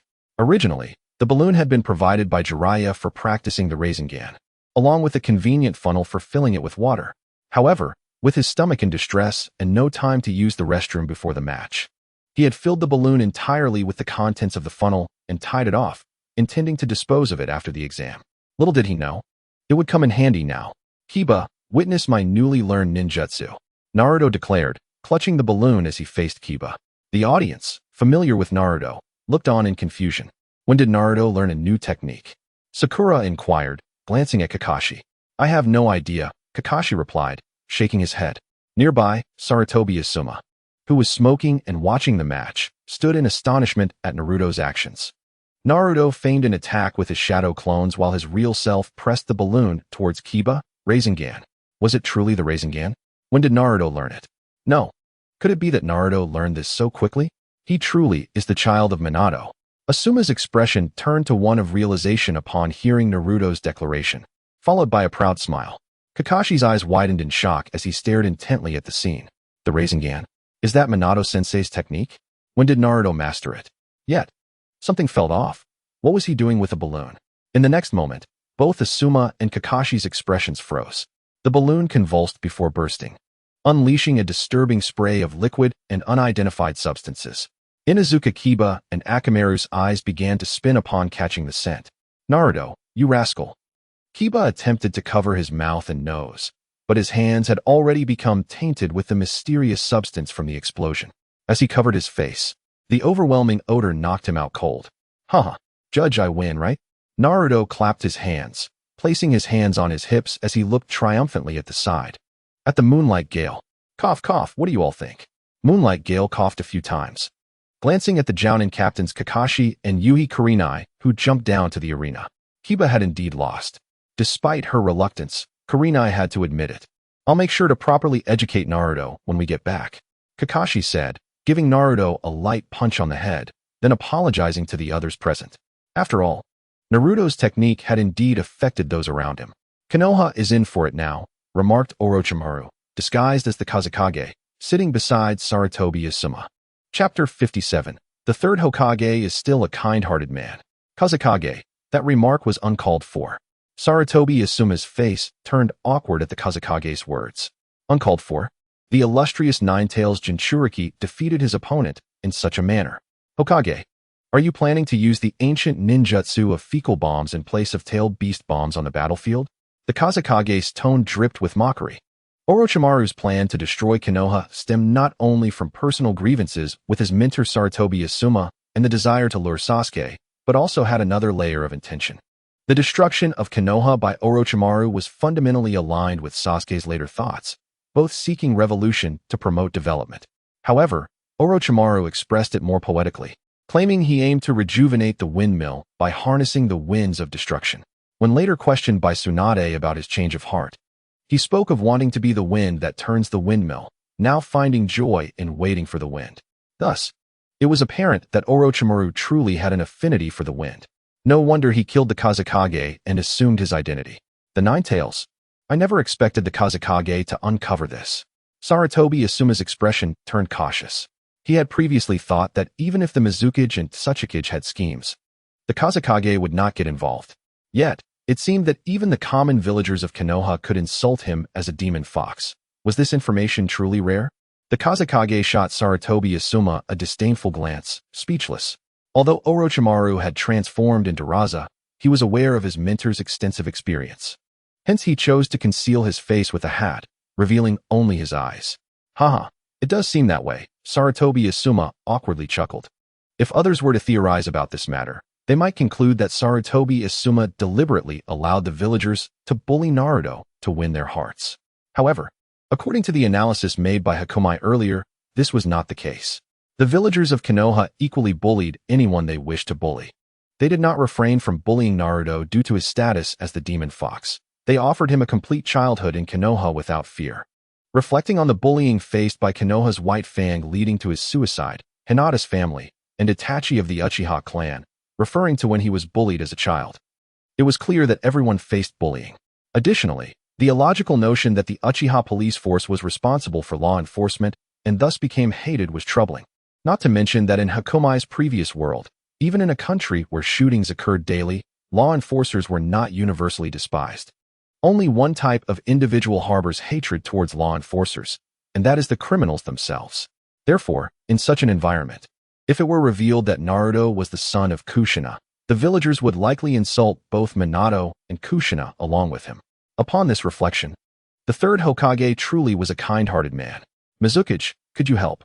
Sarutobi Asuma awkwardly attempted to change the topic, glancing towards Terumi Mei. Don't even think about it. Terumi Mei, with delicate hands covering her nose, wore an expression of disdain. Am I to use water release to wash away that mess? Do you take me for a toilet? Third Hokage, I heard from my grandfather that as a master of ninjutsu, you are proficient in all 5 elemental natures. You shouldn't need to rely on the Mizukage, Kuratsuchi chimed in. Only ninjas skilled in water release can use it without drawing from naturally existing water resources. Terumi may belong to this category, but Sarutobi Asuma clearly did as well. My apologies, I'm getting old and my memory isn't what it used to be. I only remembered that I'm Hokage and you are Mizukage. Sarutobi Asuma chuckled, standing up, removing his hat, and placing it on his seat. He approached the railing and called down, "Let us take a break for half an hour to clean up." After everyone had cleared out, Sarutobi Hizashi formed hand seals and unleashed a torrent of water below, the water release, water dragon bullet technique. The controlled power of the water dragon continuously washed away the filth that Naruto had caused. During the intermission, the audience departed from the arena. Bayamo intended to venture into the streets to purchase snacks and beverages for later enjoyment during the other matches. The reason he did not buy them in advance was simple. On his way, he noticed Naruto wearing an odd expression and suspected there might be some embarrassing moments ahead. After all, in the original story, a mere flatulence had once secured victory in a match. To avoid spoiling his appetite, he refrained from early purchases. However, just as Bayamo reached the exit, he was called back. Wait a moment, friend from the Rain Village. The person who called him was Nara Shikamaru, one of the competitors for the next match. What is it? Is there something you need? Bayamo did not recall any previous interactions with Shikamaru. A friend asked me to inquire about certain matters with you. Would you mind sparing some time to discuss this privately over there? Shikamaru gestured toward the nearly deserted arena that was drying out. Very well, Bayamo nodded and then turned to Konan, instructing her to bring him 2 bottles of ice water and a few packets of chips. He initially considered asking for soda, but recalled that soda and hamburgers were a novelty introduced during the Naruto era, so he amended his request.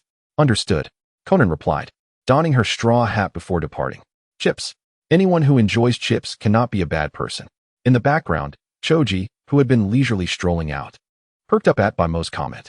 Shikamaru, taken aback by his teammates' naivety, remained silent. Fortunately, Choji refrained from saying anything that could reveal information and was promptly pulled away by Ino. Bayamo and Shikamaru returned to the audience seats, taking their places. What I am entrusted with is Hinata Hyuga, Shikamaru stated directly, glancing at Bayamo. You must be aware of the reason behind this, correct? Last night, Hanabi returned home, and, in her determination to secure her father's approval for her trip to the Rain Village, had a conversation with Hinata. Hanabi urged Hinata to give her all in the upcoming match, assuring her that if she did not meet their father's expectations, she would be sent to the Rain Village for studies. Furthermore, Hanabi expressed her desire to explore the outside world and gain experience, hoping that her sister would not take this opportunity away from her, fully aware that Hinata preferred to remain in Konoha. This was Hanabi's way of alleviating any psychological burdens on Hinata. Hanabi's clever manipulation was not lost on Hayashi, who chose not to interfere or expose it. If merely prodding her could alter his eldest daughter's character, he would have succeeded long ago. As for Hinata, she naturally did not wish to leave Konoha, but she found it strange that her sister would be sent to the Rain Village. Could it be that Hanabi had been deceived? Thus, she sought the counsel of the wisest, Shikamaru. Oh, Hinata, she must be doing this for her sister Hanabi, right? Bayamo nodded slightly, seemingly understanding. The Hyuga clan's Byakugan and their unique training methods certainly did not warrant studying in the Rain Village. What exactly is your intention?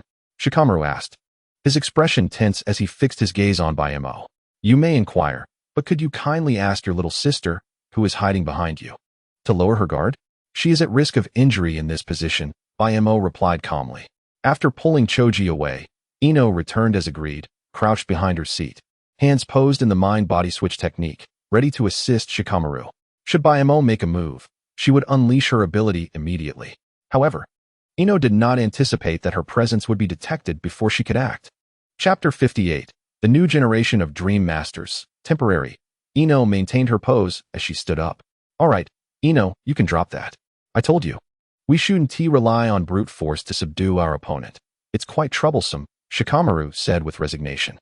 Shikamaru, continue your inquiries. I shall remain here. Little sister, do you not comprehend human speech? Do you truly believe this mind-body switch holds any real intimidation? Bayamo remarked as he approached Ino. Why you? Don't come any closer.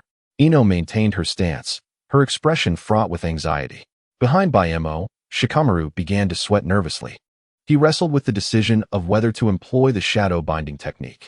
Although it appeared that Bayamo had exposed his back, seemingly leaving an opening, the pressure and confidence emanating from him suggested that if he did act and it failed, it would only exacerbate the situation. After much contemplation, Shikamaru ultimately decided against taking action. There was no need for him to intervene. Moreover, he reasoned that Ino's psychological resilience must be nearing its limit. If Bayamo advanced any closer, Ino would undoubtedly activate her technique. Mind-body switch technique. Just as Shikamaru anticipated, Ino, unable to withstand Bayamo's approach, executed the mind-body switch technique. The concentrated mental energy, amplified at her fingertips, surged toward Bayamo, invading his consciousness. The mind-body switch technique is strategic in nature. Its effectiveness in direct confrontations is relatively poor. The lengthy preparation and initiation, coupled with the essential requirement of hitting the target, allow even moderately experienced ninjas to resist its effects. However, if successful, the results can be remarkable. During the Fourth Great Ninja War, one individual stood atop the Ten Tails, becoming a living target for the mind-body switch technique, and was subsequently controlled by Ino twice. Although the duration of control was fleeting, it marked a significant moment for Ino and her clan's secret techniques.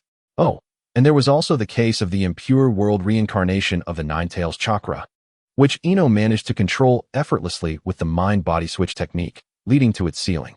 So why is the mind-body switch technique solely considered strategic? It possesses a unique characteristic. Once the target is controlled, they experience everything the caster feels. If the target is injured, the caster suffers as well, a reverse version of the reversal deadly rebirth. Thus, while one controls the target, they cannot permit their allies to attack, unless there is perfect coordination, allowing the caster to disengage from the target's body at the precise moment an ally strikes. Ino.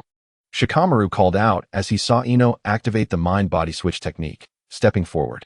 Ino's body slumped, collapsing onto her seat. Did it work? Shikamaru was taken aback by the scene. If the mind-body switch technique had failed, her spirit would have returned to her body, awakening her. The fact that she lay unconscious indicated that her spirit remained within the opponent, signifying success. Success? What do you mean? Bayamo turned around and walked back toward him, continuing their conversation amidst Shikamaru's bewildered gaze. What have you done to her? Shikamaru glanced at the unconscious Ino, his expression grave. Let her rest for a moment. Once we conclude our discussion, I will return her, Bayamo replied with a faint smile. At this moment, within the consciousness of Hakumo, Ino found herself pinned to the ground by one of his hands, rendered utterly immobile. After futile struggles, she succumbed to exhaustion, lying helplessly upon the ground. Such a predicament was unprecedented for her. Even her father and the elders of her clan had never encountered anything quite like it. When faced with a ninja possessing formidable mental prowess, the most one could expect was to be repelled, depleting a significant amount of chakra and mental energy in the process. The only way for someone to exert such overwhelming dominance over her would be to surpass her not only in mental strength, but also in chakra control, to such an extent that it could disregard the enhancements of the mind-body switch technique. In her quiet resignation, Ino lay still in the realm of consciousness, idly raising her arm and waving it in the air, only to find herself perplexed. Why had her arm become so elongated? With a sense of confusion, Ino struggled to sit up and examined her own body. Hakumo's hand rested on her abdomen, allowing her upper body some degree of movement. Yet, this observation left her bewildered. When had her legs grown so long, and why did her front appear so swollen, as if filled with some colossal food pill? After a moment of contemplation, Ino recalled a few peculiar cases her father had described regarding the ninja's spiritual realm. In that mental space, one's appearance is determined by oneself. For instance, her father, Yamashiro Kaichi, once encountered a ninja who had accidentally killed a dear friend in his youth. When he utilized the mind-body switch technique on that ninja, he beheld the figure of the boy as he once was. This indicated that the individual remained haunted by that past, unable to move beyond it. Ino was certain that the image she now possessed was one she had never consciously envisioned. Thus, only one possibility remained. The person who had so thoroughly dominated her in mental strength and control perceived her in this manner. Because his overwhelming mental power governed all aspects of the mental space, including her appearance, this peculiar situation came to be. But why? She had never even met this individual before. The attire of this image reflected her own preferences, resembling what she might look like as an adult. It was indeed strange. Outside the realm of the mental world, Hakumo conversed with Shikamaru. In truth, I am the new generation of dreamweavers, upholding the ideals of my predecessor to assist Hanabi in realizing her aspirations. She wishes to protect her sister Hinata and those dear to her, desiring to grow stronger. Thus, I have offered her a choice. Do you expect me to believe such a statement? Moreover, as I previously mentioned, when it comes to the development of the Hyuga clan's Byakugan, do you truly think you surpass the elders of their clan? Shikamaru shook his head. Your belief or disbelief matters not to me. Shikamaru, you possess a sharp mind, yet I do not endorse your convictions. To be frank, I could have departed at this juncture, but a thought crossed my mind, prompting me to conduct a small experiment. Therefore, I intend to assist you in realizing your dreams as well. Do not jest. Do you even know what my dreams consist of? Shikamaru scoffed. He merely aspired to lead a mundane life as an ordinary ninja, lacking any lofty ideals, earning a modest living, marrying an average woman, and possibly raising 2 children. Although the latter remained unfulfilled. His first child was a girl, a perceived failure. Upon hearing Hakumo's words, Shikamaru stood frozen in place. What was happening? Even with mind-reading abilities, one could not glean such insights. It felt as though this person understood him better than he understood himself. Chapter 59. Who should turn off the lights? Shikamaru's inherent disposition was one of laziness, an aversion to trouble and change, favoring a tranquil existence. Influenced by his family's legacy and his mentor Asuma, he had become a staunch guardian of traditional rules. In the narrative of Shikamaru's secret techniques, the antagonist posed the question of why ninjas should submit to the decaying authority of feudal lords and wealthy merchants, echoing Hakumo's inquiries towards Akatsuki. The difference lay in the antagonist's ignorance of the strength of Naruto and the 5 great nations, coupled with his misguided attempts to brainwash others despite having the right reasoning. Shikamaru identified these flaws and ultimately defeated the antagonist. Such a method could indeed convince the majority, yet it allowed little room for dissenting opinions. This was not merely a clash of ideologies. It resembled an online argument where, unable to counter an opponent's logic, one resorted to digging through their past statements to discredit them. Because the antagonist employed illusions and harbored ambitions, everything he did was deemed wrong, dismantling his principles through a simplistic binary perspective. Nagato's original plan was flawed. He was unaware of Kagaya, the Akatsuki, and that he was merely a pawn. One could only assert that his actions were misguided without proving his ideology wrong. It was akin to posting a screenshot on social media claiming the sun rises in the east, only for someone to counter it with another screenshot, absurdly arguing against the undeniable fact. Shikamaru's intellect allowed him to grasp these issues. However, as previously mentioned, he was a protector of traditional values, feeling no need to contemplate the validity of differing perspectives, only needing to steadfastly uphold his beliefs. This was why Hakumo had initially expressed his lack of recognition for Shikamaru and his intention to limit their discourse. Shikamaru was indeed intelligent, but his brand of cleverness differed from that of Nagato, Konan, and Akatsuki, whom Hakumo had previously persuaded. Nevertheless, Hakumo resolved to conduct an experiment, uncertain of its success, yet willing to use Shikamaru as a subject. After all, Shikamaru had approached him, and this experiment could serve as a boon, allowing him to fulfill his desire to be an ordinary office worker. You wish to be a common ninja. There is no need to deliberately become ordinary. Just allow other ninjas to excel, and you shall naturally remain inconspicuous. With your intellect and friendship with Naruto, I imagine you would strive to support him in becoming Hokage, would you not? However, that would run counter to your dreams. Yet, if Konoha were to adopt the practices of a Wagakure and Kirigakure, a harmonious balance could be achieved. As long as there are enough capable individuals to assist the Hokage, your workload would become infinitely lighter. Hakumo's words, while reasonable, left Shikamaru baffled.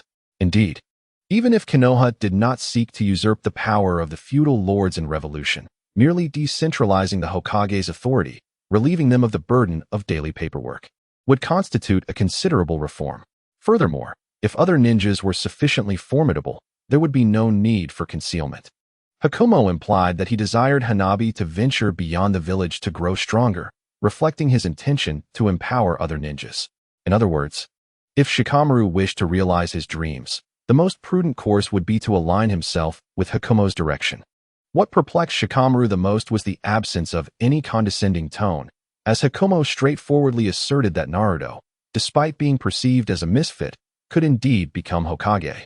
Even among their circle of friends, there was a consensus that Naruto's dream was exceedingly ambitious, and thus they could only offer their support and encouragement to the best of their abilities. After a moment of contemplation, Shikamaru lifted his head. Would you prefer to have a son or a daughter? I cannot assist with that. Perhaps you should seek out Orochimaru to see if he can help you with such matters. As for your desire to marry an ordinary woman, I can present you with a case study for your reflection. Oh, pray, enlighten me. Upon hearing this, Shikamaru's eyes brightened. This is indeed a positive development. The earlier remarks made by Hakumo were beyond his current comprehension, yet he contemplated discussing them with his father. However, this situation is different. Before approaching Hakumo, Shikamaru had observed him for some time. Hakumo's social standing was quite favorable. While he may not rival Sasuke in quantity, the quality of his relationships with the Tsukage, Mizukage, and the leader of the Rain Village was commendable. In this regard, Hakumo possesses the qualifications to impart wisdom to him. Moreover, once learned, such knowledge can be applied repeatedly. Take, for instance, your upcoming match against the Princess of Sunagakure, who is 3 years your senior and possesses considerable strength. How should you ensure she does not develop feelings for you? Hakumo's query left Shikamaru utterly perplexed. What strange notion is this? How could one guarantee that another does not fall in love with him? He, Shikamaru, is not Sasuke. Even Sasuke is not the epitome of irresistible charm. Not everyone is infatuated with him at first glance, right? Wait a moment. The question implies achieving a 100% assurance. Even the slightest possibility must be eliminated. Indeed, this presents an academic challenge. Shikamaru stroked his chin, deep in thought. Ultimately, he conceded defeat. His experience in this realm was far too scant. His father, being under the thumb of his wife, was hardly an appropriate source of guidance. Shikamaru had no choice but to seek Hakumo's counsel. If I truly cannot fathom it, please enlighten me. In truth, I am uncertain as well. Is there any issue with that? Humans are intricate beings, and women are even more so. Surrendering outright, conceding after a brief struggle, or decisively overpowering her, all could potentially attract attention. However, Hakumo produced a book from behind him and thrust it into Shikamaru's arms. What is this? This is a pre-release copy of Kakashi's latest work, which I managed to obtain due to my connections at the publishing house. It seems to contain answers you seek, so consider it a gift. Hakumo patted Shikamaru on the shoulder. Kakashi-sensei's work? Shikamaru glanced down at the cover of the book, titled Strategies for the Mighty, authored by Kakashi. With less than 20 minutes remaining, this is your final opportunity. Persevere, extract the methods within, and apply them adeptly. The time to test your intellect has arrived. After imparting this encouragement, Hakumo rose and departed. Shikamaru, with a determined expression, settled down, placed the book on his lap, and began to read intently, striving to uncover the answers within. After a while, he scratched his head in realization. Had he neglected something? Oh right, concerning Hinata. Let the Hyuga clan handle their own affairs. What a hassle. After a moment of complaint, Shikamaru once again immersed himself in reading. Meanwhile, Ino, who had been dazed in her seat, finally stirred.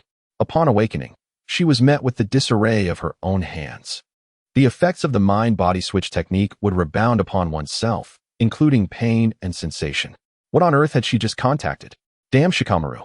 Ino noticed that Shikamaru remained engrossed in his book, displaying no concern for her well-being, as if he had completely forgotten about her, igniting her fury. She had come to assist him, only to be treated in such a manner? Clenching her fists, Ino approached him step by step. What book could possibly command such attention? Aren't you usually asleep during ninja school? Curiosity piqued. She glanced over before taking action. Shikamaru happened to be reading an amusing anecdote from the book. The Inuzuka, Nara, and Akimichi clans shared a close bond and resided in the same dormitory. They had agreed to take turns extinguishing the lights each night. One evening, everyone lay down, and no one turned off the lights. Yamanaka inquired, "Who is supposed to turn off the lights? Why has no one done so?" Akimichi responded, "It was Nara's turn today." Ino recalled the earlier sensations and inhaled deeply. "Go to hell, Shikamaru." Bang. Chapter 60, You Really Need My Love. Stop. Ino. Shikamaru, having been struck by a surprise punch, was sent flying, clutching the book protectively and pleading for mercy. "Shikamaru, I never imagined you to be this kind of person. Forgetting to save me is one thing. But here you are engrossed in such lewd material. Once the exam concludes, I shall inform your father." Ino seethed, her fist striking her palm, suppressing her rage. She understood that they still had the Chunin exam ahead and could not afford to incapacitate Shikamaru. "Ouch. Ino, you've misunderstood. It was merely that." Shikamaru, nursing his swollen face, rose from the ground and briefly recounted his recent conversation with Hikomo. "What? Preventing a beauty from falling for you? Shikamaru, how did I not notice your narcissistic tendencies? If it were Sasuke or that rain ninja who had said such a thing, it would be one thing. But do you truly have the right?" Ino was momentarily speechless. "This isn't about qualifications. It's akin to a Sunagakure ninja suddenly plunging a kunai into me during the exam. Though a low probability, it is not impossible. And I must eliminate such occurrences." "I don't understand." Shikamaru sighed. "Sometimes being significantly more intelligent than one's peers is not advantageous. According to what you just said, that person was conversing with you the entire time without displaying any unusual behavior?" Ino inquired earnestly. "Indeed, what of it?" "Oh right, Ino. Did you sustain any injuries from your failed mind-body switch technique?" Ino was left speechless again. Only now does he think to ask if she was hurt. Yet he is concerned about whether a girl might suddenly fall in love with him. What nonsense. However, Shikamaru's affirmative response caused Ino to grow serious. "He conversed with you normally," which implies that he merely utilized subconscious mental prowess and control to unravel my technique and confine me within my own consciousness. "Are you worried he possesses a secret technique specifically designed to counter the Yamanaka clan? I think you're overestimating him. He may just be exceptionally powerful. Do you recall his warning to you?" Shikamaru's words reminded Ino that he had indeed cautioned her not to intervene. It was her own decision to approach him. How could this be? At such a young age. "I've heard Kakashi-sensei became a jonin at 12.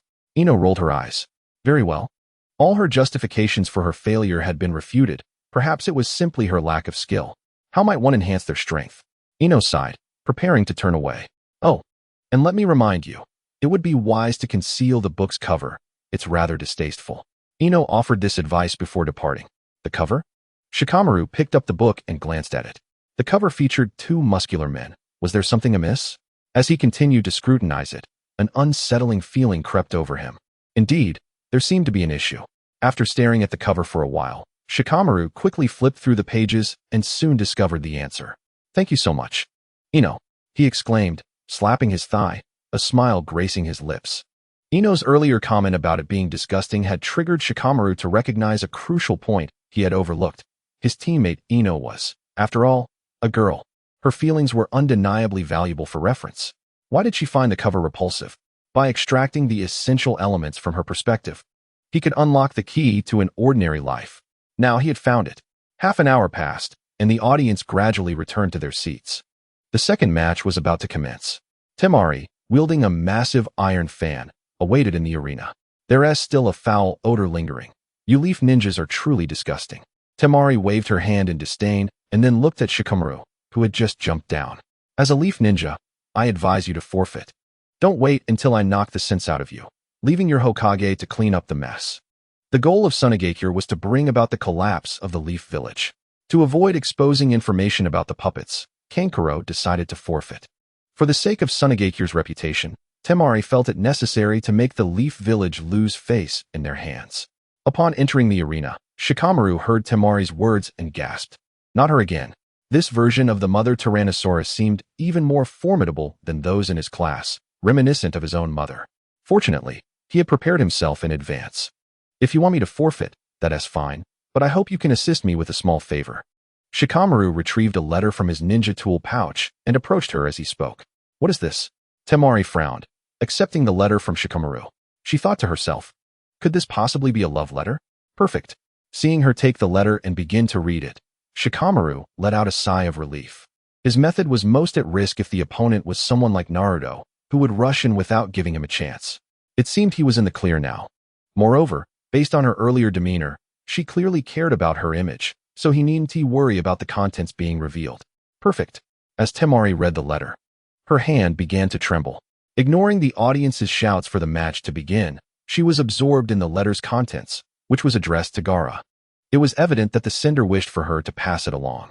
Initially, it praised Gaara as the Prince of Sand, aloof, powerful, and handsome. That part seemed relatively normal. However, it then spoke of a melancholic gaze concealing a painful past and sentiments like your heart has a wall. My love will climb to the windowsill and bloom. The desire to be filled by Gaara's sand and to feel his sorrow made Temari feel something was off. Yet, at the end of the letter, it stated, I wish to become friends with you and build a friendship with the leaf. Was this what leaf friendship entailed? It felt somewhat disturbing. Temari felt a chill. Should their plan to collapse the leaf village fail, would Gaara end up being rewarded? This letter could not be given to Gaara. If he saw it, Shikaku might erupt prematurely. Temari pulled a pen from her pocket and wrote several lines on the back of the letter, stuffed it back into the envelope, and with a cold snort, tossed it back to Shikamaru. Shikamaru caught the letter, momentarily stunned. What is going on? This is different from what I expected. Why is there a reply? Could it be that he had misused quotes from the manly strategy? With a worried expression, he slowly extracted the letter from the envelope. The first line read, It seems you truly need to be loved by me. Shikamaru's heart stopped. Could it be? Had he failed? Gathering his courage, he continued to pull out the letter entirely. After reading its contents, he let out a long sigh of relief, his expression one of surviving a near catastrophe. It turned out to be, It seems you truly need to be buried by my sandstorm to kill your horse. Go die, you leaf perverts. The irate Temari opened her fan and unleashed a furious gust of wind toward Shikamaru. With a blissful smile, he was swept into the air before landing back on the ground. Chapter 61. Honestly, be a good substitute. Is your village's princess this tempestuous? Don't you plan to groom her as the next Kazekage? Mei Terumi remarked to the Wind Shadow, who sat nearby. Hee, Lord Water Shadow. Are you suggesting that all 5 great ninja villages should be led by women? Hiruzen Sarutobi chuckled while stroking his beard. When he had summoned Jiraiya and Tsunade back due to the crises from Awagakure and Kirigakure, he had already contemplated having one of them succeed him as the 5th Hokage. The ninja world was changing rapidly, and at his advanced age, he felt increasingly powerless. Oh, is the Hokage, at such an age, considering a transplant? Mei Terumi's expression was one of mild surprise. Transplant what? Just as Hiruzen Sarutobi asked, he recalled Kakashi's book, renowned for its risque content, and his face darkened. Meanwhile, Temari, who had achieved victory, did not feel elated. Worried, she returned to the audience. Gaara, be cautious of the leaf ninjas. After a moment's thought, she felt compelled to remind him as an elder sister. Cautious? Are you implying I am inferior to them? Gaara, still unscathed by Naruto's verbal jabs, now appeared quite cold, retorting with something akin to Uchiha Madara's sentiment, suggesting he could kill her at any moment. I was just advising you to be cautious of your backside. After laboriously uttering those words, Temari turned and walked away. Gaara furrowed his brow. What did she mean by being cautious of his backside? He turned to Kankuro for clarification. Kankuro scratched his head, racking his brain for an answer. Under Gaara's intense gaze, Kankuro felt immense pressure and instinctively glanced at the puppet crow behind him. I've got it. Kankuro leaned closer to Gaara and whispered, All of my puppets were crafted by Chiyo's grandson. I previously inquired and learned that Chiyo's son and daughter-in-law were both killed by the leaf's white fang. I then sought information from the village's elder ninjas about the white fang of the leaf, only to discover what? Gaara prompted, listening intently. Kankuro suddenly halted, wearing a mysteriously exaggerated expression, which caused Gaara to frown. The white fang supposedly possesses a terrifying taijutsu technique, forming the tiger seal with both hands, then targeting the enemy's rear. The white fang was Kakashi's father, and it was said that Kakashi's Raikiri was named after a technique that severed the Raikage's hemorrhoids. Upon hearing this, despite Gaara's current cold demeanor, he felt a tightening sensation. His gaze shifted to the audience across the arena. Among Kakashi's team, was there anyone who had learned from Kakashi? Gaara's attention landed on Sasuke. Based on the intelligence brought back by Maki-shun, among the 3, Sasuke is the one who frequently trains with Kakashi.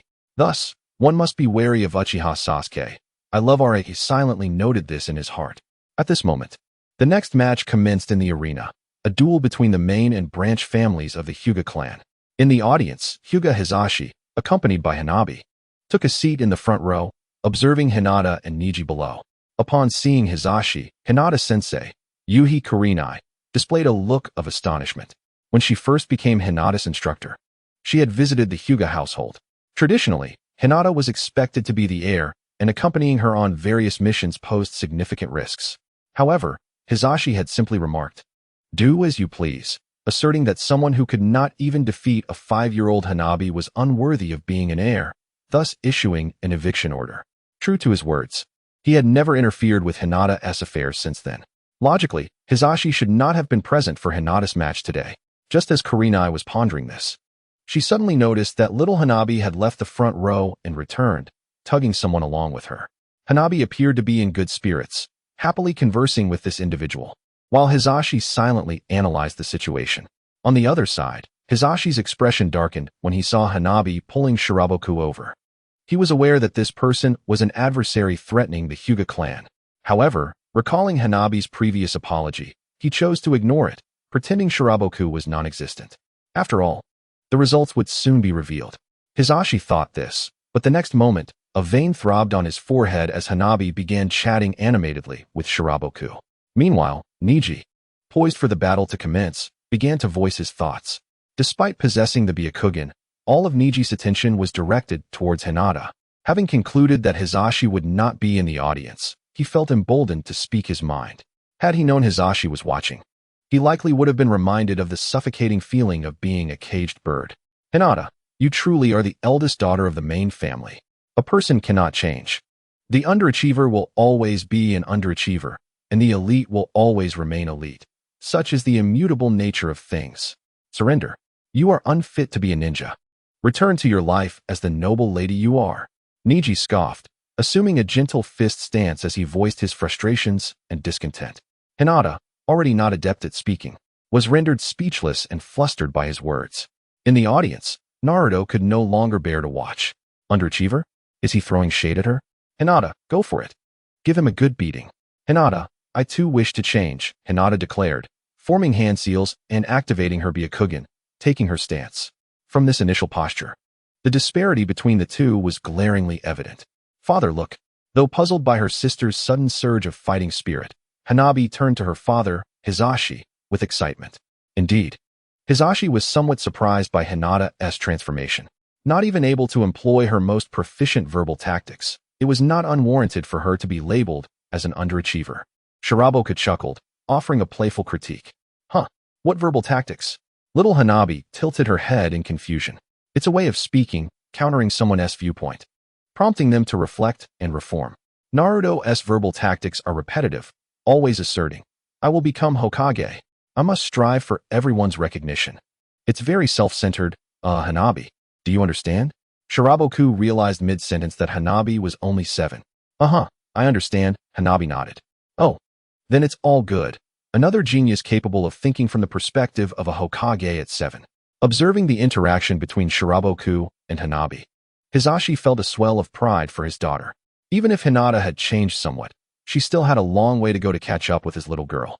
In truth, to counter Niji, one merely needed to pose him a question.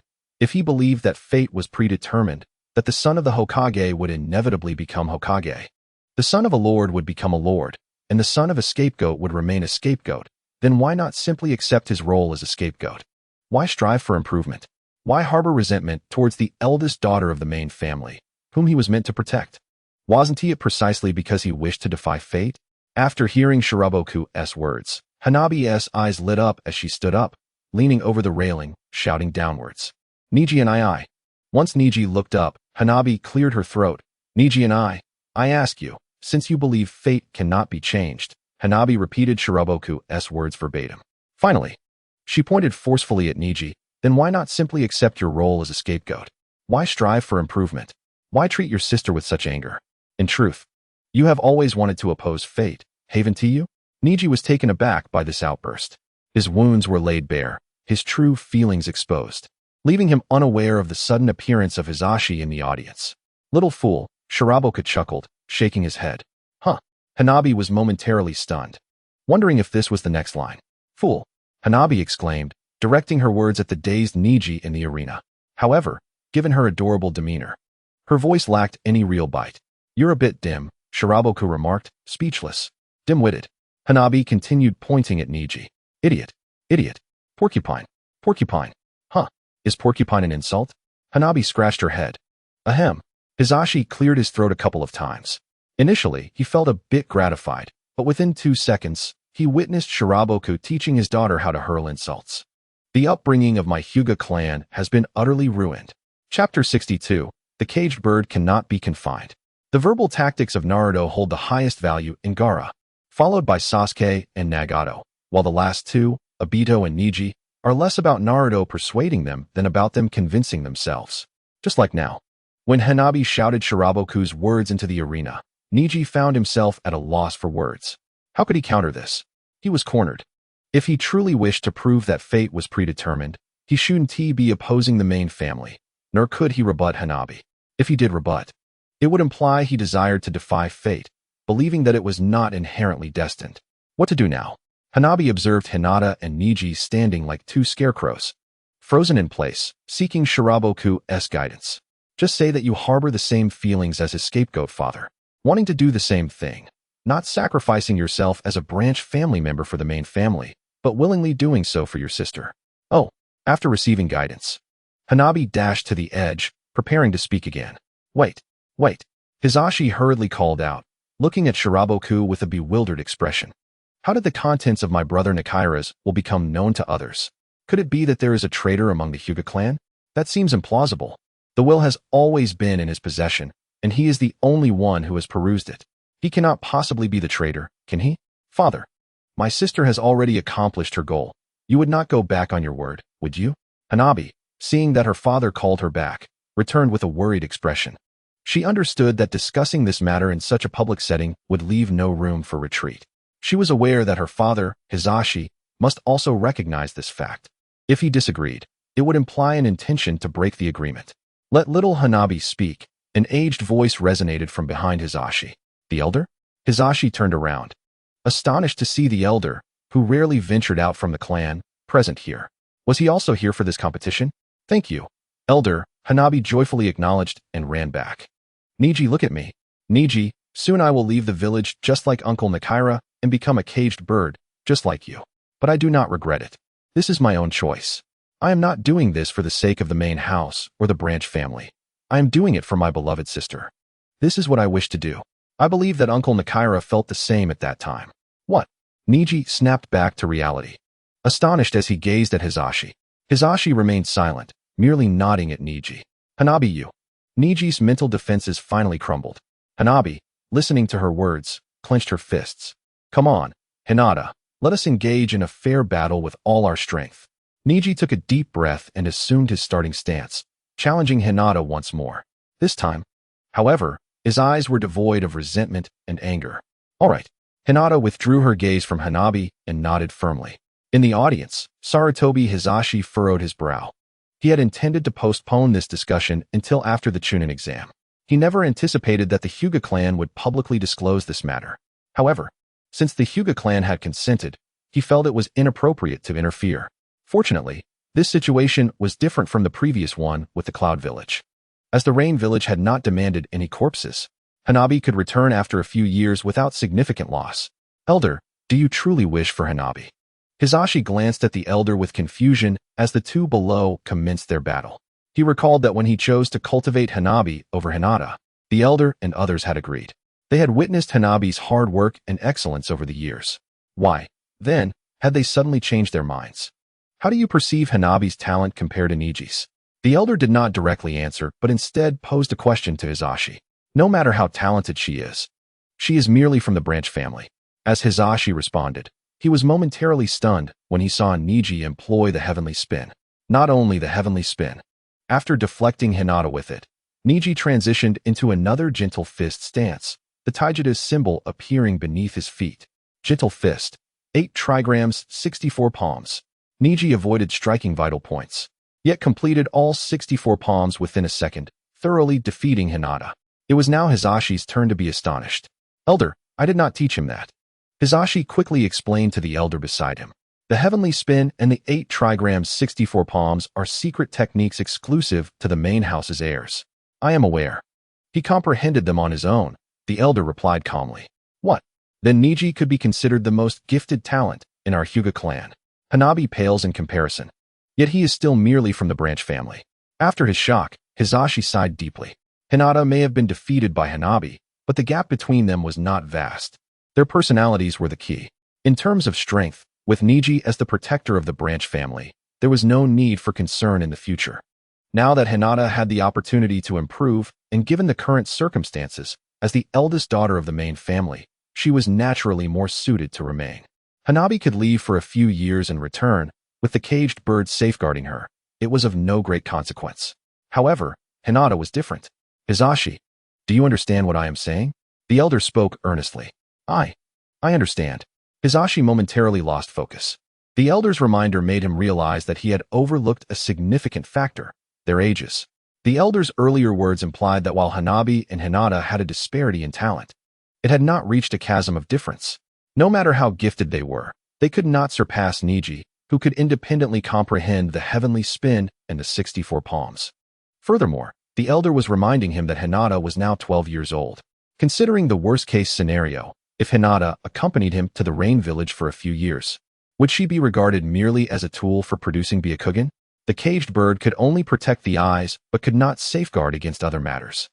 It was not a chastity lock.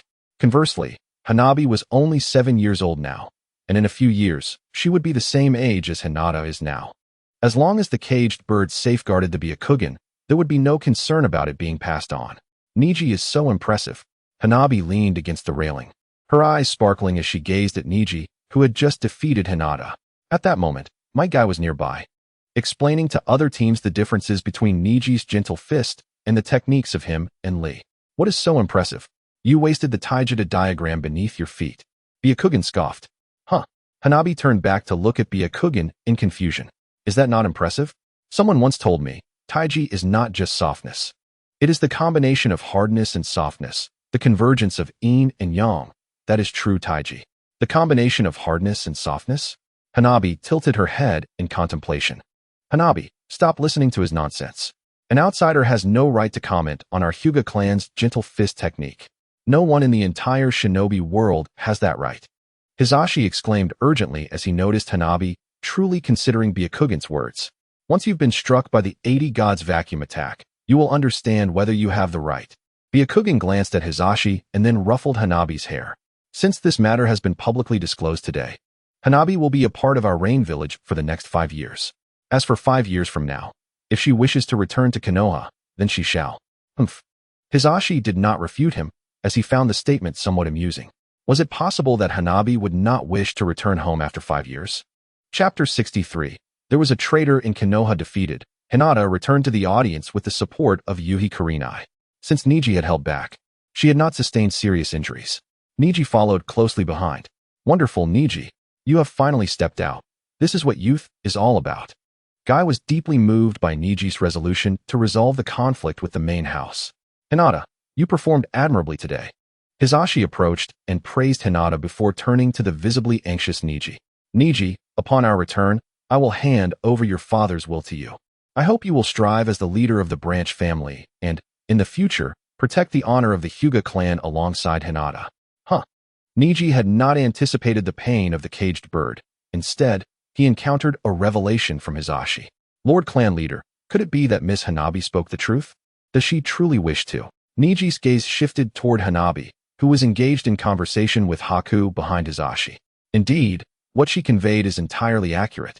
Hizashi affirmed with a nod. The reality of it astonished Niji, prompting him to direct his attention toward Haku. Is this the adversary from the Hyuga clan who seeks to take Hanabi away? Yet, why does it seem that she bears no animosity toward him? As Niji pondered, he suddenly observed Haku pausing their light-hearted exchange and stepping past him to approach Hinata, who was resting beside Kurenai. What are you planning to do? Hizashi swiftly positioned himself in front of Haku.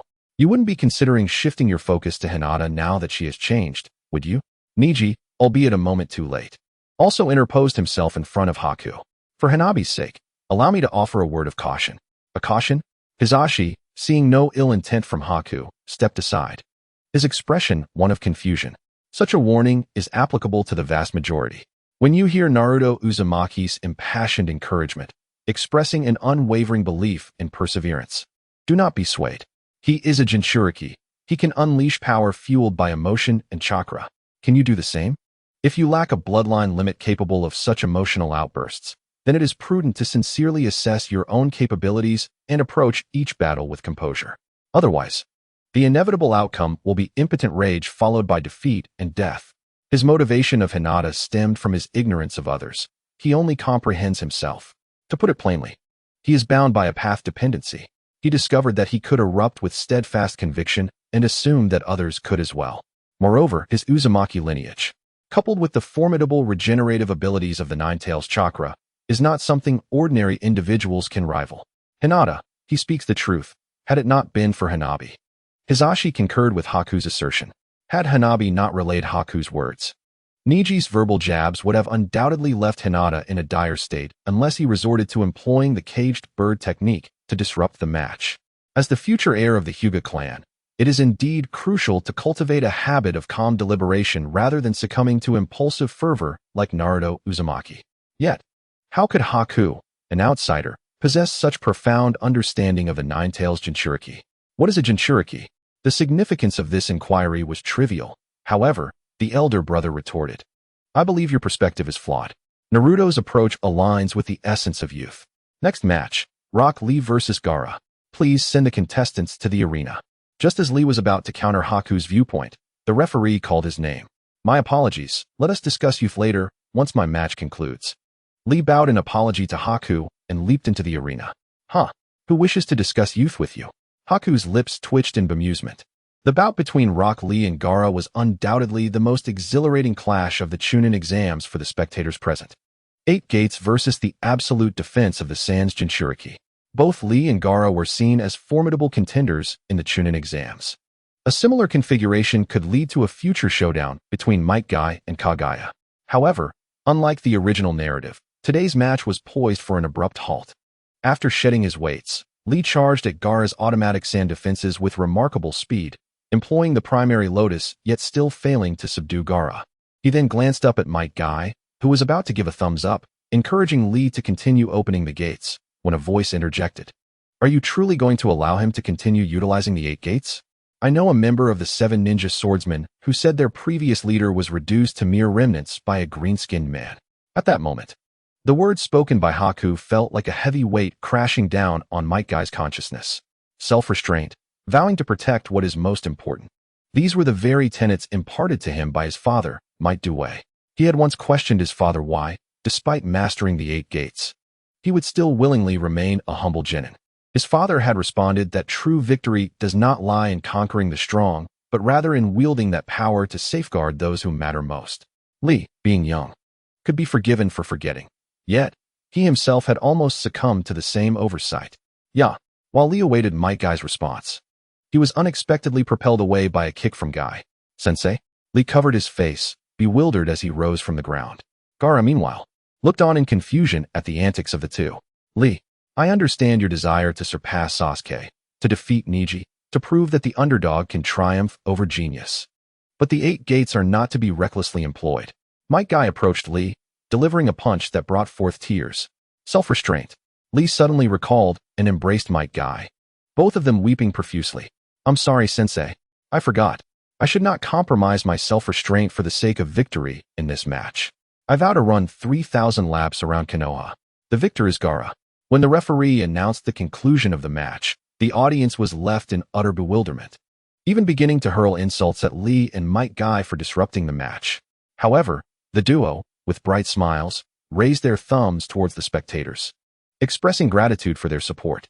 In contrast to the confused audience, Hisashi, who had been observing the entire event from the sidelines, felt a surge of trepidation. What exactly was Might Guy's self-restraint? As a fellow Leaf Ninja, he remained oblivious to its meaning, and judging by the expressions of those around him, it seemed that outside of Guy's close friend Kakashi, no one else understood either. How could Haku, an outsider, possess such knowledge? Coupled with Haku's prior insights regarding his brother's letter and the Nine-Tails Jinchuriki, a troubling thought crossed Hisashi's mind. Could there truly be a traitor within the village? What is this self-restraint? Is it related to the 8 gates? What is it? Hanabi tugged at Haku's sleeve, her curiosity piqued.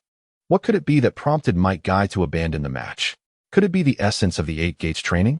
Just then, Hanabi contemplated how Haku had spoken of achieving harmony between rigidity and flexibility. Children should not inquire. This technique requires donning their specially designed green spandex to utilize. I prefer to remain uninformed. Hanabi glanced at the two returning to the audience and quickly covered her ears. While it was somewhat impolite, the green spandex truly was an eyesore. Chapter 64. Once again overwhelmed by the bonds of Konoha after several matches. The time had come for the final contest of the day, Neji Hyuga versus Naruto Uzumaki. What was expected to be a display of Naruto's explosive victory over Neji, culminating in a verbal triumph, unfolded in an entirely different manner. I will undoubtedly prevail. As the underdog, upon entering the arena, Naruto wore a resolute expression, clenching his fists at Neji. I believe in you. In an instant, Naruto's determined demeanor crumbled. I trust in you. As long as you give your all, you will surely overcome me. However, Naruto Uzumaki, to call yourself the underdog with such strength seems rather excessive.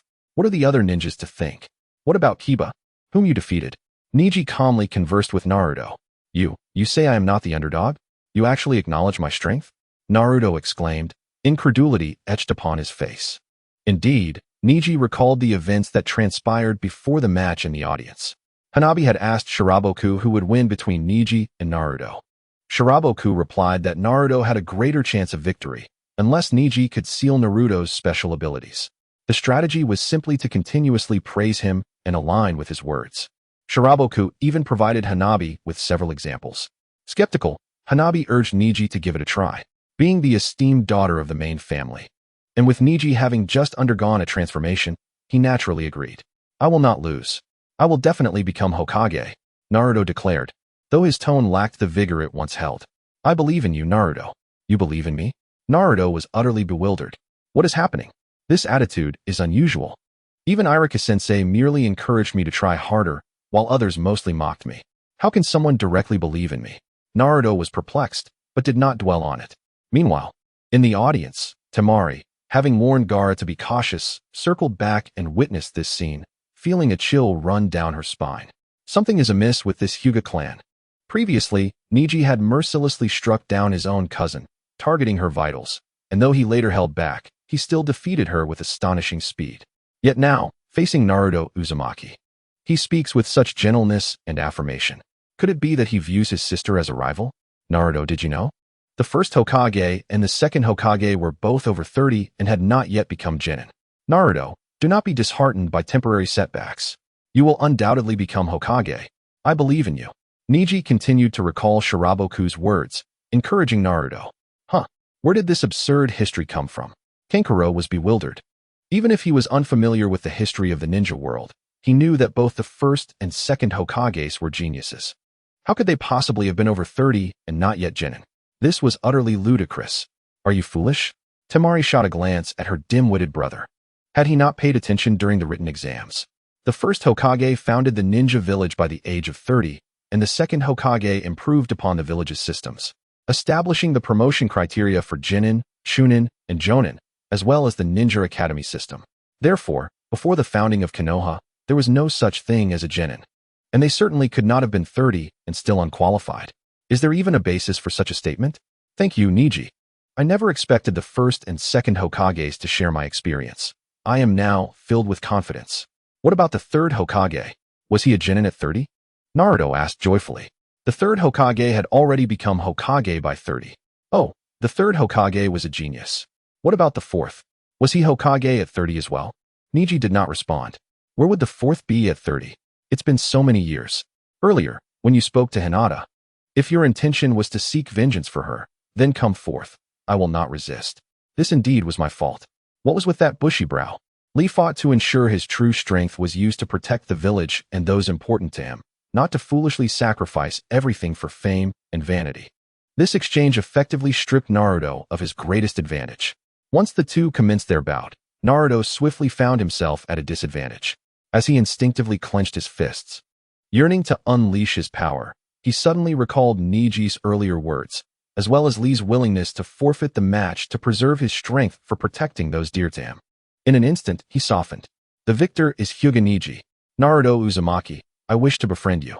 Niji stepped forward, extending his hand to lift the fallen Naruto. Of course, it was the first time Naruto encountered someone eager to befriend him, and his joy was palpable as he grasped Niji's hand and dashed toward his team. Sakura-chan, Sasuke, look. This is my new friend Niji. My new friend. Temari shivered at the words. The bonds of friendship in Konoha were indeed troubling. The day's matches concluded, with the finals set for tomorrow. The time for Orochimaru's plan to collapse Konoha was finally at hand. On the way back, Shiraboku suddenly pondered a concern. Due to his actions, Rock Lee had temporarily evaded paralysis, yet it was uncertain whether he could truly escape unscathed. After all, once Orochimaru's plan unfolded, Gaara would undoubtedly become an enemy, and Lee would then fit the criteria to unleash the 8 gates in defense of those he cherished. However, Shiraboku merely entertained the thought, casually reminding Guy, compared to Might Guy, or even Might Dai, Lee paled considerably, not in terms of talent, but in spirit. In the era of Boruto, many older ninjas had been weakened by the passage of time. Most discussions revolved around Naruto and Sasuke, yet the one most severely affected was Rock Lee. Shikamaru, after 2 years of peace, found himself unable to aim accurately due to work obligations. It was understandable that other ninjas, having grown lax in training and combat due to peace, would struggle. But Lee, of all people, should not have faltered. Did he not possess the self-discipline to train endlessly and improve himself? During the 4th Great Ninja War, he was the leaf that Guy protected. Yet in the Boruto era, with the Otsutsuki clan requiring physical prowess for combat, everyone anticipated Lee to finally showcase his talents. However, there were no scenes of him in action, and even when sparring with his son, he could not withstand a single kick. Ultimately, he did not participate in any of the subsequent invasions. One could hardly claim Lee lacked qualifications to fight. The other 4 Kage, including Chojuro, who should have retired long ago, could still manage a few rounds. Dad, I want to ask, is this book, and its predecessor, really written by Kakashi? Nanny, where did you get this? Nara Shikaku, while playing chess with his father. Nara Shikamaru pulled out the unreleased book Shiraboku had given him. Shikaku's eyes widened as he snatched it away. Though startled, his voice was hushed, as if fearing discovery.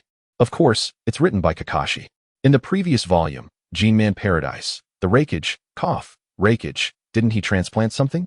That was Kakashi's first-hand experience, living on with the organs of his comrades. I asked him, and he confirmed it. As Shikaku spoke, he discreetly tucked the book behind him, concealing it.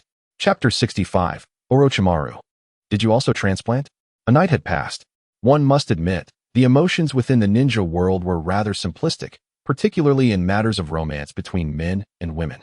For instance, in the opening of Boruto, Boruto and his peers were all 12 years old, of the same age. However, a rather terrifying aspect is that, according to the timeline, Naruto married at the age of 19 in April, and by May, Boruto was conceived. After a 10-month gestation period, Boruto was born on March 27th. It can be inferred from Naruto's wedding that he was the first to marry, while others had yet to break through their initial barriers, with even the hand-holding stage being considered a rapid progression. Nevertheless, the children of others are contemporaries of Boruto, their birthdays merely a few months apart. This implies that other couples, including the still relatively unfamiliar Choji and his wife, must have hastily developed their relationships within those few months to ensure their offspring would be of similar age to Boruto. Even more alarming is that the man who requested my company in a romantic game, Sarada, shares the same birthday as Boruto, March 31st, and is also of the same age. In essence, the emotional landscape of the shinobi world is rather simplistic. Furthermore, amidst the multitude of tragedies in the ninja realm, the absence of any catastrophic incidents related to trousers underscores this truth. Aside from those pant-related mishaps, even the most poignant emotional tragedies seem to have dissipated, with the exception of the profound sorrow experienced by Shin Uchiha. For instance, on this fateful night, the protagonist of the Naruto, Shippuden, Might Guy, met a tragic demise at the hands of the Suna ninja, Maki. As Guy's childhood friend and girlfriend, Tintin was left powerless to exact revenge. Following the conclusion of Konoha's collapse plan, Suna swiftly reconciled with Konoha, establishing an enduring camaraderie. Subsequently, Gaara, the Kazekage, became one of Naruto's closest allies.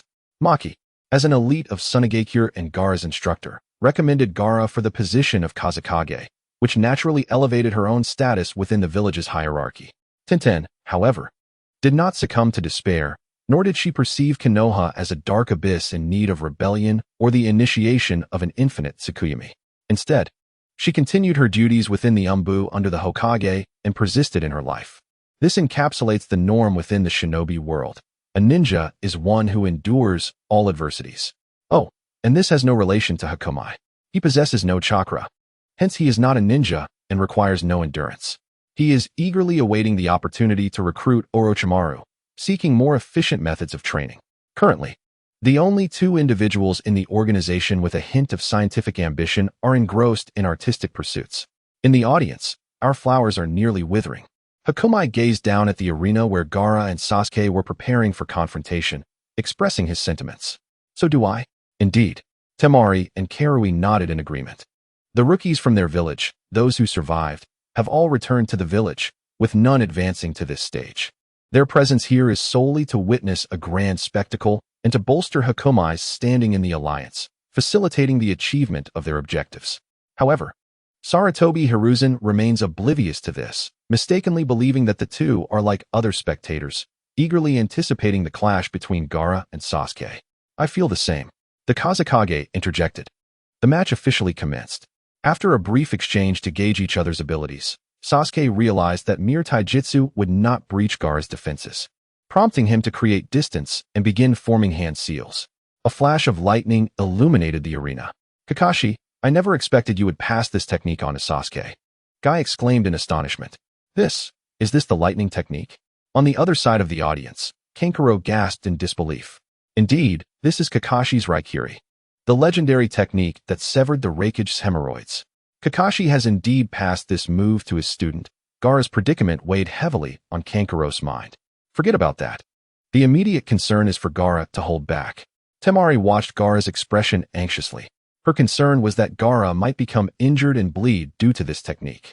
Gaara's emotions were extremely volatile, and he could succumb to madness at any moment. It was best not to provoke him. Temari, I actually mentioned Raikiri to Gaara yesterday, Kankuro said, scratching his head awkwardly. He recounted his discussion with Gaara about the origins of Raikiri after Temari had left. What? Is that your wild tale? Temari was left dumbfounded upon hearing this. Kankuro had the audacity to criticize others for spreading wild tales yesterday. How ironic. This is a disaster. Temari stood up and moved closer to the edge of the spectator area. At that moment, after unleashing Chidori, Sasuke began to sprint. Gaara remained protected within his sphere of sand, revealing only a hollow front, fixated on Sasuke. He recalled the story Kankuro had shared about Raikiri.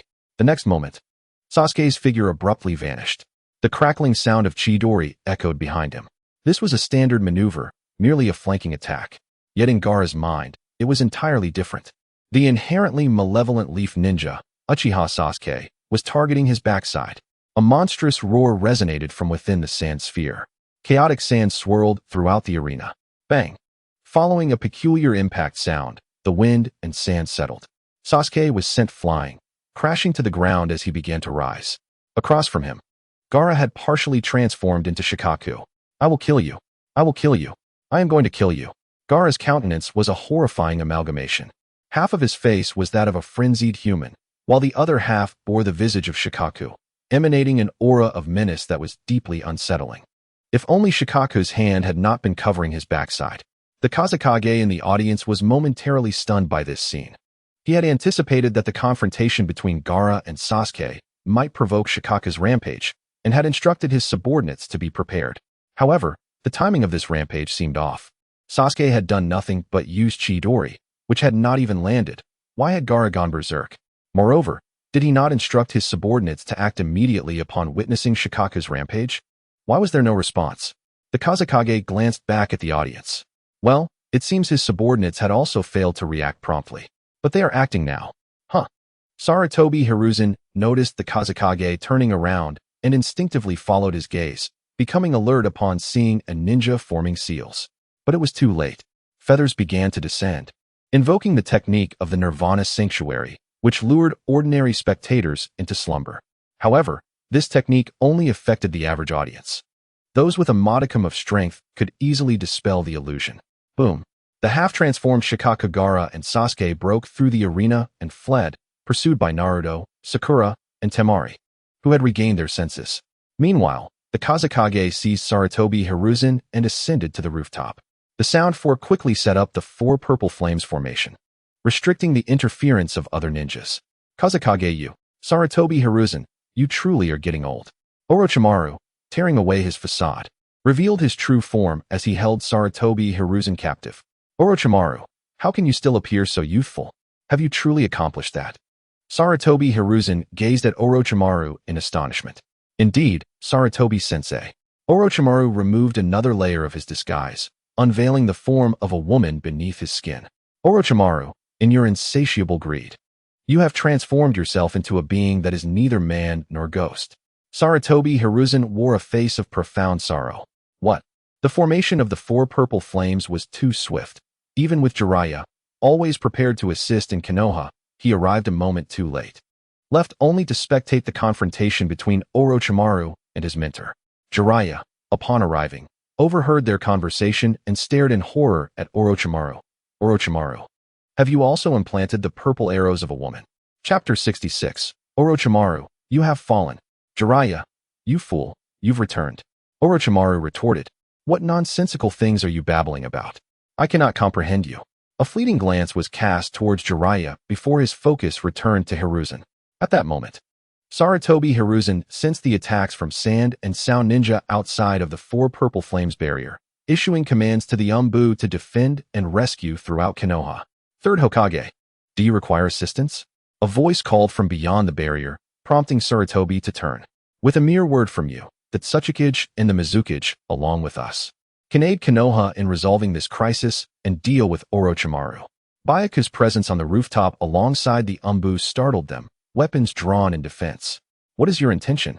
Hiruzen inquired, his expression grave. He indeed desired the assistance of the Tsuchikage and Mizukage, yet he understood that there is no such thing as a free lunch. Moreover, the fact that a mere Rain Village ninja held the authority to negotiate on behalf of two great shinobi villages was undoubtedly significant. There are indeed intentions. The first is to prevent the deadly duel between you and your disciple, allowing the traitor Orochimaru to return to our organization. Organization? Hiruzen's mind raced at the mention of the term. He had previously analyzed with Kakashi the underlying motives behind Sasuke's peculiar behavior, and it seemed his suspicions were confirmed. Organization? Orochimaru's brow furrowed at the mention of the word. Could it be? With a swift motion, Byakuya discarded his outer robe, casting it aside.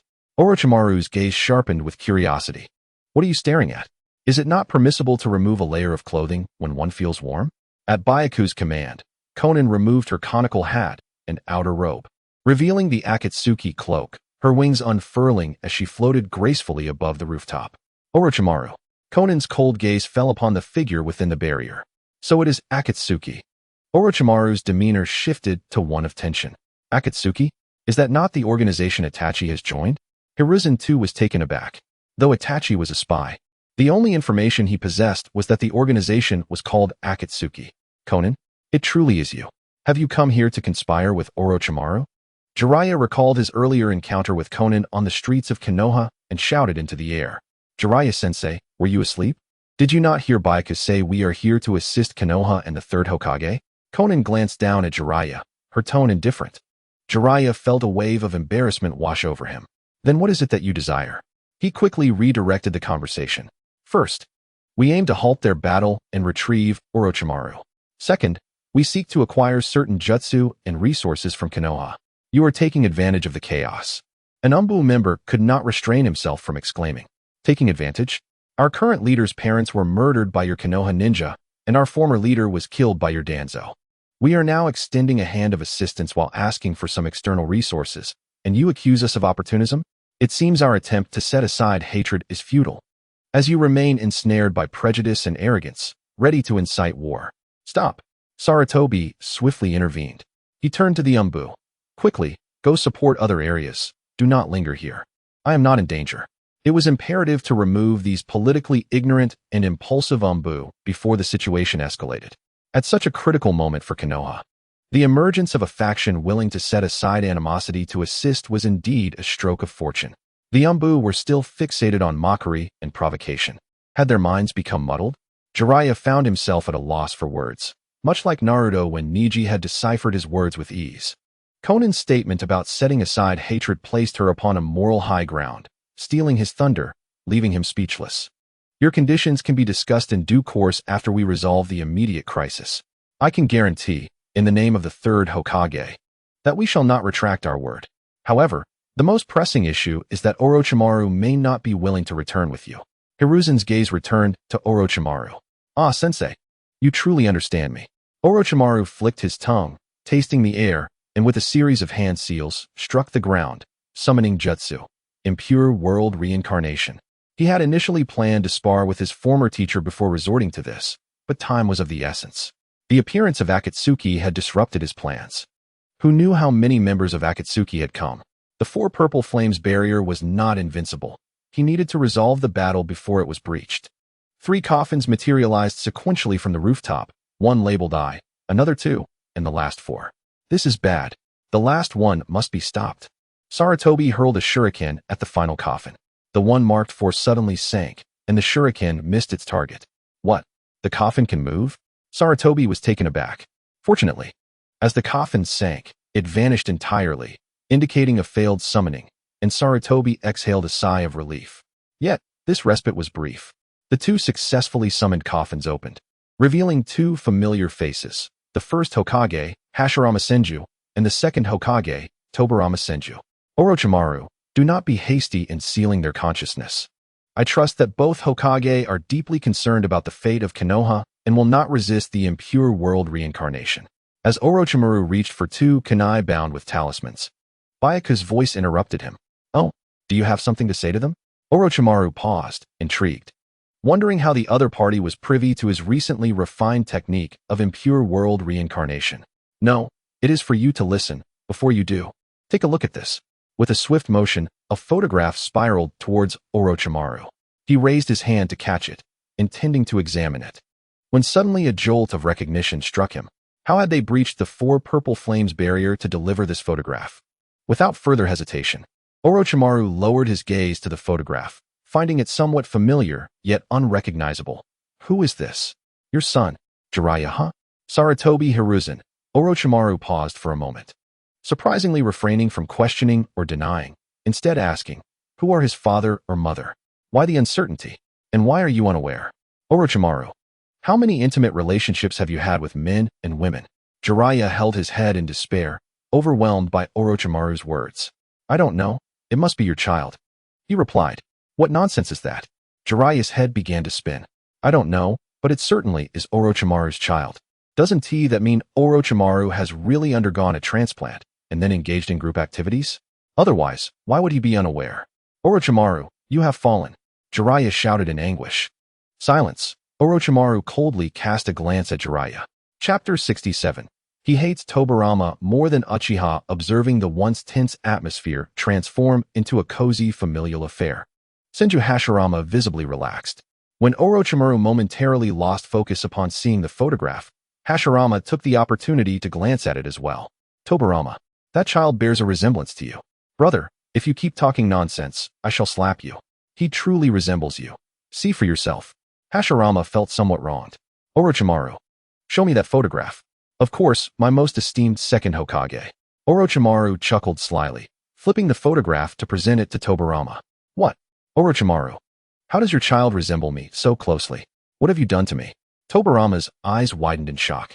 Although the child was still young, Tobirama seemed to envision his future self, having devoted his life to Konoha and remaining unmarried. Was there to be another trial after death? What? Orochimaru, you traitor. Not only do you desecrate the souls of the deceased, but you also violate their bodies. Sarutobi Hiruzen listened to the conversation, his face filled with astonishment. What ultimate absurdity! His disciple was now in cahoots with his teacher. Yet, Orochimaru disregarded the murderous glares from the second and third Hokage, turning his attention to Hakomo. Since you have appeared in Konoha today and assisted teacher Sarutobi, it seems the original plan of your organization has changed. What do you wish for me to return to do? What can you offer me? To bring you back to the organization. It is natural to utilize your talents and methods to continue research and combat the future threats to the entire shinobi world. On a personal level, I need your assistance in finding a path for cultivation. As Hakumo responded to Orochimaru, he unwittingly entered the four purple flames formation. By the time everyone realized, they had completely forgotten how Hakumo had entered. A path for cultivation? Now it makes sense. There is indeed a familiar sensation. The moment Orochimaru obtained the photograph, he had a hunch. Now, with Hakumo stepping into the four purple flames formation, he radiated a sense of familiarity. It was somewhat akin to the sage arts of the Dragon Cave, yet distinctly different. Regardless, it was certain that he was related to the Dragon Cave. An enemy threatening the entire shinobi world? What exactly is going on?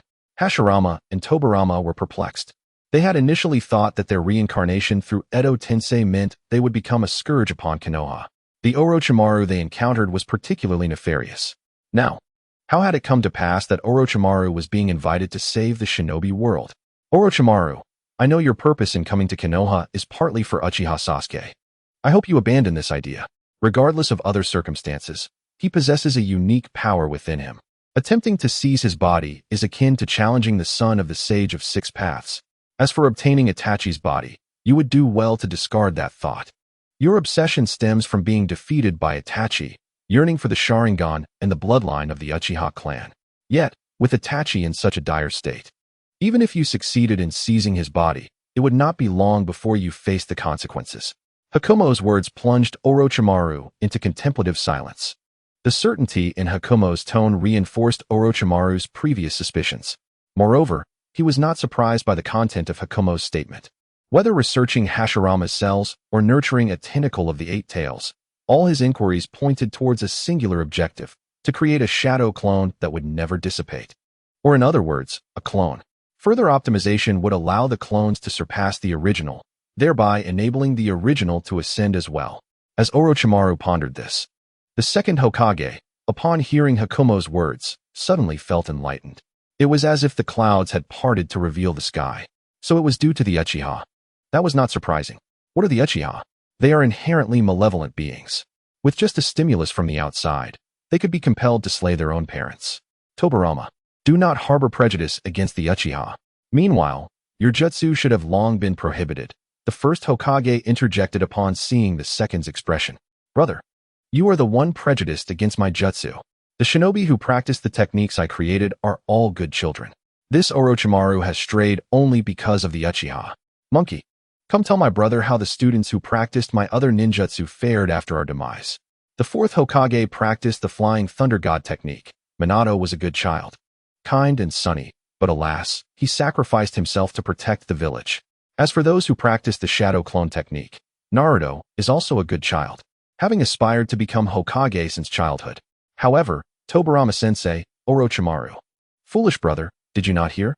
The second Hokage abruptly cut off Sarutobi Hiruzen, snorting and glaring at the first. While the three engaged in nostalgic banter, Hakumo was conversing with the Nauri-focused Orochimaru about various matters.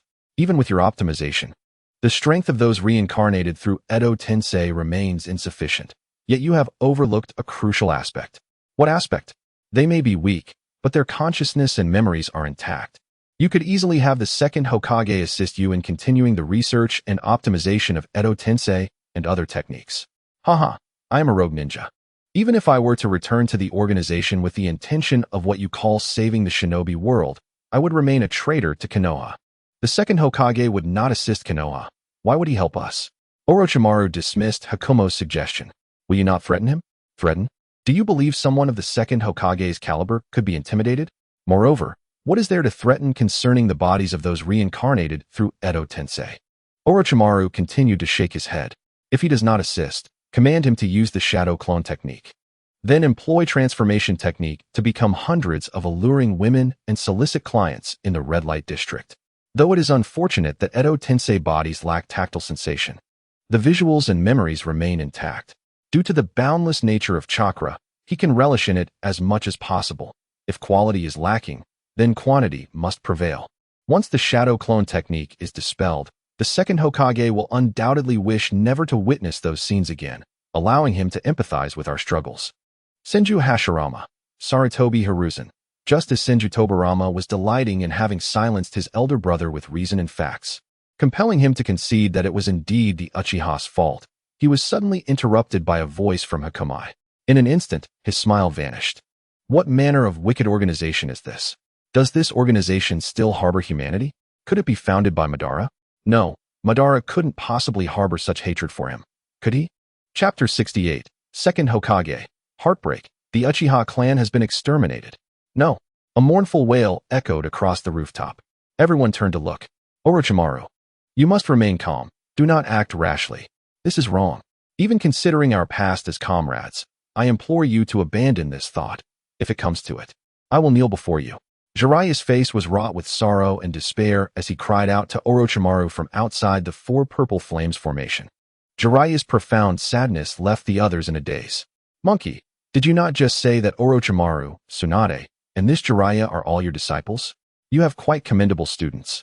And Jiraiya is particularly exceptional. Unlike that one who merely speaks of respect, this disciple truly honors me. I never expected someone would target me. And he reacts even more vehemently than I do. Senju Tobirama regarded Jiraiya with a satisfied nod of approval.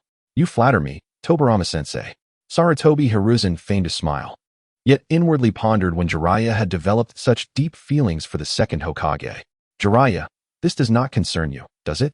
Listening to Jiraiya's cries, Orochimaru calmly turned to face him. Who says it does not concern me? Jiraiya retorted, clenching his fists. Think carefully. If you compel Lord Second to use the multi-shadow clone technique and transformation technique in the red light district, how many innocent young women and married ladies would lose their livelihoods? How would they survive? What are their families? And how could I continue my pursuits in the future? Each time I wish to revel with beautiful women, I would first have to beat them to ascertain they are not Lord Second in disguise. If I do not take such precautions, heaven forbid, sooner or later, I would find myself sharing a bed with Lord Second. At this point, Jiraiya's expression was one of profound agony as he collapsed to the ground. How could I possibly gather material for my work now? This is utterly excessive. It is as though you have severed my hopes for the future. Monkey. Is this truly the disciple you have trained? Did you not just praise him? Where is Tsunade? Is she dealing with the enemies outside? The second Hokage glanced toward the formation's edge. The quality of the Edo Tensei is so poor that it barely exhibits any power. Even its sensing abilities are lamentably suppressed.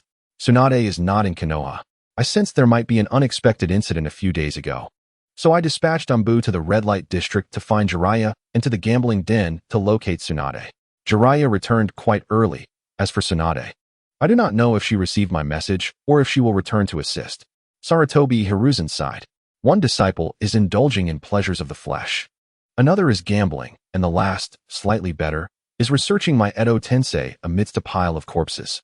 The second Hokage enumerated the activities of Sarutobi Hiruzen's 3 disciples, feeling that Konoha was in dire straits. Tobirama, it seems Tsunade enjoys gambling.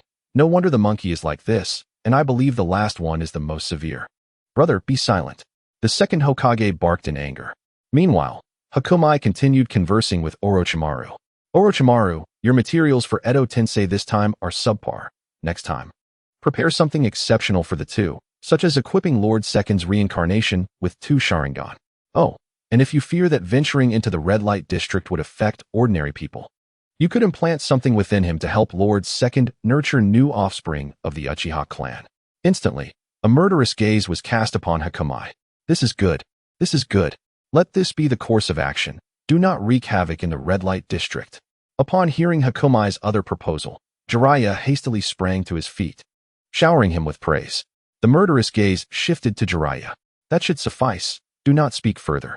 At this moment, Orochimaru was maintaining his hand seals. A bead of sweat trickling down his forehead. Those summoned through Edo Tensei have diminished strength, yet their souls remain intact. This explains why, previously, when Orochimaru utilized the Edo Tensei of the 3rd Kazekage against Sasori's 3rd Kazekage puppet, the latter was able to break free through sheer willpower. Now, with a minor alteration, there is an added curse seal to erase consciousness. As long as consciousness is erased, preventing the target from utilizing their spiritual strength, the Edo Tensei cannot be undone. However, Hakumai obstructed this method. The 1st and 2nd Hokages possess no curse seal to erase consciousness. Even if their current physical strength pales in comparison to their former selves, they can still break free through their will. Especially since the 2nd Hokage is the developer of Edo Tensei, having mastery over its very source code. Everything Orochimaru modified was merely supplementary to the original. Now, this living ancestor before him was provocatively challenging him, and Orochimaru was on the verge of losing control. Yet, he bore no ill will toward Hakamai. It is astonishing, even when faced with the control and suppression of Edo Tensei, Lord Second is still able to break free. Moments ago, he was pleading with Hakamai to remain silent, and now Orochimaru was reflecting on the situation. Is it possible this is due to the Uchiha? Hakamai glanced at the second Hokage, sensing that if Orochimaru lost control, he might strike him down with a flying thunder god technique at any moment. It is not surprising that the second Hokage could transcend himself because of the Uchiha. During the Fourth Great Ninja War, the previous Hokage was summoned through Edo Tensei, and the second admitted that his use of the flying thunder god was inferior to the fourth's. This was indeed the case. However, in the face of the inherently malevolent Uchiha, the second Hokage transcended his limits, executing the flying thunder god thrice in succession when the fourth could not respond, returning the truth-seeking ball to the malevolent Uchiha. All techniques developed by the second were intended to counter the Uchiha, yet they were not solely aimed at them. The shadow clone technique can counter ocular techniques, functioning on a foundational logic that ocular techniques cannot perceive. As a result, not only does it target the Uchiha, but even their progenitor, Kagaya Otsutsuki. Kagaya, having consumed the fruit, could not see through it, and Otsutsuki's own technique failed against the shadow clone, leading to her demise. In dealing with the Uchiha, the second Hokage wields unparalleled authority. You wicked little imp, you must be manipulated by the Uchiha. Allow me to assist you. The second Hokage gritted his teeth, exerting all his might to break free from Orochimaru's control. Tobirama-sensei, do not be agitated. He is merely speaking thoughtlessly. The Uchiha have been exterminated. How could they possibly compel you to do such things? Sarutobi Hiruzen, perceiving the situation growing dire, hastily intervened, even going so far as to reveal information that would be explosive for the first and second Hokages. What? Shock and pain flickered in Senju Hashirama's eyes. What? Ceasing his struggles, the gaze of Senju Tobirama was a blend of shock and heartache. Who could have done this? The second Hokage inhaled deeply, his piercing gaze locking onto that of Sarutobi Hiruzen. This was too outrageous. Even in his most pessimistic musings, he had merely envisioned creating something akin to a caged bird, a device to restrict the emotionally volatile Uchiha clan, perhaps even wielding a whip to urge the Uchiha as they toiled in the fields. Yet, someone had gone so far as to annihilate the entire Uchiha clan? This was an invaluable resource for Konoha. If all else failed, they could have exterminated the adults and nurtured the children to ensure proper upbringing. Chapter 69. Is G-Man Paradise a historical novel? This matter is quite intricate and not suitable for discussion in such a setting, remarked Sarutobi Hiruzen, his expression troubled. The very individuals responsible for the Uchiha clan's demise were within the opposing organization. If the truth were to be revealed now, Itachi would be exposed, fabricating a lie. What if Orochimaru were to return to that organization and reanimate the first and second Hokage through Edo Tensei? The two might willingly act to avenge the Uchiha, thereby treating Itachi as a rogue ninja from Konoha, a malignant tumor to be eradicated. The two mentors were indeed on the same wavelength. Upon acquiring the photograph, Orochimaru had formulated a hypothesis, which was further corroborated during his conversation with Hakamai. Hakamai, or rather a recently inducted member of the organization, hailed from the future. However, Orochimaru remained exceedingly cautious, carefully concealing his suspicions from others. To this day, Konoha's leaders believed he had merely fathered a child. If it was unsuitable to discuss, then it would be best left unsaid. Unlike the first Hokage, Sarutobi Hiruzen swiftly recognized the underlying issues and directly navigated the conversation. As for the first Hokage, he was about to inquire further when he was silenced by a mere glance from the second. Enough about Orochimaru. Since your stated goal is to safeguard the shinobi world, have your men cease their actions and activate the 4 purple flames formation, allowing us to assist. We can deliberate the remaining matters later. The second Hokage directed towards Orochimaru. My most esteemed second Hokage, another purpose for my arrival in Konoha is to eliminate teacher Sarutobi, causing this stagnant windmill of Konoha to turn once more. Even if I refrain from killing him now, I cannot take action. Otherwise, this newly stirred wind will cease once more. As for you, first and second Hokage, summoned by my Edo Tensei, you too cannot assist. Similarly, teacher Sarutobi must remain. Orochimaru stated. At this juncture, he cast a glance at Hakumai. Sarutobi Hiruzen had just recalled the conditions initially posited by Hakumai and stepped forward, responding, I reiterate. I guarantee on the honor of all past Hokages that as long as it does not jeopardize Konoha, I will acquiesce to the conditions you propose. Let the Mizukage and Tsuchikage take action. Very well. I trust your promise. Sarutobi Hiruzen exhaled, visibly relieved. It seemed today's events would pass without calamity. However, should you later renege on your word, you might soon find yourself encountering the first and second Hokage in the Red Light District. As the latest sensational news in the shinobi world, Hakumai added, Nani, that cannot be right. Tobirama is one thing, but why must I also be implicated? The first Hokage protested, pointing at himself with a look of grievance. What do you mean by that cannot be right? The second Hokage, in that moment, felt an overwhelming urge to lash out. Your wooden clones possess greater substance. Perhaps you would be more popular, Hakumai suggested. Sarutobi, I hope you comprehend that keeping one's word is the principle we Hokage must adhere to, the first Hokage said, solemnly patting Sarutobi Hiruzen on the shoulder, neglecting to refer to him as monkey. Why yes, I understand. Sarutobi Hiruzen's lips twitched. The principle of keeping one's word, wasn't that something Naruto often espoused? When had it become a tenet of the Hokage? Was this an official decree? Oh, right, I almost forgot. There is someone I wish to inquire about. Hakumai said as he turned, then halted mid-step. Someone? If they are still alive, shouldn't you seek them out yourself, or ask the monkey? The first Hokage queried, puzzled. Name, photograph, or likeness. The second Hokage interjected without further ado, requesting the necessary details. Upon knowing who this person was, they would ascertain whether they were aware of them. There is no name. There is no photograph, Hakumai replied while producing a piece of paper and a pen from his pocket. As for the likeness, I shall attempt to sketch one for you. Upon hearing the first two statements, the second Hokage nearly lost his composure. Without a name or appearance, would they merely be left to guess? Fortunately, Hakumai had a third point. The second could only hope that Hakumai's artistic prowess was not woefully inadequate. How was Hakumai's drawing skill? Once upon a time, it had been rather mediocre. However, that was no longer the case. As Ino had once lamented, Hakumai's mental strength and control were extraordinarily formidable. The natural energy he absorbed not only augmented his physical prowess, but also his mental acuity and precision. One could easily surmise that if only strength were enhanced without improvements in control and precision, even the simplest of tasks could lead to catastrophic failures. Hakumai's current precision rendered him akin to a human printing press. Soon, a portrait was completed. Hakumai stepped forward and presented it to the second Hokage. Bold move. Now that Orochimaru has relinquished control, are you not afraid I might send you to meet Izuna with a flying thunder god slash? The second Hokage remarked as he accepted the drawing without glancing at it, instead offering a compliment to Hakumai. You wouldn't. Hakumai shook his head. Ho ho. How do you know I wouldn't? The second Hokage chuckled.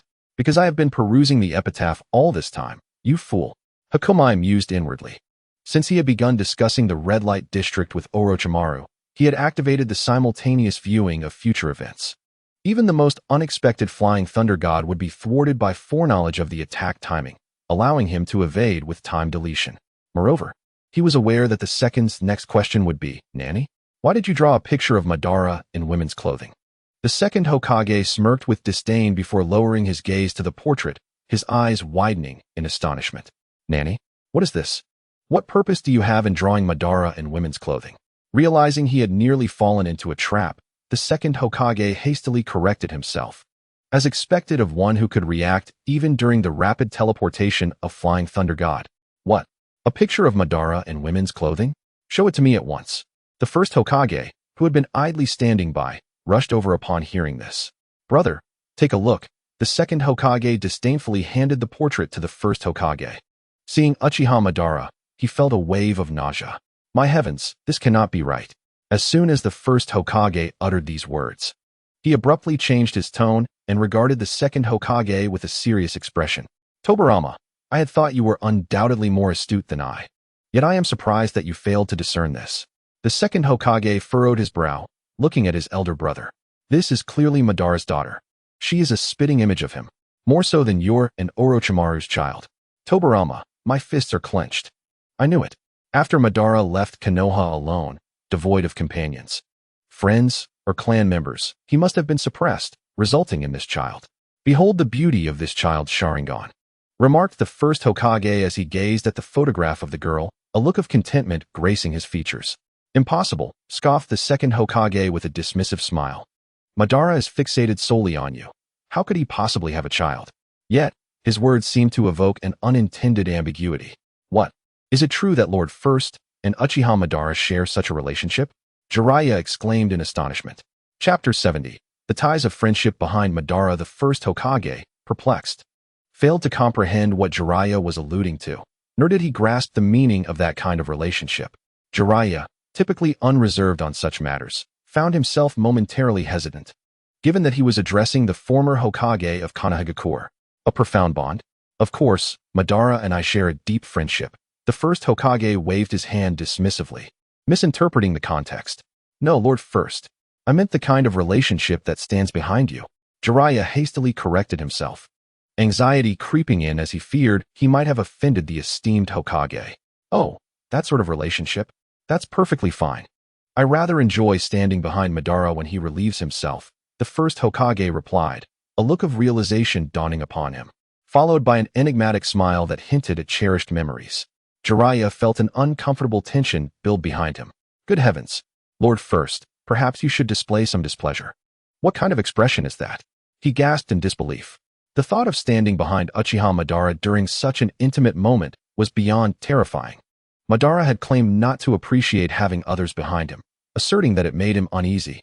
Yet, the first Hokage recounted, despite his protests, I stood behind him, seizing the moment to strike. A hint of melancholy crossed his face as he recalled their fateful encounter at the Valley of the End, where he had deceived Madara with a wooden clone before delivering the final blow. To Jiraiya, the implication of that strike bore a deeper meaning, and he dared not contemplate it further. It was no wonder that Uchiha Madara and the first Hokage, once friends, had become estranged. If it were he who had been attacked from behind, he would have severed ties without hesitation. Brother, please cease this line of conversation.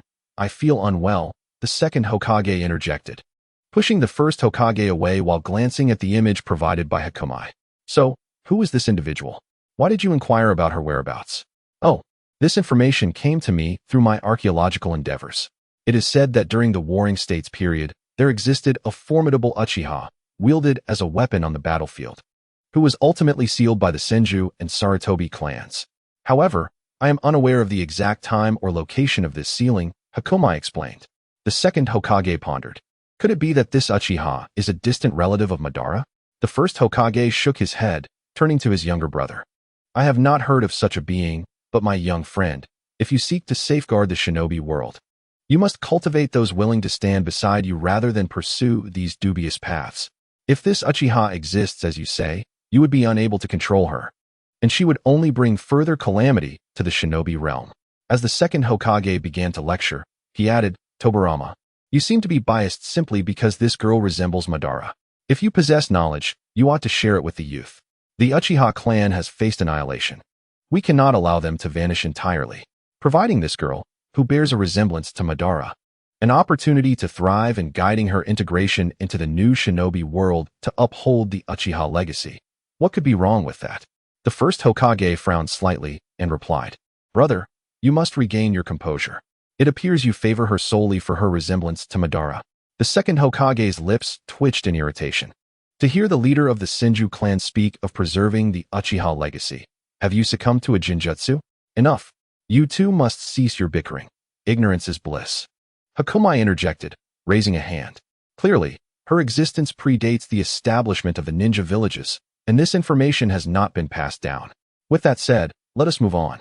Orochimaru, produce that cursed seal to erase their consciousness, he commanded, intending to have the two former Hokages perform a dance atop Hokage Rock to bolster morale for the ongoing battle between Konoha and Sunagakure.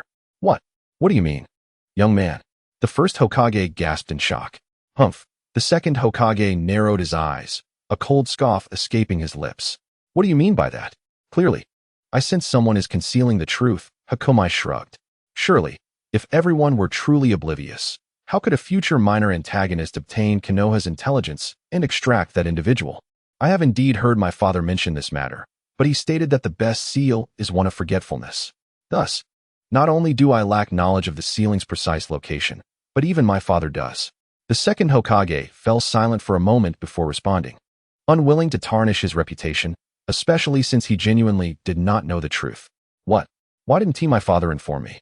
The first Hokage asked, bewildered, turning to his brother. Isn't he the elder, the clan leader? How could there be something he is unaware of? Should I tell you only for you to relay this information to Madara so that he may rally the clan to recover that weapon? The second Hokage shot him a glance. Orochimaru, proceed. I hope you all understand that in the face of a threat to the shinobi world, any sacrifice is inconsequential. Hakumai stated with utmost seriousness. Yet what have you sacrificed? Your integrity? Jiraiya quipped from outside, interjecting with sarcasm. Stop. Sarutobi Hiruzen stepped forward, blocking the two former Hokages from being controlled once more. I know where it is, and I can provide you with the location of the seal. But you must guarantee that this Uchiha will not pose a threat to Konoha again. Sighing in resignation, Sarutobi Hiruzen addressed Hakumai. Indeed, it was the Senju and Sarutobi clans who initiated this conflict. If the Senju chose to keep it a secret, then it was the Sarutobi who acted. As the learned scholar of the ninja world, Hiruzen understood not only ninjutsu, but also the history and secrets of his clan's legacy. What do you mean by not posing a threat to Konoha? Is Konoha solely the domain of the Senju and Sarutobi clans? She was born in the Warring States period, long before Konoha's establishment. Furthermore, she likely harbors a deep-seated animosity toward the Uchiha. Hakumai's words left Sarutobi Hiruzen momentarily flustered, realizing he had spoken too hastily. Indeed, the youth speaks the truth, he chuckled. The first Hokage smiled brightly, and after regaining control, approached Bayamo. Let's have a private conversation once this is over. I shall impart to you some valuable insights on interacting with the Uchiha. You can then guide that Uchiha girl. Get lost. If you can handle the Uchiha, will Madara really leave you alone? Bayamo coldly rejected. Oh, how hurtful. The first Hokage fell to his knees, clutching his head. Where has the majesty of the god of shinobi gone? Jiraiya, pen in hand, recorded the moment while mocking the situation. He resolved that his next novel would weave the history of the ninja world, filled with the love and conflicts of the previous generations. Chapter 71. Temari, no. Having secured the final promise for what he desired, Bayamo left the Four Purple Flames formation with satisfaction. Sister Konan, the work is done. The Azure Dragon waiting outside the village can come in. Mizukage, Suchikage, please assist in clearing the area. After giving his orders, Bayamo hurried towards the direction where Gaara had previously broken through. I wonder if Gaara has been successfully persuaded by Naruto's words. On the rooftop, Koyomi and Akatsuki had been watching the spectacle for a considerable time. Though they stood out conspicuously at their elevated position, the various factions present were surprisingly taciturn, each focusing on their own affairs, careful not to disturb the duo's observation. They were wary that a single misstep might see them inadvertently aiding one side in the fray. Upon hearing Baimo's words, the two exchanged glances. Mizukage, this is your domain now. I've only recently assumed my position, and my strength is still lacking. I shall take my leave first, Akatsuki stated, taking flight on her rock jutsu. Her words were half-truths. Her strength was indeed considerable, surpassing that of Koyomi by a substantial margin. However, her departure was motivated not by her abilities, but by her awareness of Baimo's conversation with Konan. Knowing that Deidara was on his way, and she wished to join the fray. Alas, I am left all alone. Forsaken, Koyomi sighed lightly, casually forming a hand seal. A torrent of water surged from her mouth, crashing onto the streets of Konoha, sweeping away numerous ninjas. As for whether some Konoha ninjas were caught in the deluge, that was beyond her concern. Wide-area ninjutsu is inherently indiscriminate. She had refrained from using dissolution or boiling techniques, which was already a concession. Well done, Mizukage. Keep it up. The first Hokage cheered from within the Four Purple Flames formation, waving his arms like a cheerleader. Koyomi turned her head, immediately feeling a sense of exasperation. Here she was, laboring alone to unleash torrents of water, while a gaggle of old men and perverts sat comfortably beneath a grand canopy as spectators. The second Hokage, seated on the ground, observed his elder brother's animated gestures and felt that Konoha's dignity had been thoroughly tarnished. That fellow Jiraiya, while we are trapped inside, you stand outside watching the show instead of providing aid? The second Hokage scolded Jiraiya. Lord Second, I have already dispatched the Mayaboka mountain toads for support. I'm here to keep an eye on Orochimaru, Jiraiya explained. Forget it. Monkey, come over here, we need to talk. The second Hokage had completely given up, deciding to impart a few words to his disciple, then resigning himself to inaction until the Edo Tensei was lifted. Teacher. Sarutobi Hiruzen approached obediently. Monkey, while you have kept your promise, as Hokage of Konoha, you must understand your responsibilities. Understood, teacher. Actually, some ninjas have already brought back intelligence. Sarutobi Hiruzen was referring to Kakashi. Oh, that's good then, monkey. You must ascertain whether the enemy he spoke of truly exists or if he has fabricated such an enemy to fulfill his own ambitions. The second Hokage felt a heavy weight on his heart. If what Bayamo claimed was false, then having someone like him as an enemy of Konoha would be incredibly troublesome. Conversely, if Bayamo spoke the truth, then the lengths he went to in order to secure such an adversary must be terrifying. Teacher, I understand. Orochimaru made a valid point. The winds of Konoha have indeed been still for far too long. Thus, after this concludes, I intend to pass the Hokage position to either Jiraiya or Tsunade, one of them. As soon as Sarutobi Hiruzen finished speaking, the second Hokage glanced at Jiraiya outside. Let it be Tsunade. One street of pleasure and one street of short stories. The pleasures have been observed. The short stories have yet to be seen. At least there is a glimmer of hope. Indeed, Lord Second is correct. Old man, if you wish to relinquish the Hokage title, do not pass it to me. Jiraiya hastily chimed in, agreeing with the second Hokage. Ridiculous. He certainly does not wish to transition from writing riveting tales to merely signing off on documents. The only allure of inheriting the Hokage title for him was the crystal ball and telescope techniques that Sarutobi Hiruzen possessed. Had he known that Konoha posed little danger, he would not have returned. However, Sarutobi, if Tsunade shows no signs of preparing to return, then let it be Jiraiya. The second Hokage shifted his stance. Jiraiya momentarily failed to grasp the change in direction. Sarutobi Hiruzen nodded solemnly. If Tsunade showed no inclination to return, it indicated a significant shift in her priorities. Such a person could not be allowed to become Hokage. In the forest, Naruto was engaged in a fierce battle with Gaara, who was fully transformed into his tailed beast form, or rather, Shikaku. Sakura was attending to Sasuke, who had depleted his chakra after using 2 Chidori. Temari was perched on a branch, watching the intense confrontation unfold. Naruto unleashed multiple shadow clones, charging towards Gaara. The clones were continuously destroyed. Despite Gaara's inner turmoil, he had come to realize that what Kankuro had told him earlier was a lie.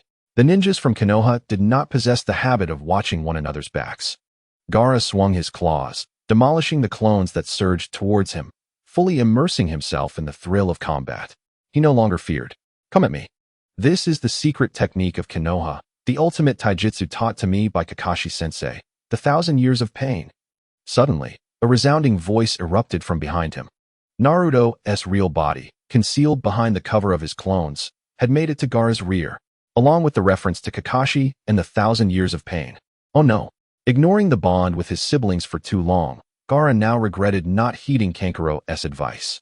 Temari, who had been stealthily observing, displayed a myriad of emotions. There was some embarrassment typical of a girl, disdain for the Konoha ninjas, and concern for Gaara. But this Naruto Uzumaki doesn't know the Raikiri. So he should be fine, right? She muttered to herself, aware of Gaara's defenses. Gaara had also considered this, but as the one experiencing it firsthand, he only felt a sudden chill in his rear. That's the texture of a kunai? Wait, why is it getting warm? Boom. Gaara's rear exploded. The inherently malevolent demon fox had even placed an explosive tag on it. Shumaru was momentarily paralyzed upon witnessing the scene before her. Fortunately, she had arrived in time to capture the moment on camera, intending to gift it to him as a memento of his inauguration as the Wind Shadow.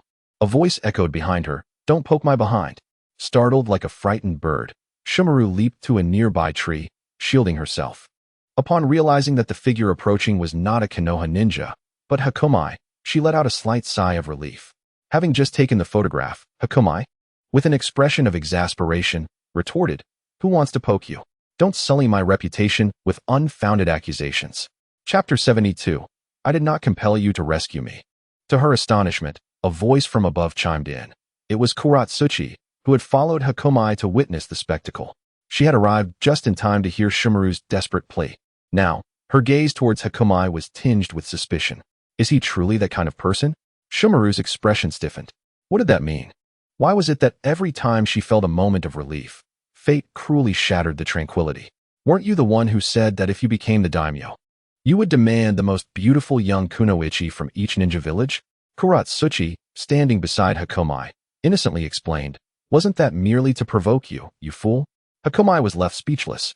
Oh, you still call me the wind shadow? Let me see. Kuratsuchi floated behind Shumaru, who, startled by her approach, hastily raised her 3-star fan to shield herself. Eyes wide with alarm. What do you intend to do? I'm merely curious if you're behind his pert. Kuratsuchi craned her neck, using the lightweight rock technique to hover around Shumaru. Caught off guard, Shumaru accidentally glimpsed a portion of herself that was not obscured by the fan. There's nothing remarkable about it, is there? Will it develop further in the future? Kuratsuchi pondered, perplexed. You all.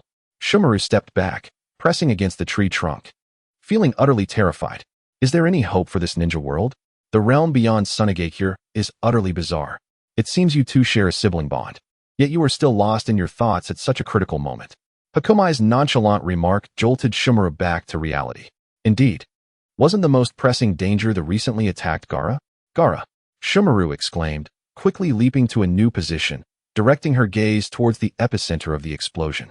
At that moment, half of Shikaku had transformed into quicksand, slipping uncontrollably from Gaara's grasp. Though protected by Shikaku's defense, Gaara was not injured. However, the coldness of the kunai, the searing heat of the explosion, and the pressure from the shockwaves left a profound psychological scar on the young Gaara. Thank goodness. Shumaru sighed in relief upon seeing Gaara unharmed. Then she remembered that Hakomai had been taking pictures and had uttered some cryptic words. It seemed she had truly misunderstood. However, with countless past experiences to draw from, Shumaru remained exceedingly cautious. Carefully, she approached Hakomai, who was scribbling on the photograph.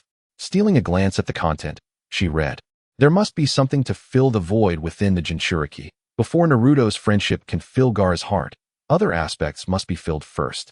What on earth is this nonsense? Clear the area, it's about to explode. A voice echoed from the sky. Deidara, mounted atop his clay bird, rained down clay bombs like a bomber.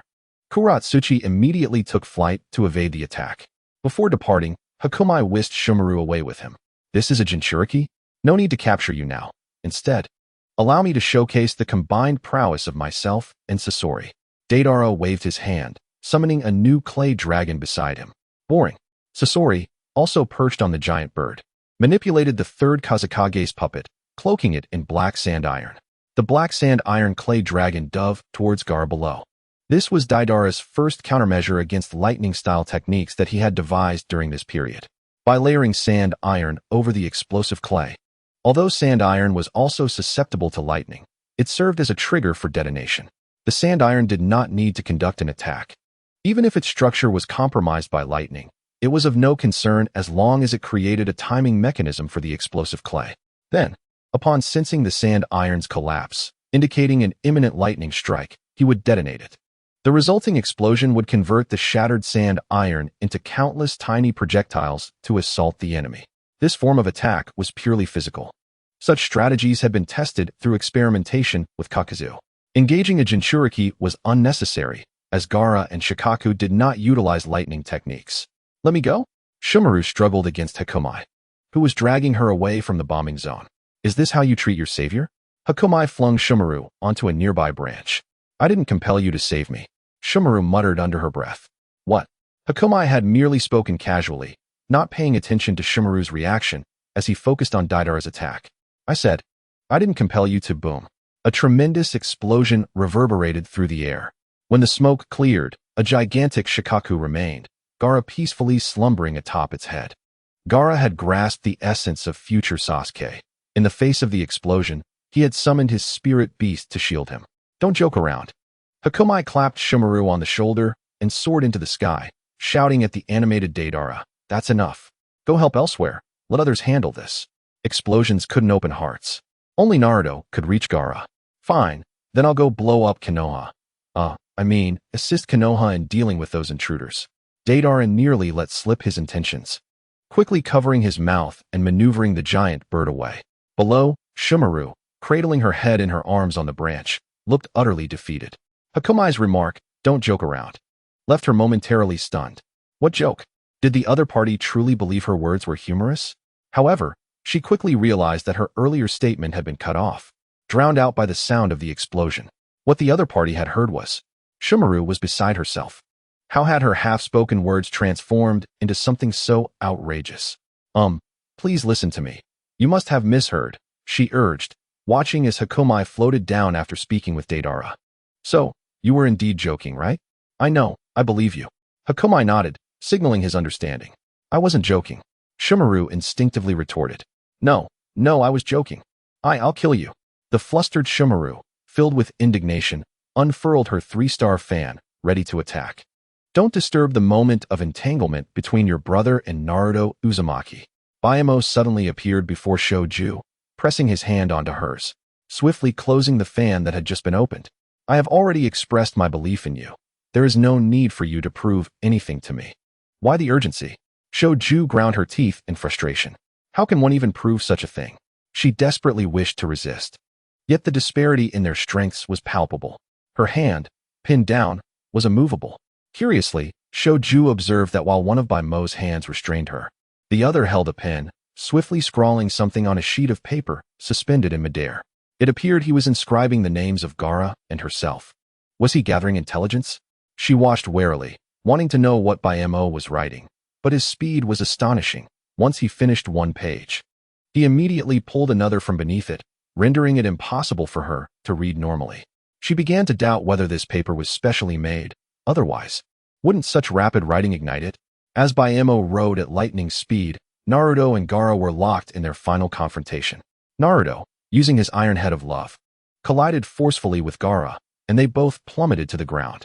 Once down, Naruto crawled toward Gaara, recounting how he had been discriminated against as a monster by the villagers, how he had gained Irika's acceptance, and how he would never abandon those he cared for.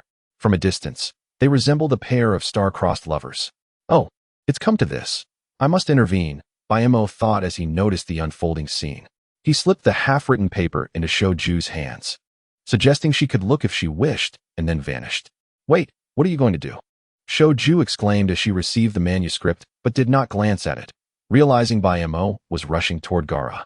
Anxiously, she pursued him, fearing he might harm her brother. Naruto, if only you knew what Gaara experienced in his childhood, you would understand why he became this way.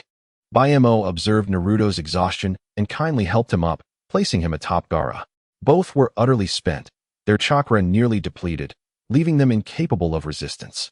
However, Naruto, undeterred, expressed curiosity after hearing Baimo's words.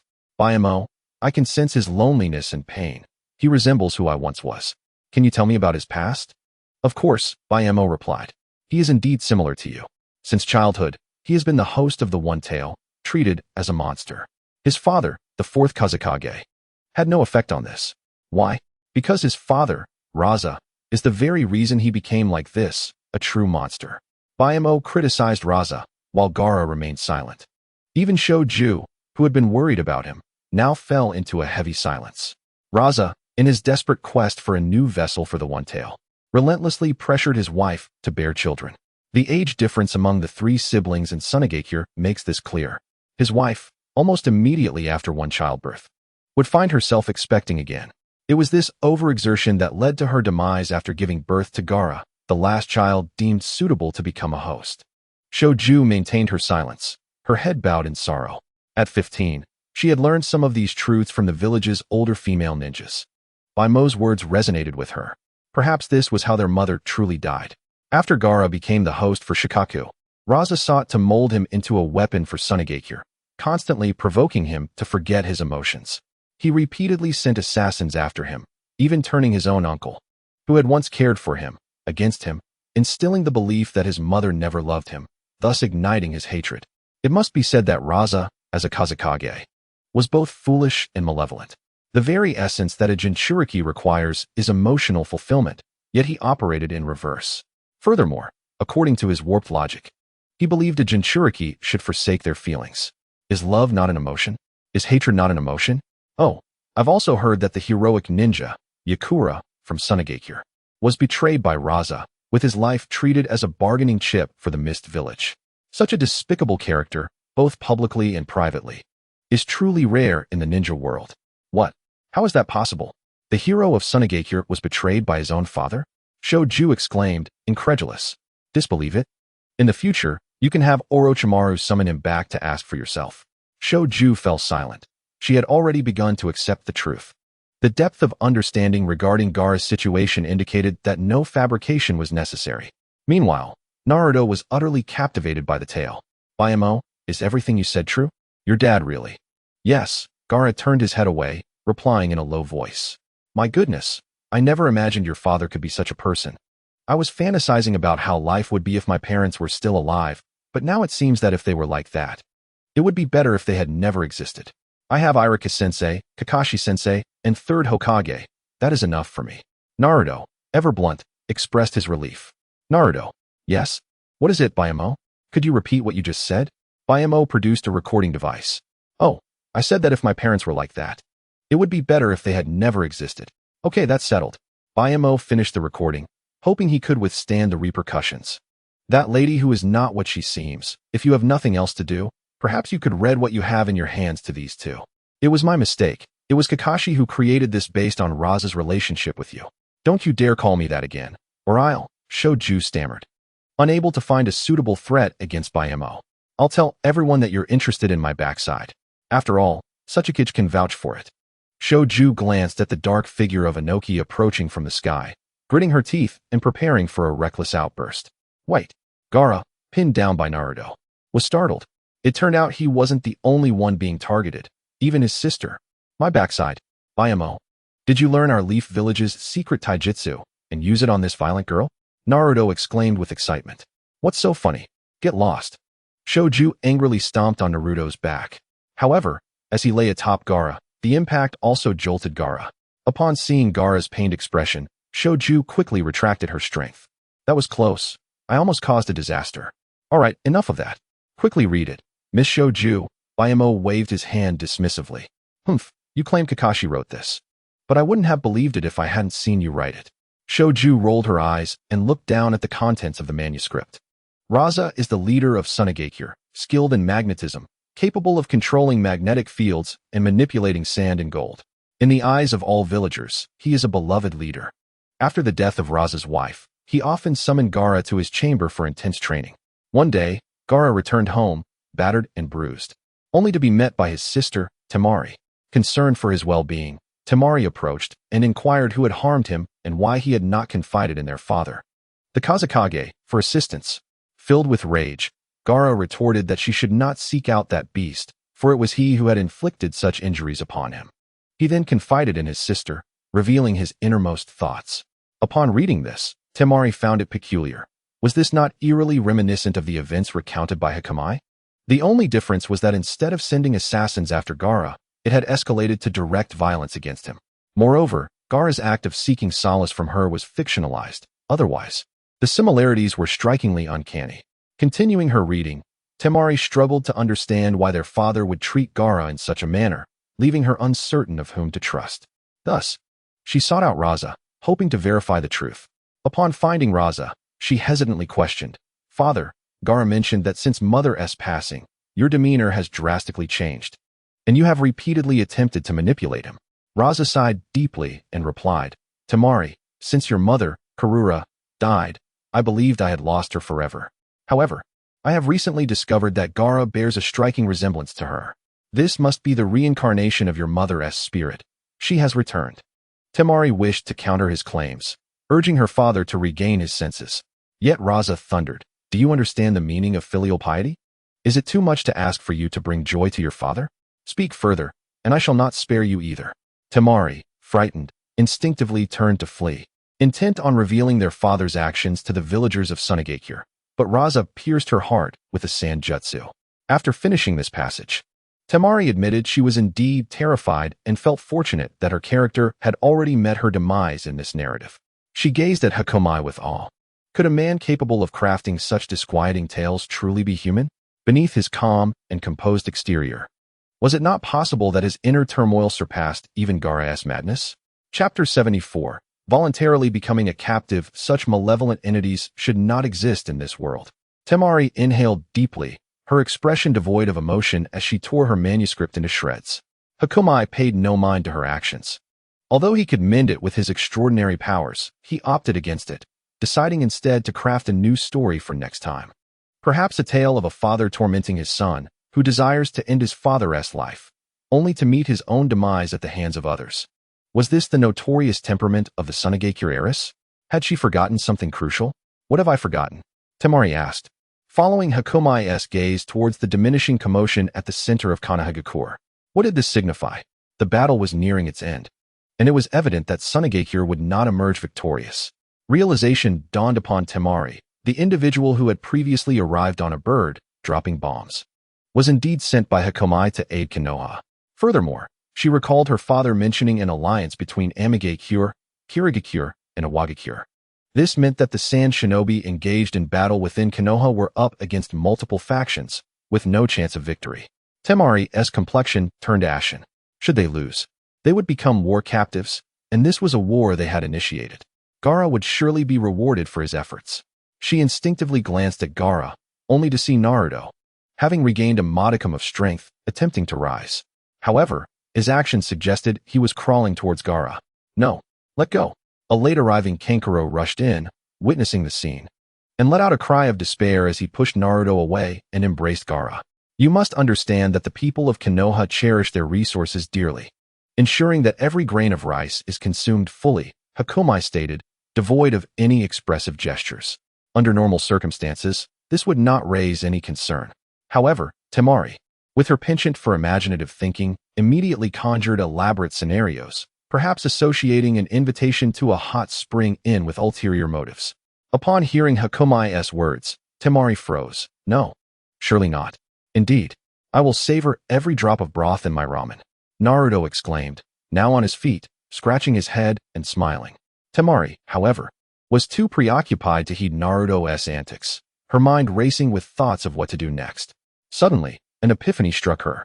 She understood why the enemy had intervened to assist Konoha, and why they had come to convey such messages. This must surely be their intention. Temari retrieved a roll of bandages from behind her and wrapped one around her mouth, then twisted against a tree to bind her hands. What is she doing? We are still here, Kankuro exclaimed, bewildered. Could this be the legendary turtle binding technique? He wondered, stepping back in shock. Temari, wishing to explain her actions, realized she had inadvertently sealed her mouth shut, her eyes widening in alarm. Oh no, this is bad. I was too anxious and forgot to clarify first. If Kankuro was confused, surely Hakomai would be equally bewildered by her actions. This foolish beauty intended to declare herself a prisoner of Amigakure to evade the grasp of Konoha, right? Hakomai smiled gently. Yes. Temari nodded vigorously, understanding at last. Kankuro finally grasped the situation. To protect Gaara and ensure the well-being of everyone, they could not fall into the hands of Konoha. After voicing this, Kankuro produced his own bandages, symbolically binding Gaara before restraining himself as well. Having completed their preparations, Hakomai led the way, with Temari and Kankuro, their mouths sealed and hands bound, following behind. Gaara lay upon Kankuro's puppet, being dragged along. Temari felt lost. What would become of Sunagakure? Initially, they had allied with Orochimaru due to financial hardship, launching an assault on Konoha only to face defeat. With reparations looming, and funding from the daimyo dwindling, how would they continue to survive? Oh, and I nearly forgot to mention, your esteemed father has perished, Hakomai paused. Temari displayed no overt signs of emotion, simply lowering her gaze. Kankuro and the incapacitated Gaara mirrored her sentiment. As Hakomai had noted, Raza had failed both personally and professionally. The only solace was that his betrayal of the village's hero remained undiscovered, allowing him to avoid disgrace in that regard. However, in terms of family, his true nature was well known to his children. I do not mean he died in battle. He was long ago killed by Orochimaru. Therefore, should Konoha demand reparations, you may firmly assert that it was Orochimaru who masqueraded as the fourth Kazekage, deceiving you all. You could also suggest that Orochimaru's defection from Konoha was merely a ruse to ensnare you, leading to your eventual downfall. Undoubtedly, the objective was not genuinely to seek reparations from Konoha, but rather to complicate the situation, thus alleviating much of your burdens. As for Orochimaru, he was on the verge of becoming a member of our elite organization in Amigakure. At that time, as captives, you merely need to offer something trivial, and you shall be released, Mo spoke slowly. After all, in the original narrative, The trio had never considered avenging their father's death at the hands of Orochimaru. I am certain that Gaara, who had not witnessed Rasha's demise, felt more joy than Neza upon seeing Li Jing fall. If Gaara could comprehend Rasha's grief, then naturally he could also relinquish his hatred. Huh. Temari looked at Bai Mo in confusion. You wish to inquire why I would assist you? It is quite simple. With Rasha gone, the wind shadow resides among you. If you intend to develop Sunagakure positively in the future, you should seek our cooperation, for then we shall be allies. Huh. Enough with the tears. Do you truly believe I possess mind-reading abilities? Bayamo sighed, pulling off the bandage from Temari's mouth. I intended to ask what you meant by saying we should offer something trivial. What exactly do you desire? Temari gazed intently into Bayamo's eyes. Chiyo's swimsuit photo. Oh. What? Who? Temari's eyes widened in shock. Do not misunderstand. I am merely requesting it for a friend within the organization. Bayamo waved his hand dismissively. To prevent Scorpion from abandoning all emotions while in his puppet state, he needs something to provoke a reaction. You mean that friend is yourself? Temari narrowed her eyes. How absurd. Then add one of yours as well. Bayamo rolled his eyes. He is not a soldier boy. What woman is like fine wine, becoming richer with age? Chapter 75. The trembling little girl in fear in the heart of Kanahagakure. The battle was nearing its conclusion. Buildings lay in disarray, severely damaged. Along the road of destruction, the wounded supported each other as they made their way to the medical department. This level of devastation is the most severe since the Night of the Nine Tails. Upon returning to the center of Konoha, Bayamo surveyed the surroundings and could not help but reflect on how Pain-S Shinra Tensei had indeed assisted Naruto immensely. Just consider the future wind shadow lying behind him. How constrained he must feel in the face of Deidara's invasion. Not only must he protect the villagers, but he must also control his emotions to prevent Shikaku from going berserk. If Naruto had arrived in Konoha before the Shinra Tensei had cleared the area and unleashed the Nine-Tails chakra under such circumstances, the destruction would be unimaginable. Even if he became the hero who saved Konoha, he would likely face an onslaught of questions from countless villagers. What have you truly protected? Suddenly, a frantic little girl with a high ponytail and golden hair dashed around the corner, tripping over Gaara lying on the ground and falling. Kenjiro's eyes widened, wanting to shout something, but he was unable to utter a word due to his mouth being sealed. Bayamo grasped Temari's arm and pulled her aside just in time for a volley of sunban to fly past the spot where they stood. Thank you. It seems that the little girl accidentally triggered the mechanism beneath Gaara, which served as a stretcher when she fell. After expressing her gratitude to Bayamo, Temari turned her gaze towards the source of the commotion. The little girl was cradling her reddened cheek, wobbling as she attempted to stand. However, she faltered and took a step back, triggering the crow mechanism once again. Gaara's body convulsed a few times before he lost consciousness. This is bad. The crow's attack is poisonous. Quickly, help Kanjiro free himself so he can assist Gaara with the antidote. Temari exclaimed anxiously. Bayamo approached and helped Kanjiro free himself from his bindings, then turned his expressionless gaze towards the troublemaking little girl. Kanjiro rushed forward, flipping Gaara onto his back. Gaara's backside was punctured by sunban, resembling a porcupine, swollen and red. Kanjiro hastily removed the needles one by one, then took out an antidote from his pocket to apply to Gaara. Big brother, I didn't do it on purpose, the little girl said. Noticing Baymo's intense stare upon her, her expression filled with grievance and tears welling in her eyes. Hey, what are you doing? After bullying me, do you now want Chiyo's swimsuit photo? And now you're staring at this little girl, as if no one is safe from your gaze. Whether they are 8 or 80. Temari frowned, attempting to stop Bayamo, but with her hands bound, she could only nudge him gently with her body. When Temari mentioned Chiyo's swimsuit photo, a flicker of shock crossed the little girl's eyes. It's nothing. I was just wondering if this child is from Konoha.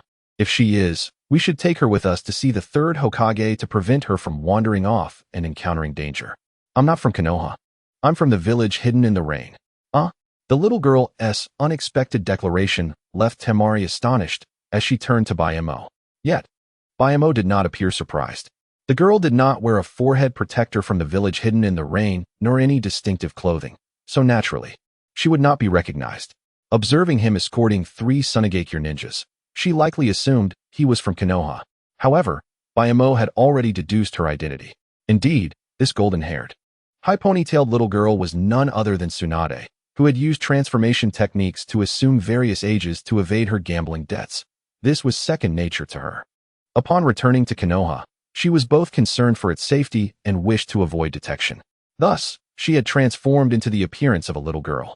If Konoha truly faced a life-or-death situation, she could reveal herself later. It seemed, however, that such urgency was unnecessary. Moreover, she had just stealthily visited the location of the Four Purple Flames formation and overheard Sarutobi Hiruzen mention bestowing the position of Hokage upon either her or Jiraiya. She was grateful for not having exposed herself. As she prepared to recall Shizune, who she had sent to assist at the medical department, intending to leave Konoha, she spotted Baemo escorting the 3 Sunagakure captives back. Tsunade harbored some annoyance towards the invading Sunagakure. Before departing, she decided to play a prank as a form of punishment for the invaders. During the Second Shinobi World War, having battled against the puppet masters of Sunagakure, Tsunade possessed a certain understanding of puppets. Her medical ninjutsu and immense strength were natural adversaries to puppetry. Thus, the earlier scene unfolded. Tsunade intentionally triggered the mechanisms on the puppets twice. The first attack was aimed at Temari and was dodged thanks to Baemo's timely intervention. The second directly struck Gaara above, hitting its mark completely.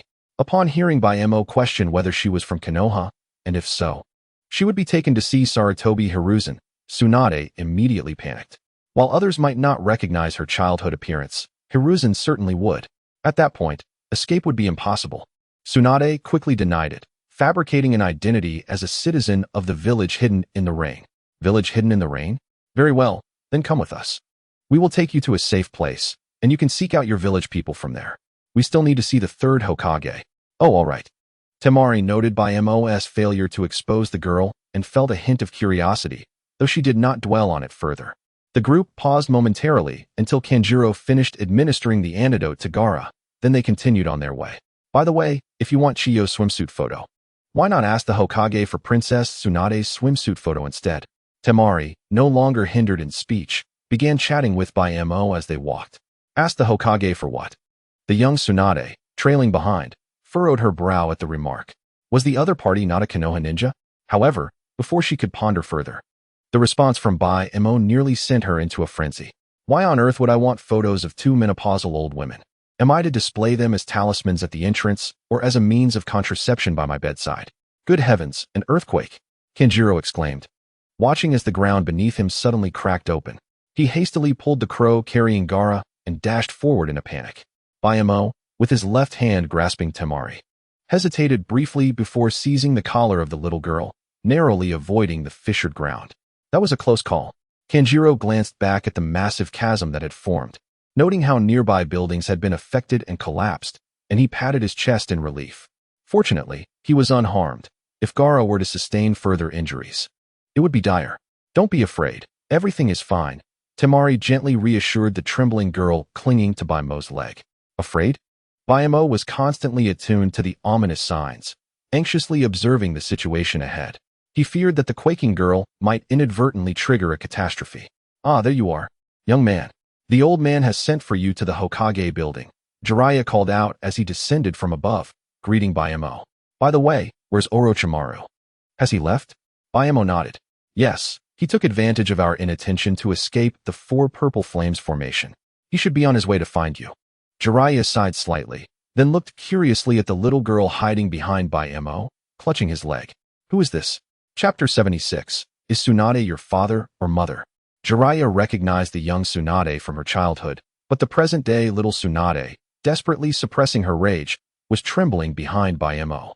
Only her familiar hair color and style were visible.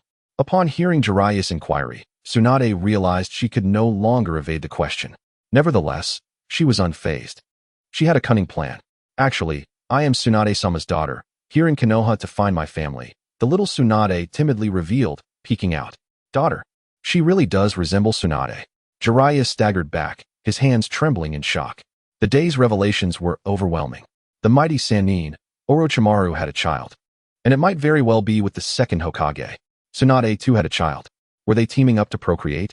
While he, Jiraiya, remained solitary. The frogs of Myaboka Mountain were busy spawning tadpoles. Wait, didn't you just say you were from Amigakure? Temari frowned, exposing the little Tsunade's ruse. Bayamo had refrained from revealing the truth earlier, understanding that the little girl was hesitant to disclose her real identity in front of strangers. But now, the situation was amiss. She had lied in front of them. Indeed, I hail from Amigakure, accompanying my parents to find Tsunade-sama. It seems she isn't in Konoha.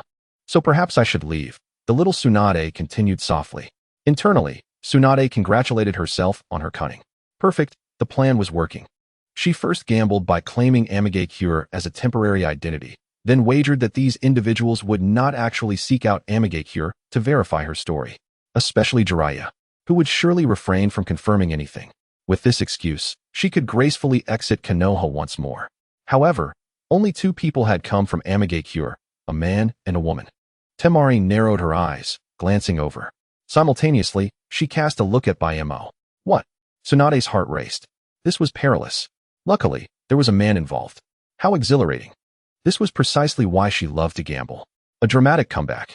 She was certain that had she not been interrupted by Shizun that day, she could have turned 200 into a million. Yes, the little Tsunade weakly nodded. What? Jiraiya was utterly stunned. Tsunade may have been oblivious. But Jiraiya was well aware that the two individuals from Amigakure were Bayamo and Konan. Had this situation occurred before returning to Konoha, Jiraiya would have immediately suspected Bayamo and thought that Tsunade had taken a young lover. Yet after today's events, Jiraiya hesitated. Orochimaru had transformed into a woman and even had a child. The first Hokage had revealed his deep connection with Uchiha Madara. There were tales of the Raikage's organ transplants. And only recently had he witnessed Nagato and Yahiko's child. This shinobi world felt foreign to him. Jiraiya's worldview had been completely shaken. He was left wondering whether it was Konan who underwent a procedure that involved Tsunade or vice versa. It seemed more likely to be Tsunade, given her expertise in medical ninjutsu, which could easily lead her to develop transplant techniques akin to Orochimaru's. Is Tsunade your father or mother? Jiraiya managed to choke out after considerable effort, directing his gaze toward the little Tsunade hiding behind Bayamo slowly. Tsunade formed a question mark with her expression. Was Jiraiya's mind truly muddled from his training at Miyaboka Mountain? Was this a question a human could pose? Hey, what nonsense are you spouting, you strange old man? You're scaring the poor girl. Kanjiro interjected, stepping protectively in front of Jiraiya, while the little Tsunade stood behind Bayamo, her eyes glazed over, as if she had been rendered speechless. She is timid and gentle. Aside from her resemblance to that violent old woman, this child is nothing like Tsunade, Jiraiya lamented. After the earlier comment from Bayamo regarding contraception, Tsunade's patience had evidently strengthened. She managed to endure Jiraiya's question without a hint of tremor. Well, let us have this child accompany us. With Tsunade absent, both the third Hokage and I can be considered her guardians, Jiraiya suggested, adopting a congenial demeanor as he glanced at the little Tsunade. No, the little Tsunade promptly rejected, clinging tightly to Bayamo's leg. Big brother, that creepy old man looks untrustworthy. Jiraiya clutched his chest, feeling his heart shatter. Not only was he unable to pursue Tsunade, but even a child was wary of him. Had he watched too many women's bathing scenes, altering his gaze irreparably? Big brother, shouldn't you be calling him father? Temari observed coolly, unable to suppress a scoff. The little Tsunade blinked, momentarily perplexed by Temari's remark. Oh right, he is one of the two individuals from Amigakure who came to Konoha, Kanjiro finally pieced together. What? Tsunade was flabbergasted. Was her luck truly so abysmal?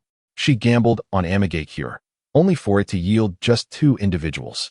She wagered that no one would verify her story, only for them to appear right before her eyes. The individual before her had just hurled insults. Appearing to be on the cusp of adulthood, yet when one considers her own youthful form, he was merely 10 years old at that time. It truly felt like an absurdity, reminiscent of a juvenile attempting to outsmart an elder. Could it be that he would shamelessly claim to have fathered her? After inebriating a 10-year-old boy 8 years prior, there was no need to put her in a predicament, in this realm rife with deception and falsehoods. Her reluctance to divulge the truth to strangers was merely a means of self-preservation. After all, she had committed no heinous acts that could pose a threat to them. It was wisest to let the matter lie. Just as Tsunade wrestled with her thoughts, Bayamo placed a hand upon her head and spoke. Is that so? Jiraiya, feeling somewhat dazed by recent events, couldn't shake the notion that this little girl bore a striking resemblance to Tsunade, yet he found merit in Bayamo's words. Very well. Then let us hasten to meet the old man. As for the child, She may wander wherever she pleases. Jiraiya waved dismissively and turned towards the Hokage building. Is it safe? Tsunade watched Jiraiya's retreating figure, a sigh of relief escaping her lips. She had not anticipated that, in such desperate times, a good soul would emerge to help her navigate through turmoil. Suddenly, she found herself believing in the existence of genuine affection and compassion within the ninja world. Over there lies the refuge for other ninja villages. Go seek out your companions. After a brief walk, Bayamo patted the little Tsunade on the back and gestured in a particular direction. Oh, then farewell. The young Tsunade snapped back to reality and dashed towards where Bayamo pointed, eager to find an opportunity to slip away from Konoha. Boom. An explosion erupted nearby, capturing everyone's attention. The sound originated from Deidara's explosive clay. The chaotic skirmish in Konoha had reached its conclusion, transitioning into a cleanup phase. While Deidara continued his assault, not because he faced formidable opponents, but rather to eliminate invaders by raining explosive clay from the sky. This bombardment proved to be an effective means of clearing the battlefield, albeit with a reckless disregard for potential collateral damage to his allies or structures. After all, he had no qualms about demolishing his own village, so why would Konoha be spared? Despite sharing a similar appearance with the blonde-haired, blue-eyed, Deidara was not the benevolent reincarnation of Ashura, like Naruto. If the villagers of Konoha dared to impose moral judgments upon him, they would only receive a retaliatory strike in return. Thus, Deidara felt no psychological burden. However, his lack of concern did not extend to others. Kakashi, while assisting elsewhere, became aware of the chaos wrought by Deidara. The efficiency with which Deidara operated far exceeded his own, though the downside lay in the numerous unintentional injuries he caused. Kakashi trailed beneath Deidara, mitigating any potential collateral damage. During this endeavor, Kakashi discovered that his lightning-infused shuriken could neutralize Deidara's explosives, rendering the task considerably easier. Utilizing the precision of his Sharingan, Kakashi deftly dispatched shuriken imbued with lightning chakra, neutralizing unnecessary explosive clay. Deidara quickly took note of Kakashi's actions and recognized the renowned ninja. Once the situation was under control, he leapt down, hoping to engage Kakashi in a sparring session, as only Kakazu from the Akatsuki was available to practice with. And even he was often preoccupied. Kakashi did not refuse. After all, Deidara was there to assist, and it was only reasonable to accommodate a small request afterwards. Especially since the clay would pose no danger when countered with lightning. They moved to a desolate area and commenced their duel. The previous explosion had been the sound of their clash. But why? One might wonder. Did the clay still detonate despite being countered by lightning? Scorpion had already departed. Feeling bored. Haha, Kakashi Hitaki, taste my lightning rod. Deidara laughed heartily as he manipulated his explosive clay, now infused with his earth-style lightning rod technique, charging towards Kakashi. This technique was not the offensive ninjutsu employed by others, but rather an invention of Deidara's own making. The high-density chakra of the earth-style lightning rod would attract enemy lightning chakra attacks, channeling them harmlessly into the ground, thus ensuring the safe activation of his explosive clay. The sole drawback was that it required proximity to the ground. It could not be launched from the air as before. Kakashi dodged swiftly, contemplating his countermeasures. With the lightning rod in play, unless there was a widespread attack capable of obliterating the clay entirely, the lightning would be redirected. Utilizing such a technique would demand excessive chakra, far too taxing for Kakashi. He pondered, what about fire style? Fire jutsu, though not effective against the clay, could potentially trigger an explosion if employed preemptively. As the two stood on opposite sides of the ruins, Deidara taunted, it seems the legendary Kakashi Isnt all that impressive. Let us finish this with a flourish. Behold, my magnificent art. He hurled explosive clay into the fray. Fire style, fireball jutsu. Kakashi swiftly formed hand seals and unleashed a colossal fireball into the ruins. What is that smell? Oh no. Just as Deidara prepared to admire his creation, he caught a whiff that sent a chill down his spine. In his childhood at Awagakure, before he had mastered explosive clay, he had once mischievously tossed an explosive tag into a latrine while Inoki was indisposed. That day had been memorable for its dismal outcome. The latrine had erupted, and Inoki had been forced to utilize dust release to reduce it to atoms. Deidara had learned a painful lesson that day. Experienced Deidara immediately sensed something was amiss. This ruin was, in fact, the latrine of Konoha. Run. Take off. Deidara summoned his clay birds with unprecedented speed and soared into the sky. Huh. Kakashi pondered, perplexed by the enemy's sudden departure. In the next instant, Kakashi witnessed one of the most terrifying scenes of his life. If the entity that had been pursuing him earlier resembled the Wood Release's cutting technique, this was akin to the Wood Release's birth of the world. Boom. Snowflakes danced. The northern winds howled, and the world was shrouded in desolation. Your hair, like snow, mournfully signified parting. My foul scent dares to disturb none. Kakashi felt as if he were witnessing the most horrific moment of the Konoha collapse plan. In but a fleeting moment, his gaze turned resolute. Konoha, I shall protect you. The Sharingan in Kakashi's eyes began to whirl as the Mangekyo Sharingan manifested. The future sixth Hokage now displayed his indomitable will of fire. With the full might of Kamui, the explosion, which had only just commenced, was entirely redirected. This maneuver was comparable to Minato's transfer of the tailed beast bomb from days past. The will of fire had indeed been inherited. After executing this technique, Kakashi collapsed in exhaustion. Meanwhile, within the Kamui dimension, the masked man was fortunate that he was not indulging in curry this time. He was engaged in practice with the circular-faced white Zetsu. Indeed, he too was honing his combat skills. In the absence of an opportune moment to strike, he regularly trained to maintain his prowess. Humph, foolish Kakashi. The masked man detected the signs of the Kamui space reopening and smirked. This time, he was well prepared. His curry meal outside had concluded. The masked man calmly stepped back, eager to see what treasures Kakashi had sent him this time. What is that bright light? Boom. An explosion of methane gas occurred within the Kamui dimension. Ah! The masked man let out a piercing scream, more anguish than his previous cry when burned by Amaterasu. This is paradise. The blasted white Zetsu struggled to rise, frolicking joyfully amid the chaotic Kamui space. In Chapter 78, how can I give this to Kakashi? Oh.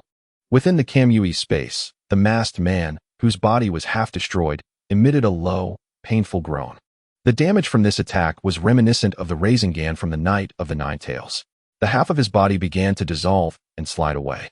The difference was that after being struck by the Rasengan, the dissolving remnants were a normal white, whereas now, they were tainted with an ominous hue.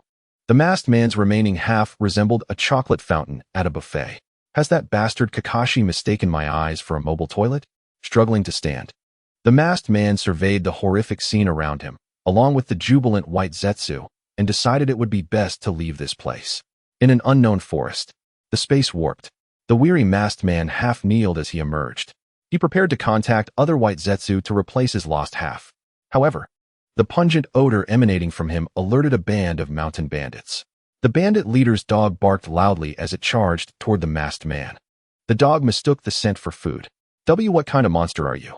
The bandit team, chasing after the dog, stumbled upon the masked man, who was grasping the dog's neck and covered in unidentifiable substances, and stared in horror at the terrifying humanoid figure before them. I am Uchiha Obito.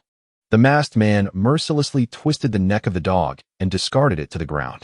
He instinctively touched his face and realized that half of his mask was shattered. The bandits had glimpsed his true visage, stirring a murderous intent within him. Since you have seen my true form, you shall not leave. The masked man began forming hand seals. The bandits were paralyzed with fear. What? Where's his true face? Covered in curry, they saw nothing but a farce. This is a false accusation. Fire release, exploding flame. Just as the masked man was about to unleash his attack, he recalled a critical issue. The explosion that Kakashi had transferred to the Kamui dimension was likely a methane explosion. If he employed the wind release, violent dance now, it could very well trigger a secondary explosion.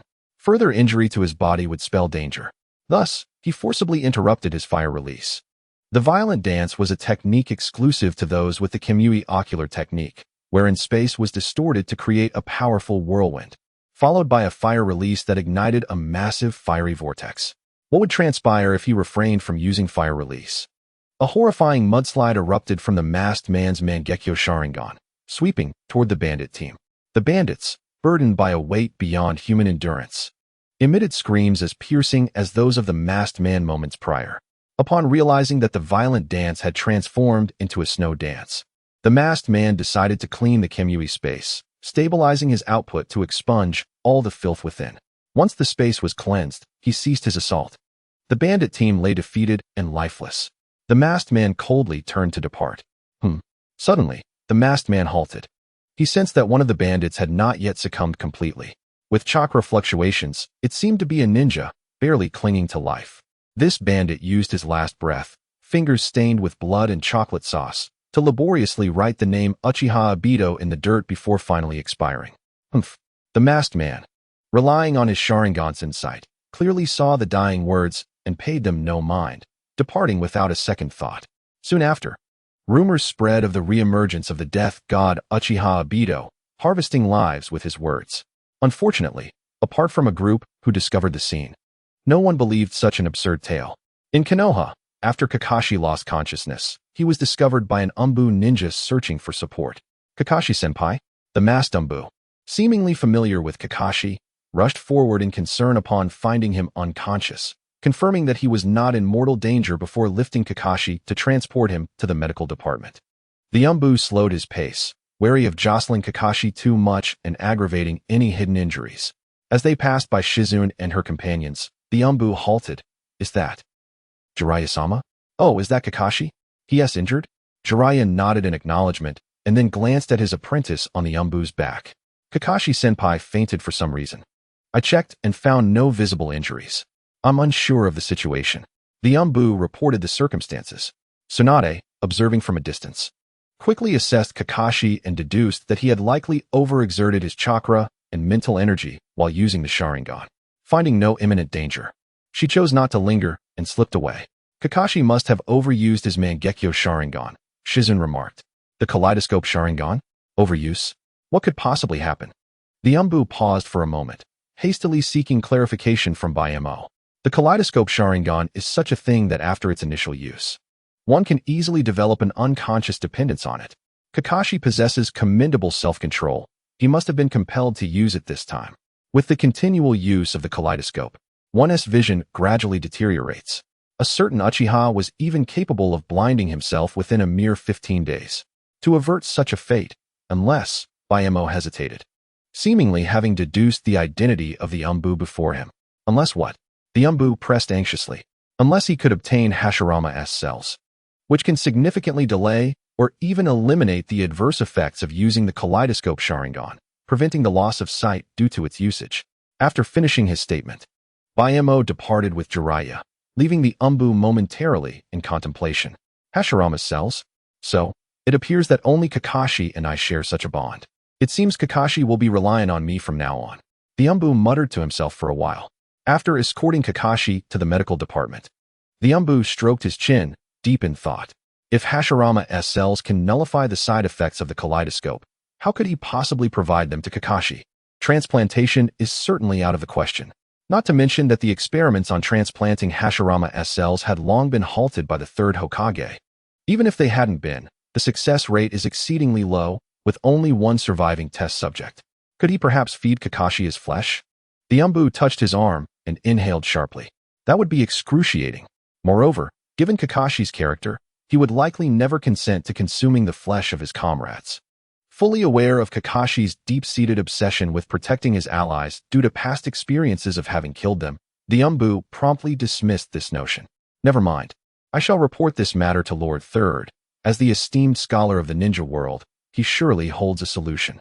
The Umbu decided not to ponder further and resolved to seek out Sarutobi Hiruzen. However, that could not be done just yet.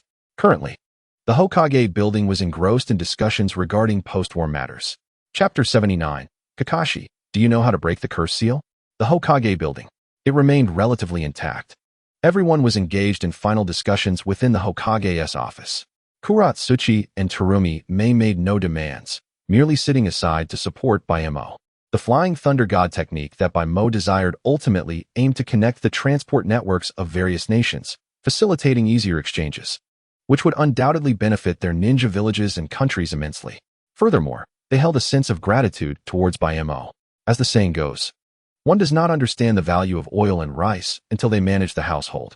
Likewise, without managing their own affairs, Kuratsuchi and Terumi remained oblivious to the wealth and abundance of resources their nation possessed. Indeed, although their resources may not rival those of the Land of Fire in diversity and richness, even so, it would not be problematic for their ninja village's population to double or triple from its original numbers without any changes or development. It was only upon encountering Mo that they realized the notion instilled in them that feudal lords sustained ninja villages was fundamentally flawed. The fixed, low subsidies dispensed in the name of the feudal lord were nearly insufficient to maintain a ninja's normal livelihood. The primary source of income for ninjas stemmed from undertaking various missions.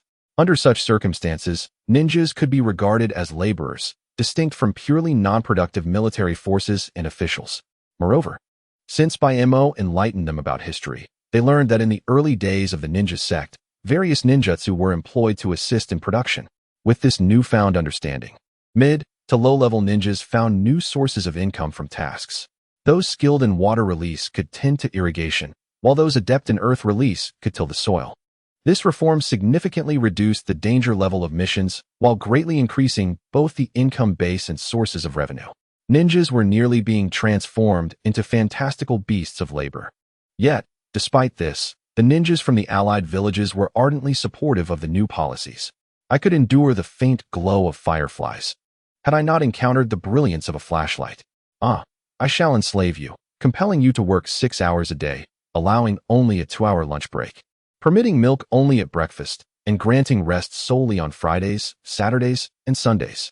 In essence, within the Hokage's office, while it was ostensibly a collective discussion, it was primarily Mo and Sarutobi Hiruzen who exchanged words. Very well, it is settled then. Sarutobi Hiruzen inscribed his name on the scroll, thus fulfilling his prior commitment. Surprisingly, Hiruzen noted that Danzo had not emerged to cause any disruption.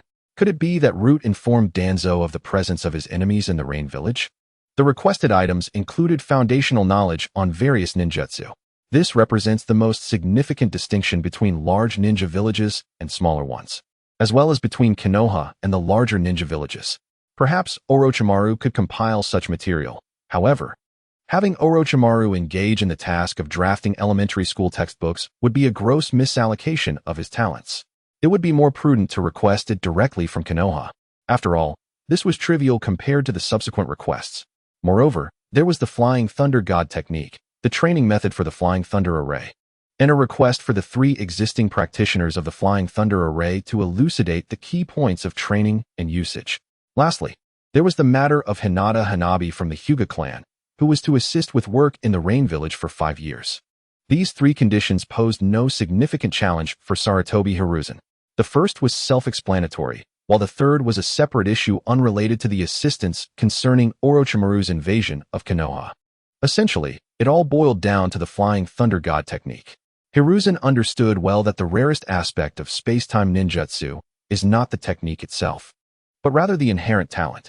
He could discern that the objectives of the Rain Village, Mist Village, and Rock Village were primarily focused on the latter, the Flying Thunder Array. As for the Flying Thunder God, Hiruzen merely regarded it as a consequence of the overwhelming reputation of the Yellow Flash, leading other ninja villages to harbor an obsession with attempting to replicate it. The Flying Thunder Array, however, could not be utilized in standard combat. It served solely as a means of transportation. In that regard, even if someone from the opposing side were to master it, it would pose no threat to Konoha. Moreover, if, as Mo and Orochimaru suggested, a common enemy were to emerge in the future ninja world, then he would not be aiding the enemy, but rather supporting an ally. Hiruzen summoned his former guards, Aoi, Narashikaku, and Inazuka Kiba, to ensure they conveyed the essence of the Flying Thunder Array to Mo accurately. Lord Hokage, the 3 men's expressions darkened upon receiving this order. The Flying Thunder Array technique represented their honor as the guardians of the 4th Hokage and a means of safeguarding their village. Now they were to share it with outsiders?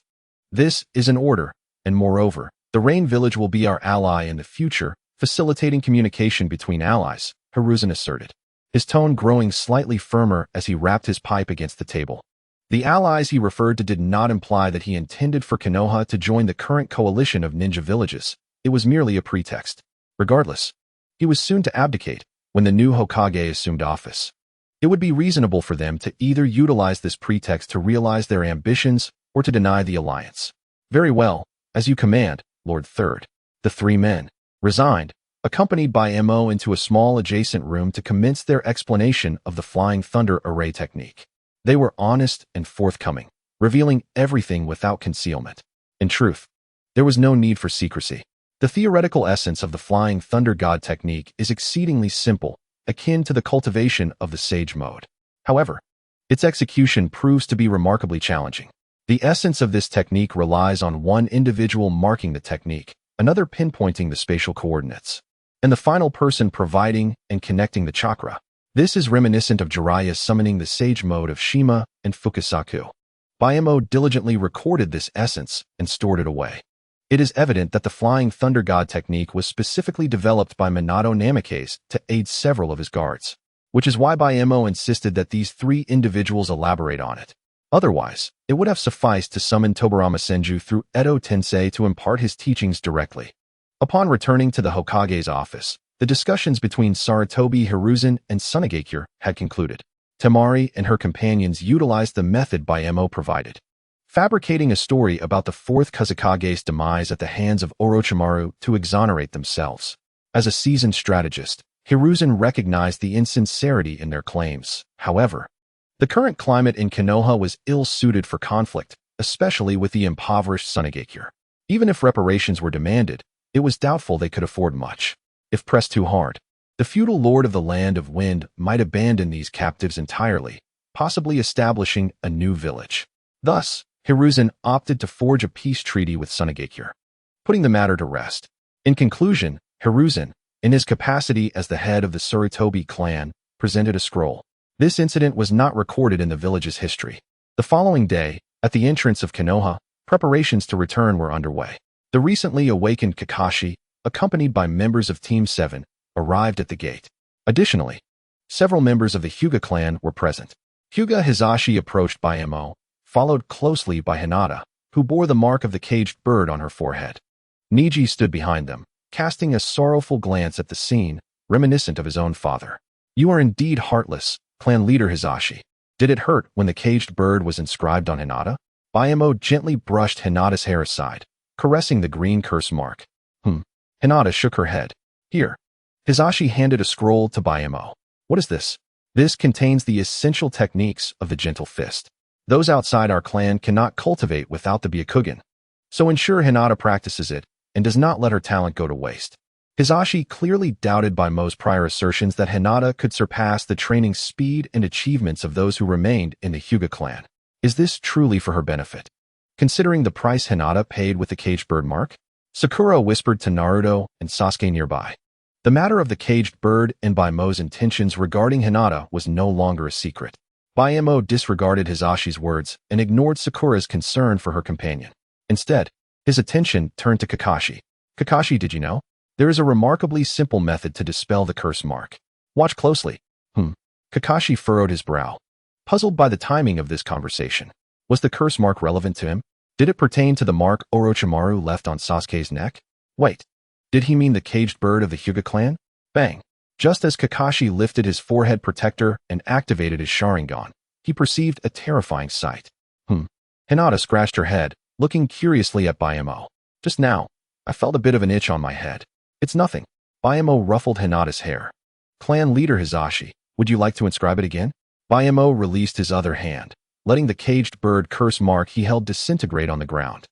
Hizashi witnessed the earlier scene, and upon seeing his youngest daughter seemingly perish at Baimo's hands, he felt a mix of confusion and fury, which swiftly transformed into shock and bewilderment. Initially, he believed Bayamo had realized he could not attain the Byakugan and, in a fit of humiliation, sought to eliminate Hinata. Yet the reality was different. On the other side, Kakashi, upon witnessing the scene, suddenly thought of Rin, the Rin he had pierced with his Chidori. Was it possible that Rin had also been subjected to a curse mark? Chapter 80. Adults speak. Children should not interject for those present without ocular techniques. They merely witnessed a fleeting shadow as Bayamo acted, while those endowed with such techniques perceived his every movement. The spectacle was astonishing. The sheer power exhibited by Bayamo evoked memories of Tsunade, one of the legendary Sannin. It was previously noted that ninjas generally possess high offense, but low defense, with the latter being relatively low compared to the former. Even the low defenses of ninjas demonstrate a physical resilience that far surpasses that of ordinary individuals. Achieving a single punch to incapacitate or pierce through one's heart, rather than merely propelling them away, demands an extraordinary combination of strength and speed. The fist, as a blunt instrument, is not akin to the precision of Raikiri. Even the AB brothers required the combined force of their techniques to achieve a similar effect. Of course, their target during that occasion was Kisame, who lacked significant defensive capabilities in his standard form. The Hyuga clan's martial art is the gentle fist. Yet Hisashi was not ignorant of the hard-hitting styles. Baimo's earlier strike was indeed formidable. Even more astonishing was that it was executed without the intent to kill, swiftly locking onto and removing the caged bird mark from Hinata. As for the previously unseen phenomenon of time reversal, Hisashi could only attribute it to Baimo's unique bloodline limit. Your strength is already comparable to that of the legendary Sannin. Why cling to the Byakugan of the Hyuga clan? Hisashi remarked with a wry smile. Who is clinging to the Byakugan? Hisashi, do not overestimate your self-awareness. Even if you were to gouge out your own eyes and offer your clan's Byakugan in exchange for Hinata, I would not acquiesce. Hinata, overhearing their conversation, looked up at Baimo with wide eyes. Without the caged bird, without restraints, and without protection, I hope you can safeguard Hinata. This is my request as a father. Hisashi bowed deeply to Baimo. As a father, Hisashi naturally wished for both of his daughters to have the privilege of being free from the caged bird. However, he realized he was powerless to achieve this. Now that Baimo had liberated Hinata from the curse, Hisashi felt a flicker of joy within him. At least in Hisashi's heart, he believed that Hinata's talent and future achievements would surely surpass those of his eldest daughter. Only a few members of the Hyuga clan had accompanied Hisashi to see them off, as the elder was too advanced in age, coupled with his esteemed status, to attend. This provided Hisashi with some maneuvering room. With the caged bird on his daughter, now confirmed as a branch family member, being dispelled, Hisashi chose to overlook the matter entirely. Even when prompted about whether to inscribe it again, he feigned ignorance. Upon returning, if the elder or others inquired, Hisashi merely needed to recount how Baimo had dispelled the caged bird with those who had accompanied him today. Even if they were to inscribe it again, it would not alter anything. The outcome would remain the same once they left Konoha. As Hisashi bowed, Baimo turned his gaze towards the members of the branch family behind him. Aside from Niji, who exhibited a hint of agitation, the other members of the Hyuga branch family displayed little intense emotion, which was quite normal. Niji sought to defy fate. He possessed talent and dreams. Conversely, the remaining members of the branch family either lacked talent and aspirations or had seen their dreams extinguished by harsh reality. For them, the caged bird truly found solace in its protective cage. The caged bird merely entrusted its life and freedom to the main family.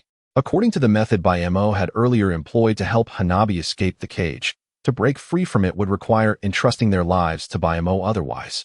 If Baimo were to obliterate their heads with a single punch, what recourse would they have? To the branch family members, Baimo resembled Orochimaru. Unless they possessed a thirst for power akin to Sasuke's, they would remain content with their circumstances. Hey, Hanabi tugged at the hem of Baimo's garment. How come you're so formidable? Is it because you train harder than me and my sister? Indeed, effort is necessary, but primarily it's due to lineage. Baimo replied, stroking his chin and uttering words that seemed quite contrary to the will of fire. Lineage? Are you speaking of bloodline limits? Hanabi asked, bewildered. Close enough. I am acutely aware that the powers I have acquired are unique to me, irreplicable by others. ISNT that what lineage signifies. Even if I have indeed exerted effort for it, I shall not disclose to others that they can become as strong as I merely through effort. Oh, Hanabi nodded thoughtfully. Though younger than Hinata, she exhibited greater wisdom, acuity, and rationality. Baimo's words were harsh, yet they resonated with truth. Meanwhile, Sasuke, who had been lost in thought, instinctively glanced at Naruto upon hearing Baimo's remarks. He surmised that Baimo was likely referring to Naruto. Indeed, Naruto had exerted effort, but the crux remained that lineage played a pivotal role. The concept of bloodline was not alien to the shinobi world. After all, prior to Baimo's emergence, feudal lords could wield the power of their lineage to govern a nation's lifeblood across generations. Baimo, I believe you are mistaken, Naruto interjected, stepping forward. Just as he was about to retort, he received a sharp glare from Hanabi, which caused him to instinctively retreat. It was then he realized something was amiss. Who had referred to him as a child? Who, indeed, was the child here? Ugh. Naruto attempted to voice his thoughts, only to have a kunai filled with ninja food lodged in his mouth by Sasuke, rendering him speechless. Effort is commendable, but directing that effort appropriately is paramount. Picture two cavemen felling a tree. One swings his fists relentlessly at the trunk, while the other crafts an axe from branches and stones. To the first caveman, the second appears to lack perseverance and effort. Yet, effort alone cannot alter fate, knowledge can. After imparting these insights, Mo bid farewell to the villagers of Konoha, departing with Konan, Karen, and Hanabi. Is my stay in Konoha truly indicative of directing effort appropriately? Sasuke pondered, reflecting on Mo's words. Strange. Kakashi absent-mindedly picked at his teeth, feeling somewhat peculiar upon awakening from his stupor. After a brief hesitation, he bid farewell to his trio and returned to the medical department, settling back onto the bed where he had lain earlier that morning. Closing his eyes, he sought to catch a brief nap. As anticipated, after a while, footsteps echoed, and Kakashi roused, though he kept his eyes shut. Kakashi-senpai, I've arrived. A masked Umbu named Yamato stealthily entered, prying open Kakashi's mouth. What on earth are you doing? Kakashi queried, bewildered. In the next moment, a thick, rigid piece of wood was thrust into his mouth. Kakashi-senpai, I couldn't think of another way. Please, try a bit of my wood release. Ugh. Chapter 81. Hemophobia, thus Tsunade, is indeed. Half an hour later, Yamato occupied the medical bed that had been Kakashi's. Yamato, bruised and battered, lay there receiving 4 fluids. Kakashi sat beside him, peeling an apple and consuming it. It appeared that he was not the only visitor. His other good friend, Might Guy, had also come. Upon witnessing an Umbu ninja grasping Kakashi's throat, Guy instantly assumed a hostile stance, believing an enemy had infiltrated, and unleashed a powerful leaf great whirlwind kick at Yamato's neck, then pounced upon him with a flurry of punches and kicks. What was the purpose of attacking me with wood release when you claim to be fine? Kakashi bit into his apple. I intended to consult the third Hokage, but he has been preoccupied, so I had to devise my own solution, Yamato replied, his expression one of exasperation. Isn't it natural for the third Hokage to be busy? He must first see off the other shinobi villages, and now he is discussing the next Hokage candidate. What did you wish to ask him? Kakashi began to explain, but recalled that Yamato still hadn't clarified his attack. Oh, I forgot to mention, it's like this. Yamato recounted his encounter with Mo, sharing how Mo had elucidated the side effects of the Mangekyo Sharingan and potential remedies. The man spoke with logical reasoning, and Jiraiya-sama was present, not contesting him. It must be true, but I'm unsure how to assist you, Kakashi-senpai. You're intelligent. What do you think we should do? Yamato's eyes were earnest, fixed on Kakashi. After hearing this, a cold sweat broke out on Kakashi's forehead. He was immensely grateful that Yamato, having emerged from the emotionally detached root, lacked relevant knowledge. Otherwise, the object previously shoved into his mouth would likely have been something far more sinister. Kakashi-senpai, have you come to a realization? Yamato called out, noticing Kakashi lost in thought. Kakashi solemnly placed a hand on Yamato's shoulder. The village should remain stable for the time being. I won't need to resort to the Mangekyo again, so you need not concern yourself with that. You must keep this information strictly confidential, unless absolutely necessary. Refrain from employing wood release casually. You must understand, Uchiha Itachi, the rogue ninja from our clan, is still out there. If it were to come to light that your body possesses such unique effects, who knows what might happen? Kakashi's tone shifted to that of a horror storyteller. Yamato shivered and nodded in agreement. Meanwhile, Mo and his companions did not take flight immediately after leaving Konoha. Following the usual path, they encountered ninjas from the Sound Village, leading to an encounter with Orochimaru. However, at that moment, 2 individuals were present with Orochimaru, Tsunade, who had previously masqueraded as a child in the village, and her little subordinate, Shizune. Evidently, Tsunade had been discovered by Orochimaru while attempting to leave Konoha, and the two had engaged in conversation for some time. Tsunade, you choose not to return, yet you urge me to go back. What exactly are your intentions? Tsunade and Orochimaru continued their prior conversation. Teacher Sarutobi was scouting candidates for the 5th Hokage, and both you and Jiraiya are in the running. I believe you are more suitable than Jiraiya. Orochimaru's hoarse voice gradually broke the silence. Suitable? In what way am I suitable? I am not the kind of fool who constantly clamors to become Hokage. Tsunade crossed her arms and scoffed. Allowing a fool like Jiraiya to become Hokage? I fear that the winds of Konoha will soon cease, and then I would have to bring new comrades and execute the collapse plan for Konoha once more. Orochimaru turned his gaze toward Hakumai and the others, then flashed a sinister smile at Tsunade. You. Tsunade was about to explode in anger when Shizune pulled her back. Lady Tsunade, don't be impulsive. Remember Shizune whispered, leaving the rest unspoken, anxious that others might overhear the information. However, I almost forgot about this. Hakomai chuckled softly. What? Xianglin seemed to sense something with Hakomai's remark. Her curiosity piqued. Hemophobia. Hakomai softly uttered the 3 words. So she really is, as you said, a menopausal old hag? Xianglin's eyes lit up, her peculiar thought process revealing a blind spot as she raised a finger. Otherwise, wouldn't she have to deal with that every month? Crack. The ground beneath Tsunade suddenly split open. She slowly turned her neck, her eyes glinting with murderous intent. It wasn't me who said it. It was him. Xianglin, frightened, hurriedly shielded Hakomai behind her. Menopause? You misunderstood. Lady Tsunade's seal and the techniques of the Baika no Jutsu keep her youthful from within. All her organs remain young, not just her exterior. Shizune, halfway through her explanation, realized these individuals were not allies and quickly covered her mouth. So that is how it is? The 2 young girls, Xianglin and Hanabi, felt indifferent. After all, they were still young, even considered juvenile. Tsunade, Orochimaru is correct. Only you can ensure Konoha's continued development. I know you are about to ask what benefits Konoha's development holds for us. Here's the deal. If you agree, you may stay and eavesdrop on my conversation with Orochimaru, gaining intelligence that typically comes at the cost of one's life. Very well. Tsunade initially intended to refuse after hearing the first half of Hakomai's statement.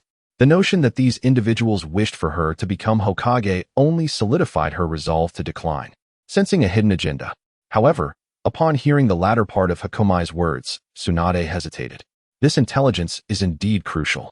Ultimately, Tsunade's heart still harbored concerns for her hometown, Konoha. It seems Hakomai understands. I wish to confirm many things with you before agreeing to rejoin the organization. Orochimaru, pleased with Hakomai's statement, seated himself on the ground. Then let us begin with the first question. Although I have already confirmed it, I must still inquire. Orochimaru produced the photograph of Shizuka that Hakomai had previously provided. This is my future child. You, or someone within the organization, has undergone a temporal leap, correct? Tsunade, just settling down, was taken aback by such explosive information, stunned into silence, much like Jiraiya once was. Orochimaru has a child, and he currently seems to be in a woman's body? This is utterly unimaginable. Suddenly, she comprehended why Jiraiya had questioned her identity upon encountering young Tsunade. Indeed, Hakomai nodded slightly. You have created this child through biotechnology, continuously optimizing and refining the genes so that he is inherently capable of unlocking the perfect sage mode of the Dragon Cave. So it is as I suspected. Orochimaru displayed a rare expression of relief. Though he did not care much for his reputation in this area, being perceived by Jiraiya, Tsunade, and nearly everyone else as having transformed into a woman through promiscuous behavior was indeed peculiar. You did not deny or correct it, which means that person is indeed you. Hakomai? Orochimaru raised his head once more, inquiring. Yes, is there anything else you wish to confirm? I have no further confirmations to seek. I merely doubt the authenticity of this matter itself. Orochimaru narrowed his eyes. Tsunade pondered the absurdity of claims regarding a ninja world from the future. Could it be that Orochimaru and Hakomai were merely staging a play for her? Just as she contemplated this, Orochimaru raised a question as well. Oh, what seems to be the problem? Hakomai smiled in response. Chapter 82, The Enigmatic Paradox of Sasuke. How did you arrive in this era? Is that permissible to discuss? There's nothing that cannot be said. Uchiha Sasuke and Uzumaki Boruto pursued a powerful Otsutsuki, who activated a time-traveling artifact. I followed them in. Sasuke, you say? Orochimaru pondered for a moment before looking at Hakomai. To put it another way, you returned to this era because of Sasuke. What would happen if you were to kill Sasuke? If the future Sasuke is dead, then you cannot fulfill the condition of following Sasuke through time, thus eliminating the outcome of killing Sasuke. Since you did not kill Sasuke, you satisfy the condition of following him through time, creating a paradoxical loop. Orochimaru spoke earnestly, while Hakomai was left baffled. The Sasuke paradox, is it? Evidently, mere words would not immediately sway Orochimaru's obsession with Sasuke. But why must Sasuke be killed? Wouldn't it be fine if he were left alive? Hanabi raised her small hand, speaking as if in a classroom. Orochimaru, ever so kindly, responded, this is merely an example. Not to mention killing Sasuke. Even slight alterations to the past could lead to drastic changes in the future. At this juncture, Orochimaru turned to Hakamai. Hakamai, your goal is to alter the future and confront that Akatsuki, correct? Thus, according to this logic, your method is inherently contradictory. When you return to the past became your future, and the future became your past. After stating this, Orochimaru awaited Hakamai's response. Although Hakamai did not seem to be deceiving him, reason and logic compelled him to harbor doubts. In truth, the paradox you mentioned is easily resolved. I possess two conclusions that have been proven incorrect, which can address the paradox. Oh, Orochimaru appeared somewhat surprised. The first theory posits parallel worlds. The so-called return to the past merely leads to a parallel world that closely resembles the original past. Any actions taken in this world do not affect the original world, thus naturally avoiding paradoxes. Hiss. Upon hearing this theory, Orochimaru furrowed his brow and inhaled sharply. It certainly seems plausible. You mentioned this theory is erroneous. Does that imply? Orochimaru inquired. There exists a place called Lulan in the desert of the Wind Country, where Namake's Minato once encountered visitors from an anomalous time, and despite sealing their memories, it did not impact the future, yet still left evidence of a time loop. Baimo articulated that whether it is the chakra blade from the future within the Tower of Despair, or Boruto's casual mention of a lightning car after Sasuke returned to the past, which subsequently led to the creation of the lightning car by Boruto's father in the future, both instances embody the concept of temporal cycles. This implies that there are no parallel worlds, at least not ones that exist in equivalence to the main world. Take the limited illusion of Tsukuyami, for instance. When Sakura, originating from a lower dimensional world, enters the reality, she becomes mentally unstable and loses her memory due to her lowly origins. Understanding this, what about the second theory? Orochimaru nodded in acknowledgement of Baimo's assertion. He held no skepticism regarding Baimo's mention of Lulan, as such matters are easily verifiable, rendering deception utterly pointless. The mere emergence of this theory had already allowed Orochimaru to dismiss his previous doubts, yet his thirst for knowledge compelled him to inquire further about the second theory. The second theory is, in fact, a hypothesis. If all material energy consists of minimal units, it implies that all motion and change occur in a discontinuous, leap-like manner rather than in a continuous flow, much like a film, which is essentially a series of still images played in succession. Returning to the past resembles altering one of those images. This theory can equally resolve the Sasuke paradox, yet it can also be countered by Baimo's earlier example of Lulan. Karen felt a tingling in her head, as if her intellect were expanding. Among the attendees, it seemed she was the only one who had comprehended nothing. Her reaction mirrored that of Naruto, bewildered by Obito's scathing remark about the Ninja Alliance being a disorganized mob. The lack of education had its consequences. After all that was said, you merely validated Orochimaru's erroneous thoughts without elucidating the logical conundrum. What gives you the authority to alter the future? Tsunade interjected. I cannot articulate it, yet I am certain I can achieve it, Baimo replied, rising slowly and brushing off his trousers. Baimo had never applied the scientific theories of the original world to this realm. Rather, he possessed a corresponding mindset. It is entirely normal for the fundamental physical laws of each universe to differ. One universe may advance in technology, while another might cultivate immortality. The ninja world, with its chakra, natural energy, and divine techniques, is evidently distinct from the original world. Direct application would be akin to seeking a sword by carving a boat. Those who truly understand the essence of this world, even those merely seeking to comprehend it, are few and far between in the entire ninja realm. Thus, during the era of Boruto, Baimo sought out Yakushi Kabuto and now approaches Orochimaru. Could you assist me? I wish to demonstrate something to you, Baimo said, stepping towards Tsunade. Oh, how may I assist? Tsunade's lips curled into a smile. Stand behind me, and at your discretion, launch an attack. Baimo positioned himself and turned his back. Very well. This is your request. Upon the prospect of striking Baimo, Tsunade's eyes gleamed with excitement, and she eagerly prepared to engage. Tsunade, wait. Orochimaru, observing Tsunade's swift approach to strike Baimo, urgently called for a halt. Baimo-kun, it would be prudent to elucidate the principles of your demonstration first. Discussing it post factum may lead to the omission of crucial details. Orochimaru wiped the cold sweat from his forehead, pondering if there were any personal grievances between Baimo and Tsunade. Given her eagerness to strike him. Very well. I possess a unique ability known as time deletion, which allows me to glimpse into the future for a limited duration. Under normal circumstances, upon witnessing a future event, the only means of altering fate would be to employ time deletion to erase any adverse occurrences, thereby changing the outcome. Yet, in reality, this is not the case. I can effortlessly alter already established facts and continue my course without adhering to the future I have perceived. Understood. Boom. As soon as Baimo finished speaking, Tsunade bent low and charged a punch aimed at Baimo's lower back. However, Tsunade frowned, staring at the trees before her that had been shattered by her punch, then turned to see Baimo standing unscathed behind her. Chapter 83. Which disabled person is the seventh Hokage? Tsunade realized she remained in the pose of her punch, one leg positioned between Baimo's, as if she had passed right through him. Yet, she retained no memory of what had just transpired. She had executed a sufficiently surprising maneuver. Yet her opponent had still managed to react. Could it be that he truly can see the future? Did you move just now? Tsunade inadvertently withdrew her leg, standing upright as her gaze swept over Baimo's feet. I did not intend to move. I was providing you with a reference. What do you mean? To prevent clipping through. Baimo pointed to the spot where Tsunade had stood moments ago. Tsunade mentally compared the scenario. Had Baimo not taken a small step back, her body would have intersected with the position he originally occupied while maintaining her stance. Is this what he means by clipping through? Tsunade pondered. Had Baimo refrained from utilizing his ability, the outcome would have resulted in her being sent flying. Therefore, standing in that position would have presented no issues.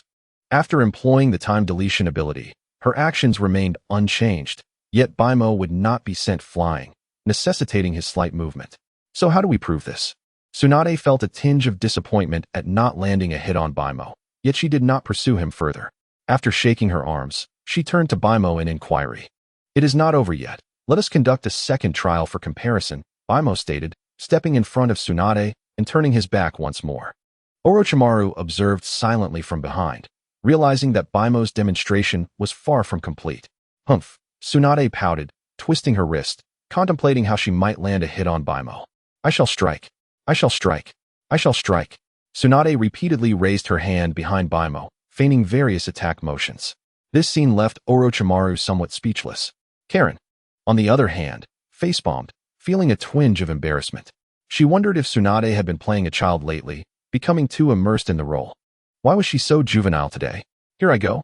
Finally, Tsunade launched her attack. A gust of wind from her punch whipped behind Baimo. There is no need to harm yourself, is there?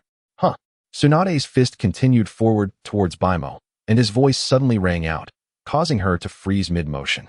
Her fist hung suspended in midair.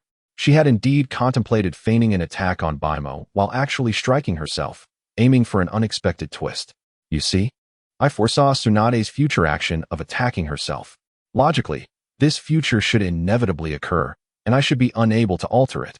According to the paradox previously posited by Orochimaru, if I, as I am now, vocally change the fact of Tsunade attacking herself, then my past self should not have witnessed that future. This, too, forms a paradoxical loop. Yet I have managed to transcend it, Baimo explained as he turned to the audience. As previously articulated by Baimo, he merely adopted the name of a stand from JoJo to designate his ability, which does not imply that his power entirely conforms to the characteristics of a stand. Baimo had recognized this distinction quite early on. Upon his arrival in the era of the rain-hidden village, he discerned that the Crimson King from JoJo, as he had just relayed to the others, is incapable of altering the predetermined outcomes of the future. It can only erase unfavorable aspects through time manipulation. Yet Baimo, in contrast, foresaw the future in the rain-hidden village, positioned himself at the landing spot of Conan, raised his hand, and made a gesture to catch her, thereby altering her fate and changing her landing position. This incident itself embodies a paradox. After Baimo's explanation, both Orochimaru and Tsunade fell into silence. Indeed, Tsunade was acutely aware that her previous punch had not yet reached the stage of retracting its force back towards herself. In fact, to prevent Baimo from employing mind-reading techniques, she had launched her attack the moment the thought emerged. So, what could possibly explain this? Tsunade furrowed her brow in contemplation. I do not know. Had I known, would I even be here trying to recruit Orochimaru? Baimo shrugged. Rather than pondering the reasons, it is more prudent to consider the actions to take. In this regard, You ought to learn a thing or two from the thought processes of the Uchiha clan. Bayamo asserted with an air of condescension. The Uchiha mindset. Tsunade queried, perplexed. What could possibly be learned from the Uchiha? She often heard her great uncle scolding others with the phrase, "This is typical Uchiha thinking. Do not overthink. Before doubting if the individual is flawed, first wonder if the world itself is at fault." In the future, there exists a divine technique of the Akatsuki clan capable of swapping the identities of two individuals within the collective memory of all in the ninja world. Possessing the Uchiha mindset would allow one to counteract this easily, as the Uchiha would unhesitatingly choose the latter when faced with the errors of family versus the errors of the world. Mo's elucidation of the Uchiha mindset left Tsunade and Orochimaru speechless once more. It was indeed quite apartment. A divine technique of the Akatsuki, you say? Such terrifying efficacy. Capable of altering the will of all, Orochimaru remarked somberly. He began to comprehend why Mo chose to return to the present in hopes of altering the future. This ability sounded somewhat frivolous, akin to those found in the novels of Jiraiya. Cough, cough. Lady Tsunade, please be mindful of your words. There are children present. Tsunade's musings were abruptly interrupted by a forceful cough from Shizune. Well, my inquiries are nearly resolved. We can discuss the rest later. Tsunade turned to Mo. Have you made your decision? Orochimaru stood up. You have merely demonstrated your capacity to alter the future, yet regarding your origins from the future. Tsunade's words were cut short when she saw Mo present a photograph, followed by a hastily drawn sketch that he also handed to her. The photograph was straightforward, depicting a panoramic view of Konoha with the Hokage rock included. Unlike the current image with only 4 figures, this one featured 7. Upon spotting herself in the 5th position, Tsunade inquired, "Is the 6th one Kakashi?" The 6th figure, marked by his iconic mask, was unmistakable. And who is the 7th? That disabled person missing a chunk of his head? Tsunade questioned Mo with confusion. That was taken the day before. The son of the Hokage collided with the son of a wealthy family while driving a lightning truck, Mo explained. Tsunade carefully stored the photograph before examining the sketch. What is this? It depicts Uchiha Sasuke and Uzumaki Boruto. They may soon arrive in this timeline alongside a certain Akatsuki. After you succeed the Hokage, should you encounter them, be sure to inform us promptly. What did you say? Tsunade exclaimed in shock, having previously believed that only Mo had arrived, while the others had failed. She was astonished to learn that they had simply arrived at different times. After promising to relay the information, she departed with a troubled expression. She was indeed preparing to return and assume the role of Hokage. The question of whether Mo hailed from the future no longer required further proof. The mere appearance of future Uchiha Sasuke and that Akatsuki would validate Mo's statements as truth. It seems we must prepare ourselves to confront that Akatsuki enemy in advance. I wonder how formidable future Sasuke will be, Orochimaru mused, licking his lips. Future Sasuke remains quite powerful, but perhaps it would be prudent to hope he is somewhat weaker. He and the other may indeed become our adversaries, Mo remarked with a smile. Chapter 84. The Raikage returns to the village. Is that lad mentally challenged? He just wished me congratulations on becoming Raikage during our farewell. Why does he refer to me as Raikage? I'm not a villain. Tsunade pondered aloud to Shizune as they traveled back. Perhaps in the rain-hidden village, Raikage carries a different connotation, Shizune casually replied. At that moment, Shizune was feeling rather dejected. Before their departure, Tsunade had sought to salvage her image and reputation by reiterating that she was not that so-called old hag. Affirming that Shizune's previous remarks were accurate, that her youthful appearance stemmed from an inner vitality. As for her monthly fear of blood, Tsunade had quipped. Do you think I brought Shizune along for no reason? What's wrong? You seem rather downcast, Tsunade observed, noticing Shizune's emotional state. She patted her shoulder reassuringly. Do not dwell on what you heard today, leave it to us. You simply need to. Lady Tsunade, I am not contemplating that. I am merely wondering. Am I truly just a tool? Shizune raised her gaze, her expression one of disheartenment. Tsunade felt a twinge of awkwardness. Of course not. You hesitated. Lady Tsunade. Shizune, do not let your thoughts run wild. I will require your assistance in the future. You possess the capability to accomplish many tasks, which showcases your excellence. Never belittle yourself. Only the worthless, devoid of any value, are not utilized by others. Tsunade endeavored to soothe Shizune as best as she could. While she had resolved to assume the role of Hokage, She had no intention of being bogged down by monotonous administrative duties. The Mizukage and Tsuchikage had begun to delegate authority, and she would naturally do the same. Shizun was the first in line. She could not allow her to abandon her responsibilities. Lady Tsunade, the Mist and Stone villages are delegating authority because their daimyos have unexpectedly passed away, compelling the Kages to take on the daimyo's duties. You do not intend to. Tsunade's elaborate justifications were perceptibly unraveled by Shizun. Shizun was no fool, and after years of companionship, she understood Tsunade's character all too well. How could that be? Tsunade faltered. Shizun took the scroll Mo had given her and opened it, glancing over its contents. Lady Tsunade, this document states that delegating authority is to ensure the health and well-being of the Kage as the village's symbol and foremost combatant, allowing sufficient time for training, rest, and personal matters without concerns. Indeed, well articulated. That lad may have a sharp tongue, yet he speaks truth in this regard. Tsunade remains nostalgically attached to her elderly mentor, often reflecting on her past. I wish to suggest, Lady Tsunade, that you might not be considering idleness, are you? Shizun closed the scroll and fixed her gaze upon Tsunade, assuring her of the importance of maintaining both physical and mental health, as well as personal time for training. Gambling and drinking are your sources of joy, Lady Tsunade, and as for training, you hardly need to engage in the sealing technique. What are you saying, Shizun? Now that I have resolved to succeed the Hokage, I shall certainly not behave as I did in the past.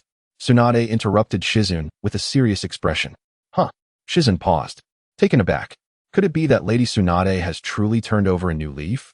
Drinking is simply an exercise in socializing, and gambling serves the purpose of funding for the village, sacrificing personal desires for the greater good.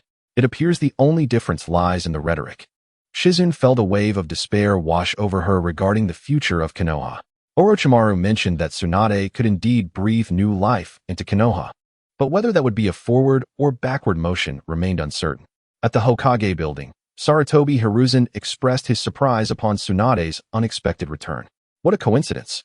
Jiraiya just took Naruto out of the village to find you. Tsunade retorted, I returned earlier, having seen that the village was safe, which is why I didn't make an appearance. She plopped down onto a nearby sofa, adding, as for Jiraiya, perhaps you should check your crystal ball to see if he is lurking around the women's bathhouse nearby. Hiruzen adjusted his telescope technique, and indeed, he spotted two familiar figures outside a designated women's bathhouse. Old habits die hard, Tsunade scoffed, her disdain ambiguous, whether aimed at Jiraiya or Sarutobi himself. Given that the latter's swift identification of the bathhouse suggested an alarming familiarity with such locales. Tsunade, since you've returned, there is something I must discuss with you. I hope you can understand. Sarutobi hesitated. What? I returned to assume the position of the fifth Hokage, did I not? Was my intention merely to reminisce with you old men? Tsunade approached the desk, slapping her palm down, causing the documents to tremble. All right. Sarutobi finally managed to say after a prolonged pause, his mind racing with various persuasive arguments for Tsunade to accept the Hokage role. Yet, before he could articulate any, Tsunade had already acquiesced. It felt akin to having prepared for a month, gathering energy, resources, and time for a delightful escapade, only to find the local authorities had shut down all establishments. That night, Tsunade returned to her residence. Lady Tsunade, it seems you do not intend to share these matters with anyone else, Shizun asked, kneeling as she poured a steaming cup of sake. That individual bears a striking resemblance to my great-grandfather. I cannot be certain of his intentions, Tsunade remarked, her cheeks flushed from the drink, influenced by both her grandfathers. She had learned the will of fire and emotional depth from Hashirama Senju, alongside gambling, while from Tobirama Senju, she garnered adaptability and rationality. Among the Hokage, only the second, Tobirama, and Tsunade, the fifth, possessed the potential for reform. In the original narrative, after stepping down, Tsunade advised the sixth Hokage, Kakashi, against clinging to outdated traditions, urging him to embrace change. Ah, I see, Shizun mused, feeling a weight of melancholy. Had she known Tsunade's sentiments, she would have refrained from eavesdropping. Knowledge can often be a burden. After a while, Tsunade succumbed to drunken slumber, and as was her custom, Shizun tended to her, covering her with a blanket before laying down on the floor beside her, turning off the lights to sleep. We shall see if you still dare to call me an old woman, Tsunade murmured in her sleep. Orochimaru and Jiraiya, may you find eternal happiness. Shizun, lying on the ground, felt a profound impact from Tsunade's words. What moral decay had Tsunade succumbed to? What dreams haunted her? Chapter 85. I am the Hokage.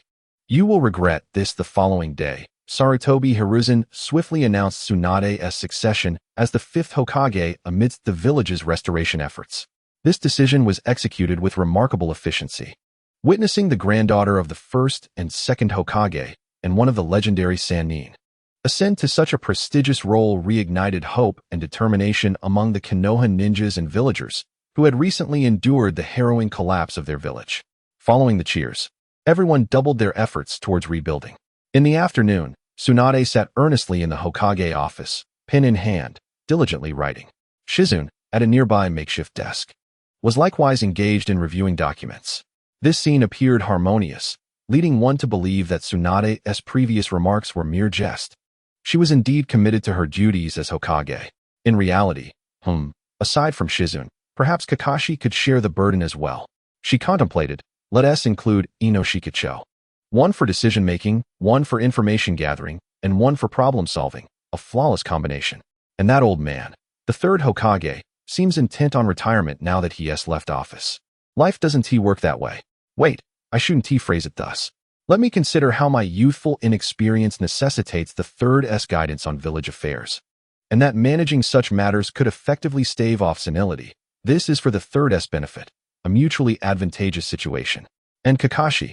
Suddenly, the door swung open. Jiraiya and Naruto, having just returned after being summoned by Sarutobi, were informed of Tsunade's ascension to the role of 5th Hokage. What the hell? How can a young woman become Hokage? Naruto, who aspired to this very position, gazed at Tsunade in envy. What nonsense are you spouting? Tsunade is among the legendary Sannin, and she is practically old enough to be your grandmother. Jiraiya corrected him kindly. What? She is an old woman, Naruto exclaimed in shock. Perfect, Jiraiya thought, awarding himself mental praise. Naruto's comment successfully diverted attention from the previous incident at the bathhouse. Old woman, Tsunade seethed, though she ultimately restrained her fury. Now that she held the title of Hokage, it would be detrimental to damage the Hokage building. Such actions would diminish her access to village funds. Well, Tsunade, now that you're back, I can relax. Naruto and I will be heading out to train, Jiraiya said hastily, eager to avoid drawing her attention to his earlier antics. Stop right there, Tsunade exclaimed, rising from her seat and casting a sharp gaze at the two. Training is acceptable, but you cannot venture beyond a 10-mile radius of the village, except from Mount Myaboku. Why not? The old man previously approved my training with Naruto. Jiraiya protested, anxious. Training Naruto is one thing, but your excursions for materials are another matter entirely. If you're discovered while collecting, it would simply lead to a hasty retreat. If discovered near the village, it could very well cost half a life. There is no reason to question it. Do not forget, I am now the Hokage. And this is an order. Jiraiya's invocation of Sarutobi Hiruzen's consent carried no weight with Tsunade until she could ascertain the truth. She was unwilling to disclose matters concerning the Otsutsuki clan to anyone. However, as a precaution, she decided not to allow Naruto to stray too far from the village, lest unforeseen circumstances arise. You will regret this, Tsunade. Jiraiya's face flushed, and at a loss for words, he left the Hokage office, dejected and muttering a familiar phrase. Regret. Indeed. Speaking of which, that guy Danzo seems to have never appeared when the village was in turmoil. Does his root organization truly still serve a purpose? Tsunade lowered her gaze to the document before her, deep in thought. Shortly after Jiraiya and Naruto departed, 2 more individuals entered the Hokage office, one pink-haired and the other blonde. It was none other than Sakura and Ino, who had followed Tsunade for training in the original story. You must be Haruno Sakura and Yamanaka Ino, correct? Someone recommended you to me. Starting tomorrow, you will train under my guidance. Seeing the 2 girls standing before her, trembling with anticipation, Tsunade broke into a smile and revealed her intention. Really? We can train with Lady Tsunade. No, with the Hokage? Sakura and Ino exclaimed with delight. Yes, Tsunade nodded. It was White Ink who had endorsed them, but the decision ultimately lay with her. Tsunade aimed to overcome her own hemophobia while teaching them, for as Hokage, her current state was unworthy in the face of imminent threats. However, before that, I must ask you both a few questions. Please, Lady Tsunade, ask away. We shall answer truthfully. Very well, Ino. Here. Upon hearing her name, Ino stepped forward. The secret techniques of the Yamanaka clan require precise chakra control. Training in medical ninjutsu with me will not only preserve your family's techniques, but also yield greater results in less time. However, the person who recommended you has left me with a choice to present to you. Please, Lady Tsunade, go ahead. Ino hesitated slightly, envisioning white ink in her mind. After all, if they were recommended by someone from the village, Tsunade need not reference that individual. The only one from outside the village with whom she had deeper interactions was White Ink. Would you prefer to focus on your family's techniques, or learn medical ninjutsu under my tutelage? He mentioned many things of little consequence, but one statement I concurred with. You are quite suited to be my disciple, Tsunade casually remarked, glancing at Ino's developing form. She then cast a wistful look at the motionless Sakura. Noticing Tsunade's gaze, Sakura glanced down at herself. Indeed, she could see her shoes quite clearly. Sakura, do not mind that. You may just be developing a bit slowly. Tsunade sensed Sakura's discomfort and offered a comforting remark. Developing slowly, which I shall humorously call slow wave. After reassuring Sakura, Tsunade's attention returned to Ino.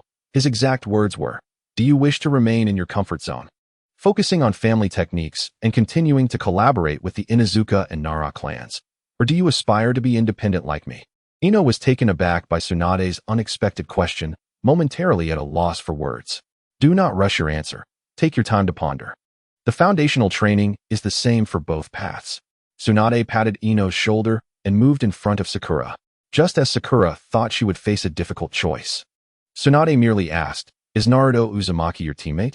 Yes, Lady Tsunade, Naruto, Sasuke, and I are all under Kakashi-sensei, Sakura replied, nodding. Have you ever hit him? That. Sakura hesitated, thinking Tsunade was inquiring about her compassion as a healer.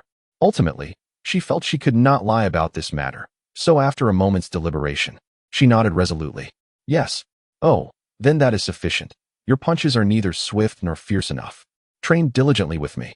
Tsunade patted Sakura's shoulder and turned to return to her Hokage's seat, leaving Sakura bewildered. What does that mean?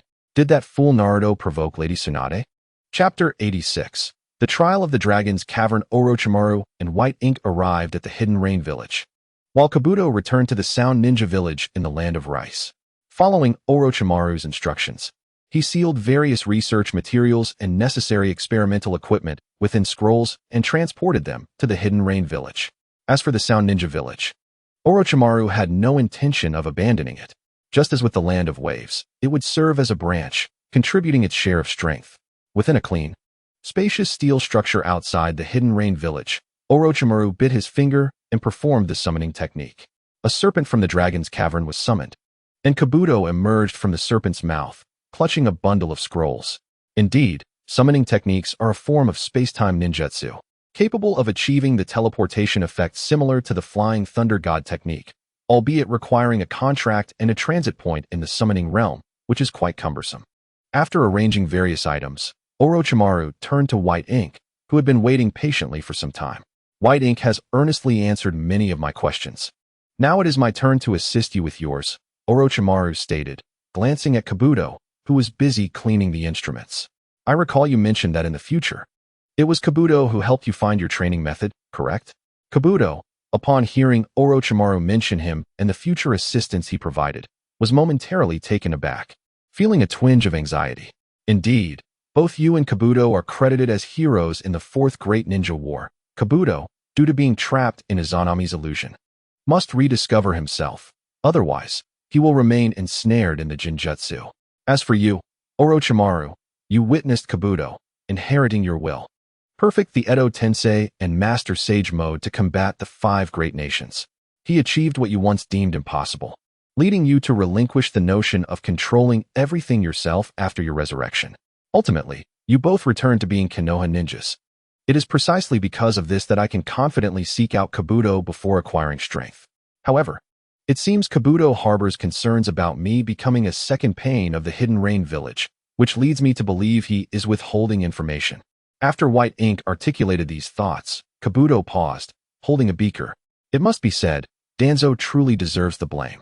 Throughout Konoha's 3 upheavals, the Ninetales incident, the plan for Konoha's destruction, and Pain's invasion, Danzo has never offered assistance. Conversely, Orochimaru, who collaborated with Danzo during the Konoha destruction plan, later defected. Pain's invasion, led by Nagato and Konan, and the primary antagonist of the Fourth Great Ninja War, Kabuto, were all manipulated by Danzo, who darkened their paths. Despite the impressive declaration made by the masked man at the Five Kage Summit, it is evident that without Kabuto's Edo Tensei army, the masked man would have been left with nothing but a host of weak white Zetsu and a mere outer path golem. Kabuto, remain calm. First, assist White Ink with his inquiries, and then take your time to consider your own matters. Orochimaru noticed that Kabuto appeared somewhat disoriented and gently reminded him. Yes, Lord Orochimaru. Kabuto replied, regaining his composure as he approached with a vessel in hand. After scraping a sample from Shirabako's tongue, Orochimaru, with Kabuto's assistance, commenced his observation and research. According to your account, you are unable to extract chakra from the cells, yet you can absorb natural energy. Thus, it is imperative to analyze your cells first, which will require some time. If possible, I would like to learn more about the Akatsuki clan you previously mentioned. Orochimaru was insatiably curious about these matters. He understood that Shirabako's trust in them was predicated upon the trust they would earn in the future, so he endeavored to maintain his composure, suppressing any unsettling expressions. Even with foreknowledge of the future, altering one's mindset is not an instantaneous process. The divine techniques stem from the Akatsuki god, who is said to have transcended dimensions, becoming an aspirational model for the Akatsuki clan. After recounting the connection between the ninja world and the Akatsuki, Shirabako briefly mentioned the origins of the divine techniques. Transcending dimensions? What does that imply? Orochimaru found it somewhat challenging to comprehend. In simpler terms, it suggests that he may have ascended to a higher dimension, akin to how a two-dimensional being would struggle to understand three-dimensional creatures. As Orochimaru continued his research, he pondered the new concepts presented by Shirabako. For instance, a four-dimensional being could perceive an additional layer of time, viewing three-dimensional entities not as isolated individuals, but as continuous entities resembling a string of sausages, revealing a child when sliced from the head and an elder from the tail. In the fifth dimension, one might see not sausages, but a tree, perceiving the countless potential divergences of a single individual.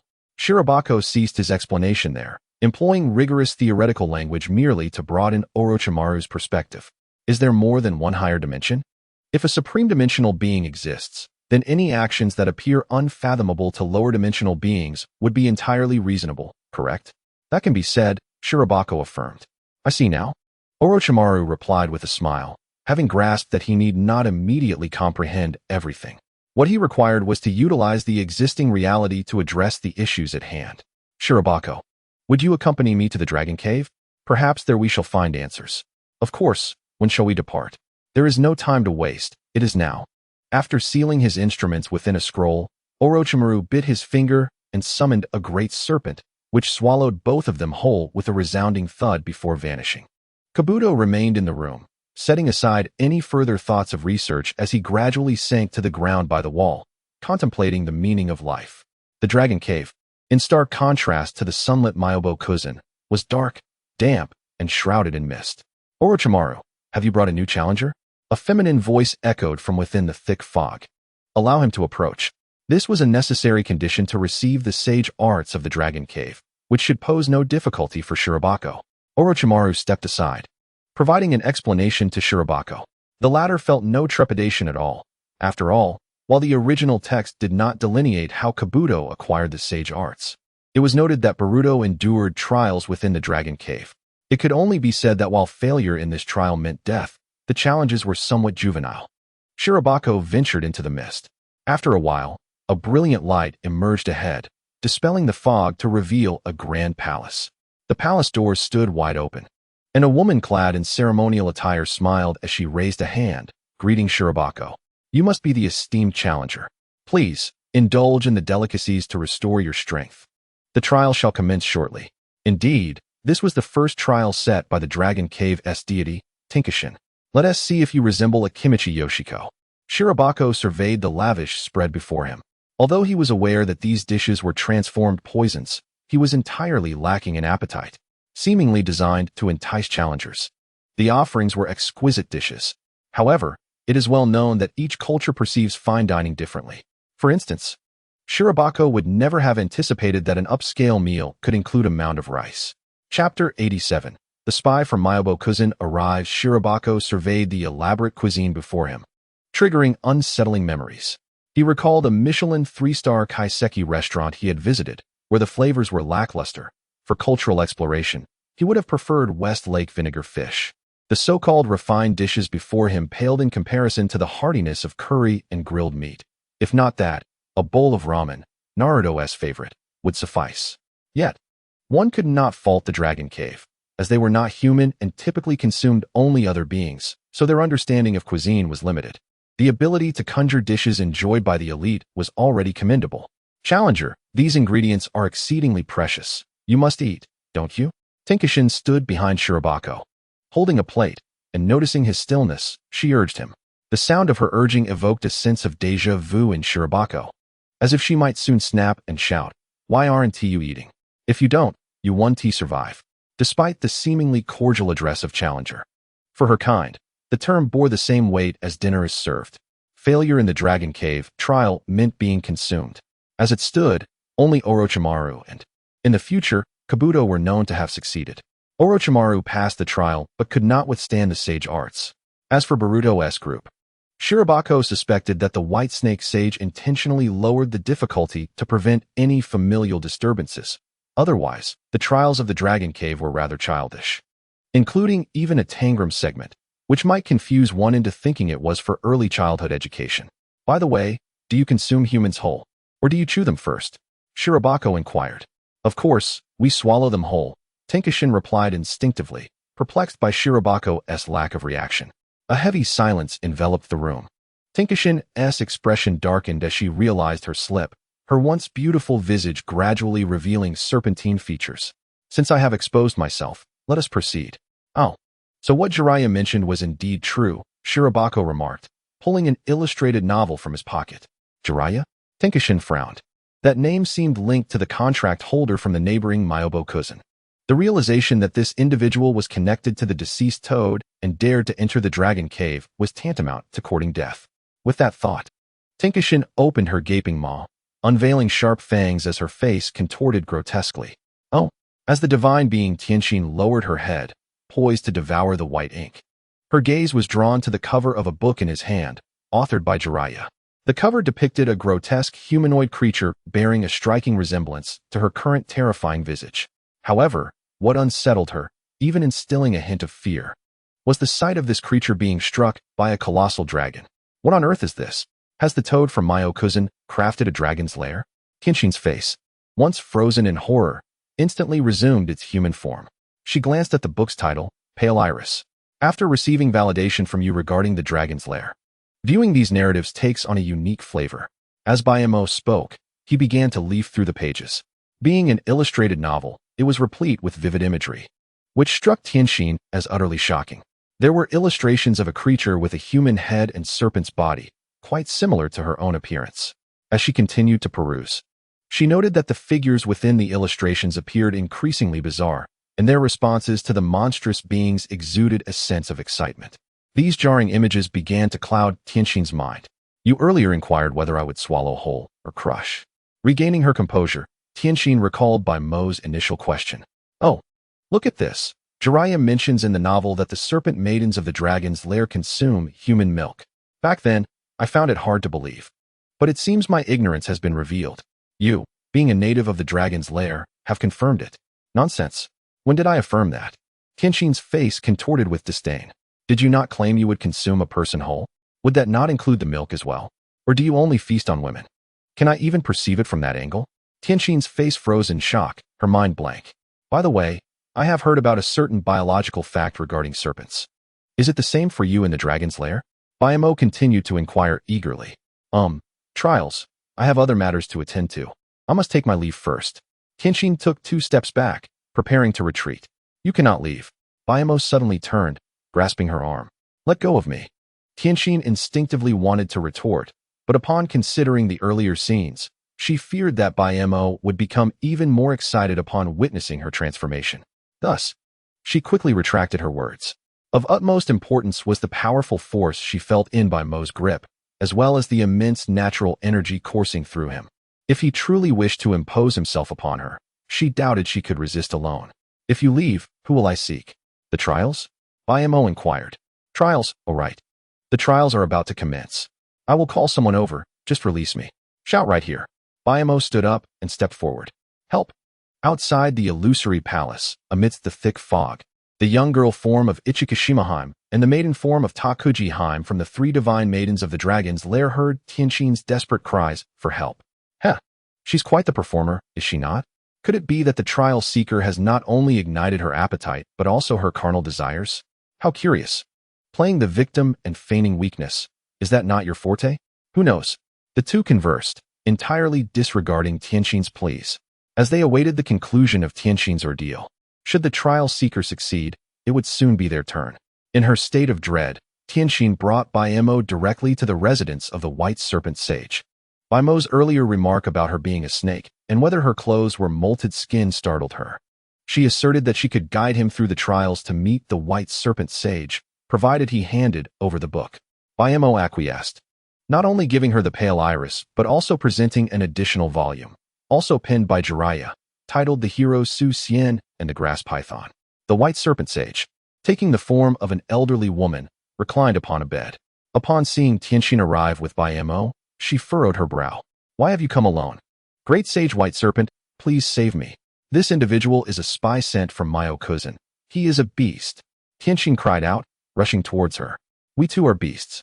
The White Serpent Sage uttered nonchalantly, her gaze shifting towards Bayamo. And do you not sense the aura surrounding him? Upon hearing Tianshin's cries emanating from the White Serpent Sage's abode, the other two finally realized there was an issue and hurriedly made their way over, followed closely by Orochimaru. Observing Bayamo standing before the White Serpent Sage, the three divine maidens regarded him with various expressions, uncertain if he had passed the trial. Aura? Tianshin, rebuked by the White Serpent Sage, gradually collected herself and re-evaluated by Mo's essence, finally uncovering the truth. Great Sage White Serpent, he has clandestinely learned the mystical arts of the dragon's lair. Tianshin pointed at Bayamo in astonishment. Fool, sniff again. The elderly visage of the White Serpent Sage widened her eyes slightly and shot Tianshin a glare. It does indeed carry a different scent. What is this? Tianshin was momentarily dumbfounded. He has not received my blessing. He relies solely on his instincts. Nevertheless, set this aside for now and tell me. What transpired that led you to breach the trial regulations and bring him here? The White Serpent Sage began to explain, only to abruptly change her tone. Great Sage White Serpent, I was coerced. Look at this. Tianshin, resembling a child reporting to a parent after being bullied, sorrowfully produced the two books Bayamo had given her. Great Sage White Serpent, please be cautious while reading. The contents within are quite terrifying. After handing over the two books, Tianshin stepped aside, offering a kind warning. Humph, I have lived for over 1,000 years. What have I not encountered? The White Serpent Sage scoffed, lowering her gaze to the books in her hands. Thud. The books fell from her grasp to the ground. Where did this filthy material come from? The once deep voice of the White Serpent Sage turned sharp. It is he. He claims this is the work of that contractee Jiraiya from my cousin. Tianshin pointed accusingly at Bayamo. Jiraiya, the same one who was once a companion of Orochimaru. The White Serpent Sage narrowed her eyes, directing her gaze towards Orochimaru. Orochimaru was momentarily taken aback. He was only aware of Jiraiya's character and his penchant for producing inappropriate literature. However, he was entirely oblivious to the specific contents of those novels. Having never bothered to read such tedious romantic tales, that rascal Jiraiya has always had a penchant for peeking at women's baths. I have recently encountered him with Bayamo. He remains unchanged. If the contents are indeed depraved, it is highly likely they belong to him.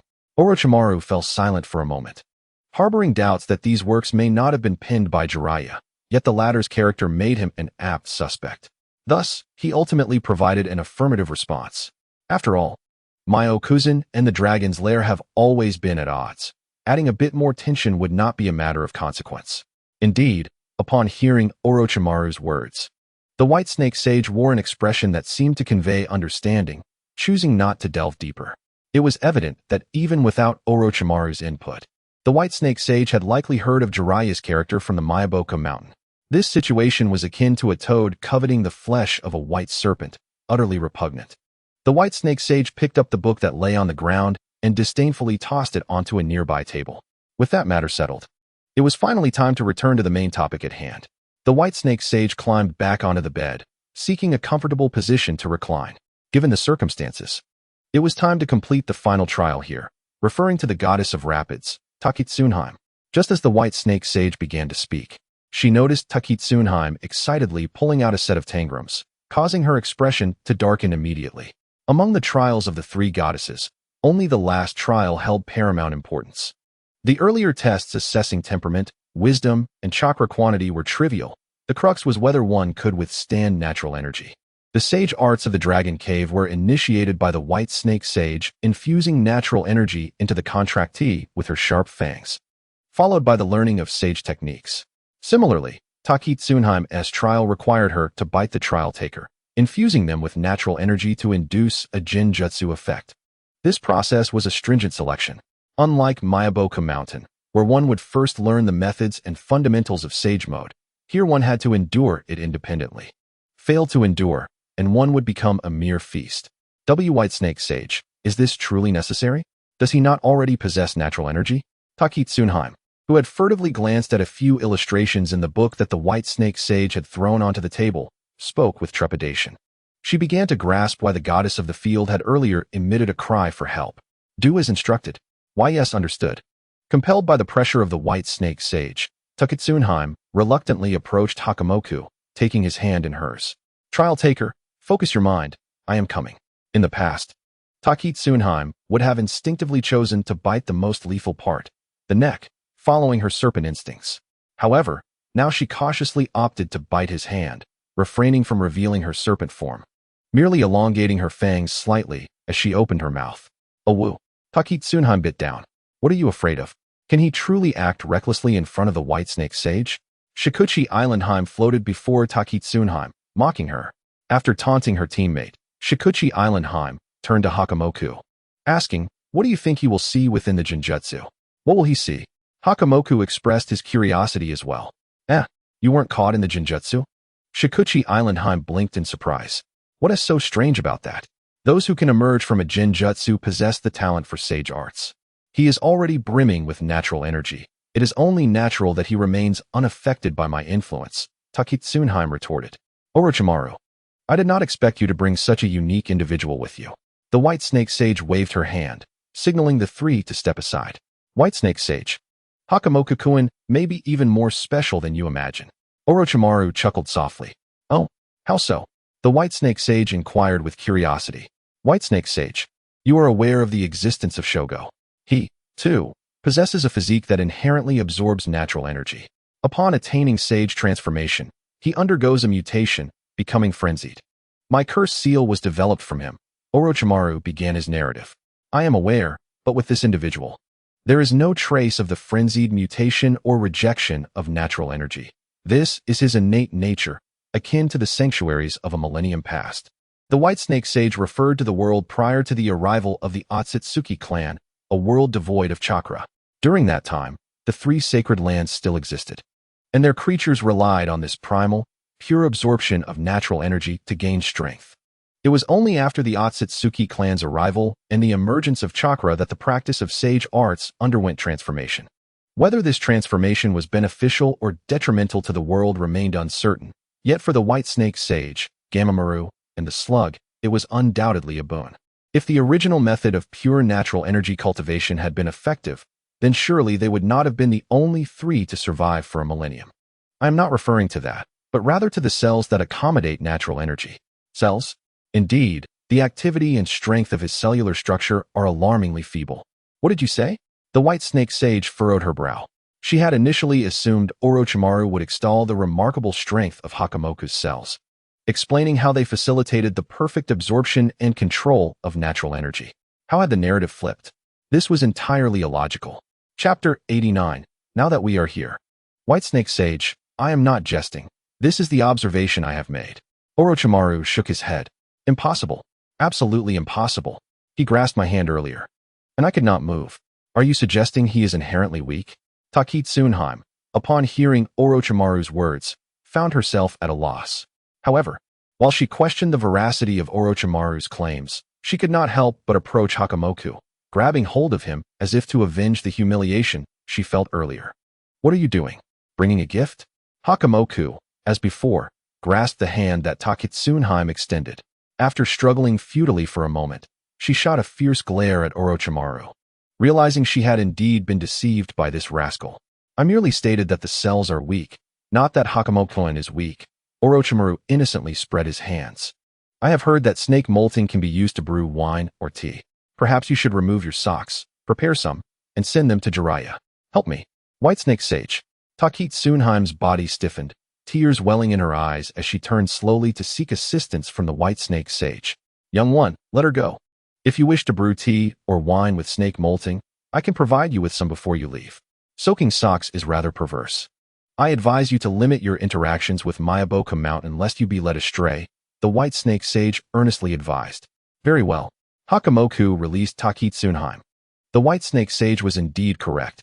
He had been influenced adversely by Jiraiya. Orochimaru, please continue. What exactly is going on? The White Snake Sage turned her attention back to Orochimaru. Well, based on my observations, Hakamoku possesses a cellular density far below that of an average individual. Not to mention the Uzumaki or Senju clans. Even an ordinary person without lineage would have around 130 trillion cells. However, Hakamoku-kun's cells, when estimated, number at most 50 trillion. And their activity and strength are considerably low. Initially, I aimed to ascertain the reason Hakamoku-kun could not refine chakra, but I discovered that, given his condition, his physical qualities should be poorer than those of an untrained ordinary person. So what does this imply? How is he able to harness natural energy? Have you unraveled this mystery? The White Snake Sage furrowed her brow, pressing for further details. According to my preliminary observations, while Hakamoku-kun's cells are indeed woefully weak, the material that constitutes these cells is entirely distinct from the organisms found in the ninja world. The elements, I estimate, require temperatures exceeding billions to naturally manifest. In essence, Hakamoku-kun's body is forged from the sun. Additionally, there are aspects that I have been unable to observe. Perhaps it is not merely a need for the sun. Orochimaru paused at this juncture to articulate the purpose of his journey. Lady White Snake, I have brought Lord Byemo to the Dragon Cave in search of a more suitable method for his cultivation. The enigmatic phenomena that Orochimaru referred to are those illogical aspects encountered during research. These illogicalities align with Byemo's potential to alter the future, akin to the concept of temporal erasure. However, Orochimaru no longer harbored doubts regarding these matters. Byemo's dimensional concepts illuminated for Orochimaru that what appeared illogical might simply be beyond his comprehension. If Byemo possessed the powers of a higher dimensional being, inherently severing causal ties, then everything could be elucidated clearly. The deity of the Akatsuki clan? Orochimaru mused that perhaps this legendary sovereign of the cosmos, who had committed countless acts of slaughter throughout his life, had not even reached Byemo's starting point. Is that so? Lady White Snake was taken aback that the typically rational Orochimaru would utter such absurdities. After a brief contemplation, she resolved to initially trust Orochimaru's assertions. She tapped her pipe against the bed, declaring, I understand. In that case, let me share this with you. A millennium ago, I encountered a colossal aggregation of natural energy. The Ten Tails. If what you say is true, perhaps the Ten Tails' path to existence is also his path to cultivation. Ten Tails? Orochimaru stroked his chin, reflecting momentarily before looking up. Does Lady White Snake imply that Lord Byemo should collect the tailed beasts and seal them within himself to become a Jinchuriki, thus compensating for the lack of chakra? I do not know, Orochimaru replied, rendered speechless by Lady White Snake's succinct response. The Battle of the Sage of Six Paths had plunged the world into chaos, rendering it impossible for the three of us to approach. We could only perceive distant echoes of the events. What do you think? Lady White Snake cast a dispassionate glance at Orochimaru. Then, Lady White Snake, if there is nothing further, we shall take our leave. Orochimaru, who was meticulous about efficiency and pragmatism, prepared to depart with Byemo, having gleaned no additional information. Wait. Lady White Snake halted them, recalling something. The devastation caused by the Sage of Six Paths battle was catastrophic, and that was also where the Ten Tails once took root. The wounds inflicted upon the earth, the fissures created, are referred to by the locals as dragon veins. She murmured softly, you may not find another method. Perhaps you should investigate that area. Thank you, Lady White Snake, Orochimaru noted silently. Dragon veins. That sounds familiar. Is this not something Lord Mo mentioned regarding the ancient city of Lulan? Lord Mo, come closer. We are about to leave, Orochimaru instructed. Since we have come this far, why not sign a contract before we depart? The summoning beasts are 3 exquisite snake ladies, quite delightful. No, quickly leave. Help. Upon hearing Mo's intent to contract them, the 3 divine sisters were immediately flooded with apprehensive visions, urgently pushing Mo toward Orochimaru. Orochimaru, hurry, or we shall end you. With a resounding thud, the 2 vanished, prompting the 3 divine sisters to exhale in relief and collapse onto the ground. Did you also spy on us? Michiru, Island Princess, and Tatsuji Princess exchanged glances in unison. If I had not spied, I would not have known the treachery of human hearts, nor would I have had such a reaction.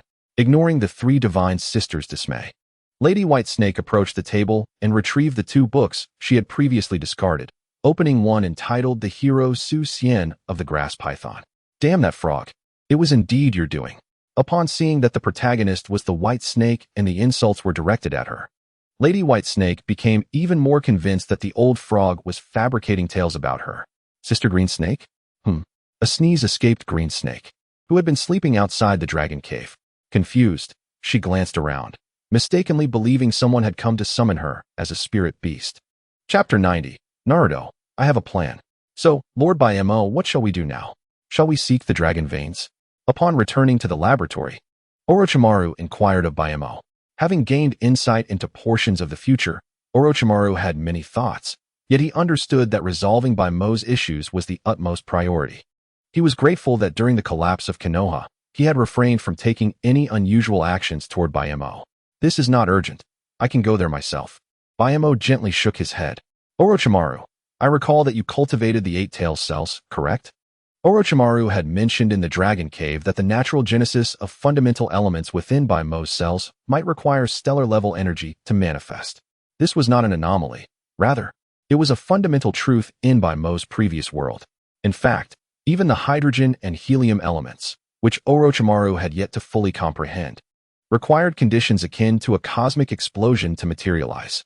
It could be said that every organism on Earth at that time was of this nature. Orochimaru's reflections indicated a distinction among the beings in the shinobi world. As one of the few researchers in this realm, his words held significant authority. However, Mo found nothing peculiar in this. In a world brimming with extraordinary powers, it was entirely plausible that beings were creations of a higher power. The existence of fundamental elements beyond wind, fire, earth, and water was hardly surprising. Not to mention chakra, that wondrous substance, which sufficiently illustrates this point. The marvel of chakra lies not solely in its function as a cultivation energy, but in its myriad extraordinary qualities. It can convey information, harbor souls, and merge powers. For instance, the unique heavy particle mode developed by the Nine Tails during Boruto's era was predicated on the harmonious fusion of its chakra with Naruto's. Thus, do not question why the special constitution of Himawari, who revived the small Nine Tails, astonished everyone, leading them to believe she was not a Jinchuriki, but rather an embodiment of chakra. In summary, the Nine Tails had also participated in this. At this juncture, Mo contemplated the 8-tail cells that Orochimaru had cultivated. As a representative of the materialization of chakra, the tailed beasts indeed possess cells. The 8-tail cells, you say? I did not expect you to know of this, Lord Mo. It seems before the one who knows the future, I have no secrets to keep. Orochimaru sighed, and then smiled in resignation. 30 years prior, Orochimaru had infiltrated the Cloud Village to poison the 8-tails Jinchuriki, instigating a rampage, and in the ensuing chaos, he seized a portion of the 8-tail cells and horns. After years of cultivation, he had successfully raised a massive horn. This was a confidential matter, one that neither the Cloud Village nor Orochimaru would disclose, yet Mo had effortlessly discovered it. Oh, and one more thing. If you have spies in Konoha, do not recall them. Mo recalled a matter as Orochimaru pondered. Oh, why is that? Orochimaru snapped back to attention, quickly deducing Mo's reasoning. Lord Mo, do you not trust Tsunade? Prior to their separation, Mo had instructed Tsunade to notify them immediately if she encountered Sasuke from the future. Now, he was advising her not to withdraw her spies. Did this not imply a lack of faith in Tsunade's ability to inform them? It is not that I do not trust her, but rather she cannot fully place her trust in us. Mo shook his head. Orochimaru, as her teammate. Are you not aware of her character? From Konoha's perspective, Tsunade stands as one of the most qualified Hokage, alongside the second Hokage. Aside from a few bad habits, she possesses virtually no flaws. During Pain's invasion, when she spoke of the oppression faced by small nations at the hands of great powers, Tsunade showed no empathy, merely stating that our great nation has also endured suffering, leaving Nagato speechless. In the realm of infinite Tsukuyomi, Tsunade envisioned a world where Yahiko was not killed by Konoha, but rather by Deidara. Anyone associated with Konoha can be portrayed in a favorable light.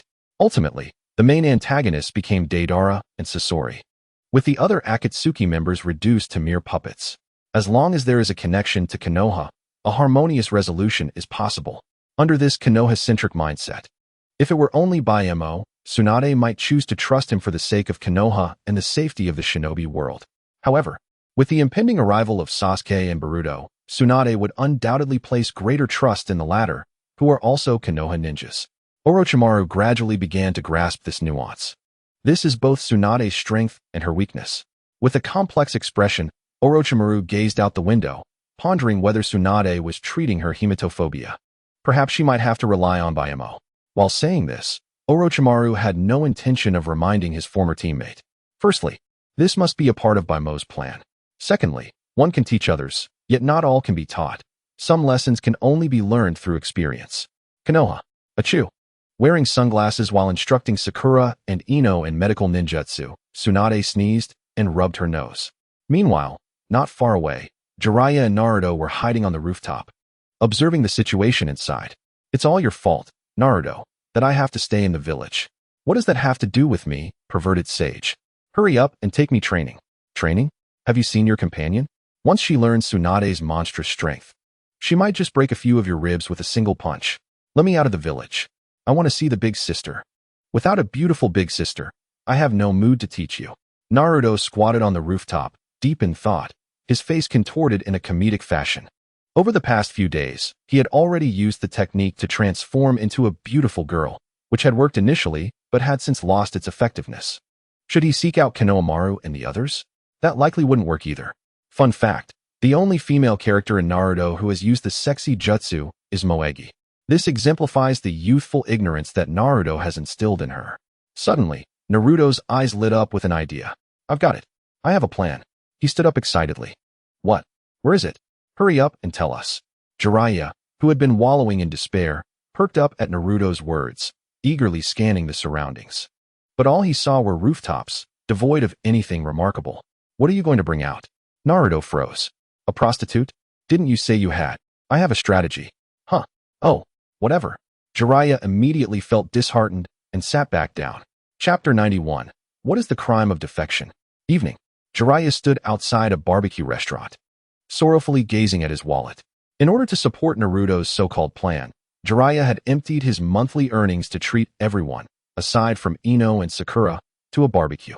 His decision to exclude the two was rather conspicuous, but Naruto cleverly told Shikamaru and Choji that he did not wish to disturb their precious training time.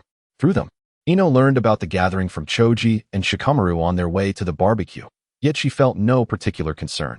After all, as the daughter of the Yamanaka clan, she could afford a meal. Their usual team leader, Asuma, often treated them to barbecue as well. Ino saw no issue and continued practicing medical ninjutsu with raw fish in the medical department. It was out of the question to practice on injured patients. If something went wrong, it could lead to fatalities.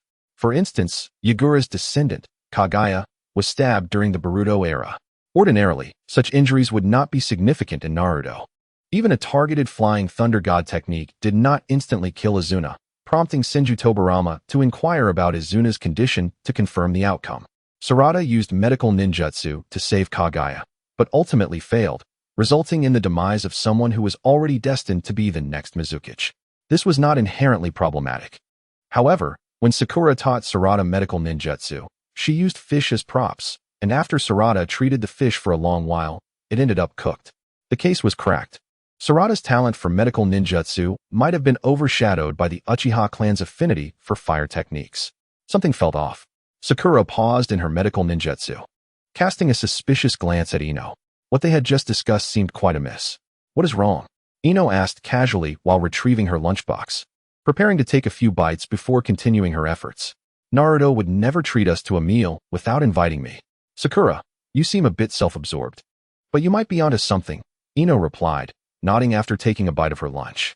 If he didn't invite you, he must be worried that you've been training with Lady Tsunade recently and that you might tell me. Sakura pondered, stroking her chin. Tell what? Ino asked, continuing to eat. I don't know, but it must be something underhanded. He has done plenty of sneaky things. Ino, can you investigate? Sakura clasped her hands together, pleading with Ino. All right, I am a bit curious too. Ino handed her half-eaten lunchbox to Sakura, stood up, patted her legs, and leaped out of the window. Inside the barbecue restaurant, after a while of eating, Naruto finally revealed his true purpose. What? Naruto, you idiot. Are you asking us to defect? I can't be hearing this right. Kiba was the first to react, rising in disbelief. Naruto, if you think a barbecue feast is enough to make us risk our lives for you, that is rather cheap.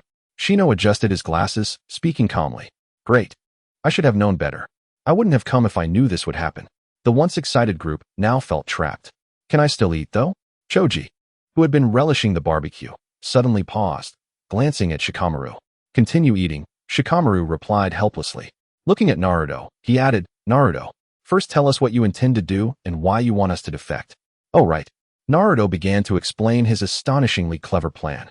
In essence, he hoped that one among them would feign defection, while he, as that person's closest friend and brother, would pursue them with a heavy heart. Thus, there arose a legitimate reason to depart from the village. Jiraiya, compelled to protect Naruto, had no choice but to follow suit. Consequently, Naruto and Jiraiya would be able to wander freely and hone their skills outside. As for the individual feigning defection, there was no need for concern when the time came. Everything could be clarified, and they could collectively plead for leniency, and it would all pass. Naruto, are you certain you comprehend the gravity of defection? Shikamaru inquired tentatively. I don't know. How does it compare to stealing the Forbidden Scroll? Naruto scratched his head. Of the same severity. Then it's not a problem. Shikamaru was momentarily rendered speechless by Naruto's response. Do you even hear what you're saying? However, as Shikamaru reflected, he recalled Naruto's past actions. Oh right, he did do that. I want to partake in this. If I were to defect, even if you all successfully pleaded for my innocence, I would still face the wrath of my mother, sister, and their ninja dogs. Kiba promptly rejected the idea. Upon hearing Kiba's sentiments, Naruto felt a twinge of envy. If given the chance, he too would welcome the mixed punishment from his parents. Actually, just one person would suffice, Naruto hastily added, snapping back to reality. After Naruto's remark, everyone's thoughts diverged. Some contemplated whether to seize this opportunity to escape Konoha and break free from their confines, but ultimately decided to postpone such thoughts until they encountered a training impasse. Others considered using the pretext of searching for a sister to assist Naruto. To stand by a friend is a noble endeavor. Allow me to take charge of this matter. Shino stood up, lost in his own thoughts, only to be interrupted as everyone's attention shifted to another individual who had also risen. Sasuke, you? Naruto stared in astonishment at Sasuke, surprised by his willingness to lend his support. Don't misunderstand, Naruto. I am doing this for my own sake, Sasuke coldly scoffed, turning his head away. During this time, Sasuke had also felt quite stifled. While Naruto trained under Jiraiya, one of the legendary three, and Sakura trained under Tsunade, another, he was left with Kakashi, having learned Chidori but unsure of what else to pursue. It felt as though he might soon find himself 2 generations beneath Naruto in terms of status. Even with the presence of that man, Sasuke believed that the situation was not entirely hopeless. Otherwise, that individual would not have shared the secrets of the Sharingan's advancement with him. Though the notion of leaving had lingered in Sasuke's mind, he had been at a loss for an opportunity. With Naruto proposing this plan, he saw a chance to genuinely depart under the guise of defection. Thank you, full Naruto, Sasuke smirked subtly. Are you truly contemplating defection? Naruto asked cautiously. Sasuke's smile faltered instantly. Is it true? Sasuke, could it really be? The others, having overheard Naruto's words, stood in disbelief, gazing at Sasuke. As Naruto was Sasuke's teammate, he undoubtedly had a deeper understanding of Sasuke than they did. Thus his words could not be dismissed lightly. Have you lost your mind, Naruto? Have I committed any crime warranting actual defection? Sasuke mused, perplexed by Naruto's unexpected wisdom, though he maintained a composed demeanor. Sasuke's reasoning was sound, and the others gradually relaxed, resuming their seats. Indeed, Sasuke hasn't stolen the forbidden scroll. Why would he defect without cause? Naruto, what absurd thoughts are you entertaining? At that moment, Naruto did not launch into his usual boisterous commentary. Instead, he looked earnestly at Sasuke, placing a hand over his heart. Sasuke, I can sense your emotions. When you are troubled, my heart aches in sympathy. Goodness, was the heartfelt revelation at the Valley of the End being prematurely exposed? Upon hearing Naruto's words, Sasuke allowed a smile to flicker across his face, but as soon as it appeared, he quickly suppressed it. You are mistaken, fool. I have no reason to defect. I merely wish to venture out to enhance my skills and assist you in the process. Is that so? Yet your words still imply a desire to defect, Naruto responded. Skeptical. Idiot. Sasuke pointed toward Hinata. Does her sister count as a defector? And what of Jiraiya, currently the Hokage? They seem to have been absent from the village for quite some time, traveling far and wide. That does seem quite reasonable, Naruto chuckled, scratching his head. Perhaps I was overthinking it. Idiot. Then I must entrust this to you, Sasuke. Shall we act tonight? Agreed, but you must follow my lead. Of course. They reached a mutual understanding. The others observed this exchange, with all but Choji pausing mid-bite, chopsticks suspended in mid-air. Meanwhile, Ino, eavesdropping from above the barbecue restaurant, jotted down notes, momentarily stunned by the conversation between Sasuke and Naruto. Did their tone and dialogue not seem excessively absurd? It felt as though such scenes were reserved for romantic novels. Wait, speaking of romantic novels, Ino suddenly recalled something rather unsettling. Certain classic tropes often featured moments where the female protagonist accidentally stumbled, landing atop the male lead, leading to an unintended kiss. And Naruto and Sasuke, they too had once been under the gaze of their classmates. Ino cradled her head in her hands, mumbling to herself, no wonder they didn't invite Sakura.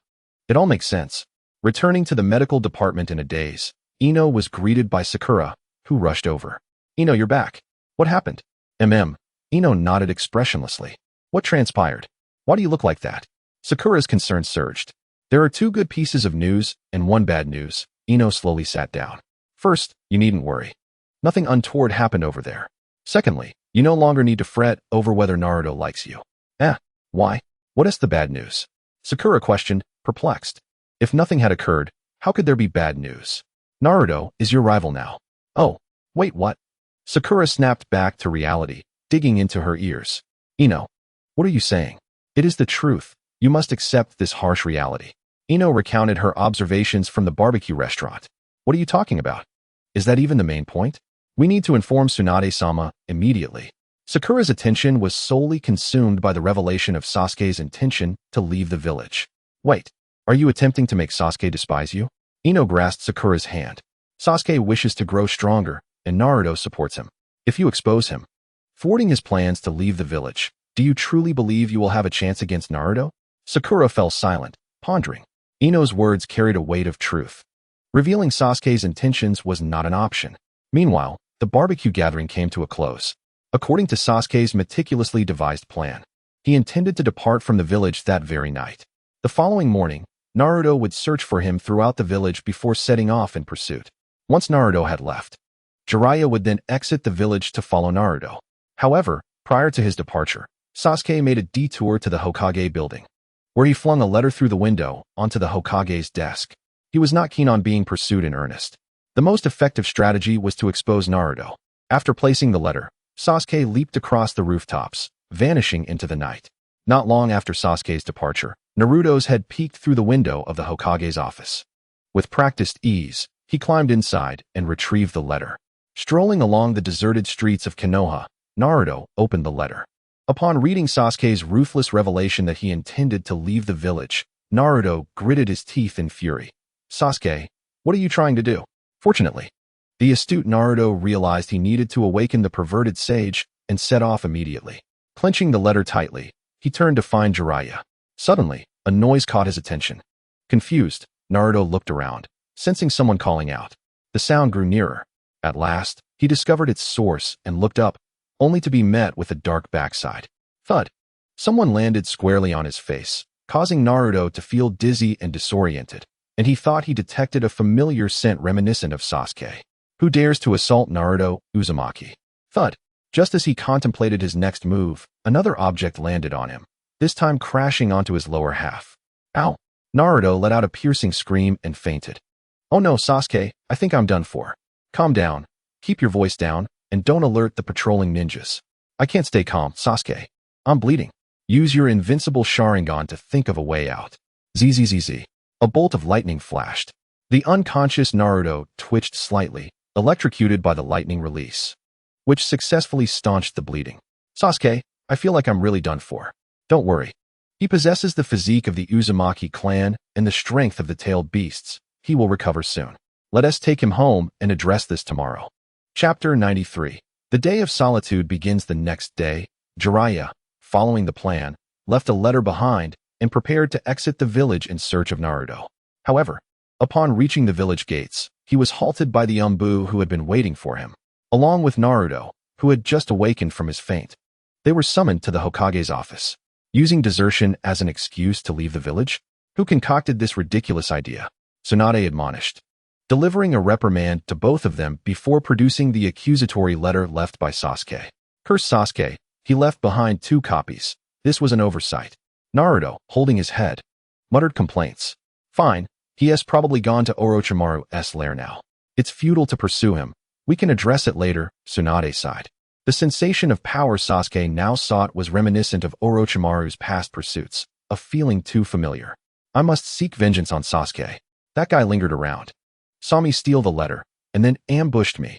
Naruto clenched his fists and gritted his teeth. Ambushed you? Are you certain it was Uchiha Sasuke? Although Tsunade had been absent from the village, she had come to understand the general personalities of the village ninjas upon her return as Hokage. And Sasuke was frequently mentioned by her disciple, Sakura. Given Sasuke's character, he would not engage in such elaborate antics, risking exposure merely to toy with or retaliate against Naruto. It has to be him. After I fainted yesterday, I vaguely heard the sound of a technique Kakashi-sensei had taught Sasuke. Naruto declared with conviction. Chidori, perhaps? Yes. When I woke up, my backside was quite sore. Tsunade hesitated. The sound of Chidori was too distinctive. Naruto would not mishear it. Surely, Kakashi wouldn't toy with Naruto like that. Lady Tsunade, 2 outsiders have arrived in the village, claiming to be performers. At that moment, Shizune entered, reporting to Tsunade. What? So soon? Tsunade's eyes widened in surprise. Earlier, Shizune had been a silent observer and was the only one privy to the prior conversation. Her current report, seemingly unremarkable, carried a hidden implication. Bring them in. Yes. Tsunade observed the pair that entered, one tall and one short. The taller one was somewhat recognizable. If she hadn't known it was a future Sasuke, she might not have identified him at all. The shorter one, however, was absurdly reminiscent of Naruto. With only a slightly different hairstyle, bluer eyes, and trendier clothing, an unmistakable replica of Naruto. Clearing her throat, she addressed them. What brings you both to Konoha? Please don't take offense. We've recently endured turmoil in the village, and one of our genin has defected, necessitating a cautious approach to every newcomer. A genin defecting? How laughable. Did he run off to pick cotton or catch kittens? Don't you think so, SAS, master? Boruto grinned widely upon hearing of the defection. Indeed. The adult Sasuke merely nodded, turning away. Naruto, Jiraiya, don't even think about sneaking off to the bathhouse. I'm assigning you the task of monitoring these 2 while they're in the village, and also to serve as their tour guides. Tsunade commanded with a wave of her hand. What? But I need to train. Naruto protested with a troubled expression. What place is unsuitable for training? If Jiraiya dares to use the excuse of heading to the red light district to avoid teaching you, inform me, and I'll gladly give him a few good thrashings. That would be splendid. Lady Tsunade, your brilliance knows no bounds. Naruto exclaimed, clenching his fists in triumph. All right, Naruto, take them around for a bit. Jiraiya will stay behind. I need to teach you how to be a proper mentor. Shizune, please summon the 3rd Hokage. Tsunade gestured for everyone to leave. Not again. Jiraiya lamented as Naruto ushered the 2 performers out of the Hokage building. However, shortly after they departed, while Naruto was introducing the 2 to Konoha, the taller one suddenly vanished. Inside the Hokage building, Jiraiya had expected to be reprimanded, but to his surprise, Tsunade remained silent after they left, returning to her Hokage seat. She did not speak until Shizune brought Sarutobi Hiruzen in. What did you say? Those 2 were Uchiha Sasuke from the future and Naruto's son. Jiraiya exclaimed, bewildered. Hiruzen was equally astonished. Indeed, this is the intelligence I obtained from Orochimaru and that organization. I refrained from sharing it earlier because I was uncertain of its validity. Until today, when they truly appeared. Tsunade stated earnestly, resting her chin on her hands. What should we do now? Jiraiya inquired. The individual further asserted that the enemies of the Akatsuki clan would also arrive, referring to the Akatsuki who would confront the two upon their return to our era, posing a significant threat to the ninja world. This person expressed a desire for me to inform them upon the emergence of the future Uchiha Sasuke, so they could assist in addressing the issue.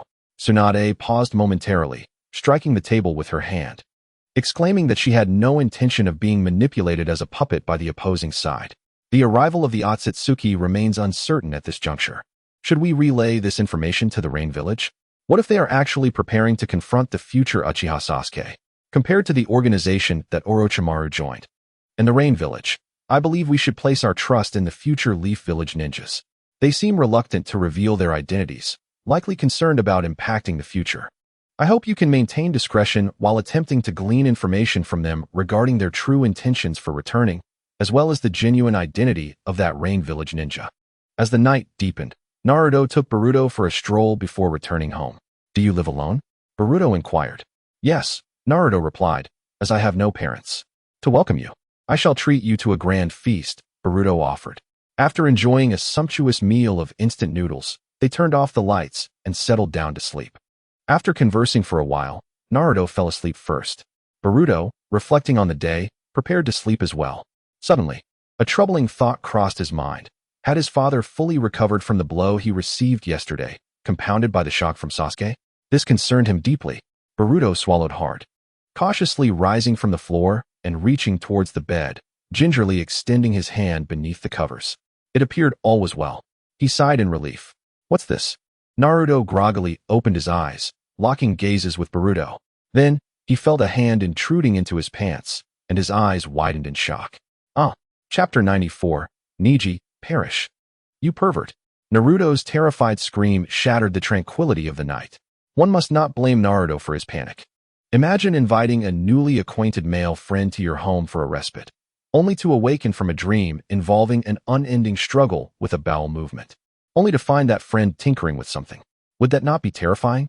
During the day, the adult Sasuke, while accompanying Naruto around the Leaf Village, suddenly recalled Tsunade's mention of calling the third Hokage. Given that the third Hokage had already passed, why would they make such a statement? Thus, Sasuke departed from the group, intent on gathering intelligence. After confirming the third Hokage's survival, he chose not to return, opting instead to continue monitoring from the shadows. He suspected that Urashiki had arrived early and altered certain events. Upon hearing Naruto's scream, Sasuke disregarded his own weakened state and instantly appeared outside Naruto's home. As he prepared to break the window, he discovered that no immediate danger was present. Peering through the window, he observed Boruto's hand within Naruto's trousers, while Naruto bore an expression of sheer terror. What was transpiring? Sasuke-sensei, save me! Boruto cried, on the verge of tears, as he spotted Sasuke outside the window, desperately pleading for assistance. However, after confirming there was no threat, Sasuke vanished once again. He redirected his thoughts towards the mystery of the third Hokage's survival, a matter more comprehensible. What, sensei? Don't try to deceive me, you pervert. Prepare to meet your demise. Naruto dismissed Sasuke's words with skepticism. He had been peacefully dreaming, triumphing over Sasuke, only to be startled awake by the unwelcome intrusion of a hand in his trousers. Bang, bang, bang. The cramped bedroom was suddenly filled with Naruto's shadow clones. Ugh. This thorough beating successfully compensated for Boruto's lack of discipline from his father throughout his upbringing. Ultimately, Boruto found himself bound and tossed into a corner, a stinky sock stuffed in his mouth to muffle any protest. Naruto clapped his hands, ensuring Boruto posed no further threat before donning his trousers, fastening his belt, and returning to bed. The following morning, Naruto resolved to take Boruto to the Hokage building to report him, simultaneously seeking to cancel the task that interrupted his training.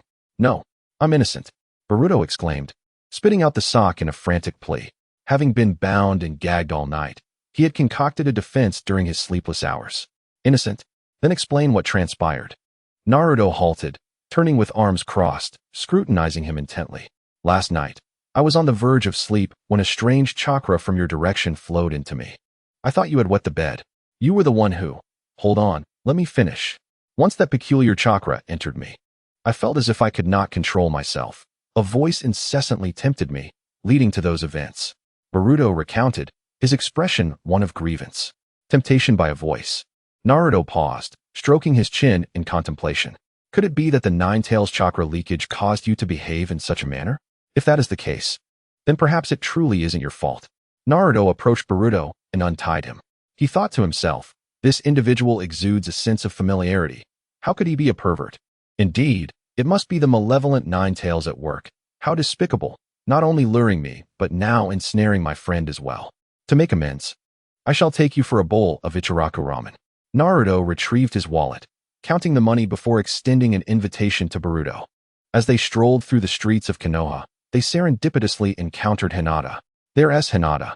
By the way, her sister has gone out of the village with Byakugan to train. I envy them. I cannot afford to fall behind, lest I be outdone even by children. Naruto lamented, feeling despondent about his inability to train. Mother! Boruto exclaimed instinctively. Barbed wire palm. A shockwave sent Boruto flying, landing in a heap. Disoriented, he struggled to rise, confronting someone he had only seen in photographs. Uncle Neji? No. Why has he come to this era? To compensate for the lack of discipline from family? Neji, why did you strike him? Naruto interjected, blocking Neji, who appeared ready to attack. Naruto, do not hinder me. I must protect Lady Hinata and deal with this pervert. Neji retorted sternly. Pervert? Upon hearing this familiar term, Naruto was momentarily taken aback, then hastily clarified. Neji, you misunderstand. There is a reason his hand was in my trousers. Naruto assumed Neji had witnessed the incident during the night. What? He had his hand in your trousers? Neji was taken aback, and Hinata was equally astonished. No wonder she felt a sense of familiarity upon encountering Boruto. He turned out to be a rival? He could not be allowed to remain. Gossip aside, even if you intend to kill me, you must grant me a clear understanding of my demise. Boruto stood up and shouted at Neji. Very well. Neji scoffed, turning away to explain that Teacher Guy had purchased a novel written by Kakashi to understand his formidable foe. I inadvertently glimpsed some content wherein a peculiar character named Wacken, upon encountering a woman he fancied, would call her mommy and often utter phrases like mommy, hit me or mommy, wash my feet. The moment he laid eyes on Miss Hinata, his initial reaction was to call her mommy. Don't think I didn't hear that. This man embodies the very perversion depicted in that book. Those fictional elements are mere fabrications. How old are you? And yet you still believe in the tales spun in literature? Boruto stubbornly retorted. He found himself at a loss to explain why he had called out mommy, so he diverted the conversation. Fictional? Lord Jiraiya mentioned just yesterday while chatting outside the bathhouse that his novels are based on reality. His next work is set to explore the stories behind the first Hokage and Uchiha Madara. As a devoted fan of Lord Jiraiya, Kakashi's writings must also be rooted in truth. You cannot feign innocence any longer. Prepare to meet your fate, pervert. Neji broke free from Naruto's grasp and leapt high into the air. Chapter 95. Neji, the damned main family. Stop, Neji. A figure interposed itself before Boruto. Upon seeing the figure, Boruto felt a sense of unfamiliarity. Who are you?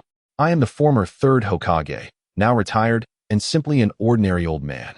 Sarutobi Hiruzen turned around and smiled kindly at Boruto. Oh, I see. Boruto nodded, yet his mind was occupied with thoughts. The third Hokage? Was he not the grandfather of Konohamaru? But how could he remember that both Konohamaru's grandfather, the third Hokage, and his uncle Asuma had passed away? Was he not supposed to be dead? Boruto scratched his head, wishing he had prepared by studying the history of Konoha beforehand. Naruto, you and this child should proceed with your plans. I shall handle the explanation here, Sarutobi Hiruzen instructed Naruto. Ah, thank you, Grandpa Third, Naruto sighed in relief, hastily taking Boruto away. Thank you, sir, Boruto expressed his gratitude before departing. What a polite child. He seems far more well-mannered than Naruto was at that age. Sarutobi Hiruzen smiled with satisfaction. Third Hokage, I am aware of that individual. Neji attempted to speak, but was interrupted by Sarutobi Hiruzen. Observing Boruto and Naruto's departing figures, Sarutobi Hiruzen patted Neji's shoulder gently. That child is not as you perceive him. He is deliberately concealing certain aspects of his identity. Do not disturb them. Is that so? I understand, Neji conceded, choosing to relent upon hearing the third Hokage's words. Meanwhile, Boruto and Naruto finished their meal at Ika Ramen. As Naruto paid, the adult Sasuke returned briefly, informing Boruto that he intended to scout the vicinity for any signs of Akatsuki activity and instructed Boruto to keep an eye on Naruto, ensuring he did not leave the village, which was currently safe. Sasuke's statement held merit. Indeed, the village of Konoha was quite secure. Jiraiya, Tsunade, and Sarutobi Hiruzen were all present within the village. Even if Akatsuki were to appear during his absence, even if Jiraiya and the others were not capable of contending with Akatsuki, they could certainly create a commotion that would buy him time to return. This Akatsuki was quite extraordinary. Despite possessing the ability to eliminate individuals in an instant, he had yet to take a life. Gaara, Choji, Temari, Kankuro, Mitsuki, and Sarutobi Mirai all regarded Amaterasu as a benevolent flame. If that were the case, Akatsuki was on the verge of becoming a virtuous Akatsuki. Naruto took Boruto for a stroll, noticing Boruto appeared somewhat listless. He suddenly recalled that Boruto had spent the entire night tied up the previous day without any sleep. He felt a pang of guilt and decided to take Boruto home so he could rest. Hey, please do not leave the village. I mean, you are my guide. If you disappear, I want to know where to go tomorrow. Boruto, indeed feeling fatigued and experiencing a headache, watched as Naruto prepared to leave him at home. He called out one last time. After Naruto departed, Boruto covered his eyes with one hand, a voice echoing in his mind. Child of humanity, you are about to perish. Is that you? Perish? Are you threatening me? Boruto shielded his eyes. Oh, perhaps I misspoke. It is not death, but rather disappearance. Is there a difference? If you are indifferent to your own disappearance, then what of your sister? What do you mean? Hello? Why have you fallen silent? No matter how Boruto tried to speak, the voice of Momoshiki no longer responded. He realized his headache had subsided, a wave of drowsiness enveloping him, and he succumbed to sleep. When Boruto awoke again, it was already night. He lay on the floor with a blanket over him, Naruto sleeping nearby, and a bowl of empty instant noodles on the table, indicating that his father's dinner had consisted of this. At that moment, Boruto recalled Momoshiki's words from earlier. When he had defeated Momoshiki, he had uttered some cryptic phrases akin to prophecies, and now he spoke again. Could it be that he was not merely indulging in fanciful thoughts, but that he truly was on the brink of vanishing? Cautiously, Boruto lifted the blanket and stood up. Yesterday, he had indeed confirmed that his father's tools had remained undamaged, but that was all. Did Momoshiki's words today imply that those tools appeared intact on the surface, yet had lost their function? Otherwise, why would Momoshiki claim that both he and his sister Himawari were to be lost? After the previous awkward encounter, Boruto had vowed never to repeat such actions. Yet how could he ignore the life and death of his sister? For Himawari, forgive me, father, this is the last time. Boruto steeled himself and approached Naruto's bedside once more. He had to ascertain whether his father still possessed his abilities. Begin. Sakura-chan, no. As Boruto conducted his verification while praying that his father would not awaken, he overheard a rather lewd mutter from Naruto in his sleep. Furthermore, Boruto confirmed that his father's abilities remained intact. Yet, he felt no joy in this revelation. How could his father, in such a situation, so lewdly murmur the name of Sarada's mother? Might it be that Momoshiki's warning of his impending disappearance pertained to this? As Boruto grappled with what he believed to be the truth, feeling utterly at a loss, Naruto stirred awake once more. This awakening was more terrifying than the last. The previous experience had felt static. This time, it was dynamic. Naruto's eyes widened as he glanced downward. What use is this iron rod? What of this transformation? Yet, the unease persists. The melancholy remains. Another piercing scream echoed through the night. However, this time, Sasuke did not come rushing. Instead, another figure hesitated outside Naruto's home. Neji Hyuga, upon hearing Naruto's anguished cry, immediately activated his Byakugan and gazed intently.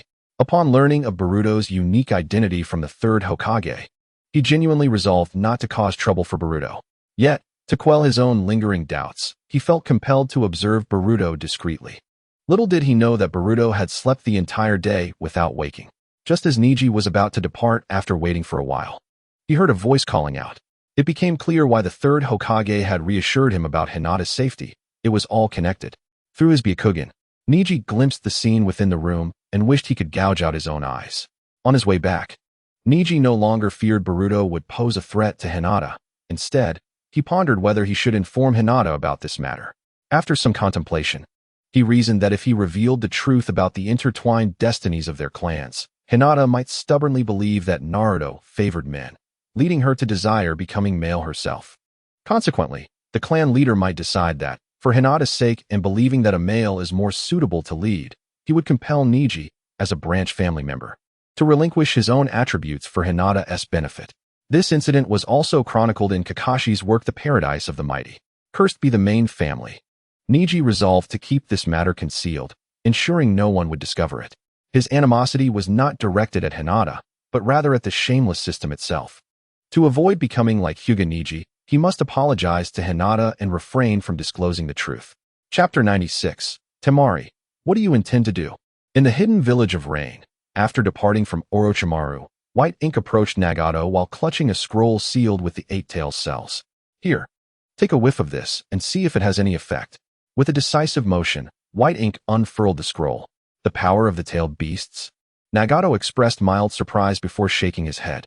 I appreciate your kindness, but I believe this power is better suited for others. I am not in dire need of it at present. Nagato was indeed one who had forsaken trivial pleasures in pursuit of his ideals, capable of enduring great suffering. In the original narrative, despite having captured numerous tailed beasts, he never sought to absorb their power for personal restoration. What I intended was for you to summon the Outer Path Deva statue and test if its offensive capabilities could grant me new abilities. My concern for your recovery stemmed from fear of depleting your strength. Very well. Upon realizing that White Ink sought assistance, Nagato ceased his refusals and raised his hand towards the 8 tails horns. Hungry Ghost Path. The crimson chakra of the tailed beast surged forth from the horns and was continuously absorbed into Nagato's body. How is it? Does it work? White Ink inquired. It is effective, though somewhat slow, Nagato replied, maintaining his stance while furrowing his brow. No matter, as long as it works. I am in no rush. I have plenty of other matters to attend to. White Ink refrained from unnecessary chatter and departed from Nagato's command center. The efficacy, albeit gradual, was unsurprising. In the original tale, Nagato's absorption of Killer Bee's chakra enabled him to swiftly recover from a frail state, primarily due to his reanimated body. While chakra is indeed tied to life, as demonstrated by Kakashi's demise upon chakra depletion, clans with abundant chakra generally possess robust vitality. Nevertheless, these two aspects cannot be equated. The reanimated form is extraordinarily unique, described as possessing infinite chakra, essentially granting it a blue buff. The chakra limit is fixed. This explains why the second Tsuchikage could not utilize dust release after his division due to insufficient chakra.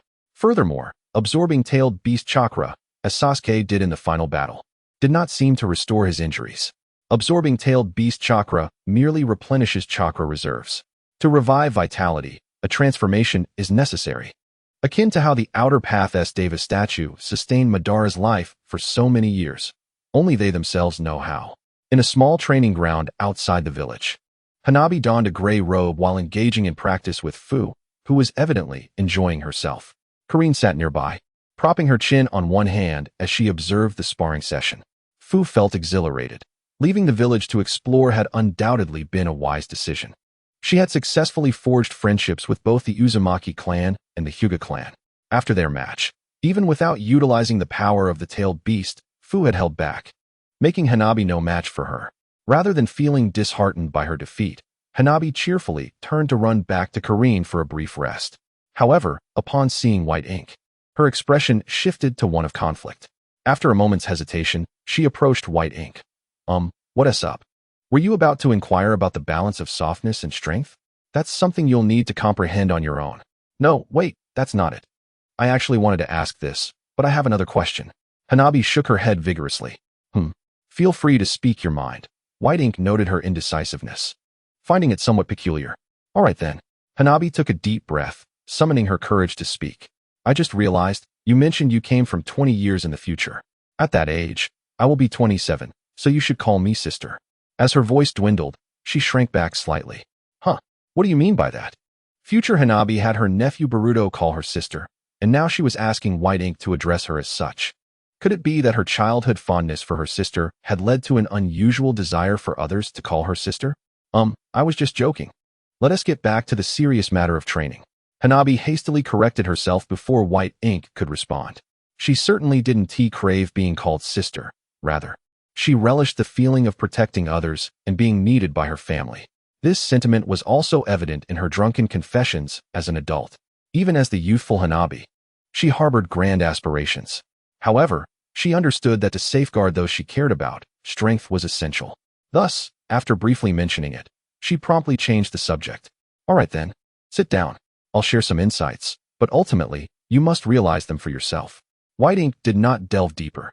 After sitting down, he began to impart what he knew about Tai Chi. He discussed concepts such as Tai Chi force and various foundational techniques.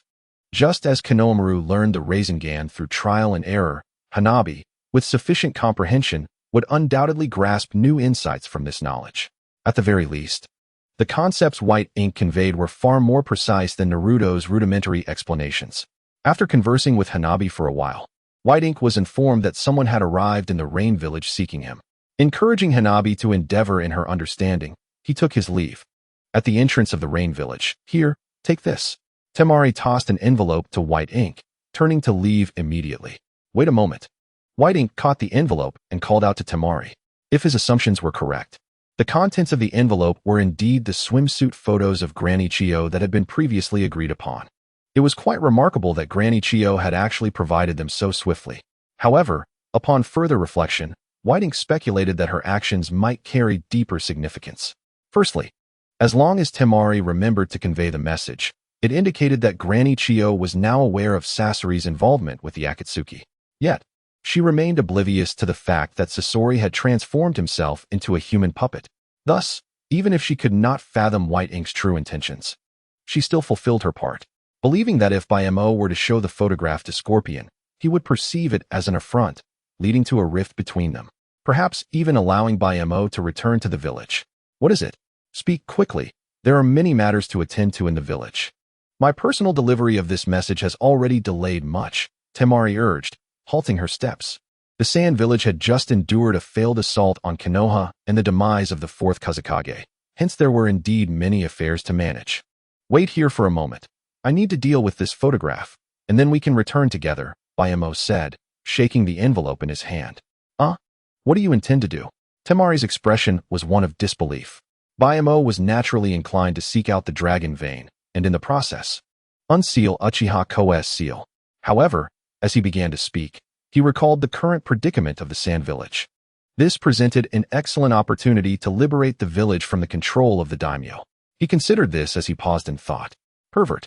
During Bayamo's moment of contemplation, Temari, not knowing where her mind had wandered, suddenly exclaimed in exasperation. Pervert? No, Lady Temari, are you perhaps feeling a bit repressed? I merely paused to think. And you jumped to such conclusions? Bayamo was somewhat speechless at her sudden outburst. If you can understand what I am saying, then your situation is no better. Temari's gaze, which had momentarily shifted away in embarrassment, quickly returned with a fierce determination, confronting Bayamo with a posture that was both indignant and defiant. Oh, what do you mean, oh? Wait a moment. Temari cried out as she saw Bayamo turning to leave. In her haste, she stepped forward, grasping his arm and reclaiming the envelope from his hand. I accidentally included a photo of myself in there. Bayamo was taken aback. It seemed Temari had indeed heeded his earlier comment about adding a photo to dispel doubts regarding his lack of interest in soldier boys. Now, fearing that he might inadvertently reveal Chiyo's swimsuit picture to others, she hastily concocted a reason to retrieve it. But what a ridiculous excuse it was. Accidentally taking a photo and then accidentally placing it in the envelope, and now, suddenly remembering it. Bayamo felt a twinge of anxiety about what other accidental excuses might arise later. Are you not going to use the photograph for your task? Why are you dawdling? Hurry up. I will wait for you for only 10 minutes. Temari seemed to realize her excuse was rather absurd. After hastily extracting her swimsuit picture from the envelope, she promptly shoved the envelope back into Bayamo's hands, urging him to leave quickly. All right then. So this is your plan to pretend nothing happened after we refreshed the scene? Bayamo remarked before disappearing from sight. Arriving at a clandestine underground base within the village, Bayamo found Scorpion engrossed in adjusting his puppets. What brings you here? Scorpion asked without turning, his hands remaining busy with their task. Nothing significant, merely a suggestion. Bayamo replied. What suggestion? Do not forsake your humanity. Boring.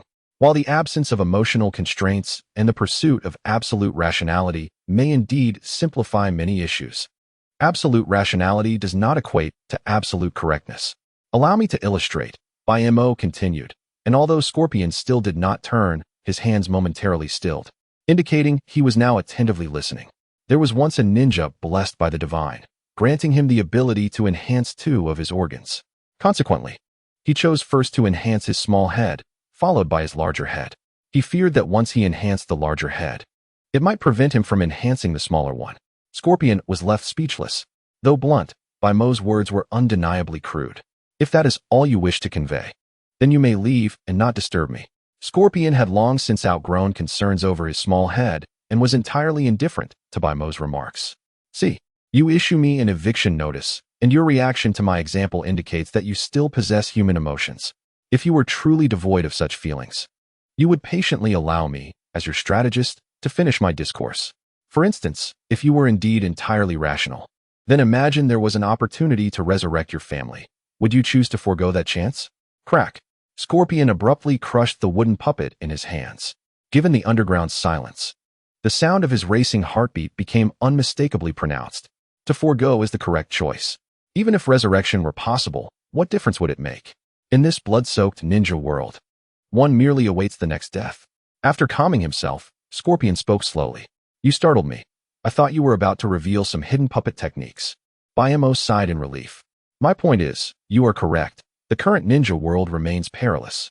Yet, is this not the very direction we strive to change? Once we reach a time where families can reunite and celebrate together, will you still cling to your sentimental catgirl puppet?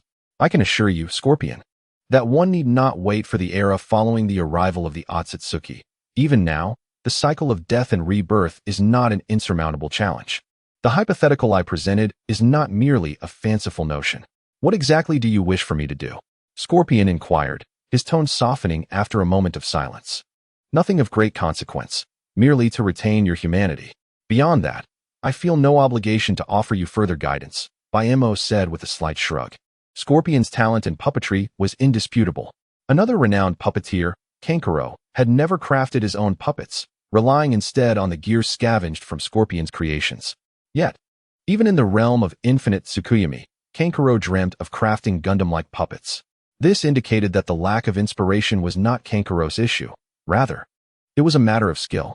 Puppeteers do not lack for inspiration. They require honed technique. After all, compared to the ninjutsu system, the puppetry system is sorely underdeveloped and necessitates exploration by pioneers. Retain your humanity. How about this? Let's wager. I shall show you something, and if you cannot control your emotions, then you shall heed my words. Agreed, Scorpion acquiesced. Here, take a look for yourself. I have yet to see the specifics within. Mo tossed the envelope towards him. Clatter, clatter, clatter. Scorpion, perplexed, extracted the photograph from the envelope, glanced at it, and immediately transformed his arm into a shredder, obliterating the picture. In this world filled with chakra and souls, it is entirely reasonable for emotions to exist without the influence of hormones, relying solely on the heart. What is this? Scorpion felt a tumult of emotions: anger, discomfort, nostalgia, and a hint of disgust. You have lost, Mo remarked, observing the remnants of the torn photograph scattered on the ground. While he could repair it using Crazy Diamond, it truly was unnecessary. Who genuinely wished to see Chiyo's swimsuit picture? This was a sacrifice made by an elder for a misguided younger generation, and as you can see, you still have family alive. Thus, I entrust you with a task that aligns with your rebellious identity and benefits the Hidden Sand Village. Mo spoke slowly. Oh, Scorpion's emotions gradually settled. Are we to assassinate the daimyo once again? As Deidara's comrade, Scorpion had heard Deidara boast more than once about his miraculous feats, obliterating the daimyo's estate in the land of earth. He was unaware of the situation with the daimyo of the land of water, but he surmised it would be no different. Indeed, Mo affirmed, we must eliminate the daimyo of the land of wind. In truth, among the 5 great nations, the most reckless was the daimyo of the land of wind. It was surprising he managed to survive this long. I accept this task.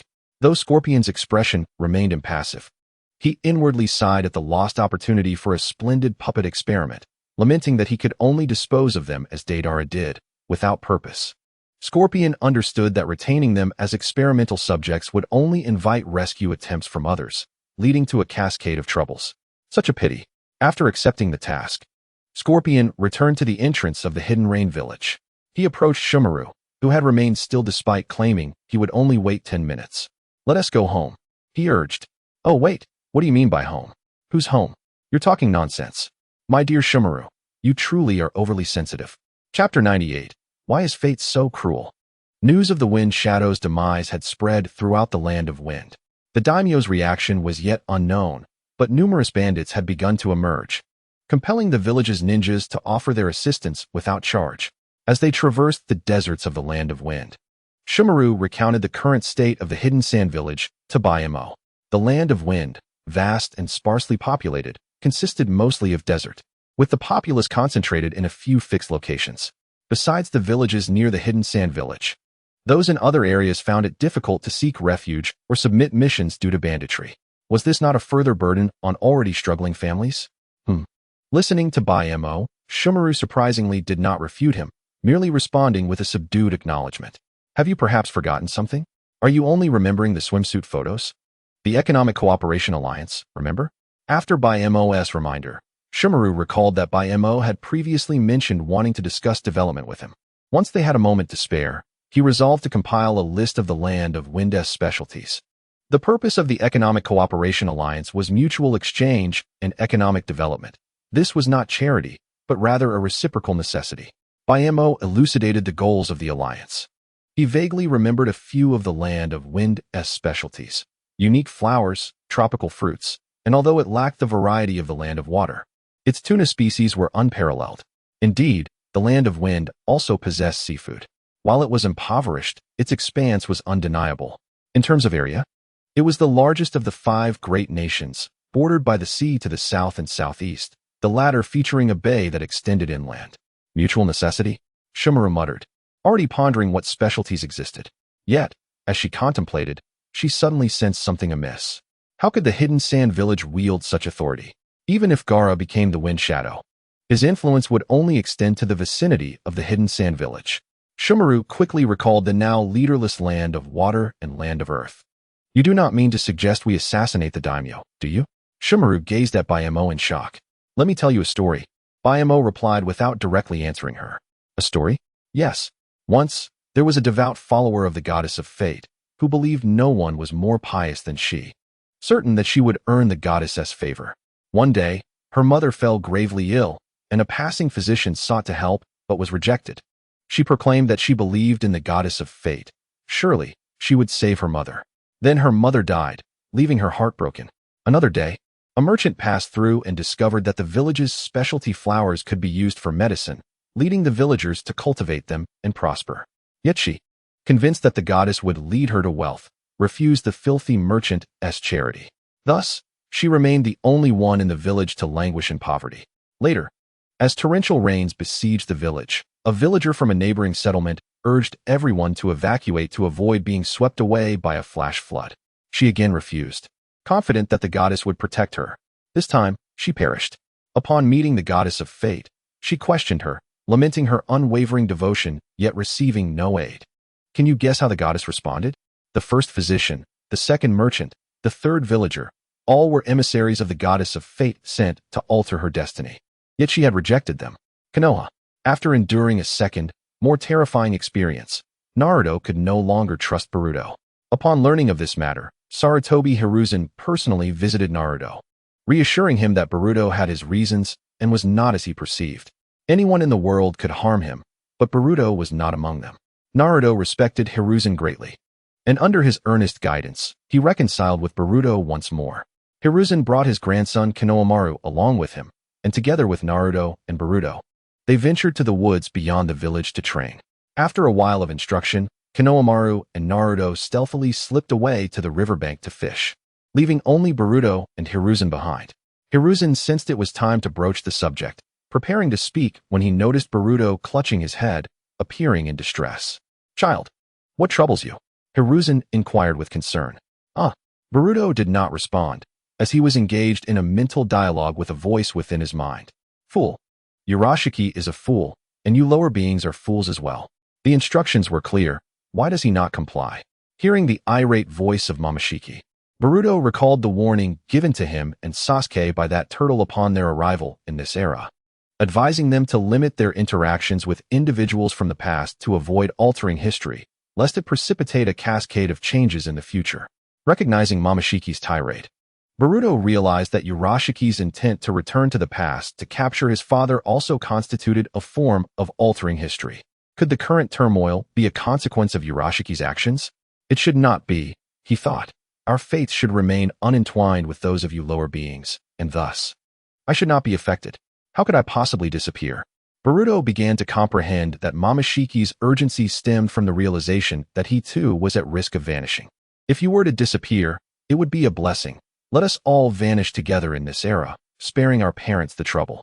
At that moment, Boruto found a newfound resolve. Have you forgotten my words? If you do not care for your own disappearance, what of your sister? Not only your sister, but all your family and friends. They too shall vanish. What has transpired? Boruto's conviction began to waver.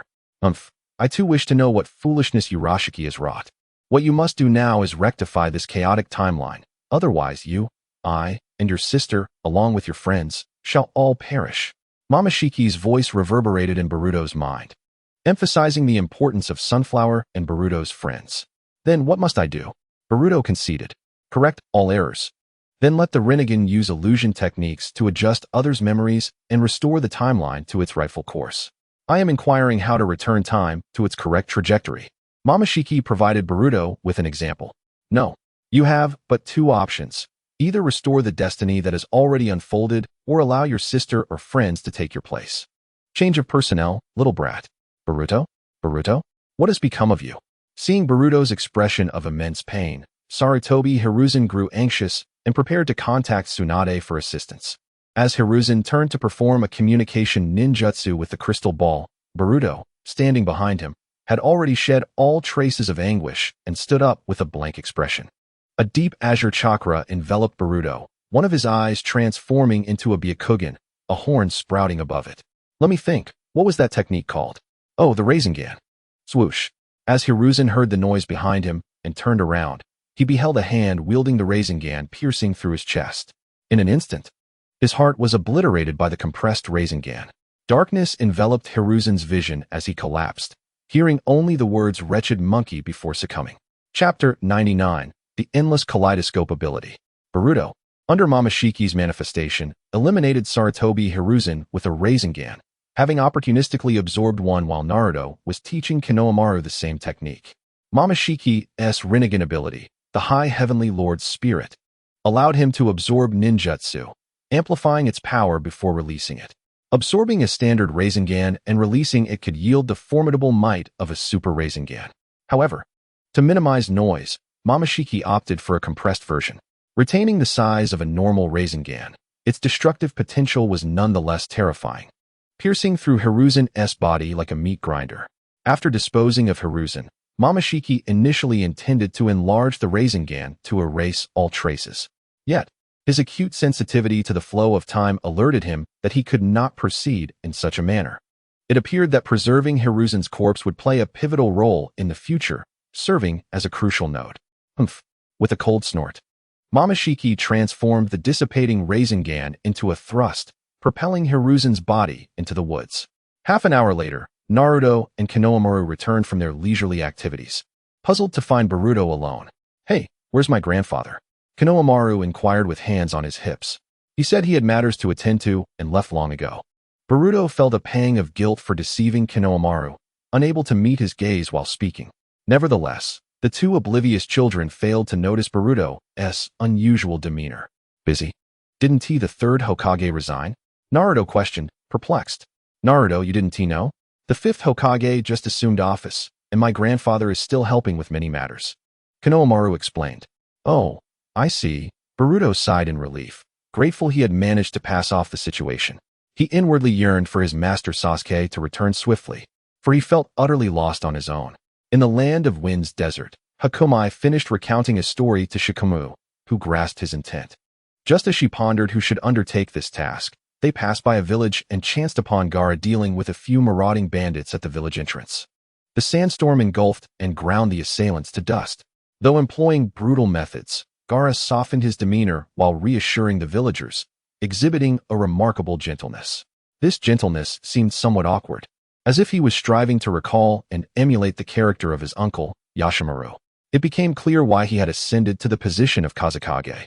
He was indirectly applying the duality of benevolence and authority. Watching Gaara's actions, Hakumai couldn't help but smile. The original image of Gaara was one solely associated with fear, yet, having been influenced by Naruto, his character had undergone a transformation. This change presented a stark contrast to those who had previously feared him. Despite his current awkwardness in learning, by the time of the Fourth Great Ninja War, he would have matured enough to lead the ninja allied forces. Comparing this, it seemed that Naruto, even at 30, had not yet reached the maturity of the 15-year-old Gaara. Sister? Once Gaara finished his task, he turned to leave the village and spotted Shikamaru and Hakumai. Let us go back together, Shikamaru invited. Wait, if you're not in a hurry, I'd like to visit two places first. Hakumai spread out a map before them. Not in a hurry. The last batch has been dealt with today, thanks to Gaara's relentless efforts over the past few days. The chaos in the Land of Wind caused by the demise of the fourth Kazekage was nearing resolution. Gaara, relying on his innate inability to sleep, had traversed the land, eliminating bandits and establishing a new reputation through his ruthless methods. The trio set out on their journey. As they progressed towards their destination, Hakumai disclosed the first location they aimed to visit. To unseal a powerful figure from the Warring States period of the Uchiha clan, Shikamaru expressed some confusion. A powerful figure? How formidable are they? So formidable that Uchiha Madara would fall silent upon hearing of them, and Uchiha Itachi would weep. What? You must be joking. However, in terms of the Sharingan, her eyes are indeed superior to those of the two.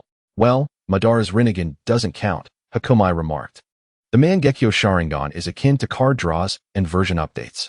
Madara's Mangekyo abilities remain unknown, and the formula books offer no clarity, leaving only speculative conjectures of reinforcement techniques. Itachi, on the other hand, possesses Amaterasu and Tsukuyomi. What abilities does our Warring States ancestor, Uchiha Hikaru, possess? The 8,000 Spears, also known as the Little Divine Tree.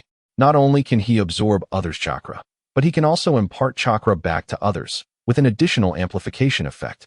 He is a self-sacrificial variant of the High Heavenly Lord. Madara's speculative Mangekyo enhancement technique is utterly eclipsed. If Kaguya had devoted even a fraction of her attention to Uchiha Hikaru's well-being rather than fixating solely on Ashura and Indra's reincarnations, perhaps she would have been unsealed during the Warring States period. Moreover, Uchiha Hikaru's eyes were cruelly and inhumanely implanted with the Tsukuyomi and Amaterasu techniques through methods that are now lost to time. Due to the augmentation effect, Tsukuyomi can evolve into the cursed Tsukuyomi, projecting onto the moon. While it may appear to be an infinite Tsukuyomi, it can achieve effects akin to Kotoeme Tsukumi, capable of controlling even individuals of Naruto's caliber. Amaterasu merely falls short of evolving into the Susanoo. Listing these capabilities makes it apparent that Uchiha Hikaru's Sharingan is unfathomably potent. Why not integrate Kamui as well? Oh, perhaps it is due to awakening at too young an age. Lacking experience in romantic relationships, he cannot conceal tears beneath the 8,000 spears. Well, that settles it. Before long, Hakumai and her companions arrived at their destination. The location where Uchiha Hikaru was sealed lay at the border of the Land of Rivers. In other words, the small nation nestled between the Land of Wind and the Land of Fire. It is no wonder that it has remained undiscovered for so long. Following the scroll provided by Sarutobi Hizashi, Bayemo pinpointed the location. Just a moment. Before Bayemo could make any move, Temari suddenly called out to him. What is it? Bayemo turned to see Temari with a troubled expression. Have you considered whether that person will heed your words after being unsealed? What if they attack us immediately upon their release? Temari's concerns were quite comprehensive. I have pondered this as well, and indeed, I possess a method to address this issue. But, Bayemo sighed at this juncture. But what? Temari inquired with curiosity. It is somewhat difficult to articulate. It is something I find hard to bring myself to do. Upon hearing this, Temari's expression became peculiar, as if to say, is there truly something you cannot express or are hesitant to undertake? Chapter 100, Strategies for Teaching Uchiha, Hashirama is currently observing. Regardless, the Uchiha clan has been nearly eradicated, leaving only a few survivors, so I shall reveal this secret.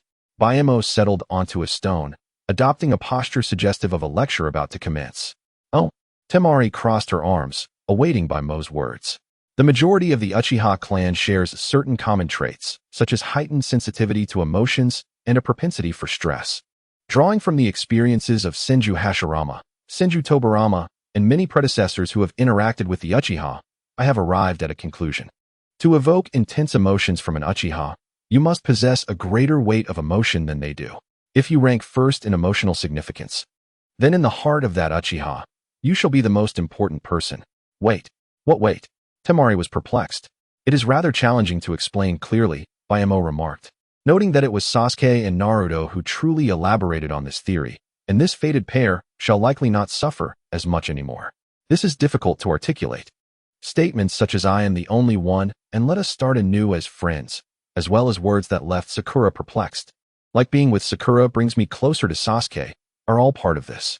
Moreover, in the original narrative, Karen's failure stemmed from her inability to compete with Sakura in terms of emotional significance, aside from Naruto, the undisputed number one. For instance, if you were Uchiha Kagami, and I unsealed you, the first thing I would do is kiss you passionately. Huh. Temari frowned, placing her hand on the 3-star fan behind her. What should your reaction be? Baimo asked. Naturally, I would kick you away.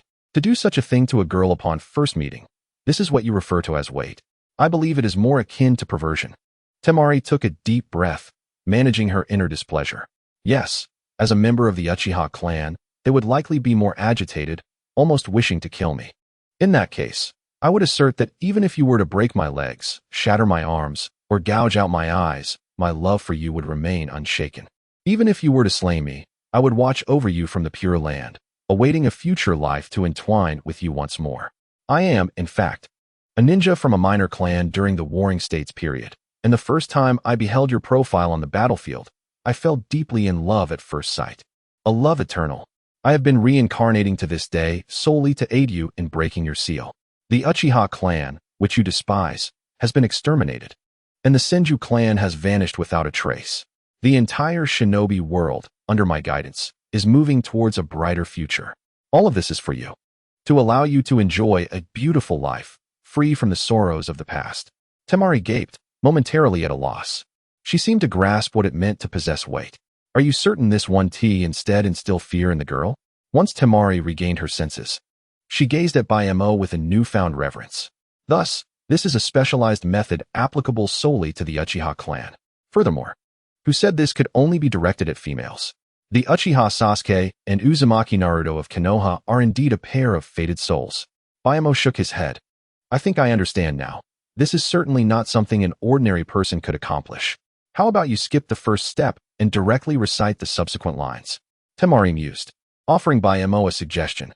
No, this is an essential step in the progression of emotions. Without it, the essence would be lost.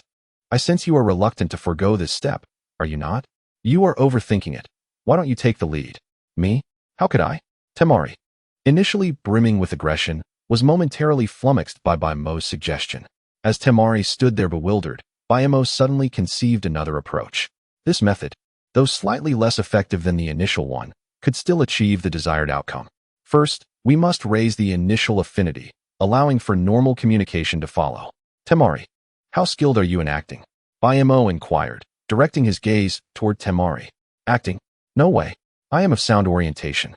Upon hearing Baimo's question, Temari's mind was instantly flooded with terrifying images from Billy, being together, studying together, celebrating New Year's together, and more, prompting her to step back and wave her hands in refusal. What are you thinking? The first plan has already been abandoned. I am now discussing the second plan I just conceived. Huh. Temari paused for a moment, her face turning red as she quickly turned her head away, eager to change the subject. So what is this second plan? This new strategy requires the collaboration of Gaara. Fortunately, we encountered him on the way, or it would indeed have been difficult for just the two of us to perform. Gaara was momentarily taken aback. He had been happily observing the spectacle from the sidelines, wondering how he had become involved. As a younger brother, it was the first time he had witnessed such a range of expressions on his sister Temari's face. This was due to Temari meeting Baimo and also owing to his own transformation, allowing Temari, as an elder sister, to bear no further pressure. Wasn't Gaara also regarded as a weapon of Sunigakure by Raza?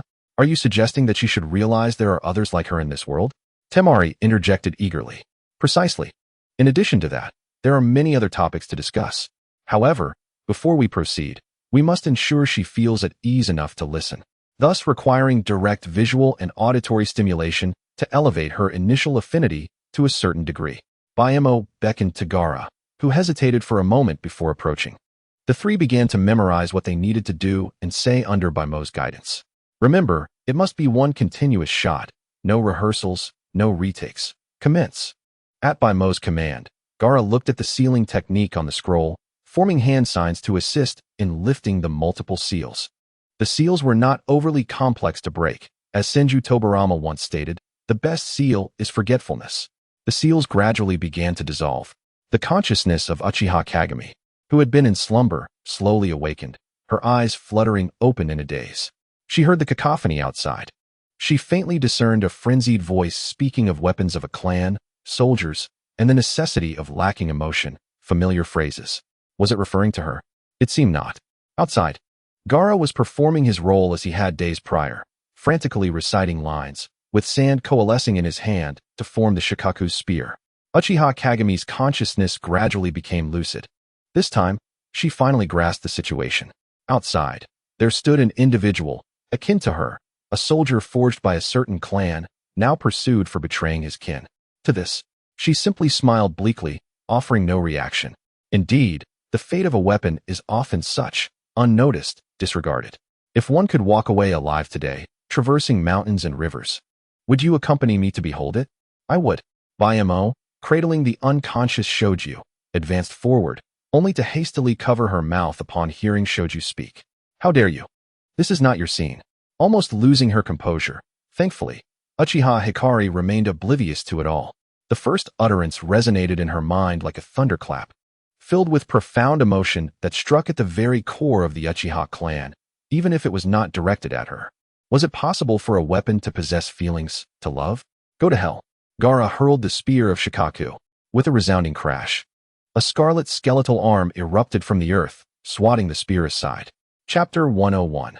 Witnessing the history of the shinobi world, has Susanoo emerged? Bayamo marveled at the unique crimson Susanoo that appeared, acknowledging the overwhelming stimulus it presented. It is widely recognized that the Mangekyo Sharingan does not grant all abilities upon its activation. Itachi's Tsukuyami was mastered between the opening of his eyes and the night of his clan's annihilation, while Amaterasu only awakened during his battle with Biwa Juzo in the Mist Village. As for Susanoo, it was evidently grasped at a much later stage. Uchiha Hikari was no exception. She had never previously utilized Susanoo. Moreover, for an average Mangekyo Uchiha, Susanoo is exceedingly impractical. Any Uchiha with even slightly superior ocular techniques would refrain from deploying Susanoo under normal circumstances, as the energy expenditure required to activate it is immense. It often necessitates either intense emotional upheaval or a last-ditch effort on the brink of death, while Hikari could wield Amaterasu and Tsukuyami for years without issue. Utilizing Susanoo in combat even a handful of times could potentially exhaust her within mere days. As a weapon of the Uchiha clan during the Warring States period, it was improbable that she was a disposable tool, destined to lose her sight after a few battles. Indeed, before her sealing, she had never activated Susanoo. Even if she wished to protect someone, she would likely only employ Amaterasu combined with the flame wall technique. Resorting to Susanoo would signify a dire situation. It remained to be seen whether Gaara would uphold his professional ethics. There exists a distinction between absolute defenses. Some can withstand the full force of super-physical type ninjas like Tsunade and Reikage, while others can barely pivot, becoming pincushions before they can even turn around. Ultimately, Mazo no Susanoo cannot compare to the true Susanoo. Senior, you have finally unsealed. Come join us in altering this world. Gaara, suppressing his embarrassment, called out a line that felt somewhat shameful. Indeed, even if one had no desire to pursue Uchiha, the gravity of one's words only increased the necessity for dialogue. As expected, Uchiha Hikari, who had just emerged, momentarily froze in confusion upon hearing those words, tilting her head like a groundhog. Had she been sealed for so long that she was experiencing auditory hallucinations? Wasn't she here to rescue a fellow weapon, someone who shared her plight? Bayamo gave Gaara a thumbs up. The attack speed of Susanoo could not match the speed of a sliding maneuver. Gaara refrained from the free expression shown by his sister Shoju, which must be commended. Are you deceiving me? Uchiha Hikari turned to glance at what she had initially considered her allies, only to find Baemo and Shoju standing there quite normally, devoid of any signs of distress, causing her expression to darken. Anger transformed into disappointment. Indeed, it was impossible for anyone to share her experience. Don't misunderstand. That was merely a performance, a dramatization. Surely you can comprehend that, right? Also, who says you are alone in this? Baemo interjected, gesturing towards Gaara. At least 9 others share your plight. And he is one of them. I will no longer trust you. The Uchiha clan has been eradicated. Uchiha Hikari's eyes met Baemo's. And it was said that to truly understand the Uchiha, one must not heed her words, but rather observe her eyes. Upon hearing this, Uchiha Hikari nervously averted her gaze. Do not force a kiss upon her. Shoju's urgent cry pierced through the tension. The atmosphere was abruptly shattered. Huh. Uchiha Hikari momentarily froze before instinctively retreating a few steps, distancing herself from Baemo with a wary expression. Lady Shoju, if you keep causing chaos, I might just come over and kiss you. Baemo turned back, exasperatedly rolling his eyes at Shoju. We are already on Plan B. Why linger on the details of Plan A? Shoju instinctively covered her mouth. Well, if you wish to discern the truth of my words, use Tsukuyami upon me, and I shall reveal it to you with my heart. Baemo's gaze returned to Uchiha Hikari, approaching her once more. Upon seeing Baemo advance, Uchiha Hikari instinctively wished to retreat, but upon hearing Baemo's words, she was taken aback. Was there truly someone in this world who would willingly request to be subjected to the Mangekyo Sharingan's techniques?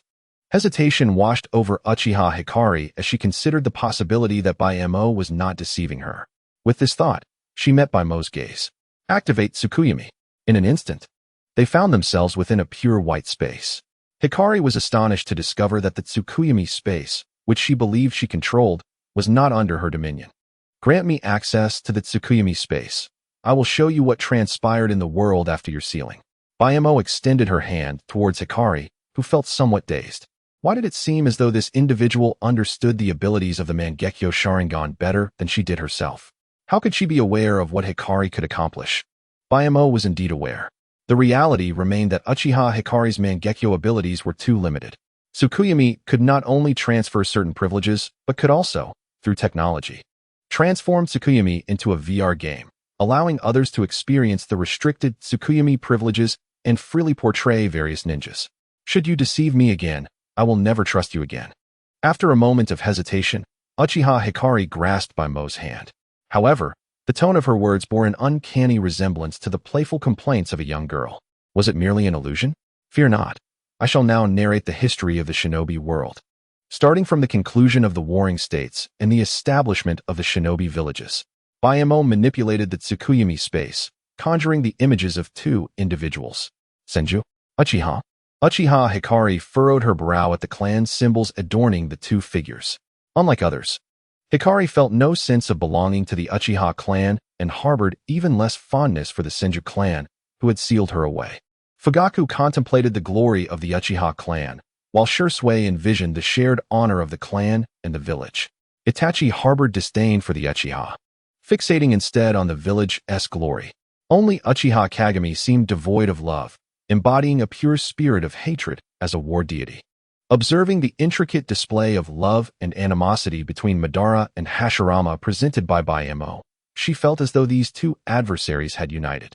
The establishment of the ninja village marked the end of the Warring States period, ushering in a fleeting era of peace within the shinobi world.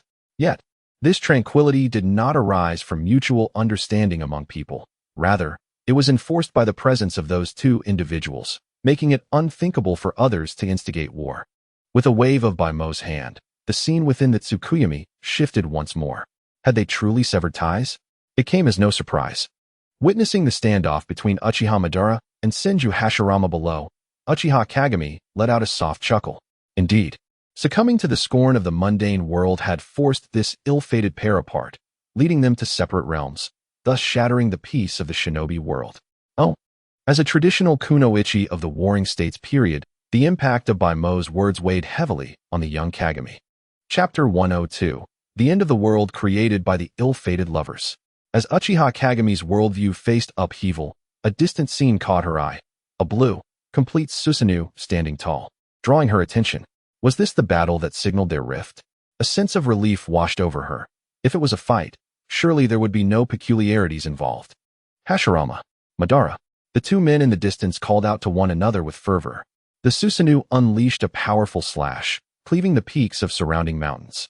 The controlled Ninetales fired a tailed beast bomb, obliterating the forest and causing the rivers to run dry. Witnessing this spectacle, Uchiha Kagami had to concede that either of these two was far superior to her. They were the true instruments capable of altering the course of war. Yet everything felt dissimilar to her experience. Was it merely because they were the sons of their respective clan leaders, or had they truly altered fate through their power? When the mountains lose their edges, when the rivers cease to flow, when time stands still and day and night merge, when all things become void. I still cannot part from you, cannot part from you. Your tenderness is the greatest solace of my life. Uchiha Kagami was perplexed. Where was that music emanating from? In this battle, Uchiha Madara faced defeat, as Senju Hashirama sacrificed personal ties for the village's greater good. Later, burdened by the agony of having slain his beloved, he succumbed to despair and soon passed away. Mo explained, as the scene transitioned to the Valley of the End, where two stone statues stood beside a waterfall. These statues were erected by future generations to commemorate the ill-fated lovers, depicting the couple in reverent homage. Accompanied by a timeless poem inscribed by a contemporary poet, "When mountains are without edges, and heaven and earth unite, only then would I dare part from you." Uchiha Kagami's mouth fell slightly agape as she stared into the distance. Mo's words resonated with an unsettling truth, particularly the poem, which could not have been penned by just anyone, thus dispelling any notion of fabrication. Furthermore, a visit to the Valley of the End would confirm its existence. There was no reason for deception. Mo remarked that on his journey back to the Hidden Rain village after the Chunin exams, he had inscribed the poem onto the statues during a stop at the Valley of the End. No need to thank me. After this battle, the Ninetales, which could easily be captured by Senju Hashirama with a single hand, was unjustly sealed within the body of his wife under the pretense of a fabricated crime. Its power was deemed too formidable. According to obscure historical accounts, the Ninetales had previously fallen under Uchiha Madara's control, having been ensnared within the armor of Susanoo. By sealing the Ninetales within his wife, Hashirama could sense his connection to Madara through their moments of intimacy, evoking memories of the past. However, as time passed, and the powerful Hashirama and Madara met their ends, the disparity in power levels within the shinobi world diminished. Consequently, the excuse of sealing tailed beasts within hosts, creating Jinchuriki, became a significant source of strength for various ninja villages, with Jinchuriki being utilized as instruments of war. The individual with dark circles under his eyes was not deceiving you. He is a Jinchuriki of the One Tail, having endured abuse from his biological father since childhood, leading him to suppress his emotions. Compared to you, he possesses both fortunate and unfortunate aspects. The misfortune lies in your memories with your parents being warm, while his recollections of his father are solely filled with pain and torment. The fortunate aspect is that he encountered a man named Naruto Uzumaki, who filled the void within his heart and body. There are a total of 9 such Jinchuriki. During your era, the tailed beasts were not captured, but you may have heard of them. After Mo's explanation, he turned to Uchiha Kagami, whose eyes were now clouded with confusion. For Gaara, being a Jinchuriki was akin to being a weapon, and she had no doubts about sharing this plight with him. However, Kagami's mind was now consumed by another thought. Not long ago, her understanding of this matter was rooted in fond memories of her parents. Yes, in her memories, her father was male, and her mother was female. Do not inquire why this distinction is emphasized. Her worldview had been profoundly shaken.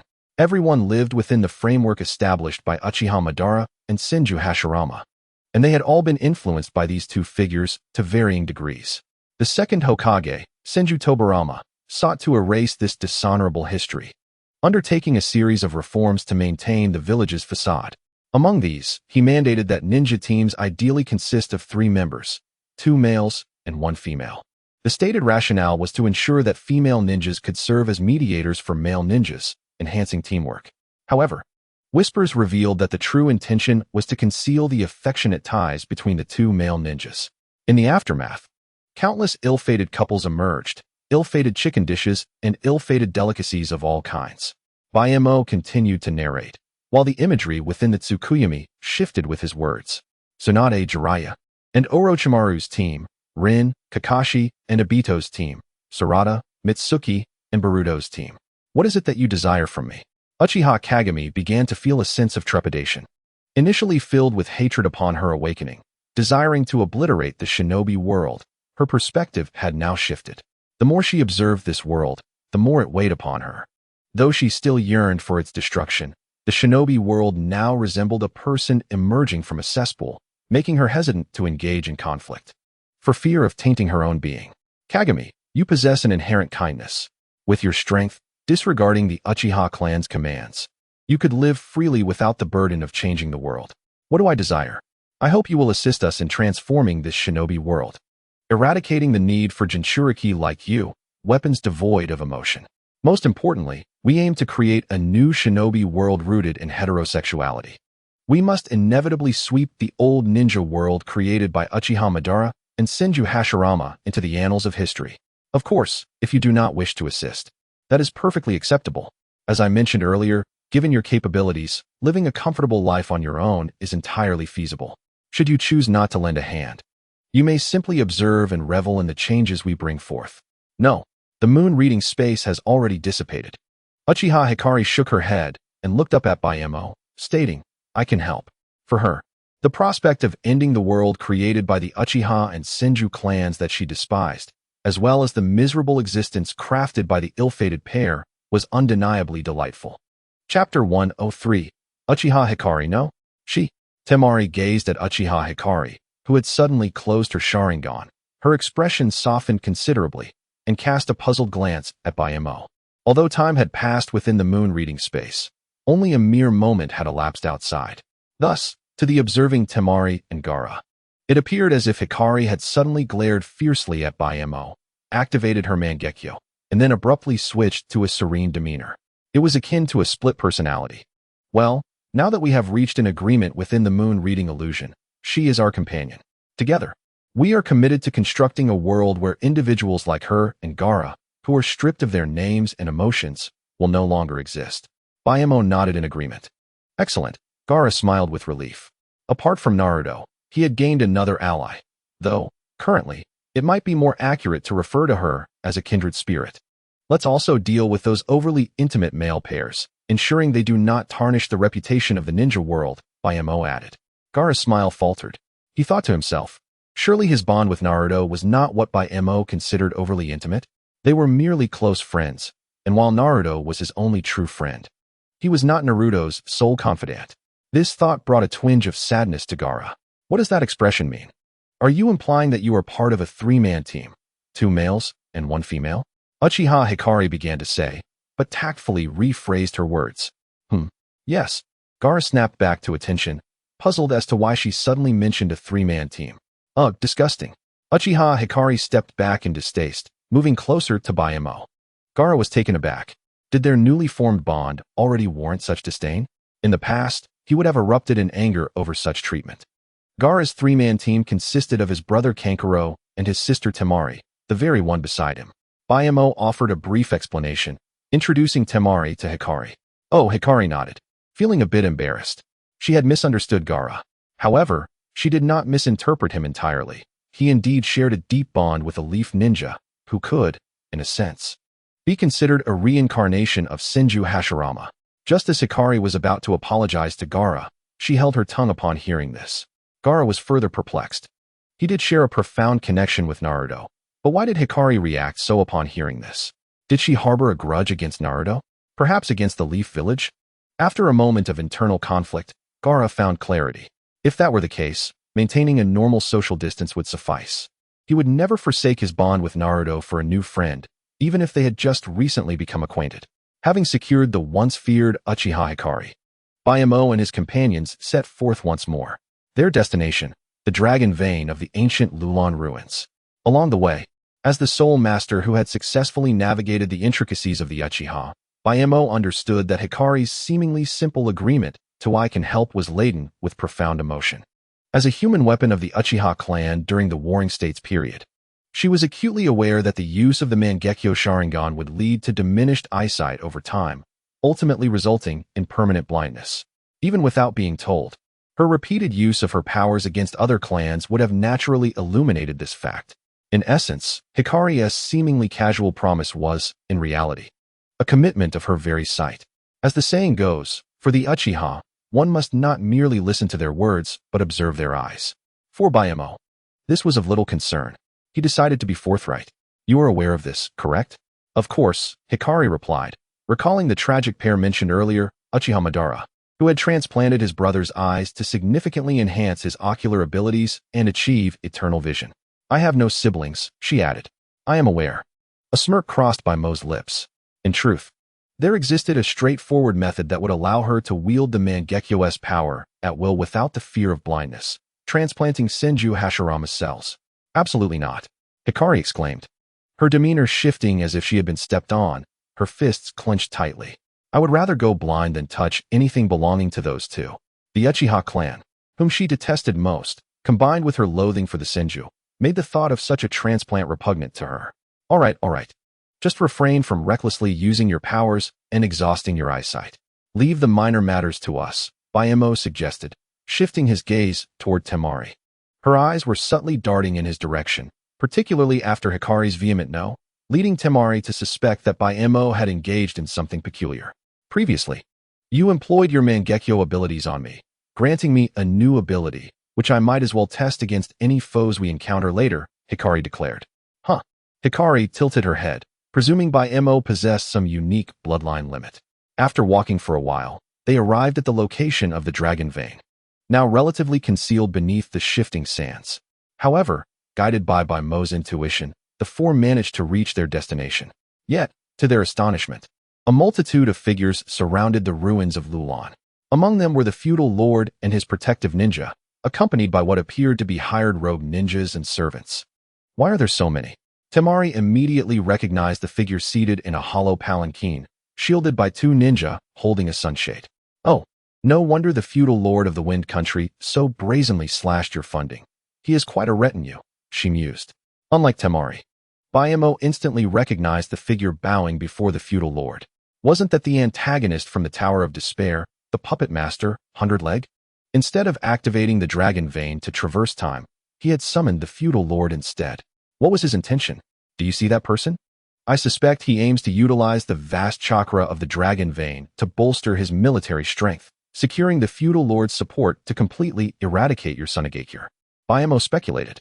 As for why 100-Leg had not activated the dragon vein to traverse time, it was likely that he was unable to do so. Oh no, they've noticed us, Temari suddenly exclaimed, observing the distant ninjas turning their attention toward them. In the desolate expanse of the desert, devoid of cover, their group could see the others clearly, and vice versa. I'll handle this. Gaara took a step forward, and the sand began to swirl around him. Have you made your decision? As the Kazekage, overseeing the land of wind, he contemplated eliminating the feudal lord. A single utterance from Hakomai caused Gaara's sand to momentarily halt. Chapter 104. The Yellow Sand Coalesces. Must I truly proceed in this manner? Gaara hesitated. Had it been the Gaara of the past, he might have lost control upon encountering the feudal lord, disregarding any ninja regulations and annihilating the entire family. Yet the present Gaara, having endured Naruto Uzumaki's verbal prowess, was even beginning to empathize with his father, Raza. Even though Hakomai had mentioned that Raza had committed many errors in his public role, Gaara believed it was merely a matter of his father's capabilities being inadequate and his efforts misguided. His father still desired to contribute to Sunagakure. Do you wish to alter the current state of Sunagakure? Hakomai inquired. Does change necessarily entail bloodshed? Cannot we, like Naruto and I, strive for mutual understanding? Gaara gazed at the approaching ninjas, his hands suspended in the air, trembling. To instigate change in Sunagakure, you must discern who is an enemy and who is a friend. Recognize those who are irreconcilable foes and those who can be persuaded. In the face of irreconcilable enemies, should you take a step back, they will advance 10 steps. What you sacrifice is not merely personal interests and dignity, but the welfare and even lives of those who stand behind you, those who believe in you. Did you not claim to begin understanding Raza? Hakomai continued. He was capable of engaging in disgraceful acts of betrayal for the village, sacrificing his family and facing hatred. And what of you? If you lack a modicum of magnanimity and decisiveness, my suggestion is to pass the mantle of Kazekage to Temari, thereby forming an all-female coalition. I refuse. Temari, firmly gripping her fan and staring into the distance, quickly dismissed the notion upon hearing her name mentioned by Hakumai. You do not wish for me to stand in opposition to everyone, becoming the focal point of their hatred. Gaara was struck by Hakumai's words, leading to a moment of clarity. Yet, Hakumai found himself at a loss for words. Is this truly your interpretation? What purpose would it serve for you to stand in opposition? It is the feudal lord who has positioned himself against the populace. Hakumai remained speechless. Many in the shinobi world aspired to incite reform, such as Hanzo the Salamander and Sasuke Uchiha, who battled for change. Their methods might not be inherently flawed. Yet they overlooked a crucial aspect. To enact reform, one must possess a foundation of support from the masses. Their conception of reform, as well as Gaara's current understanding, was inexplicably positioned against the collective, enduring the burden of animosity, a notion as abstract as placing the Uchiha clan in charge of the police force, resulting in their vilification. I understand now. Gaara's gaze hardened, and he raised his hands, causing a sandstorm to surge forth. At present, Gaara's strength, without utilizing Shikaka's power, was at best on par with an ordinary jonin. The rogue ninjas employed by the feudal lord exhibited varying levels of ability, yet some were indeed jonin. As the sandstorm advanced, several ninjas managed to evade its onslaught. This was not the Chunin exams. The opponents were not merely genin, with only a few exceptional talents among them. Temari was about to wield her fan in tandem with Gaara's assault when Hakumai placed a hand on her shoulder, pulling her back. What are you doing? Temari inquired, perplexed. Leave this to me. Hakumai patted Temari, positioning himself beside Gaara and placing a hand on his shoulder.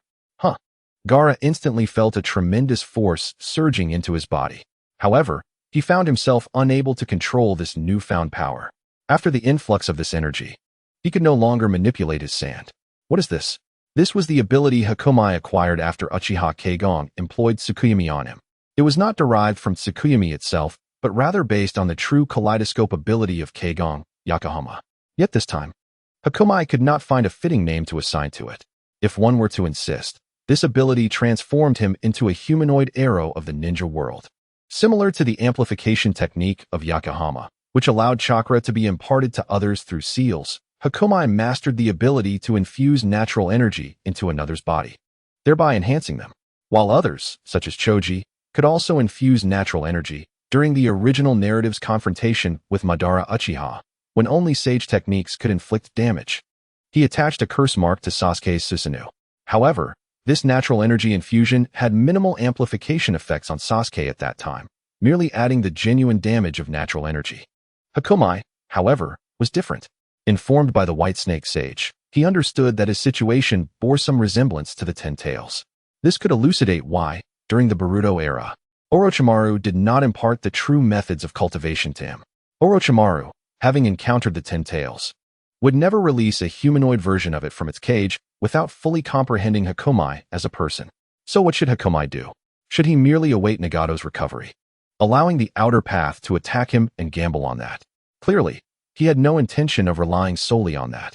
Entrusting everything to such a plan was entirely contrary to his character. In his leisure, Hakumai began to ponder. He recalled another existence, the Otsutsuki clan. The Otsutsuki traveled to various planets, planting trees, harvesting fruits, and concocting elixirs.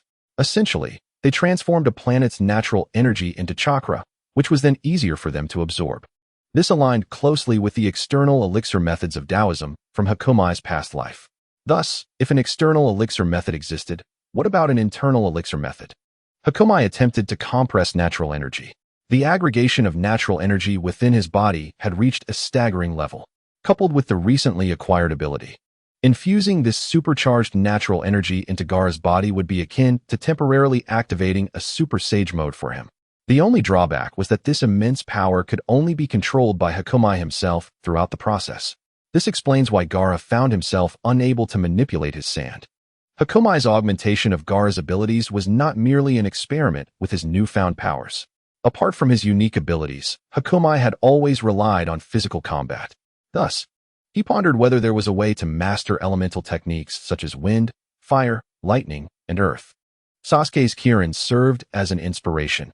Its attacks relied almost entirely on the natural lightning of the environment, requiring only a slight amount of chakra to guide it. Since Hakumai inherently utilized natural energy, he could undoubtedly execute such a maneuver. Now, as Hakomai employed natural energy to assist Gaara. It was the perfect opportunity to utilize Gaara's abilities to experience the sensation of controlling natural elements. With repeated familiarity with this feeling, he would inevitably be able to directly manipulate the elements of the natural world. Do not be afraid, Hakomai reassured, placing his hand on Gaara's shoulder as he stepped closer. The swirling sand surged forth, rapidly forming a solid base and a high platform. What is this? The hired ninjas of the renowned clan halted in their tracks, gazing in awe at the magnificent structure that had suddenly risen from the ground, fear evident in their eyes. A resplendent solar disk altar, gleaming with golden light, hovered amidst the desert. Under the blazing sun, a fierce beam of fire erupted from the disk, cleaving the earth asunder. The mercenary ninjas, unable even to scream, were instantaneously evaporated into grains of sand. Hism. As Bayemo felt the power of the natural elements, a thought struck him, and he lifted his gaze towards the sun. Chapter 105. I allow you to enter the solar disk, akin to the oriental pearl attacking the honey snow ice city. Automatically gathered solar energy, transforming it into blazing sunlight that scorched the enemies in the desert. This very situation led Bayemo to discover a previously overlooked point. Sunlight, or rather stellar radiation, is also a form of natural energy. However, sunlight is far more violent compared to the relatively gentle natural energies found on Earth, existing on an entirely different scale. While basking in sunlight might be harmless, anyone daring enough to absorb a substantial amount of it as natural energy would meet the same fate as the ninjas who had just been reduced to sand by the solar disk. Moreover, among those who practice sage arts in the ninja world, aside from the enigmatic Hashirama Senju, even the Sage of Six Paths had learned from small creatures in the three Holy Lands.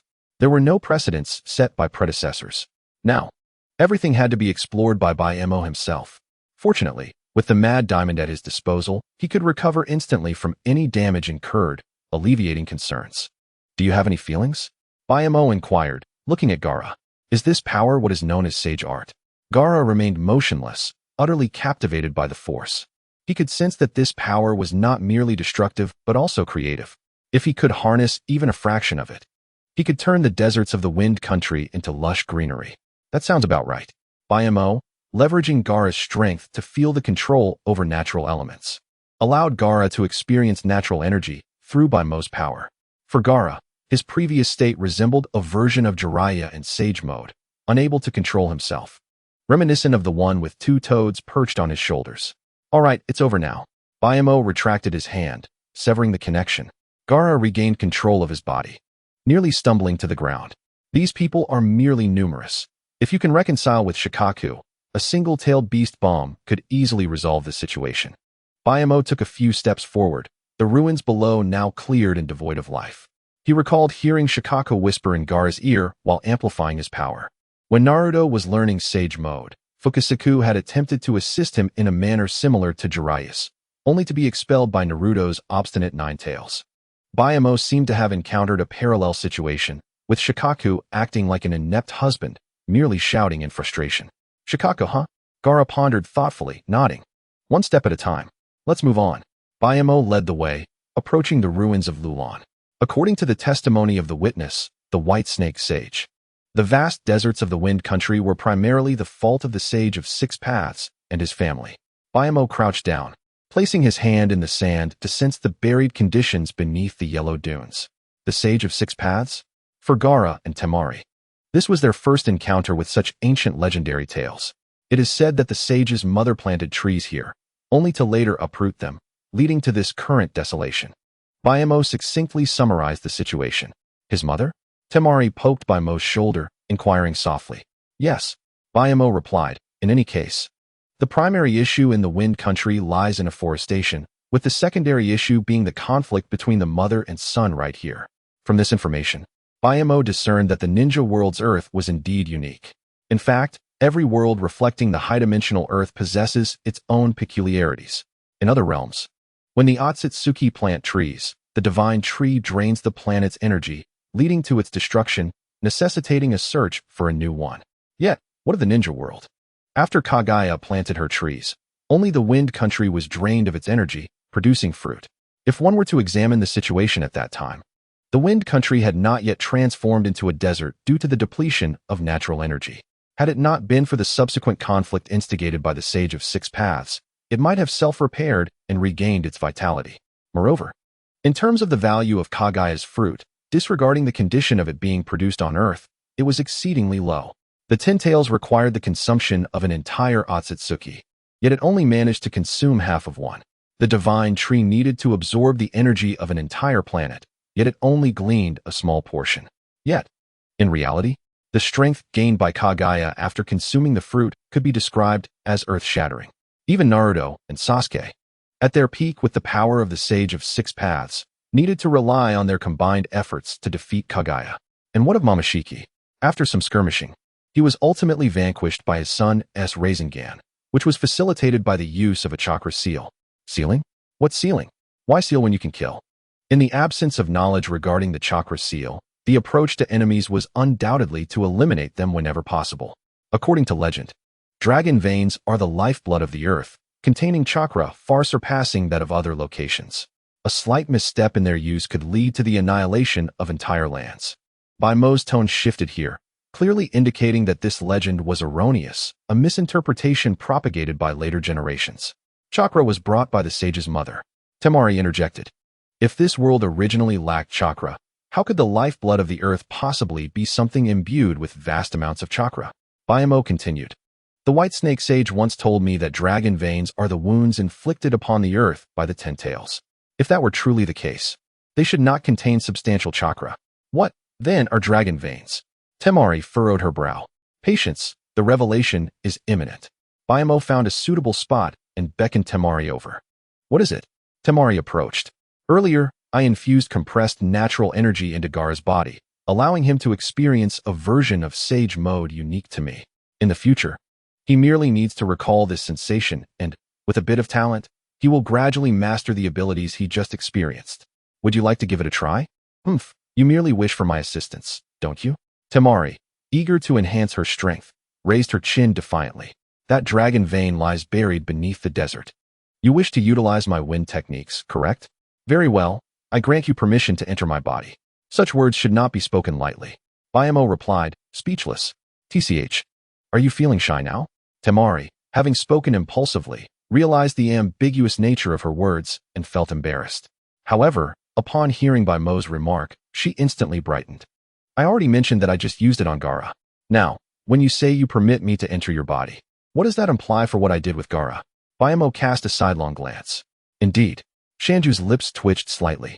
Uchiha Hikari observed this scene and nodded in satisfaction. Excellent. This is a resolute heterosexual, deserving of commendation. Chapter 106. Removing the roots. Remember this sensation well. Do not let your thoughts wander, Mo advised Shanju. While this experience is not limited to just once, the first time is invariably the most profound for everyone. If Gaara and Shanju wish to enhance their prowess and become formidable against the Akatsuki clan, they must master the art of manipulating natural energy. Otherwise, they would merely serve as human batteries for the Akatsuki, who can effortlessly absorb chakra-based jutsu. Shanju's abilities are purely wind release. If she does not wish for her only highlight to be the moment she sent Uchiha Madara flying, allowing him to enter the second phase of his jutsu, she must take this seriously. I am not overthinking.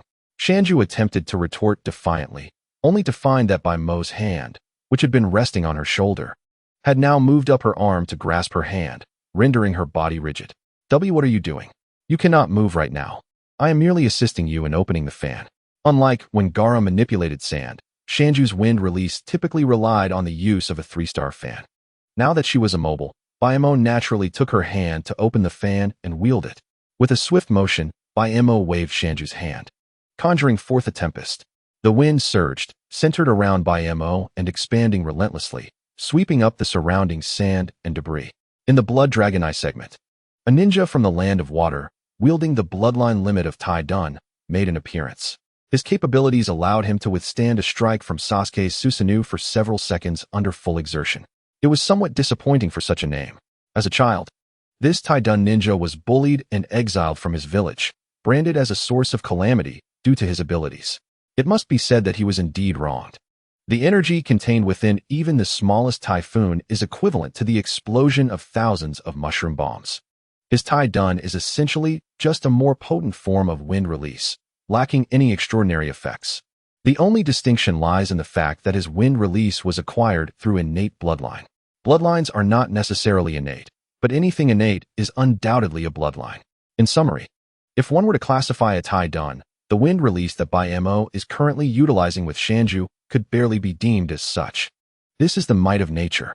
1 minute later, Bai Mo and his companions descended onto the rocky layer below. They found themselves in the eye of the storm. Indeed unharmed, yet the sand beneath them began to collapse as the surrounding sand was swept away, leaving only a thin layer beneath their feet. However, everyone's attention was drawn to another object. Once the sand was cleared, a massive root system was revealed. At the top of the root lay the seal of the dragon vein. This was a fragment of the god tree's roots. Shedding light on the nature of the dragon vein, Bai Mo released Shanju, whom he had been holding onto during the fall, and stepped forward to investigate. He placed his hand upon it, sensing its depth. This root extended deep into the rock layer. What is going on? Gaara inquired earnestly. This was crucial to the lifeblood of the land of wind, and he could not afford to be indifferent. A root that delves deep into the earth, combined with Bai Mo's earlier tale of the sage of 6 paths planting trees, filled him with foreboding. It's akin to what I previously speculated. Bai Mo turned to address the group. This root of the god tree fractured here, continuously absorbing the natural energy of this land over millennia, thereby hindering its self-restoration. Thus, the land of wind has remained a desert. What? Are you suggesting that without this, the land of wind could have been as fertile as the land of fire long ago? Shanju exclaimed in astonishment. Precisely, Bai Mo affirmed. The ninja world is indeed peculiar. The fruits of natural energy from a small portion of the land of wind possess sufficient power to induce a qualitative change in the strength of Kagaya Akatsuki. Had this root not remained, obstructing the region's self-repair, the ninja world might have transformed into a sustainable arboretum. Of course, the Akatsuki clan would not share this sentiment. They would only think that since the ninja world is so formidable, the fruits that could be gleaned from it must be even more potent when fully drained. Moreover, there is a rather ironic point. Bai Mo gazed upwards at the ceiling site, suddenly smiling as a thought struck him. Huh, what is it? Shanju inquired curiously. Even if this root had originally been severed in the ground after the sage of 6 paths mother ascended, it would have withered and decayed without a source of power in no time. It remains a mystery which genius placed a seal above, effectively halting the root's life force from fading. Thus, this root has acted as the god tree, continuously absorbing the natural energy of this region and converting it into chakra over millennia. This has led to its roots being revered as the lifeblood of the earth. The dragon vein. Bai Mo had already surmised part of this outcome. After all, the chakra contained within the dragon vein could not have formed naturally. So what now? Gaara asked. We must extract the root and destroy it, Bai Mo proposed. If it remains, even if you master the abilities I just demonstrated to accelerate the land's recovery, it would be a mere drop in the bucket. It would be akin to filling a swimming pool while simultaneously draining it. Conversely, if we remove it, under normal circumstances without external interference, the land would eventually restore itself, even without any action taken. Destroying a dragon vein filled with such chakra could trigger natural disasters. Wouldn't it? Gaara's brow furrowed. Indeed, local legends do hold some truth. Destroying a dragon vein would certainly lead to the collapse of the earth. Therefore, before obliterating it, it is best to absorb as much chakra as possible from within. No sooner had Bai Mo finished speaking than he noticed Uchiha Hikari silently approaching the root. Just as she raised her hand to press against it, Bai Mo appeared before her, placing her hand firmly against his chest. Uchiha Hikari, you are not alone. Do not bear this burden alone. Consult with everyone. How can you be certain there are no other options? Bai Mo gently lowered her hand from his chest. You are correct, but wait. What did you just call me? Hikari stuttered, momentarily taken aback. Is there a problem? Bai Mo shrugged innocently. And no problem. Hikari gritted her teeth, snorted in frustration, and stomped off to sulk in a corner. She was still a young girl, both physically and mentally, yet due to her seniority, she was called Tai Nai. How utterly absurd. Chapter 107. The heat brings odor. Hey, is it not rather excessive to refer to a young girl in such a manner? Where is your emotional intelligence? Shanju remarked, unable to contain her discontent. A girl of her age being addressed as Tai Nai. Is that an acceptable form of address? Is this not merely to prevent her from acting on her own? The Uchiha clan is most adept at movements that are involuntary. The reference made by Hakamai pertains to a moment that has yet to transpire, the instance when Sasuke shields Naruto from the White Thousand Roots. This leads to the emergence of two extremes within the Uchiha. When they are indifferent to you, regardless of your status, your life holds no value to them. Conversely, when they care, their own life becomes inconsequential amidst any circumstance. It is as if one possesses a profound understanding of the Uchiha, as Light, feeling vexed, murmured her thoughts upon hearing Hakamai's words. Yet, upon reflection, it seemed that she truly comprehended them, at least more so than Hakamai did.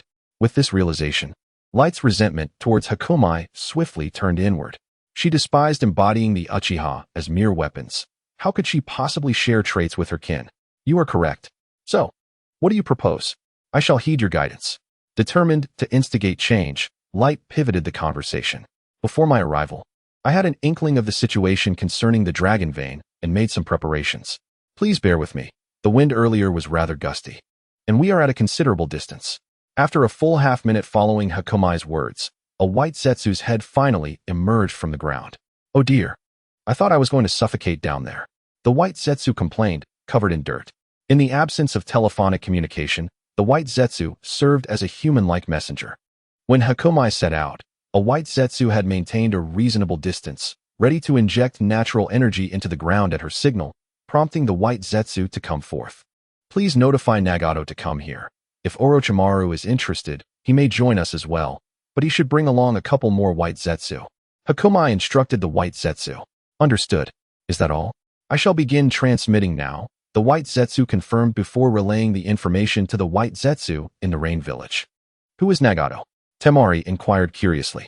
Our leader, Hakamai replied. The leader? Is that how you address the leader of your organization? Temari was astonished. Why not? Would he question whether I or he is in command of the Akatsuki? Hakamai retorted. Indeed, why would he? Temari felt her words were stifled. However, she noted that the atmosphere on Hakamai's side seemed rather amiable. The message has been sent. Lord Nagato and Orochimaru are already en route. Oh, and Hakamai. There is another piece of news from Konoha, the white Zetsu interjected, pausing to glance at the others. Speak freely. I have already disclosed Nagato's true name to them. Does this still matter? Hakamai waved her hand dismissively. The third Hokage, Hiruzen Sarutobi, has passed away. Upon hearing Hakamai's words, the white Zetsu continued. Previously, Hakamai had instructed Orochimaru not to withdraw his spies from Konoha, not primarily for the purpose of gathering intelligence. The optimal infiltrators for information collection remained the white Zetsu. Orochimaru's spies merely served as an excuse for their operations in Konoha post-incident. What? Temari and Gaara exclaimed in surprise, turning their gazes toward Hakamai. Do not jump to conclusions. We are not responsible for this. The third Hokage held a high regard within our organization. One of our significant objectives during the Chunin exams was to ensure that Orochimaru would not bring harm to him. Had we desired his demise, our previous efforts would have been in vain. Hakamai swiftly provided clarification, anticipating their thoughts. Yet, does this not imply that your efforts were indeed futile? He is deceased now. Moreover, was not the third Hokage quite formidable? Who was responsible for his demise? Temari inquired, intrigued. His death previously bore no meaning. Now, it possesses some significance. Besides, our organization is not a protective detail. We cannot simply monitor him to prevent self-harm, can we? What if Sarutobi discovered this and insisted on engaging in a twilight romance? Or threatened to take his own life? Would we then have to abduct Chiyo to appease him? Hakamai shrugged her shoulders. Gaara remarked. I sense a peculiar obsession with Chiyo on your part. That is merely your perception, Hakamai calmly denied, redirecting the conversation. Speaking of which, your fishnet stockings are mismatched, one leg high, the other low, one encasing your thigh, the other your calf. Is this a manifestation of asymmetrical compulsion? Is it not fashionable? Temari retorted, suddenly self-conscious, glancing down at her attire. I find black tights quite appealing. They would suit you well, Hakamai suggested, alluding to the fashion of the Naruto era. Really? Temari was taken aback. She had seen them, but refrained from trying them on due to their perceived lack of femininity. I advise against it.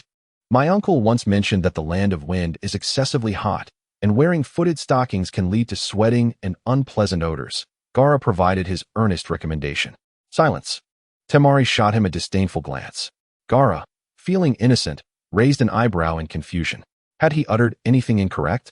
Moreover, Tights can protect your legs from the harsh winds and sands, keeping your skin smooth, Hakumai added. Very well, I shall give it a try upon my return. Temari felt a flicker of excitement at the suggestion. Shall we discuss the matter of the third Hokage? Gaara meekly interjected. No worries, Sarutobi, in spirit, would certainly wish for us to converse about stockings, Hakumai quipped. Allow me to inform you of the circumstances surrounding Sarutobi's demise and the matters concerning the Akatsuki clan. Hakumai settled down, preparing to elucidate the affairs of the Akatsuki clan and her journey from the future back to this era. Konoha, the white Zetsu, concealed within the village, consistently monitored the pivotal target, Uzumaki Boruto. Thus, on the day of Hiruzen Sarutobi's assassination, the White Zetsu promptly received intel that was disseminated throughout the White Zetsu network. The event transpired without anyone realizing. Sarutobi's fate was rather tragic. His wife perished during the Night of the Nine Tails, and his son Asuma rebelled, returning only slightly more mature but unwilling to reside at home. As for his grandson Konohamaru, the situation was similarly bleak. A full day passed without anyone noticing Sarutobi's absence. Perhaps the villagers' confidence in his strength led them to believe that no one could eliminate him silently. On the third day, Tsunade had just concluded a report from Jiraiya regarding his surveillance of the adult Sasuke over the past few days when, after Jiraiya's departure, she realized she could not reach Sarutobi. Following a thorough investigation, she discovered that Sarutobi had seemingly not returned from training with Konohamaru, Naruto, and Boruto in the woods outside the village 2 days prior. Although searching there now would be akin to seeking a sword lost in the river, Tsunade resolved to investigate, hoping to uncover some clue. Chapter 108. Danzo, I will not take the blame. Tsunade leisurely strolled through the woods. While ostensibly searching for Sarutobi, she was merely taking a stroll to clear her mind. Surely that old fool has not taken a page from Jiraiya's book and wandered off to the red light district? Tsunade pondered while walking. Sarutobi Hiruzen, after a lifetime of toil, sought solace in the red light district following his retirement from the position of Hokage, adhering to the philosophy that one who has fought for so long deserves a moment of respite. However, Tsunade abruptly realized a critical matter. She had explicitly informed the third Hokage and Jiraiya about the situation concerning Hakumai, urging them to devise a strategy to extract information from the future Sasuke and Boruto.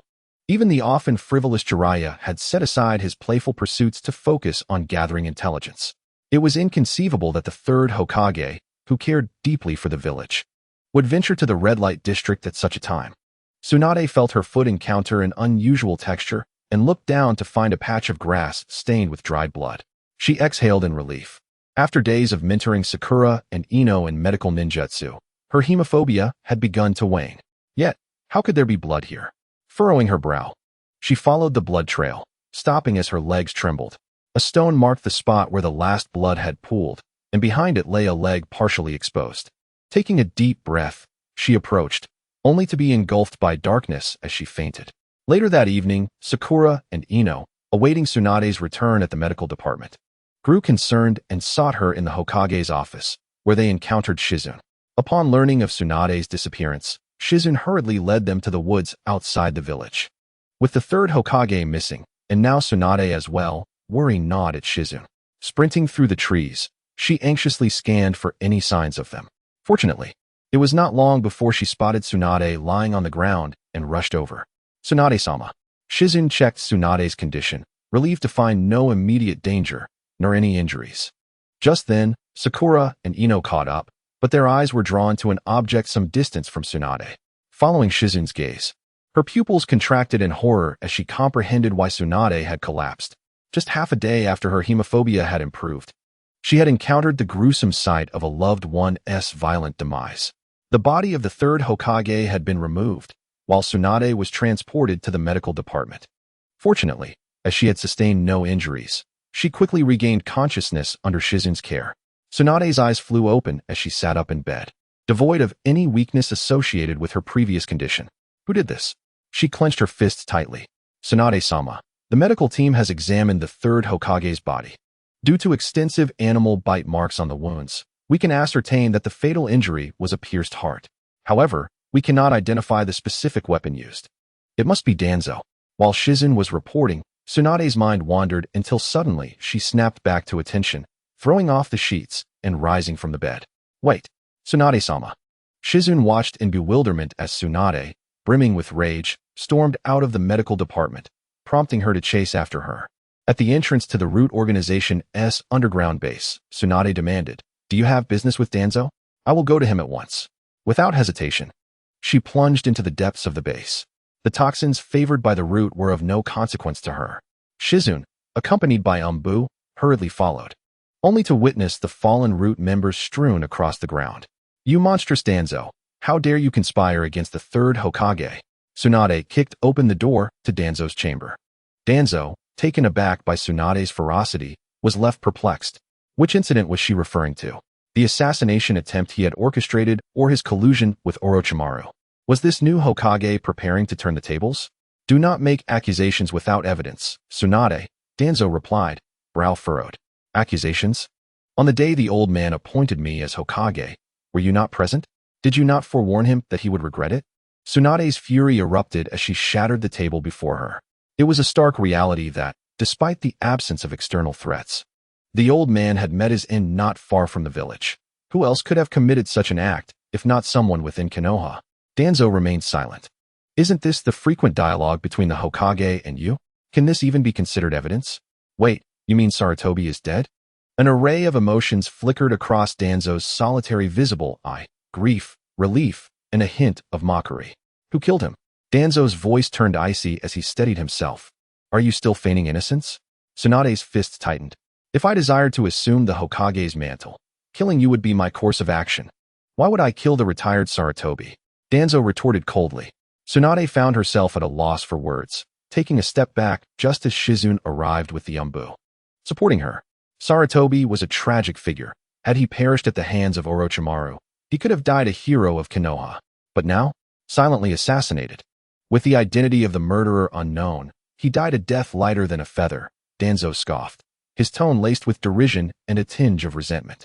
After all, had Sarutobi fallen to Orochimaru, perhaps he might have had a chance at the Hokage position. Instead, Sarutobi's fate was sealed, and Tsunade was designated without any room for maneuvering. Feeling humiliated, Tsunade departed the Root's underground lair. "Tsunade-sama, if you suspect Danzo's involvement, you could have the interrogation department question him," Shizune suggested, supporting her. It wasn't him. Tsunade, now visibly weakened, slumped against Shizune, devoid of her earlier bravado. Deep down, she knew Danzo was not the culprit. She simply wished to evade the painful truth. The conclusion was already apparent. Had she not acted so impulsively, her mentor Sarutobi would not have met such a fate. Had she not concealed the impending arrival of Sasuke and Boruto, she would not have sent her teacher and Jiraiya to investigate, thus avoiding this tragedy. Conversely, had she informed Hakumai, who was in Konoha, even if Sarutobi had been mortally wounded, with Hakumai's known capabilities, he could have swiftly intervened. And thus, just as Tsunade had recently regained her fighting spirit, she succumbed once more, retreating into the confines of her home, drowning her sorrows in drink and sleep. Fortunately, prior to this, she had delegated her responsibilities, allowing others to manage village affairs, and Konoha continued to function as usual. The news of the third Hokage's demise would not remain concealed for long. Once the medical team had exhausted all avenues for new information, they began notifying the family. In the village, Konohamaru was the first to learn of the tragedy, while Asuma was away on a mission with Shikamaru and Choji. They had no choice but to dispatch someone to inform him. "Please, Jiraiya-sama." Silence handed the mission scroll to Jiraiya. "Let us depart, my young companions." Jiraiya, devoid of his usual carefree demeanor, turned to face his trio of students, Konohamaru, Naruto, and Boruto, with a grave seriousness. He had secured the opportunity to leave the village. Yet the price was the death of his mentor, Sarutobi Hiruzen, and the tragic downfall of his dear friend, Tsunade.